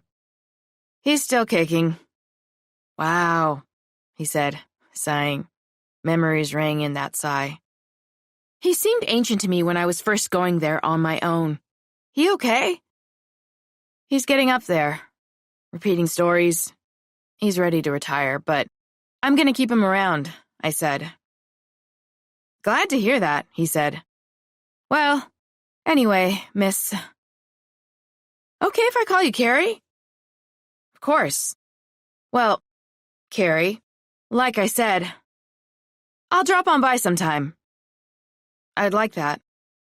Who's that? Debbie said, taking one arm off the wheel to elbow me in the side, auntie style. It's just the guy from the bank. I've been approved. Debbie squealed so loudly I thought she was going to go off the road. When this is over, we need to celebrate, she said. I nodded. I'm still not sure it's going to go through, so let's hold off on the champagne. Also, I took a deep breath. I wanted to ask her something that I'd been meaning to ever since I'd thought about actually doing this. I was thinking, maybe you could work with me, I said. If I even do this, which I might not. She went silent. But if I did, you'd be part owner, and neither of us could quit our jobs at first. I know that, but, you could do the books and the social media, which a lot of that could be done from home. I cut myself off, looked over at her, cringing. I was waiting for her to tell me no, that Jack wouldn't like that it would take time away from her kids. She was smiling, tears running down her cheeks. I'd love that, she said, wiping at tears. If you decide to do this, she finished slyly. I laughed. We both knew that this was almost certainly a done deal. I want to be able to do something for you, for a change. She cried harder, and I patted her awkwardly on the back until she quit. Debbie was so comfortable with crying. In a way, I envied that. Okay, she said. I'm so excited. But we have to put all this away for a bit. I nodded. 20 minutes later, we were outside of a large, sprawling apartment complex. It was attractive. One of the new ones, the kinds that looked almost industrial. Debbie hated them. But though they were evidence of a gentrifying Denver, I thought they were pretty cool looking. The landscaping was smooth, too. Simple, with white flowers of various kinds, petunias, daisies, orchids, scattered throughout, and well-kept shrubs at the front of each yellow, maroon, or navy complex. There were also trees, redbud and catalpa by the look of them, their green leaves and white blossoms shimmering in the sun, rippling in the light, spring breeze. We walked up 3 flights of stairs and stopped at 248. I knocked. wondering if she'd be home. We'd picked early evening, but that didn't mean... Footsteps shuffled to the door. It opened, and a woman's face appeared. I couldn't help it. I gasped. There was no doubt that it was Sharon James, my mother's sister. Although she was shorter, her nose smaller, whiter, she looked so much like her. Like me. Can I help you? She asked, her eyes narrowing inquisitively. It was clear I was familiar somehow. She blinked a few times. Do I know you? You look... I'm Cecilia's girl, I said. This is my cousin, Debbie. She went pale. Oh, she said, shaking her head. You know, you're nearly the spitting image of her. So I've been told, I said. She went from pale to greenish. I need to sit down, she said, but come in. We followed her inside. Her apartment nicely decorated with dark gray couches and framed pictures of different native figures, prints of Monet, small white and gray figures of cats, and little glass jars, and a small, dark gray cat to match, sitting on her couch. Can I get you a glass of water? Debbie asked. Sharon put her hand to her face, rubbed her temples. It was a pleasant face, heart-shaped, lightly freckled, and brown. One that said she'd had a rough go of it at first, but had quit whatever had started to etch those wrinkles in early enough. She had crow's feet around her eyes, and stronger lines around her mouth. But though her expression carried something I wouldn't quite characterize as bitterness, but perhaps a seasoned wisdom, she looked younger than her years. Yes, she said. Thank you. Debbie rifled around in the kitchen. When she got back, she handed Sharon a tall blue glass full of water and sat. I had been sitting not too far from the cat, who'd sniffed at me suspiciously at first, but had decided my presence was acceptable, and stayed. She drank and sat the glass down on the coffee table in front of her. I'm sorry, it's just... I try not to think about my sister, or my family at all, she said. Then, what do you know about them? I took a deep breath and told her everything, even the things that might make her think I was insane. About the bracelet, and the war club, the FBI. But all she did was listen patiently and nod. My family has always had visions, other things, Sharon said. Do you mind if I smoke out on the patio? I'll join you, I said. I recently started up again. I bet, she said, chuckling lightly. She seemed better, less pale at least. We walked out onto a little deck. It was covered in plants, ivy, succulents, mainly green but a few flowers too, hanging from pots from the ceiling. I've quit everything else, she said, even alcohol. Tried to quit this, but, she said, turning the cigarette up in her hand, then lighting up, and handing me the lighter once she'd finished. It never takes. And I only smoke 2 or 3 a day, she finished, inhaling. That's not bad, I said. I'd been quit for years. I'll quit again. Debbie snorted and settled into a chair. So, you're here because you want something of me. I can sense that. That was always my thing, she said, smiling slightly. Your mother didn't have visions, or anything. Nor does my mother, Nessie, she said, pausing to grimace. But I was always a little like grandmother. She had true visions, like Geronimo. But me, I can feel someone's emotional agenda, if that makes any sense. I took a deep breath and told her about the vision I'd had about her father. I was there. He did molest her. He did murder her. And that's just like him to try to convince you he's the hero in this situation. Your father loved your mother.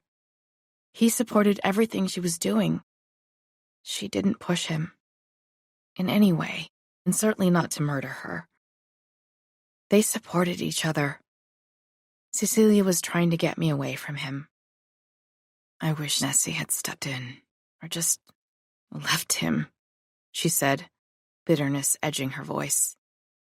I breathed a sigh of relief so visceral I thought I might be choking for a moment. I didn't realize how badly I needed that confirmed. Confirmed for me in the flesh, in this world. I wish I hadn't been too scared to do anything but run away, she said. I wish I hadn't taken my dad's threats to heart so seriously, let him get away with so much. It's okay. You're just a kid, Debbie said. Sharon hung her head. Sharon, I know it's hard, but thank you. I honestly thought I was losing my mind, or had a brain tumor.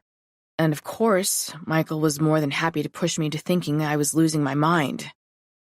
I put a hand out, patted her awkwardly on the shoulder, her cigarette smoldering between her fingers. She nodded, her head still down. I let her process for a moment, and when she brought her head up and smiled weakly, took a drag off her smoke. I knew it was time to tell her what I thought we should do next. I'm hoping you'll testify against him. Michael, your father. I wish there was a way to know where my mother's body is buried, but, barring that, if you saw him killing my mother, you could testify in court. I want him in jail. I think that's what Cecilia wants as well. I'm pretty sure anyway, that that's why she began appearing. She nodded. She listened intently when I told her that I'd hated my mother, that my father had gotten into an accident a few years after Cecilia disappeared. I don't know, Carrie, she said. My heart dropped. I'm not saying no, but when I ran away, I was with a rough crowd for a long time.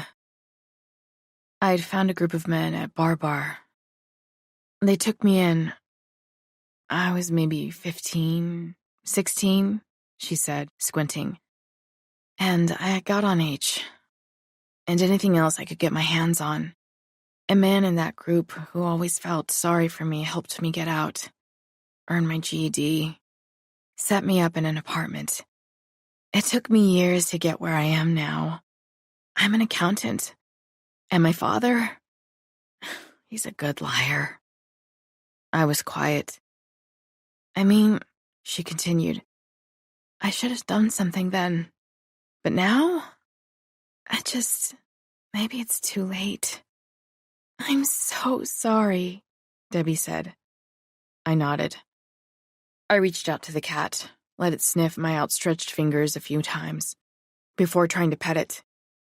Eventually, he let me. I looked out. The sun was setting over the mountains. I felt a stinging, unexpected stab of inexplicable fear. Tried to push it away. Sharon smiled. Mousie's better than a German shepherd, isn't he? She reached out and pet him, and he purred under her hand. He knows when bad people and spirits are around. I could tell when I picked him out of the pound. It made me happy to hear how much she loved cats. Briefly, I thought about the little orange kitty at the White Horse. Shit, I loved cats. So, anyway, Carrie and Debbie, let me just think about it. I know you're right. I don't want to be a coward like my mother. I just need a minute. My phone began ringing. It was Frederico. I'm so sorry, I said. Let me take this. It's my cop friend, the one I was telling you about. I picked up. Debbie and Sharon's faces looking anxiously on. Carrie! So glad you picked up. I'm not supposed to tell you this, but when you filed, the FBI did reopen the case. They've been watching your grandfather. You're telling me they're going to arrest him? They're on their way to his apartment now. Chapter 51. I am 24 when Debbie saves my life. I am sitting alone in Daddy's house. and I am staring at the small white pills that I have lifted from the medicine cabinet, and the pills that I had already had before Jamie died, and the Coke I'd scored about 20 minutes ago, in Tommyknockers, a miracle. As usually, that place isn't about the fancy drugs. I snort the Coke, and snort more, my hand lifting to my nose, feeling the acrid, racing burn on the tender part of my flesh. And then I duck back down to the mirror, the new white line, making another line, again. And finally, I feel like I'm floating up to the ceiling, and I briefly wonder what it will do to Daddy when he finally wakes up and comes down to my body on the couch, staring up. But it's hard to care about things like that when you're high like I'm high. And I'm so high I barely know my own name right now. I'm looking at the pills and they're all lined up on the coffee table. The same coffee table that my mom set her coffee on 24 years ago. But I don't want to think about that because she's a horrible bitch who abandoned me, left me to care for Daddy, and I hate her. And without Jamie, I am totally alone. And I know it. I pull one of the bottles up and shake the pills onto my palm and sift through them with a finger. And I think about Jamie's beautiful, heartbreaking face right after I found her. That's what comes to me, again and again and again, in my dreams and in my nightmares and in my waking life. A distinction I no longer really feel exists. The door bursts open as I start to shovel the pills down my throat, one after another in the most satisfying and pitiful motion. Jamie's face floating in front of me like a good and lovely dream. But it isn't Jamie's face in front of me. It's Debbie's. And she says, "I knew it! Damn it, Carrie!" "Leave me alone," I tell her. "Let me do this." "Leave you alone until I have to find your body, you mean?" she says. And if I could cry, I would. She comes charging at me like a bull. And for the first time in my life, I am afraid of Debbie instead of the other way around. But she just pulls the pills from my hand and hits me on the back of the head. I cough the little white pills out onto her waiting palm, strings of saliva following. Then she yanks the pills from the table and sifts through the ones that are Daddy's, and shoves those in her bag, and goes to the toilet with the other ones. And I can hear her flushing. I can hear her muttering, angry. God, I had hope a minute ago, but now I feel so empty. When she comes out, she takes me in her arms, and she holds me. And again, I wish I could cry, but I can't. I'm broken that way. Just fucking broken. Like the clock on the wall, stopped in time. But she rocks me and rocks me like a sleepy child. And I let her. After a while, she takes me outside, into the good, cold night, and tells me to look up at the stars. To just look up at the stars. At first, it's only black, but then after a minute, I see light. I see formation. I see structure and beauty and life. And Debbie tells me, "See? See?" I do see. A year goes by. Debbie feeds me like a baby bird, and I am weak for a long time, living at my father's house and taking care of him because that way, I have something to do. That way, I don't have to think about the next step, and for a long time, that's all I need. I take Debbie to the graveyard, on the edge of town, near the old high school, where Jamie and I used to go to get drunk, to get high, where Jamie is buried. Now all I drink is cold air. All night, laying by the headstones of the long dead, I tell her about Jamie, about everything we'd done, and she doesn't judge. I show her the constellations we had considered ours, the ones we'd watched whenever we were too high, or the men we were parting with too rough, the stars that reminded us that no matter what happened, we were so small. And that was a good, right thing. All of that eternity. I ask Debbie to forgive me for what I said when I was 16, and she says it's okay. But I tell her what I thought she'd meant, that maybe she'd meant something ugly about Jamie's blackness. And she gets very red and says that I should have known her better than that. And she's right. I feel strong by the end of that year. I am healed. But I don't realize that healing requires scars, and I am still rough beneath them. I still have pain locked behind that ropey skin, and there is weakness there. There is vulnerability, a thing I have always been terrified of, a thing that has festered, a thing that can take me down into the dark and feed and feed. Chapter 52. There was a hard rapping at Sharon's door, and the cat jumped out of my lap with a shrill meow and ran into the living room. "Oh my God," Debbie said, a nervous trill to her voice. I laughed. "Chill, Debbie." Sharon stubbed her cigarette out, twisting it hard in the glass. "That's weird," she laughed anxiously.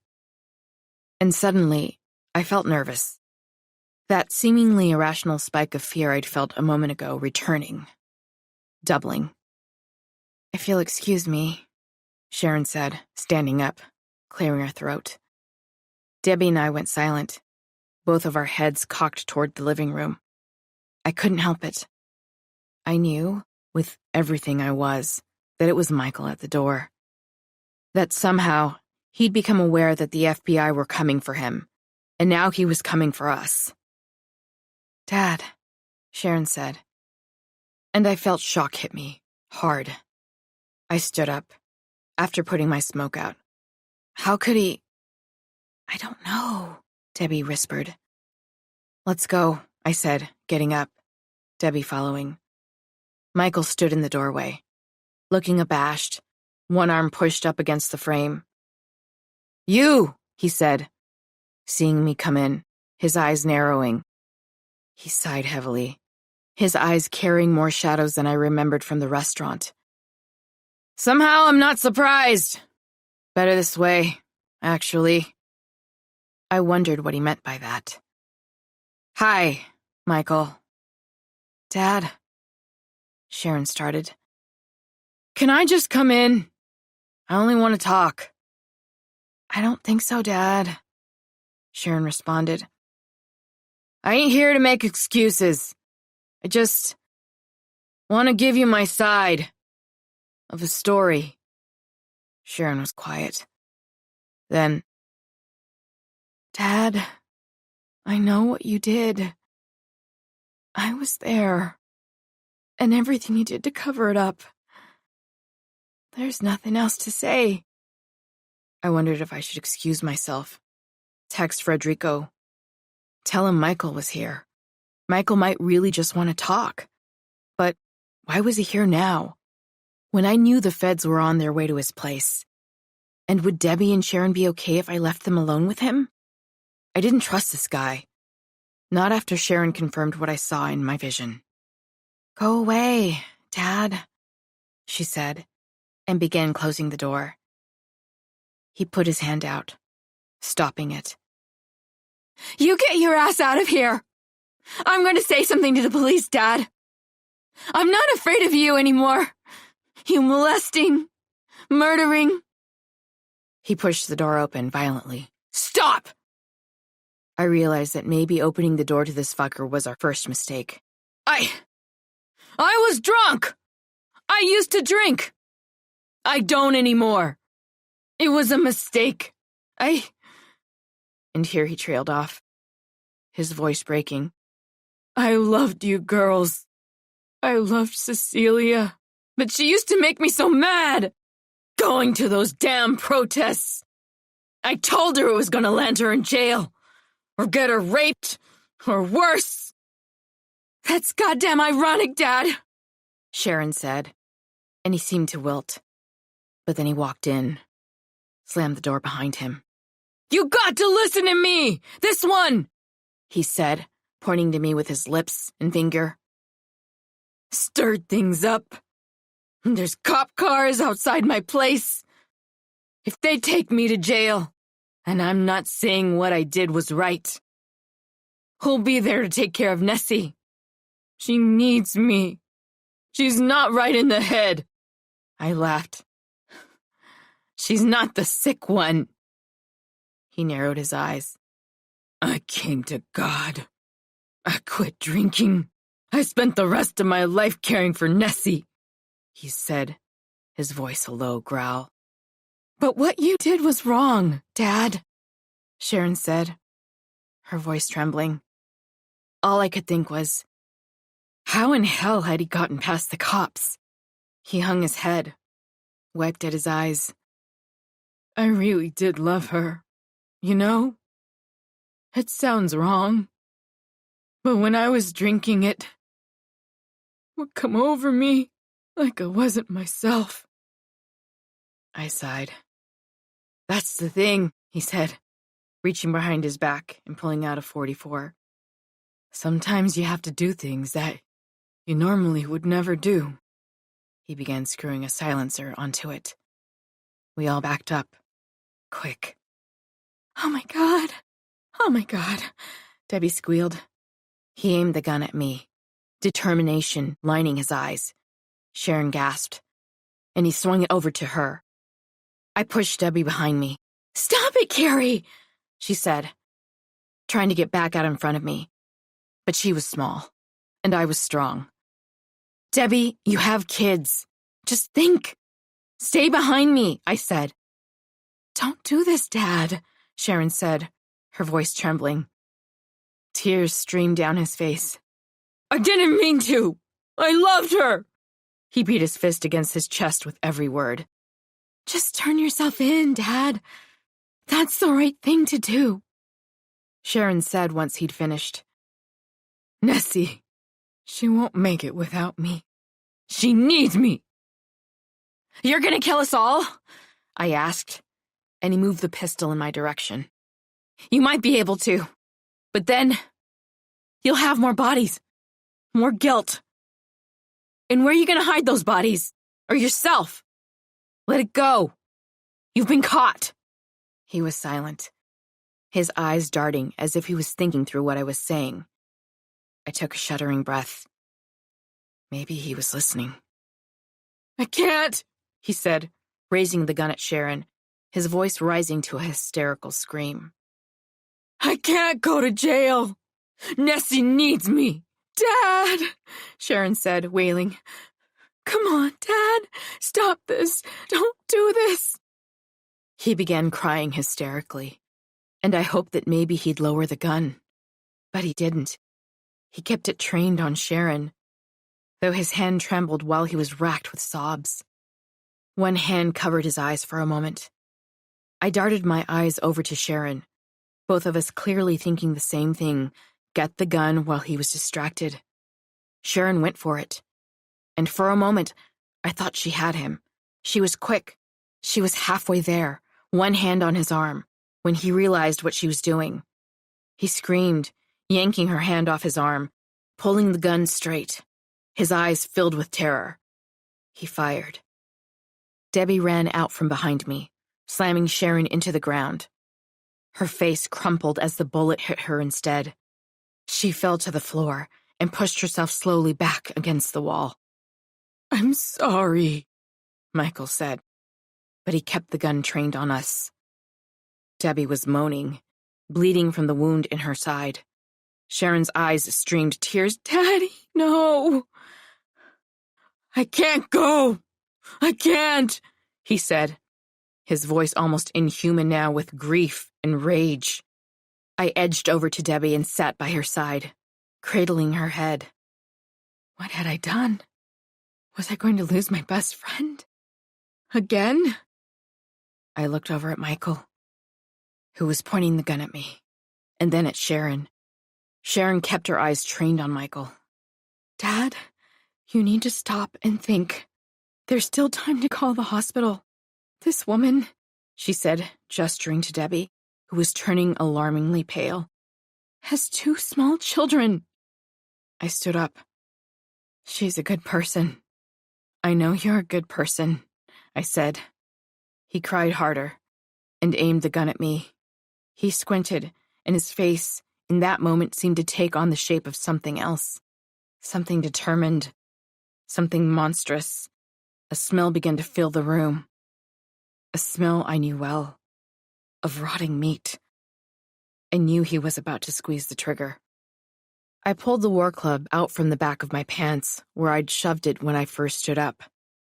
After hearing the doorbell, regretting not bringing my gun like hell, and ran. Ran like I hadn't since I was a child, since I'd seen Daddy in the hospital, since the day Jamie had died, when they'd pulled me away from her body while I screamed and screamed, asking God to take me because I couldn't live with the pain. Ran like I had from my mother's ghost, like I'd been doing my whole life, except the wrong way, like I'd been running from my own guilt, my own pain. I ran toward my grandfather, and with a leap and a yell like my ancestors, I lunged back to crack him on the skull. Even if it meant my death. At least Sharon and Debbie might survive. The gun went off, and that's when it happened. Shit froze. It was like the club had cracked open an invisible chasm in time, in space. There was a thunderclap, and fissures all along the air where I'd begun to move forward, like there had been an invisible blue pane of glass in the air, and the club had found it. I saw through the pane a bullet. One meant for me. It froze inches from my face. There was a flash of light, and I was somewhere else, somewhere strange and beautiful, and yet somehow so sweetly familiar. Red desert. But with waving lines of fluorescent light in the dirt moving beneath my feet. Brightly lit pink saguaro cactus. The lights of the needles flashing like something from Vegas. But the lights look contradictorily natural. Tumbleweed rolled through, but up and down, backward, then forward again, or in circles. Sometimes they dance with one another, and cackle with the voices of tiny children. A dry, sandy wind filled with the smell of sage. Mesas in the distance, some of them floating in the air, some of them upside down. And strangest of all, Johnny Cash's I Walk the Line was everywhere, in fits and starts. What the hell? I said. Where am I? This is your people's homeland. Not mine, Michael said, behind me. Figures you'd fight me on your own turf. I turned around. He was there, standing feet from me. Course, he said, lifting his head like he was smelling something. I got my music here. That came with me. Always loved Cash. The world I was in was surreal, strange, not exactly my ancestors' homeland, but at the same time, it fit. It was as if we had entered an alternate dimension. Somewhere the club had brought us. Maybe somewhere that Geronimo had had access to. Somewhere he'd drawn his power from.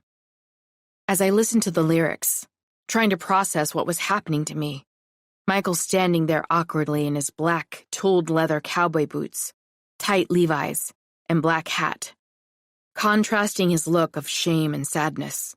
Something came over me then. I thought of the way his voice, in the other world, my world, had pitched into a growl, into something not quite human back in Sharon's apartment. You're it, aren't you? The monster from my dreams. The loafa. I thought about my vision, how I hadn't even had time to process the fact that Michael had become the beast when he killed his own daughter. It hadn't been some metaphor my brain had come up with to cope. It was my mother trying to tell me that Michael was capable of transforming into a literal monster. I felt sick. That's what I become when I drink. Or when I can't help myself. When I need to protect myself. I didn't know what to say. It was awful. It was frightening. And worst of all, I knew now why we were here. In this other world. Geronimo had brought me here. Or at least, his medicine had. To fight Michael. And he was here to kill me. He was going to become the thing that he hated in order to prevent me from holding him accountable for his sins. He looked sad then, shifting from foot to foot, the sand pooling heavily around each boot. Your grandmother, She used to take Cecilia down to New Mexico to see the crown dancers. You know that? I hadn't. She used to ask me why I didn't take the girls to stomp dance in Oklahoma. Why didn't you? I asked, my hand over my eyes, wondering when it would happen, wondering just what he was up to. He was standing directly in front of the sun, and in between two mesas. His image was shimmering in the desert heat, almost shifting. He plucked a leaf of desert sage, rubbed it between his fingers. My family gave all that up long ago. Was illegal anyway for a long time. You know that? I dimly recollected something about that from one of my visions. My connection was lost. And besides, we'd gone Christian. And there's good there, too. You can get that shit back. Some things, Carrie, he said, a small break in his voice, are gone forever. You do things, or people before you do things, even if they're forced to. And a line is drawn, a border, a boundary that cannot be crossed. I was silent then, listening to the sound of a coyote howl mournfully in the distance. What was he telling me this for? And would a little war club be enough to fight off a literal monster? That thing in my visions, in my dreams, it was huge. A predator the likes hadn't walked the earth since time immemorial. He laughed at the sound of the coyote singing, breaking the tension a little. Shoot. This place is like a regular Roadrunner cartoon. He looked more like a little boy then. Not the man who could turn into a beast of epic proportions. The man who'd molested, then murdered his daughter when she confronted him. The man who'd been chasing me just as the FBI was chasing him. If I hadn't been at Sharon's, he would have shot her. Come for me next. He looked sad and vulnerable, and he flickered then, the dust shimmering in the air behind him, the pink saguaro lighting his face up like a dream. And he became a little boy, a toy car clutched in one hand. He was skinny, clothed in old jeans and a beat-up white t-shirt. There was a shadow at his back, something much larger than he was, one hand on his shoulder, stretching long into the desert behind him. A low, warbling moan emanated from it. Something came to me.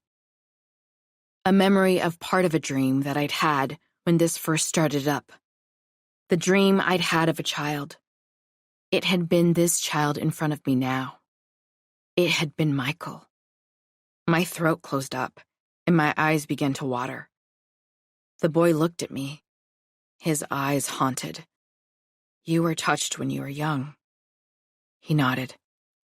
My father. I'm sorry. We were quiet then, and the wind picked up.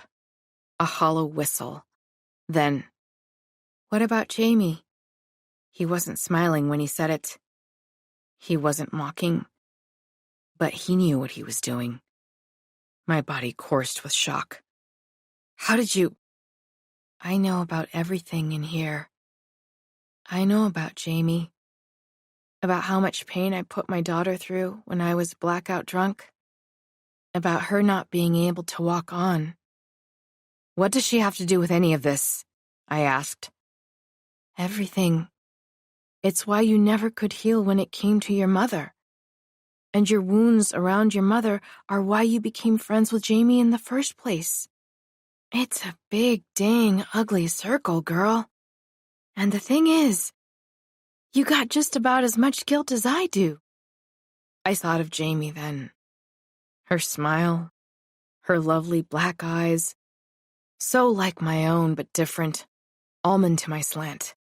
Her unexpected gentleness, the way she'd held me so many times, my body curled up into a ball of pain, the way she wouldn't let go until I was ready, the fact that she partied harder than anyone I knew but had the softest voice, childlike, not doll-like, no, but soft, kind.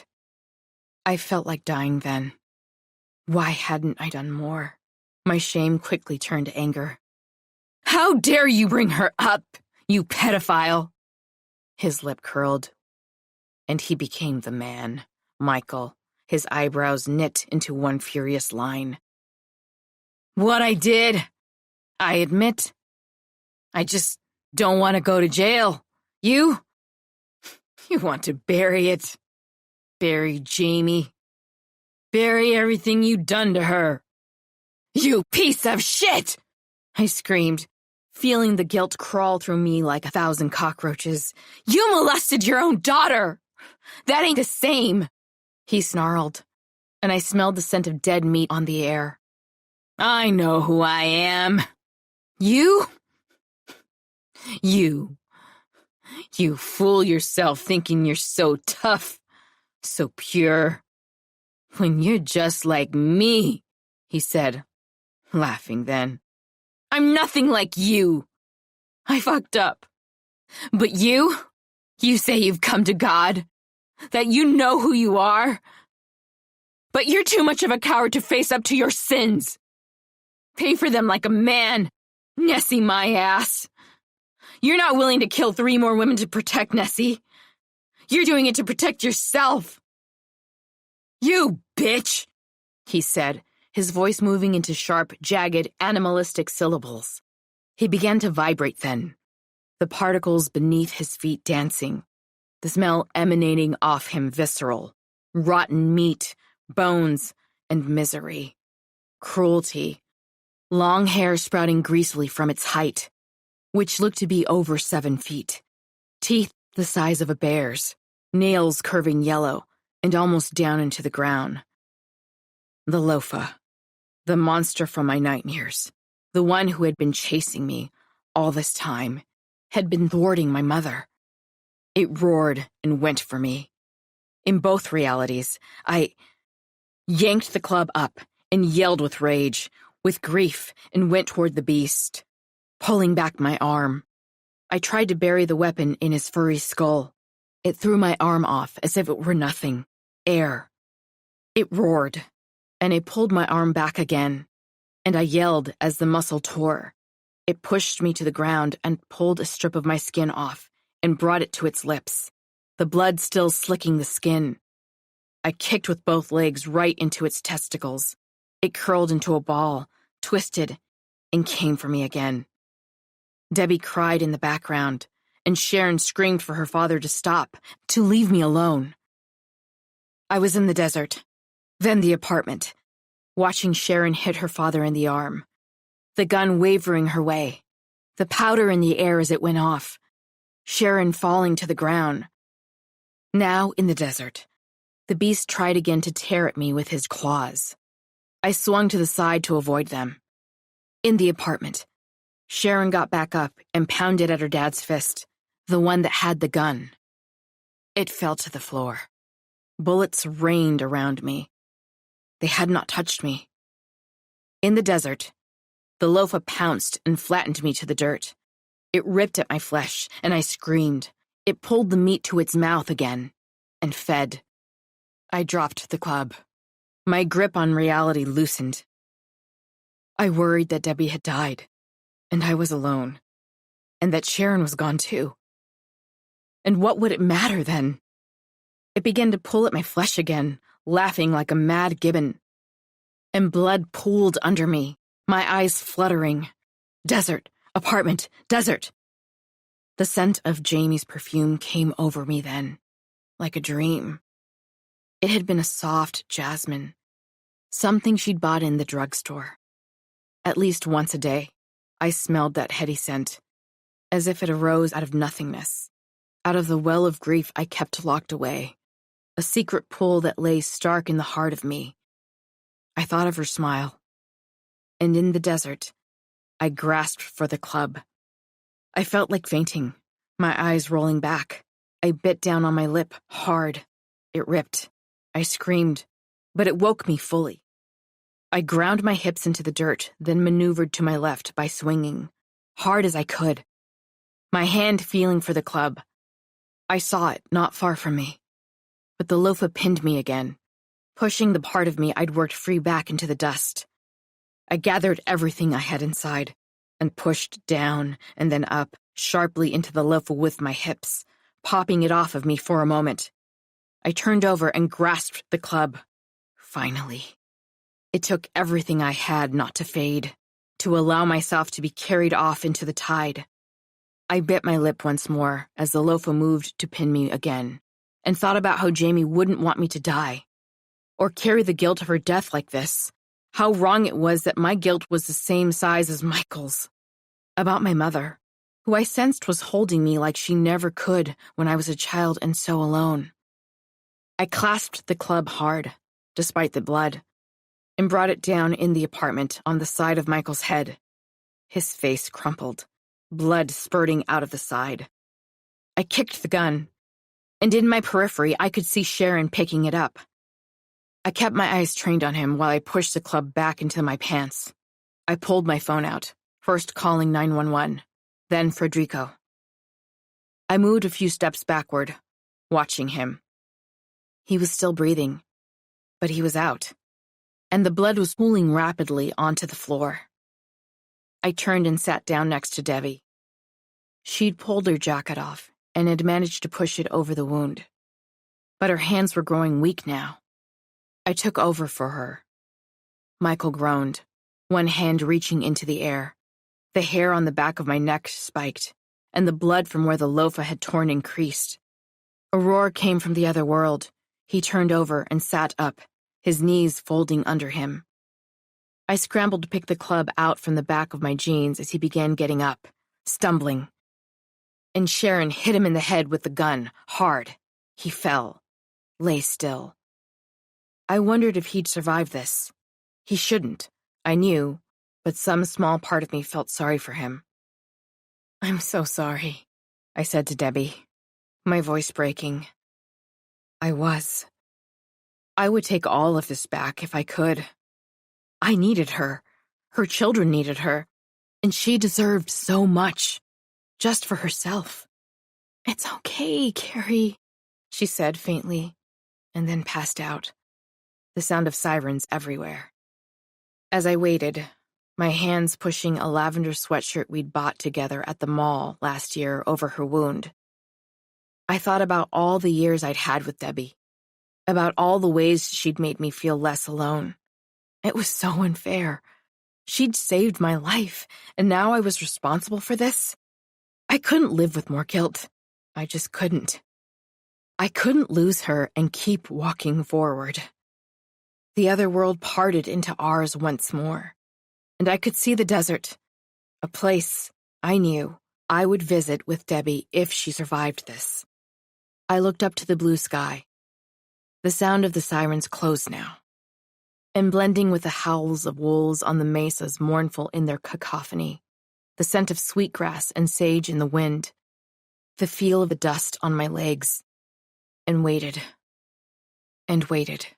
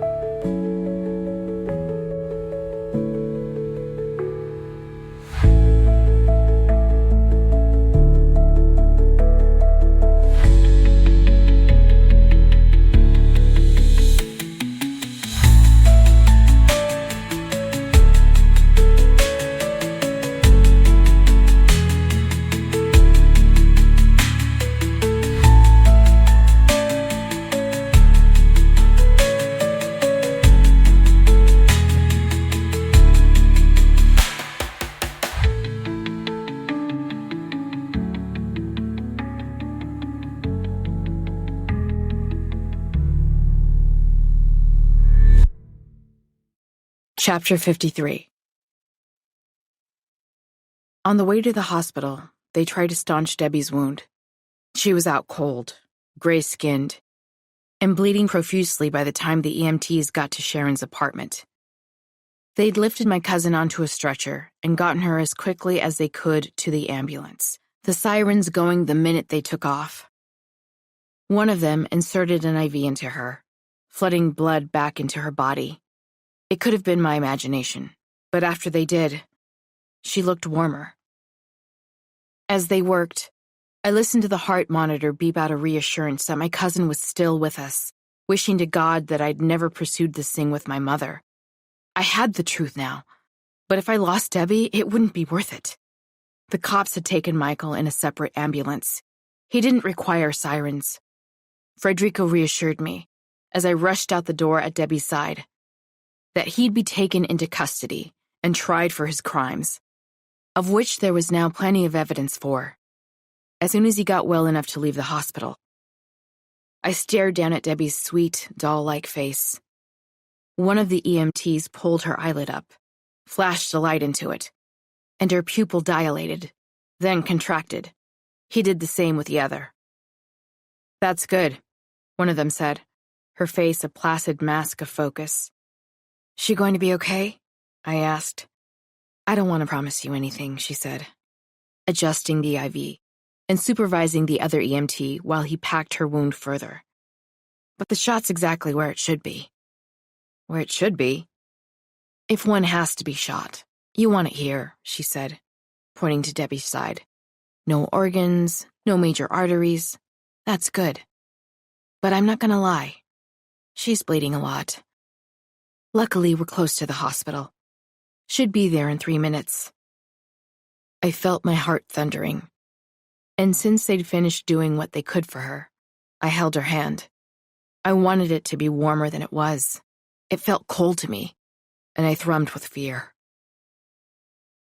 At the emergency entrance, I moved out of the way as they rolled her in. Got to work on her somewhere I couldn't see. I sat on one of the rough hospital seats, Sharon joining me not long after, and waited. Sharon held my hand. She said nothing. She knew there wasn't a damn thing I could hear that would comfort me now. And there was something I had to do, and goddamn how I didn't want to. I had to call Jack. After what seemed like eons, but was probably an hour or two, a surgeon came out. Called first Jack's name, then mine. He'd blown up at me on the phone like I'd never heard, hung up, and presumably after taking the kids to Debbie's mom, got here not long after. He didn't yell at me, though. Just looked at me with abject sorrow in his eyes and sat down a few seats away. I glanced up at the surgeon, ready to hear the worst, praying, though I didn't know what I believed, for the best. "She lost a lot of blood, but she's going to be fine," the doctor said, and Jack sobbed sharply and sagged, grabbing my arm. I held him up, and he let me. We were allowed to go in to see her, told that she was conscious, but weak, to make it brief, and to keep it cool. "Hi," she said softly, and both Jack and I rushed to her. Jack caressed her hair, leaned down into her, and took her hand. "I don't know what I'd do without you," he said, sobbing again, this time uncontrollably. "It's okay, sweetie. I love you. I'm okay." She let him get it all out, and then looked up at him, then me. "Here's what I want," she said. "I want you two to get along from here on out." "But you could have died because of her," he said. "He's right," I said, and Jack's face contorted in surprise. "No, I want both of you to get something straight. I make my own choices. I'm my own person. I love you both, and I listen to you both. But I made my choices here, and I want this shit to end now.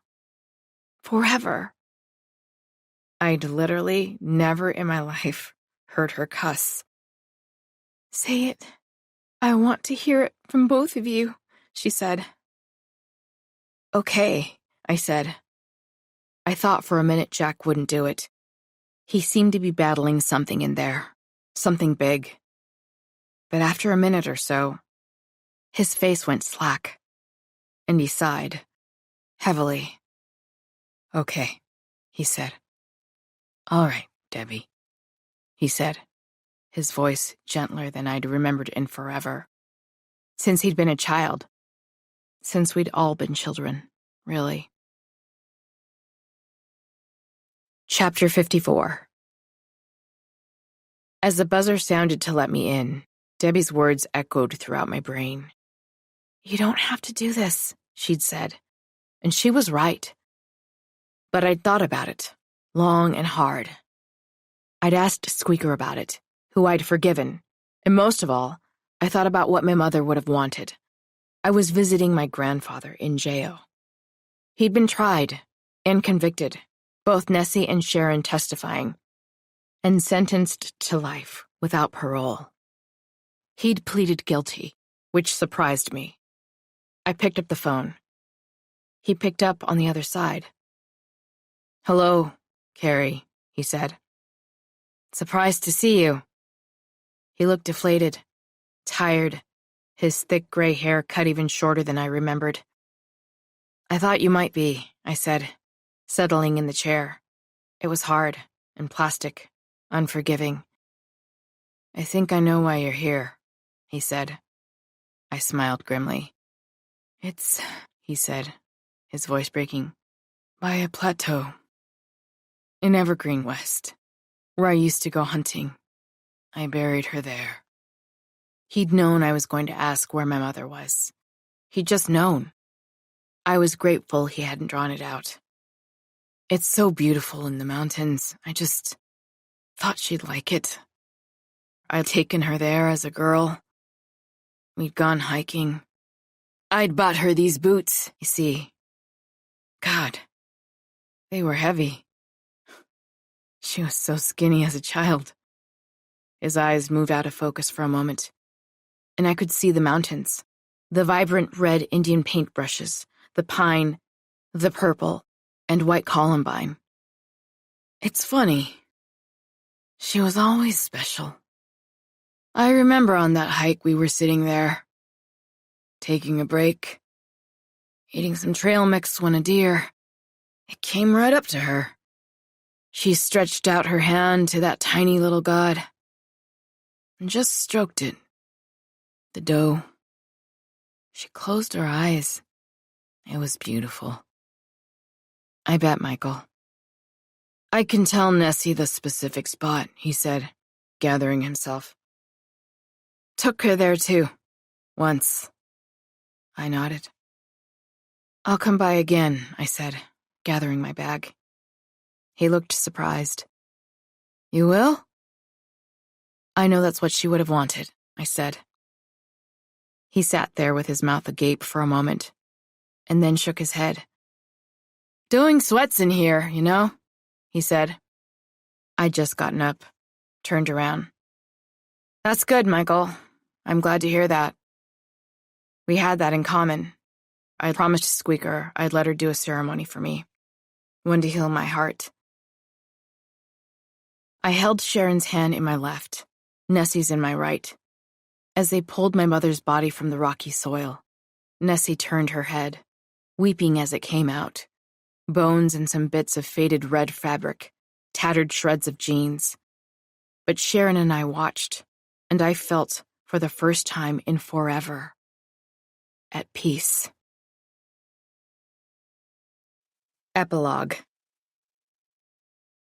"Tell me a story, Nick. Tell me a story about back in the day when my mom used to come here," I said, sitting at my favorite bar stool, the little orange tabby purring beside me on the long wooden bar. It was the night of the soft reopening for the White Horse. I knew Nick didn't remember Cecilia specifically, but he practically lived in his mind during the White Horse's heyday, when I knew my mother and father had frequented it. There were so many Indians. I knew the Bouvezes from Rosebud. I knew the Tubuls from Pine Ridge. The Bitsui from the Navajo Res. And there were Indians in big silver and gold belt buckles sometimes, dancing to Dolly Parton and Glenn Campbell some days, and Indians listening to CCR other days. There were fights, he said, chuckling. But there are so many good days, too, and all of the romances that started here. The door swung open, and Sandy, Jack, and Carl came in. And a couple of folks I realized were from my high school days in Idaho Springs behind them. Debbie clapped her hands like a little girl and gestured for them to join us at the bar. She'd been running around like it was her kids' birthday parties all day with last-minute errands. Shoot! I remember this place, Carl said, coming up and standing next to me. I got so drunk here once. You got drunk in every bar in Denver once, Jack said. And Carl told him to fuck off, in a friendly way. So, where's all this fancy champagne I heard about? Jack said, smiling at me tentatively. I smiled back. I retrieved the champagne, and as I was pouring everyone a glass, a few more folks came in, including my boss at the hangar and my old pals from Lucille's, Raphael and Martine, and even Caroline. Carrie? I turned around at the sound of the voice, and in front of me was a tall Lakota, by the looks of him, in black skinny jeans with short, wavy dark hair. He had a Metallica t-shirt on. Hey, I said. Hi, he said, holding his hand out. I'm Chris. He saw my look of confusion. Chris Bouvet. It took a minute, but I finally was able to put it together. You're the one who I talked to on the phone, who approved my loan. I know half your family, Nick said, reverentially. I hadn't realized Nick was behind me. I smiled at Chris. He smiled back. It was a warm smile, full of generosity. Could I get some of that champagne? Sure, I said, pouring him a glass. Auntie Squeaker and her entourage came in, and then Dr. Goodbear. One of Auntie's people requested I'm Every Woman, and the bar flooded with the sweet, dulcet sounds of Whitney Houston. I offered Auntie some champagne. She asked for tequila. Tequila is medicine, she said, and I laughed. I suppose that was sort of true, though. Our ancestors had been taking mezcal since time immemorial. Frederico was there, and he had an envelope from the FBI. It was my mom's file, with a few things redacted, of course. My mother had led a full and brave life. She was also funny. She'd gotten a friend with a dump truck to back a ton of earth onto the Columbus statue in front of the Denver Civic Center. She'd also masterminded the release of a herd of wild horses onto the front lawn of the Capitol. Inside the file was part of a statement she'd made during an arrest. I believe in the full return of all so-called American lands to its original peoples. Let us be the stewards of the earth that holds the bones of our ancestors and the seeds of our future ancestors. I loved reading her words, but it hurt that her life was cut so short. However, it made me feel better to contemplate how much she loved the idea of my buying the White Horse with her sister. Turns out, Sharon had always wanted to buy a bar, and between me and her, we'd been able to make the down payment and deal with the fees. And now, it was ours. And Nick's. We were keeping him on as part owner. The White Horse, with its white plastic horse in the gold and black framed background, the please pay when served sign above it, the print of the white and gray horse on the wooden walls, the multicolored lights strung up above the booths with the Miller Genuine Draft sign above them. The pool tables in the back where thousands of Indians had played and lost, their sticks sliding against the aging green velvet. The old brown speakers set in the corners in the walls, the windows with bars crisscrossed over them. The ladies' and gentlemen signs painted in old-fashioned white script on the doors to the restrooms, leading to toilets that barely worked anymore. The American flags. The prints of idealized Indians on white horses hunting buffalo. the no ID, no service sign, sitting under the wooden "You must be 21 to be at this bar" sign. The wooden feathers tacked above the gold-etched mirrors that looked like they'd been teleported directly from the 70s. The paper signs hanging from string tacked to the ceiling that told the price of Corona. And, of course, the ancient jukebox that had sung whole generations of Indians to sleep, their heads spinning after a dance with a stranger. "I hope you don't mind," Chris said, smiling and gesturing at the newest group. "I called my dad up, and he called some folks, and we just got the word out that the White Horse was where all the Indians left in this town needed to be tonight." "I don't mind," I said, and Debbie squealed behind me. She hit my arm. "Ouch," I said. "What was that for?" "Thank the man, Carrie." "Oh, of course. I'm sorry. Not so good at this kind of thing," I said, my throat going tight. More Indians poured in. Okie mixes, Dene and Lakota, all kinds of Indians, all kinds of tribes. Folks that looked like they worked in a law office, and folks that looked like they drove trucks, and young Indians with nose rings and dyed red and blue hair. Young hipster Indians that looked like they were from Santa Fe. They were laughing, and Nick was staring at them and shaking his head. And I was getting as many people as I could a glass of champagne. And then I asked if we could all cheers together, and the crowd roared. And Debbie clapped her hands like a little girl. "You'll never guess," Debbie said. "What?" I answered. "That old cabin of Jack's? It finally fell over." "Sad," I said. "End of an era." "Don't be sad. Now we can build something new," Debbie said. I smiled. "Oh," Debbie said, reaching into her bag. "I forgot. I got you a little present." I smiled wider. Debbie loved to buy the people in her life little presents, randomly. Jamie had been like that too. My grief, after all these years, seemed smaller, less tumescent. I'd pulled a picture of us that I'd kept tucked away in the back of my closet and framed it and put it by my bed. I talked to her almost every morning while I played Guns N' Roses for her. Told her I was sorry, that I missed her. "What? Whiskey?" She rolled her eyes and continued digging. "Here it is!" It was a black mug with the phrase "Indigenous Boss Bitch" emblazoned on the front. I took it and thanked her. Nessie even came at one point, though she didn't stay long. She and Sharon were slowly coming back around to a friendship, and hopefully to a place of forgiveness. Nessie had confessed that the reason she hadn't met me that day at Union Station was because Michael had threatened to kill Sharon too. He told her he had her address.